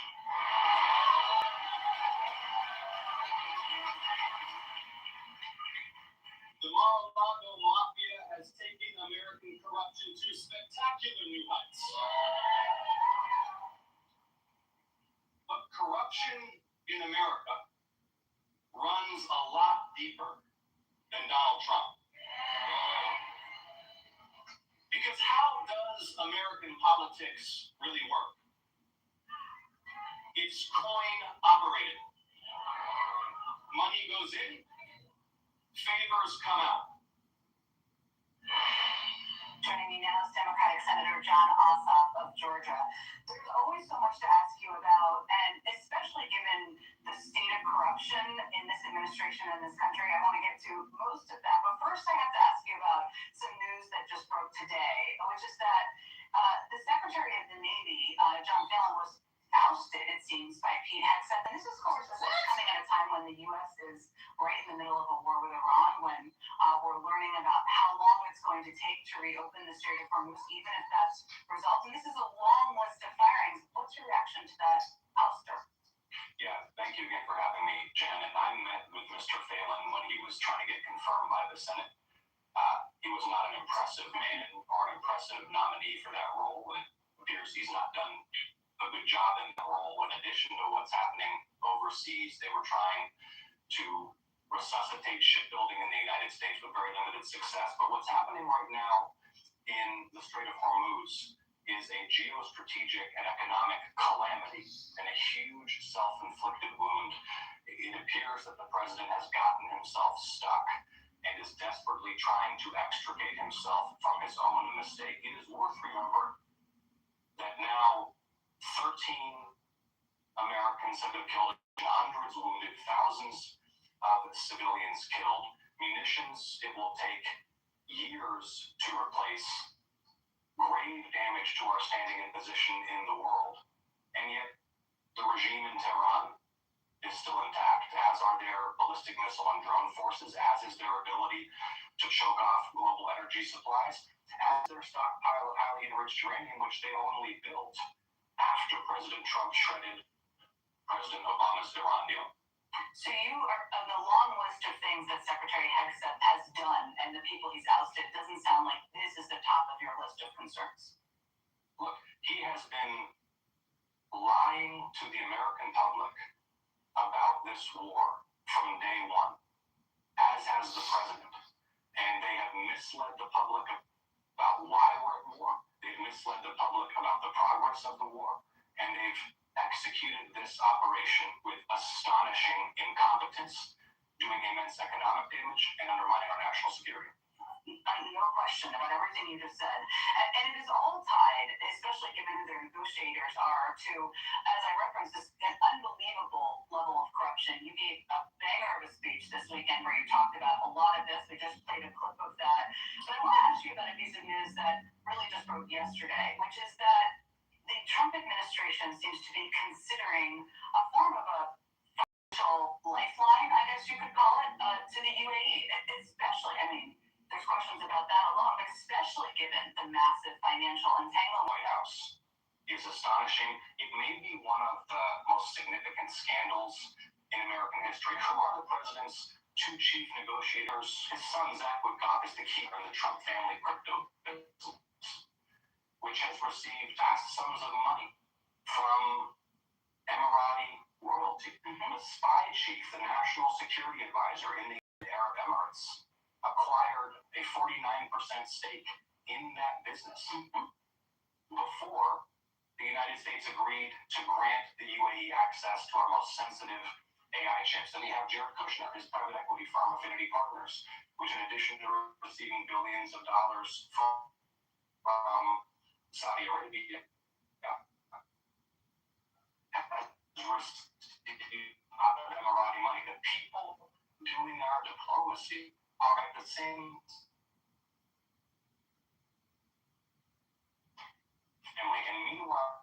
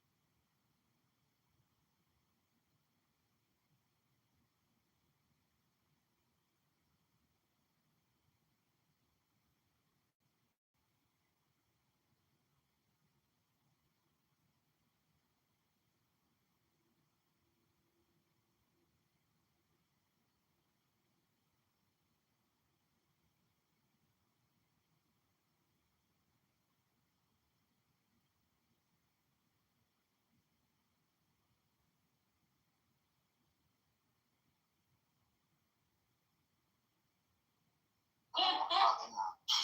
And you got clips on clips on clips. Like Biggie said, man, let those clips breathe a little bit. Well, man, You know,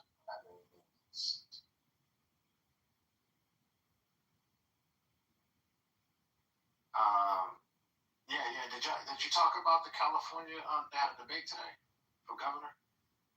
I know there was a big a governor's debate within California. I know nothing about that. Who was there? It looks like all of them. You had Steve Hilton. You had Katie Porter.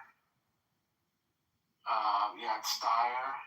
I'm trying to see who else was there.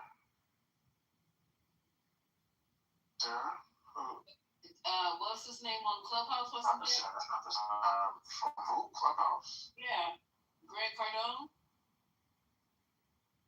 No, he wouldn't make it to that stage. He said he was running, and people in here talk about he could win.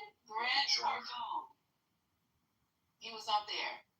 No, he went. You gotta qualify to be on these stages. I don't think Grant Cardone would qualify. Okay, that says a lot right there. And he was on Clubhouse yesterday. If you can't be on Clubhouse the day before, then prepare yourself. So he just. Well, there, California, Grant Cardone is here. Okay, so he's not making the. He's not in the debate circle. Okay. That's gonna be a big race. I mean, once you. About the great thing that's going on with your president and his family. Yeah. you know he was running for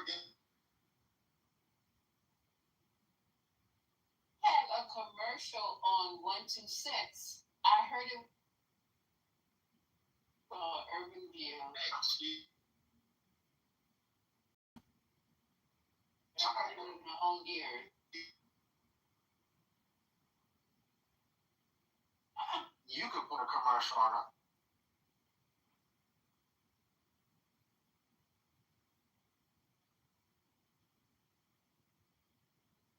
People give him a pass to say whatever he wants, so he feels comfortable around the. He would be a person that would be welcome to Negro land, right? That's TC's mentor. He said. So did you guys talk about the Cash Patel suit? The one that got thrown out? To the Atlanta? They got thrown out, right? Huh? No, that's the old one that got thrown out, not the $250 million. Okay, so I know one got thrown out because I saw it on. Yeah, that's the old one, but the new one is kind of interesting. Their strategy, right? Because he's probably not gonna. It's probably gonna get dismissed, right? Because. Which suit is this, because I know he's gonna sue the Atlantic. Is that the one you were talking about? Yeah, the Atlantic one for $250 million. Yeah. So what's the new update? Well, just that that lawyer that's representing him is known as a serial losing lawyer. Yeah, he's been losing a lot of cases. But the thing about it, I watched Midas Touch, right? Our legal AF. And analysis was that this guy is probably good for one thing is exposing the anonymous people that that reported this whole thing, that whole network being kind of bad, right? But also it could create further damage for the Atlantic reporting because people may not want to be what they call them again, sources for them in the future. Because especially if they expose everybody, which they may have to do if they're deposed. But the other way around is that Patel's completely cooked, right? Because he's gonna have to. He's already admitted to stuff that are lying about stuff that his own court case filing says happened. Such as getting the not being able to access his accounts or something like that, and then thinking he was fired. And he said that did not happen. But this own filing says that that's one of the, that it did happen and that it was just a minor technical error. So, yeah, he's got a lot of problems.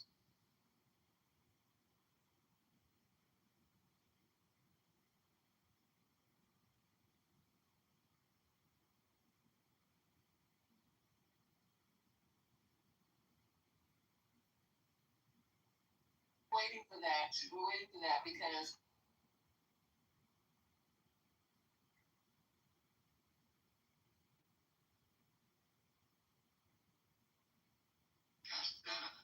Kelsey and Polymarket must be going crazy with Red, who's going to be the next person on the Trump administration. well, we got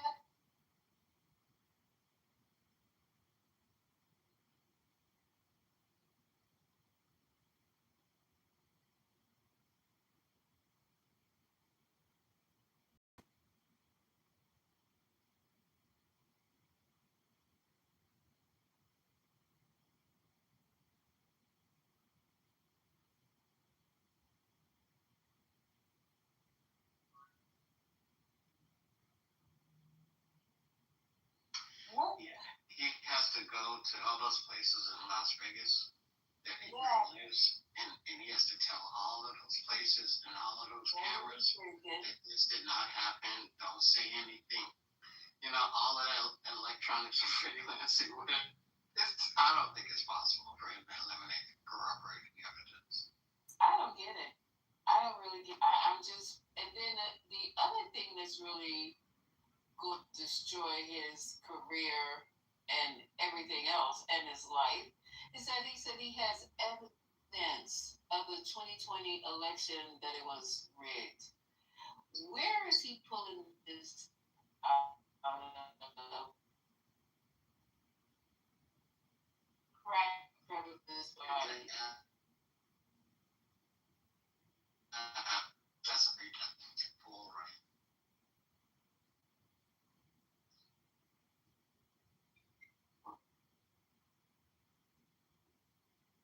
How you gonna get your Somebody ass else out of gonna die. accident? Somebody else gonna get shot. Now, this is gonna be good too. That's what I'm worried about. Why? You know what I'm saying? You know what I'm saying? Left, exactly. Bro, I'm worried about that. Exactly. Wow. Yo, that was on the desk, bro. The name's on the desk already. Hey, you know that 80, I know that person was 80 years old, a Democrat, you know, that died in the Congress. Oh, wow. That was Well, how convenient, though. You know, if they start figuring that shit out. All we gotta do is push them off the side of something. So I think you said somebody got. Stop doing that, though. We need to stop doing that. Stop until we die in office. It just is now his constituents and had the nerve to be rich in those pearly gates. One person with pearly gates. I can't think of his name right now. He was 80. Yeah, what was it? He died. Yeah. Recently? Just recent? Oh. No, I'm laughing myself because he kept on staying in office. He's doing a what is the other Democrat female who died? They had to bring her. Feinstein. Yeah, see that's not fair. That's not fair. So Keisha Todd said David Scott. Okay, thank you, Keisha. Not fair. You're 86. You know, Wait, Donald 86? Trump. I think was he 86? Come on, Keisha, actually running again. I said he's still gonna be on the ticket top, even though he's dead. 80. It could be a healthy 80 though. Oh, I get it. no. What is going on with you? You could be a healthy 80 trying to help somebody. I'm talking shit though. But I'm just saying, some 80. I'm just thinking about my pops though. He's 78. You wouldn't tell he's 78. That's true. I get that. But at the same time, he ain't no apologies either. So yeah. You start bringing up people behind you. You start creating that spot. You already know how I feel about that shit. Absolutely, that's what you're supposed to do. That's what you're supposed to do. If you're a leader, you're motivated by fucking, training future leaders. That's just like making, you're having a baby at 80. It's like, bruh. My grandfather did have his last kid when he was 76. Maybe just because you can don't mean you should. It's like That's like breastfeeding the baby when you're 80. That's not like having. Nah, I don't think that can happen, bro. That shit dried up. That's powdered milk. Hey, that's powdered milk. That's crazy. I'm only gonna know my father for a few weeks. It's just crazy. Just because you can does not mean you should. So he was running, and now he died in office and left all his constituents out there without no representation. So I'm just like, bruh. Well, to be fair, all of America has representation when it comes to presidents. That's secret vacant for a year already. Well, I'm just saying, but all the wealth of knowledge that he had, all the mentorship, hey, was he doing it? No, because he was running again. I'd be like, no, let's find some young blood, somebody else, back somebody else, whoever the fuck. But I'm not gonna do this. Nope. So yeah, that happened. And then too, the Navy, I had to look him up because John Ossoff was saying that the Navy Secretary quit his job today. And that's in the Navy. No, that dude came from private equity. That guy came from private equity. He wasn't, I don't know. Yeah, he's from private equity, from what I heard. It's still bad, a lot of chaos, I think Hexen, it's gonna be like a race between Hexen and Cal. We need to take wagers. I think we'll first. Anybody want to take that bet? What? It has him like fucking You know all the sperm must be out there, story. What's going on in there? Okay, so the Navy Secretary abruptly left his job yesterday, which is Wednesday, in part because of a hugely expensive new battleship that he wanted built. So, and the people who got mad at him was actually Pete Hessel. I mean, no, it couldn't be Pete. Pete was probably, I can't imagine him being against this battleship, because listen to what the battleship was about.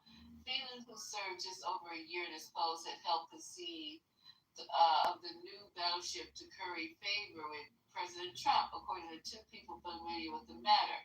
It was going to be called the Trump class. That was ridiculous. I don't like the way they look. What was it gonna be called? It's going to be called the Trump, because they did not serve the Pentagon's broader strategy to pivot towards smaller, cheaper, uncrewed. He was trying to build these huge ships, which are called the Trump class. So you don't have to be big. It has to be gold railing, gold fixtures, gold toilets, all this shit. So he's mad because nobody wants to get on board with it. It's gonna be called the Golden the Golden Fleet. I just can't with this gold. Oh, Charles. So, man, going into war with fucking gold. Yeah, I like the girl when she said secondary embarrassment. This is crazy. So I saw this poll for the secretaries, whatever. What is plural? Secretary of War or whatever.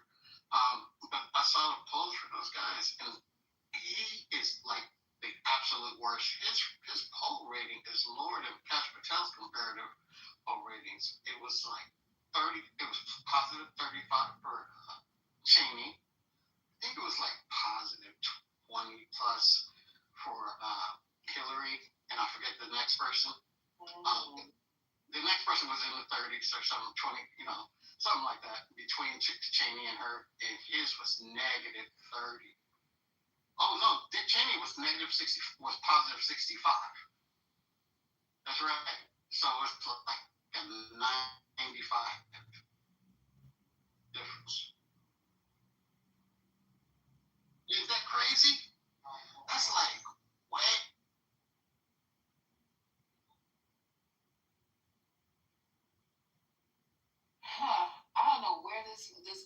going to be when finally, however he leaves office. I don't know where we're going to be. We have floating gold ships in the ocean. We got turns. Gold must be fucking green, yo. That fake fucking fake gold. Yep. We'll be out there turning green in the middle of the ocean. It's just crazy. The Trump battle class, and it's the Golden Fleet. It don't make no sense. It just, nobody there says, no, this sounds fucking crazy. Are you a fucking idiot? But I see that they're going to pick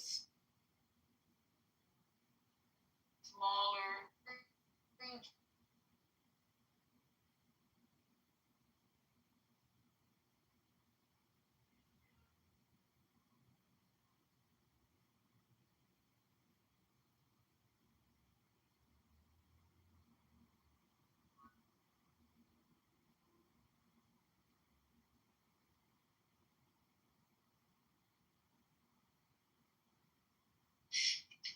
that was talking about the munitions depletion, and it was like 50% down on a lot of those high price munitions, like the Tomahawks are 50% down, 50% remaining, and I think it was the Patriots are down at 30. Everything is down to like half or below half. You have those numbers alone?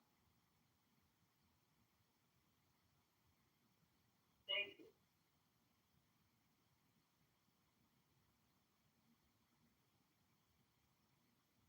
Strike PRSM, it's TAC MS inventory has been used.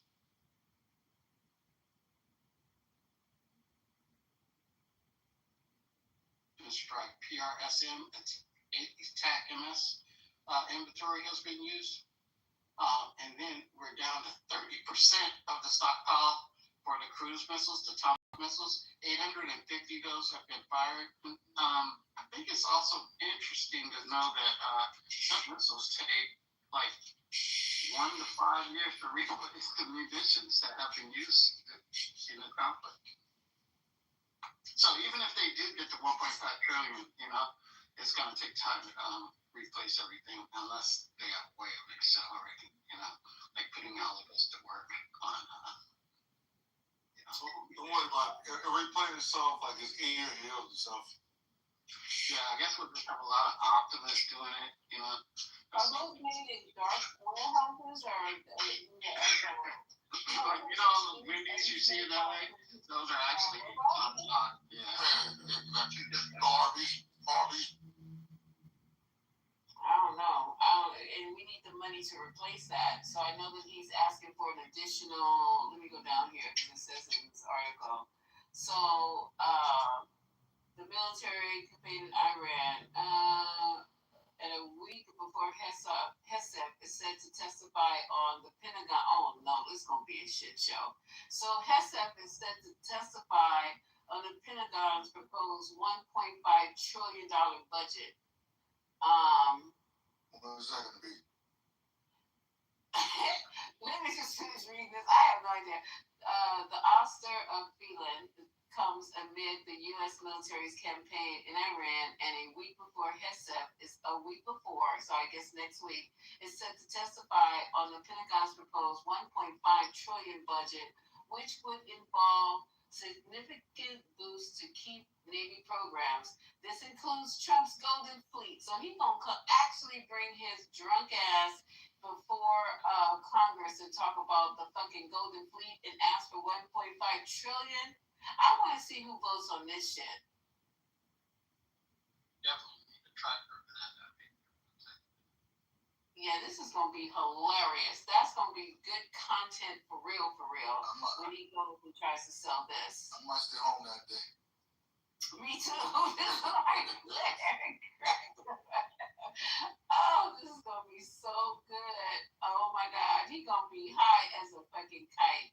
Nervous. He's going to be worse than RFK. RFK is just I don't know what. I don't even know why he agreed to do this. I don't know why. He looks crazy as hell. I think he's still on the stuff, because he took like every drug imaginable. He was on meth. Everything. Yeah, he was on everything. And, you know, hey, you know, I mean, if somebody is not good at work, you know, like Cedar Sinai, get the high beat from a fucking. This is So when he testified RFK, he's been testifying. no, I'm saying by watching what was he saying? What has he been saying? You didn't hear when they caught him on the one? He's the one who said that all black children. Oh yeah. Same hearing. Okay. So now somebody is talking to him. Elizabeth Warner is talking to him about Trump RX. I don't know how else. Bernie got on him too. Bernie asked him directly. Bernie was like, "So do you still believe that we have more mortality deaths because of vaccines?" And he was like going through all this other shit, and Bernie kept cutting him down. And basically, he was like, "Well, he didn't want to say it. He didn't want to say that vaccines is not the cause, you know." In that position, the lady was saying that he has all the people who are on his board. They're all some type of investor or some type of crypto person. There's nobody that has the degrees and the science behind any of this. They just sitting around making shit up and making policy behind. Got guys on that board, yo. I'm not kidding.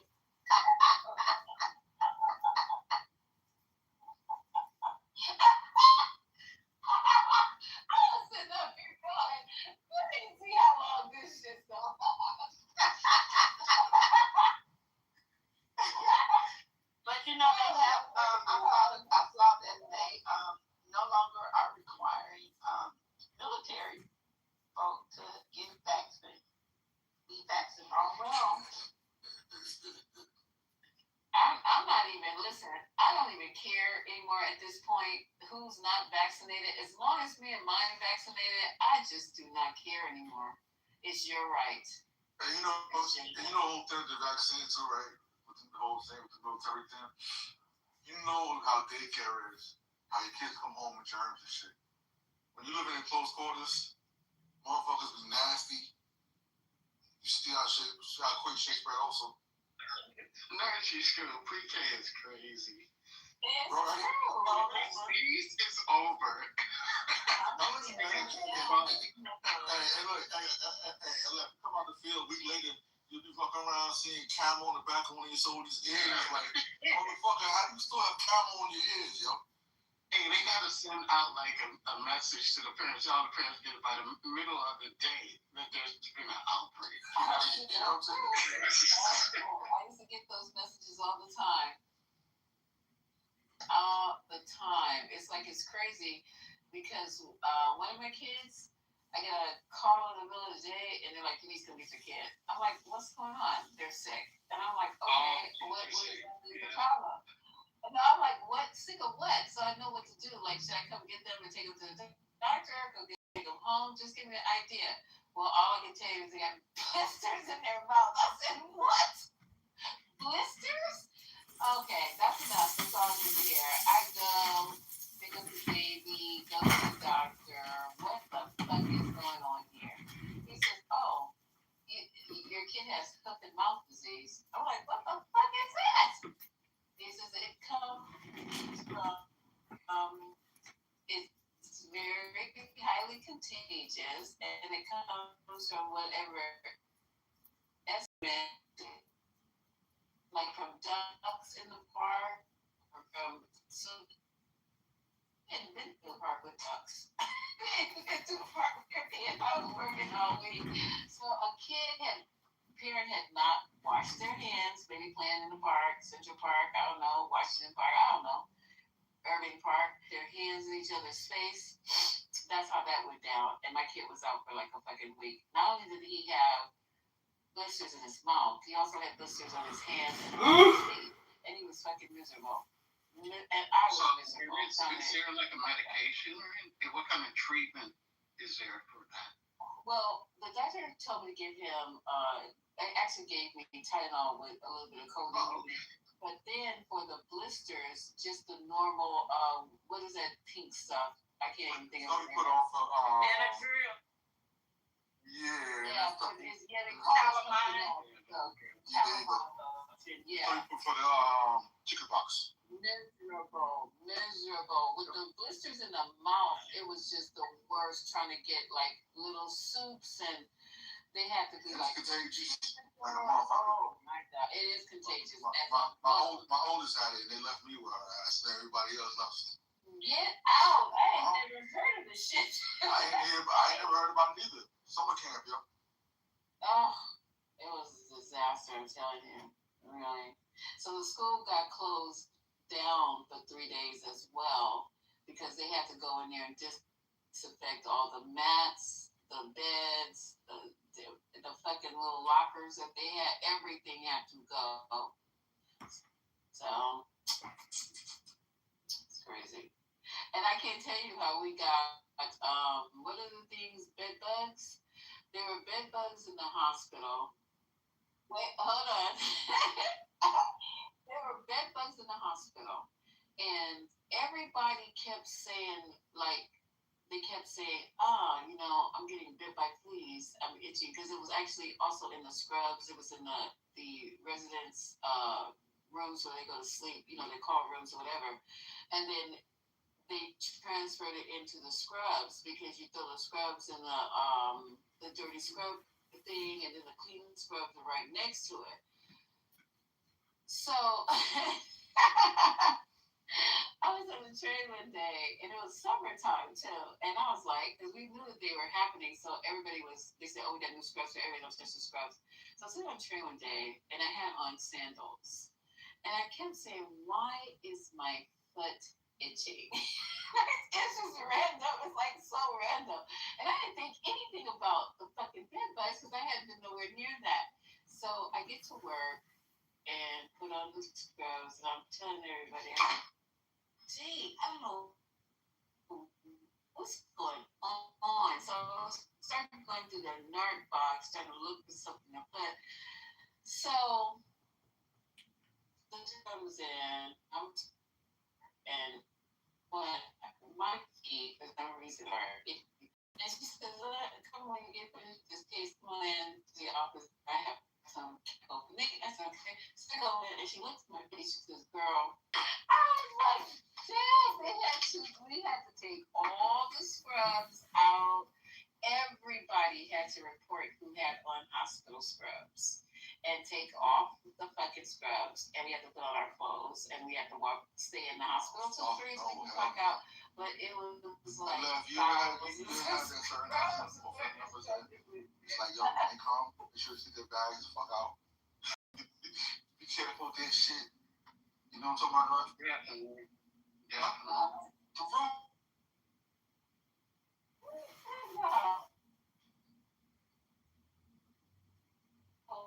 So I'm gonna confess to y'all. Like there was a part of my life through age, right? I lived in the projects, the worst projects in Oakland, right? Two short-lived in the same projects at the same time. So you got a little badass kid saying beep. Hey, look. When I would go across to the other side of the project, on a too short side, I was on the worst side, right? But on the other side, right, my aunt lived there, and she would pour us a big bowl of Raisin Bran, and check it out, bro. When she put the milk in, they scattered. I'll never forget. Every kid, the elementary school was like 2 blocks away, and every kid had roaches. It was impossible to get rid of roaches. Let's all look at that shit like pets. They be just talking about it so casually, and not only they're just cringing, it's like, oh, the roaches and that I put the stuff in the bowls with the Ziploc, and I was like, yo, what? So, and then talking about their mice and shit, and how they eat mice and the hole in the wall.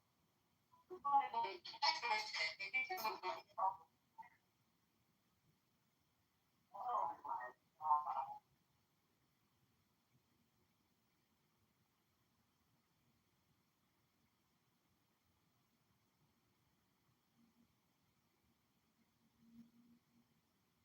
Oh my God. No, they don't. They don't. Because you can sit up in New York and hear people discuss their fucking kids. Like they talking about like daily, daily family shit. It was like, what the Put mouse trap on them all. Yeah, the rats in New York. I used to see those when I visited my friend out there. But there's some crazy rats in San Francisco. They're just not as big.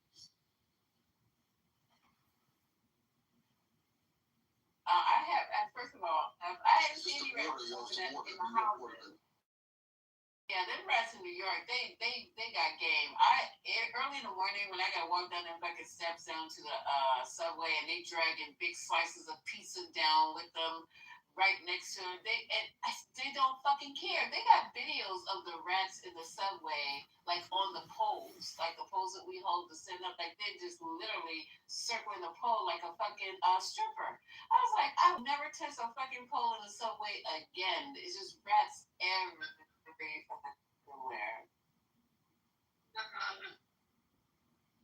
You know they probably got lots of strippers.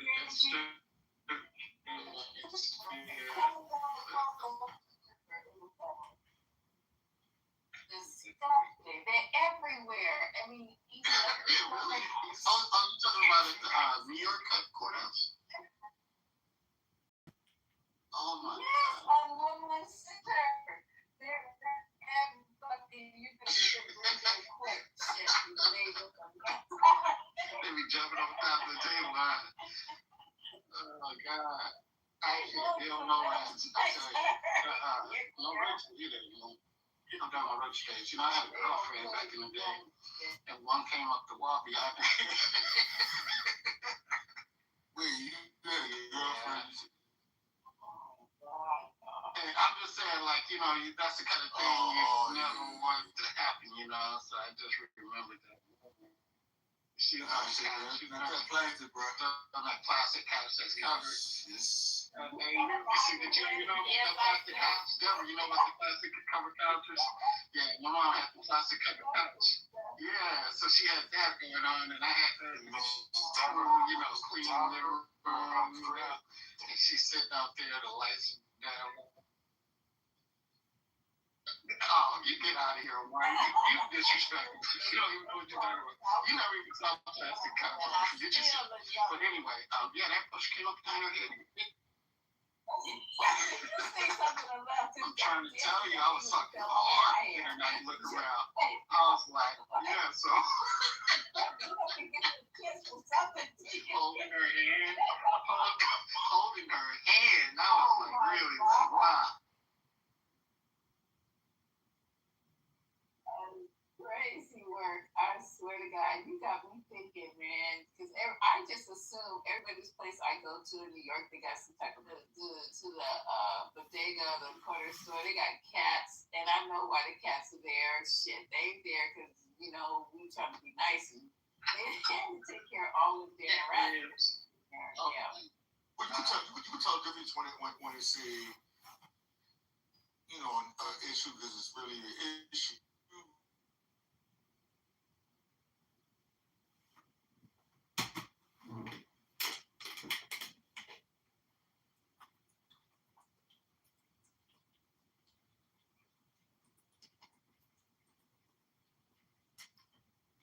Bathroom. Anything else in between that, you know? You want those restaurants where they cook in front of you, you know?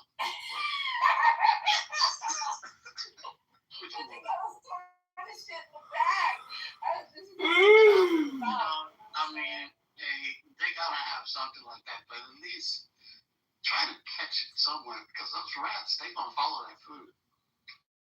You know? Yeah, they are. And I always wonder the vendors that are on the street, where are they washing their fucking hands? Where are they eating? I don't eat none. You know when you watching it, you know when you watching it. Yeah. Shit, don't be washing their hands. Yeah, the hot tools, the hot fucking tools. No. You know what I'm saying? Shit. Fuck that. You know what I'm saying?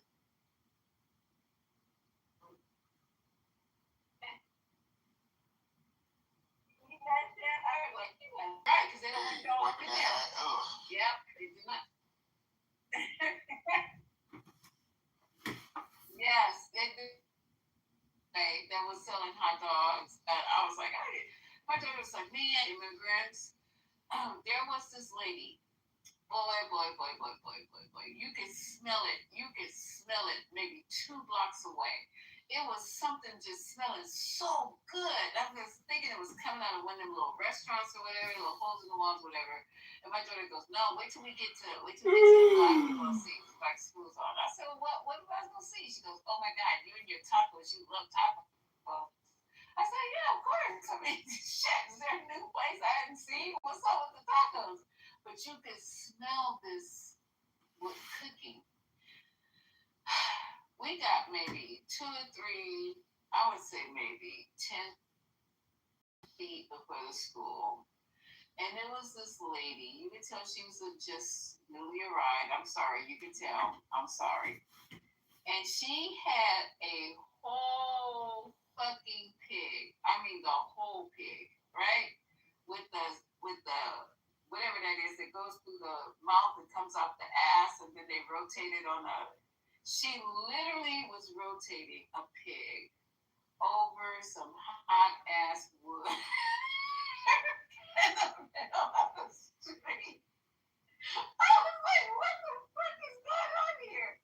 Literally, and getting ready with her knives to cut it up, had the tortillas and shit all over there, the fixings and everything. My daughter had the audacity to say,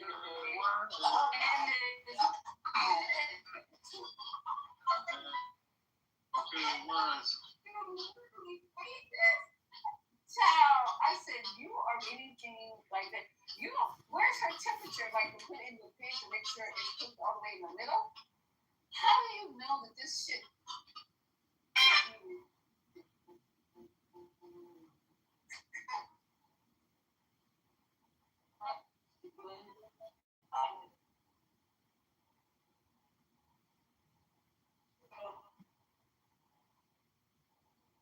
Oh, yeah.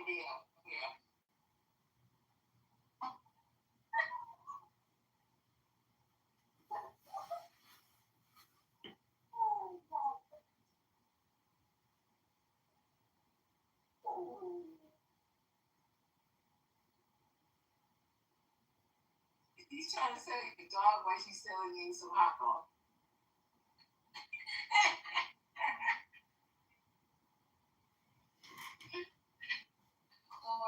Yeah, you talking about the corn? Yeah, don't eat the corn man is the nastiest, man. You ever see the corn? With mayo on it, and then they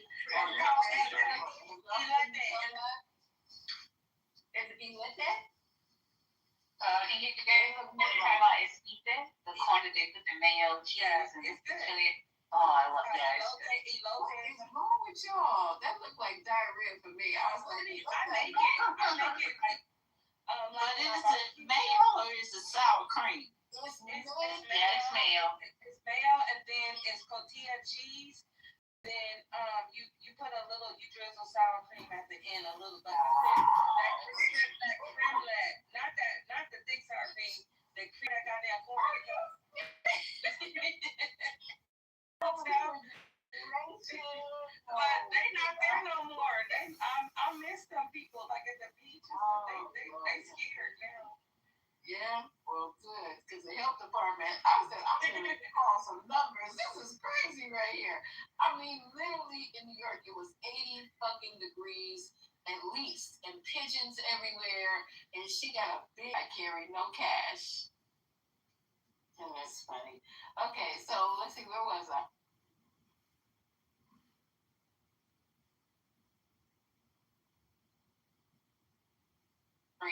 Is on a curve. I'm surprised he's still living. Don't be telling people I'm on the curb.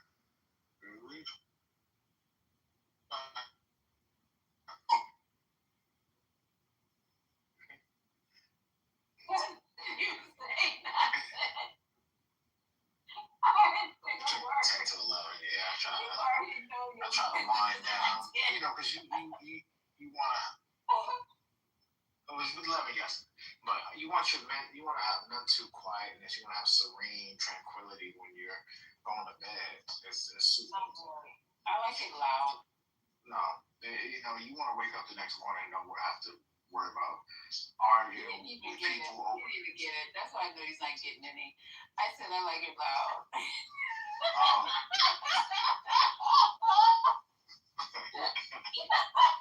That's messed up. Oh my God. Hopefully I won't wake up the next day of worry.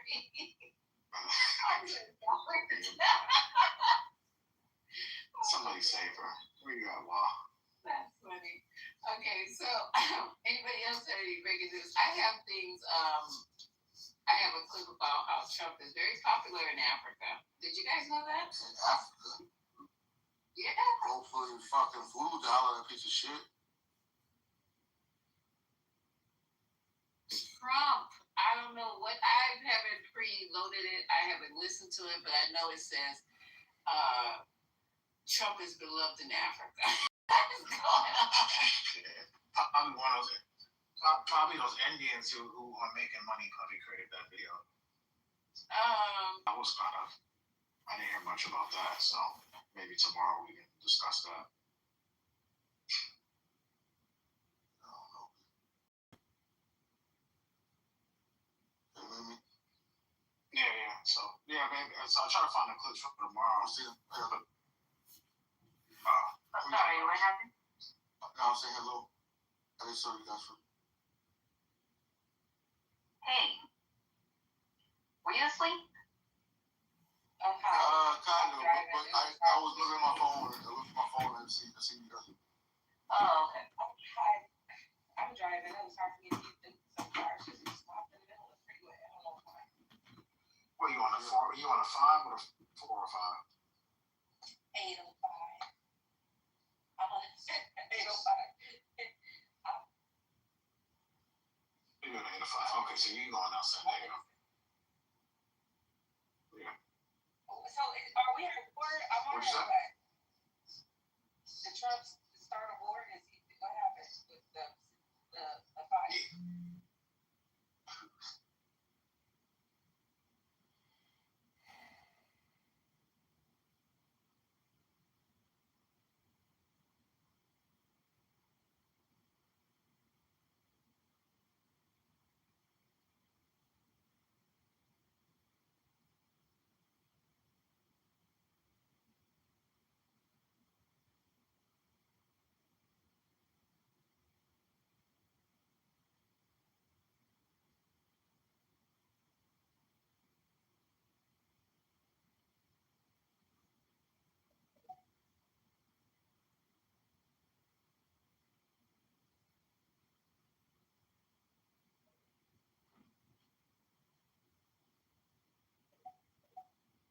Yeah.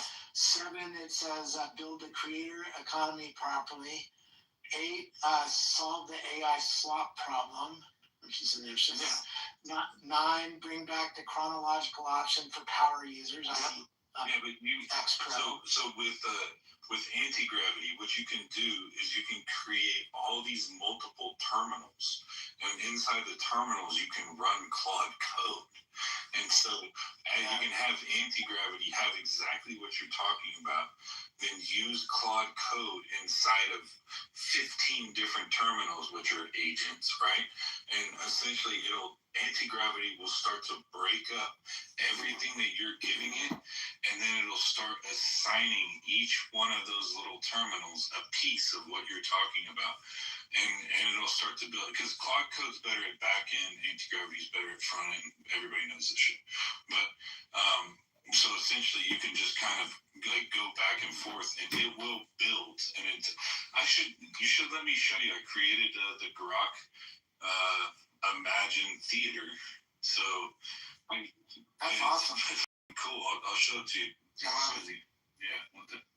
Yeah. So Robert, are you gonna post it? Are you gonna post that? I just mirrored what we've been. I have to argue with my. There you go. They're like teenagers. They don't like to do slap them in the. See, yeah, you gotta like, and it's taken seriously because this is not to damage society. It's not to piss on anybody to say they didn't do a good job. It shows proud as well what they're doing right, and they're doing a lot of things right. But what was the first thing? I mean, if we don't solve that situation with people that are really utilizing the platform, they're going to be going, and it can happen quite quickly because the natives are getting really restless right now. I can just say that. So the way everybody can help is after Robert Scoble is done making that post, we could all just go and like it and drop a thoughtful comment, not like a one-off comment like, "Oh, that's cool, dude," or anything like that. Like actually think about what he said and write some thoughts about it. I love that, Terrence. It goes in. Here, let me start. Don't retweet it though. You'll wind up getting demonetized. Well, I'm gonna put it as a link. I know it won't get seen, but whatever. Yeah. It goes into what actually changed. So the history of Phoenix, what Phoenix changed technically, and it goes into depth on that.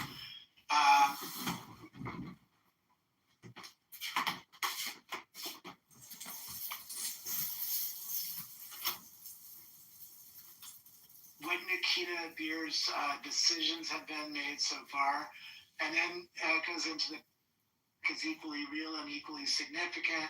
Creators are losing reach, for instance, and it goes into depth on how much. The algorithm rewards AI slop and engagement bait. It goes into depth on that. External links are being killed. Geolocation-based distribution problem, right? The clusters of one topic problem.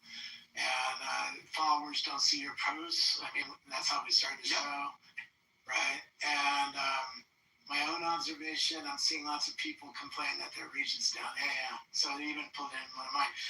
Anyway, this AI is very good at analyzing things and analyzing things after reading everybody's opinion on X. It's fucking insane. It is, right? And folks, it's not rocket science. It has 1 million tweets that it has in the database, so it can see everybody's point of view. Because I guarantee you, if it really goes deep in that, there's a lot of complaints about X.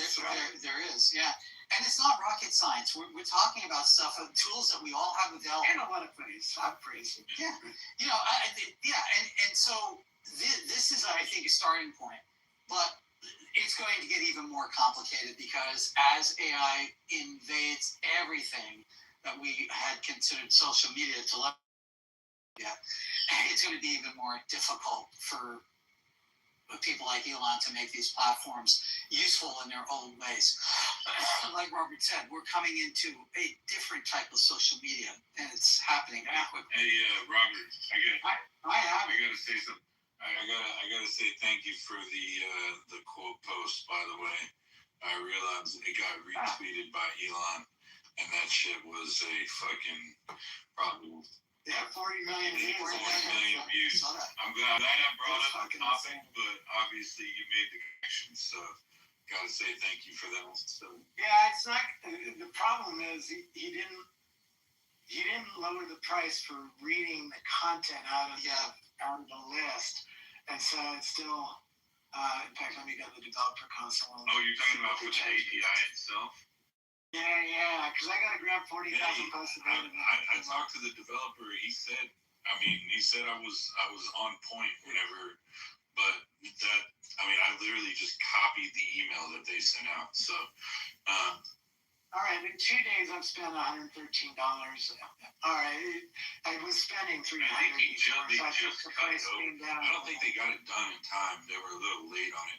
But the other part, they were doing some testing. They're still doing some testing. The other part of it is I saw you got 40 million engagements and I got a 500,000. So I had to throw that out there. I just didn't know. So when Elon reposts what you say, you guys got the same number of engagements. I was visible in his. Because you were visible? Right. All right. I didn't know that. You were the third post down, so people would have had to click on my post to see what started it. Anyway, I thought that was... And that's another problem. That's another problem with the algorithm. It's just an interesting... I thought it was an interesting conversation. But I do appreciate that. No matter what, I'm thankful. I don't want to seem like I'm unthankful or ungrateful, man. I really do appreciate it. So I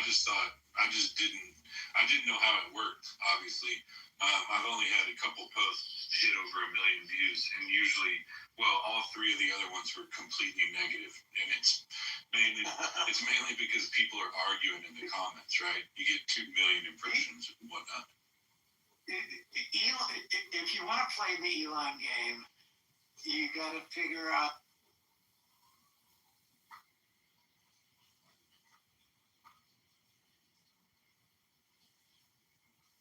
Sometimes he'll be sharing. Well, I mean, I'm 2 degrees of separation. I'm 2 degrees of separation, right? So I got to get it to you, and then you got to see it. That's pretty much how. I mean, he doesn't know who I am. He sees a lot of new people. I mean, he's pushing the new people thing because he's trying to spread his brand of new people too. About 20% is new people that he deals with. Anybody in that kind of position knows every touch you make on somebody's account makes them ecstatic, right? When they remember you and they think better of you, even if they hate Elon, if he's like engaging on them, it's like a little harder to hate him. I'll tell you the thing that blew me away is when he did the subscription on me. That kind of was like, all right, I got to write a little better now. It gives you a little bit of pressure, you know. So it's a double-edged sword. You have to really think about what you're posting. And it brings a lot of idiots to your. Oh my God! I've gotten quite a few DMs of people who were not happy, but. Well, neither here nor there. I've dealt with that before. It doesn't bother me. So, I like the ones that can you introduce me to Elon? I want to have this baby. Oh my God! The number of Elon Musk. It would not stop. The number. It would not stop. So I did kind of an experiment. I had the I kept replying to Elon whenever he would post something, and at one point 1/3 of my followers were Elon Musk, and so I had to go through and delete them. I call it, it was crazy. I called it spam farming or whatever, reply farming. But essentially, I was able to find holy cow, there was just this is probably a year, maybe 2 years ago, when I was doing this. I think I've said this before you shut it all down. Okay, what's that? I was late because I was coding and I'm building AI. I'm in the same zone as you are. I hear you, man. I could not, but so things are going well. I'll tell you that much. But I was going to say real quick, gig work and temp work and nonprofit, that needs to be in the X jobs category, right? Yeah. So these post-scarcity employment, which is not really employment, it's like this is meaning, right? Meaning. Right, and then the other one was Spaces needs to be better than Discord. It needs to be just beyond phenomenal. With live streaming integration, with the full capacity, and it doesn't even have to be inside of the Spaces app. Just link the video stream to the Space identity. I love that. Yeah. And so that way you can have the interoperability. People could choose to do it. They could dynamically be in and out of video stream or not. That would be that way to solve that issue. And then the final thing is, live music performance would be excellent. I was trying to do that. I've done experiments with this thing, you know. I tried. The sound quality just doesn't get there. It just it can't. Yeah. And then and then I guess at some point, if we're gonna be saying, people are being sponsored, then maybe on our idents have a rotational logo option, so that if you are being sponsored, you can rotate your logo with a sponsor that's sponsoring.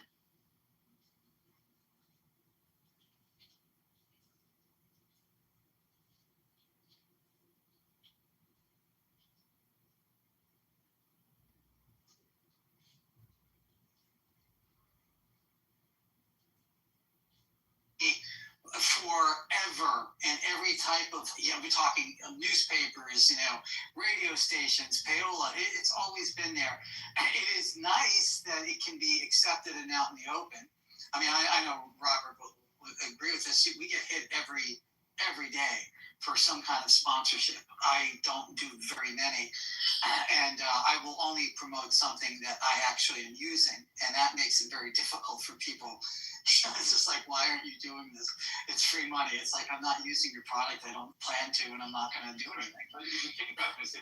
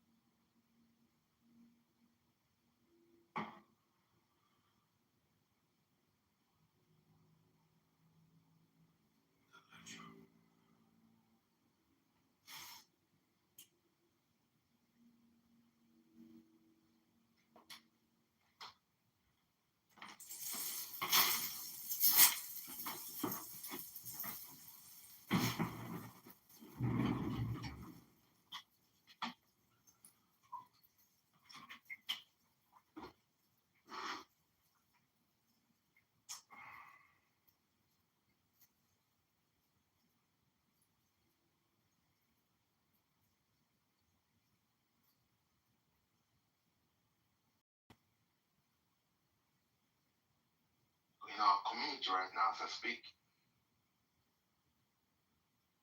Yeah, you know, China is I over gotta do there. what? There should be a lot of Chinese women in Fixing Africa. our roads. Yeah, they are. I heard they're fixing your roads, and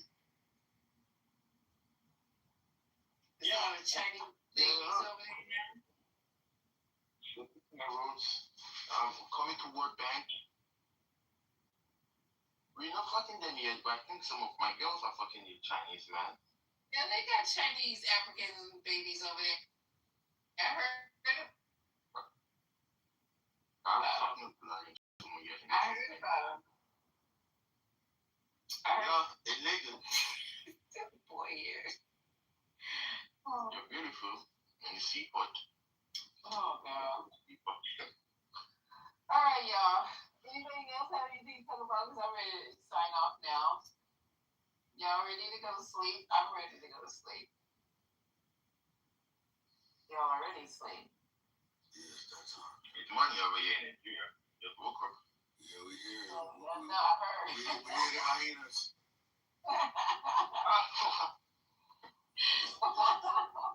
We heard all the jungle book over there. Man, keep watch. Oh my God, you gonna keep watching? It's your turn to watch The Village. Oh my God. Jungle Book. You're a funny dude. Make sure you come back in. Yeah. It's gonna be great. All right, guys. Anybody else have anything to talk about before we sign off? Over 420. Hey, everybody. I enjoyed you so much. I was giggling, having a good time. It was the best ever. Tomorrow we'll have more news because guess what? What's his name? Yeah, it's gonna be more. What's his name? Patel news tomorrow, and also that's stuff that's going before Congress. That's gonna be going on. We gotta talk about. All right, guys. Peace out. Have a beautiful night. And as for the survey, 52% says we should have mandated coming pictures of Negro land. 52% of you guys said yes, sure.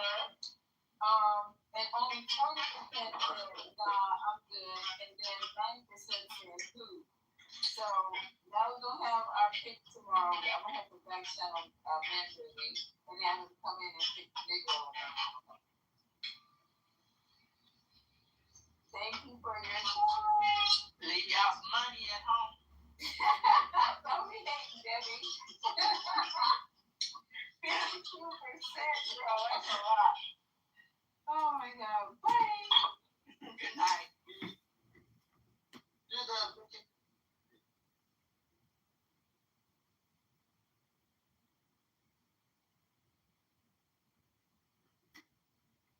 Bro, Lord, you're a good man, aren't you? Hold on. That's all I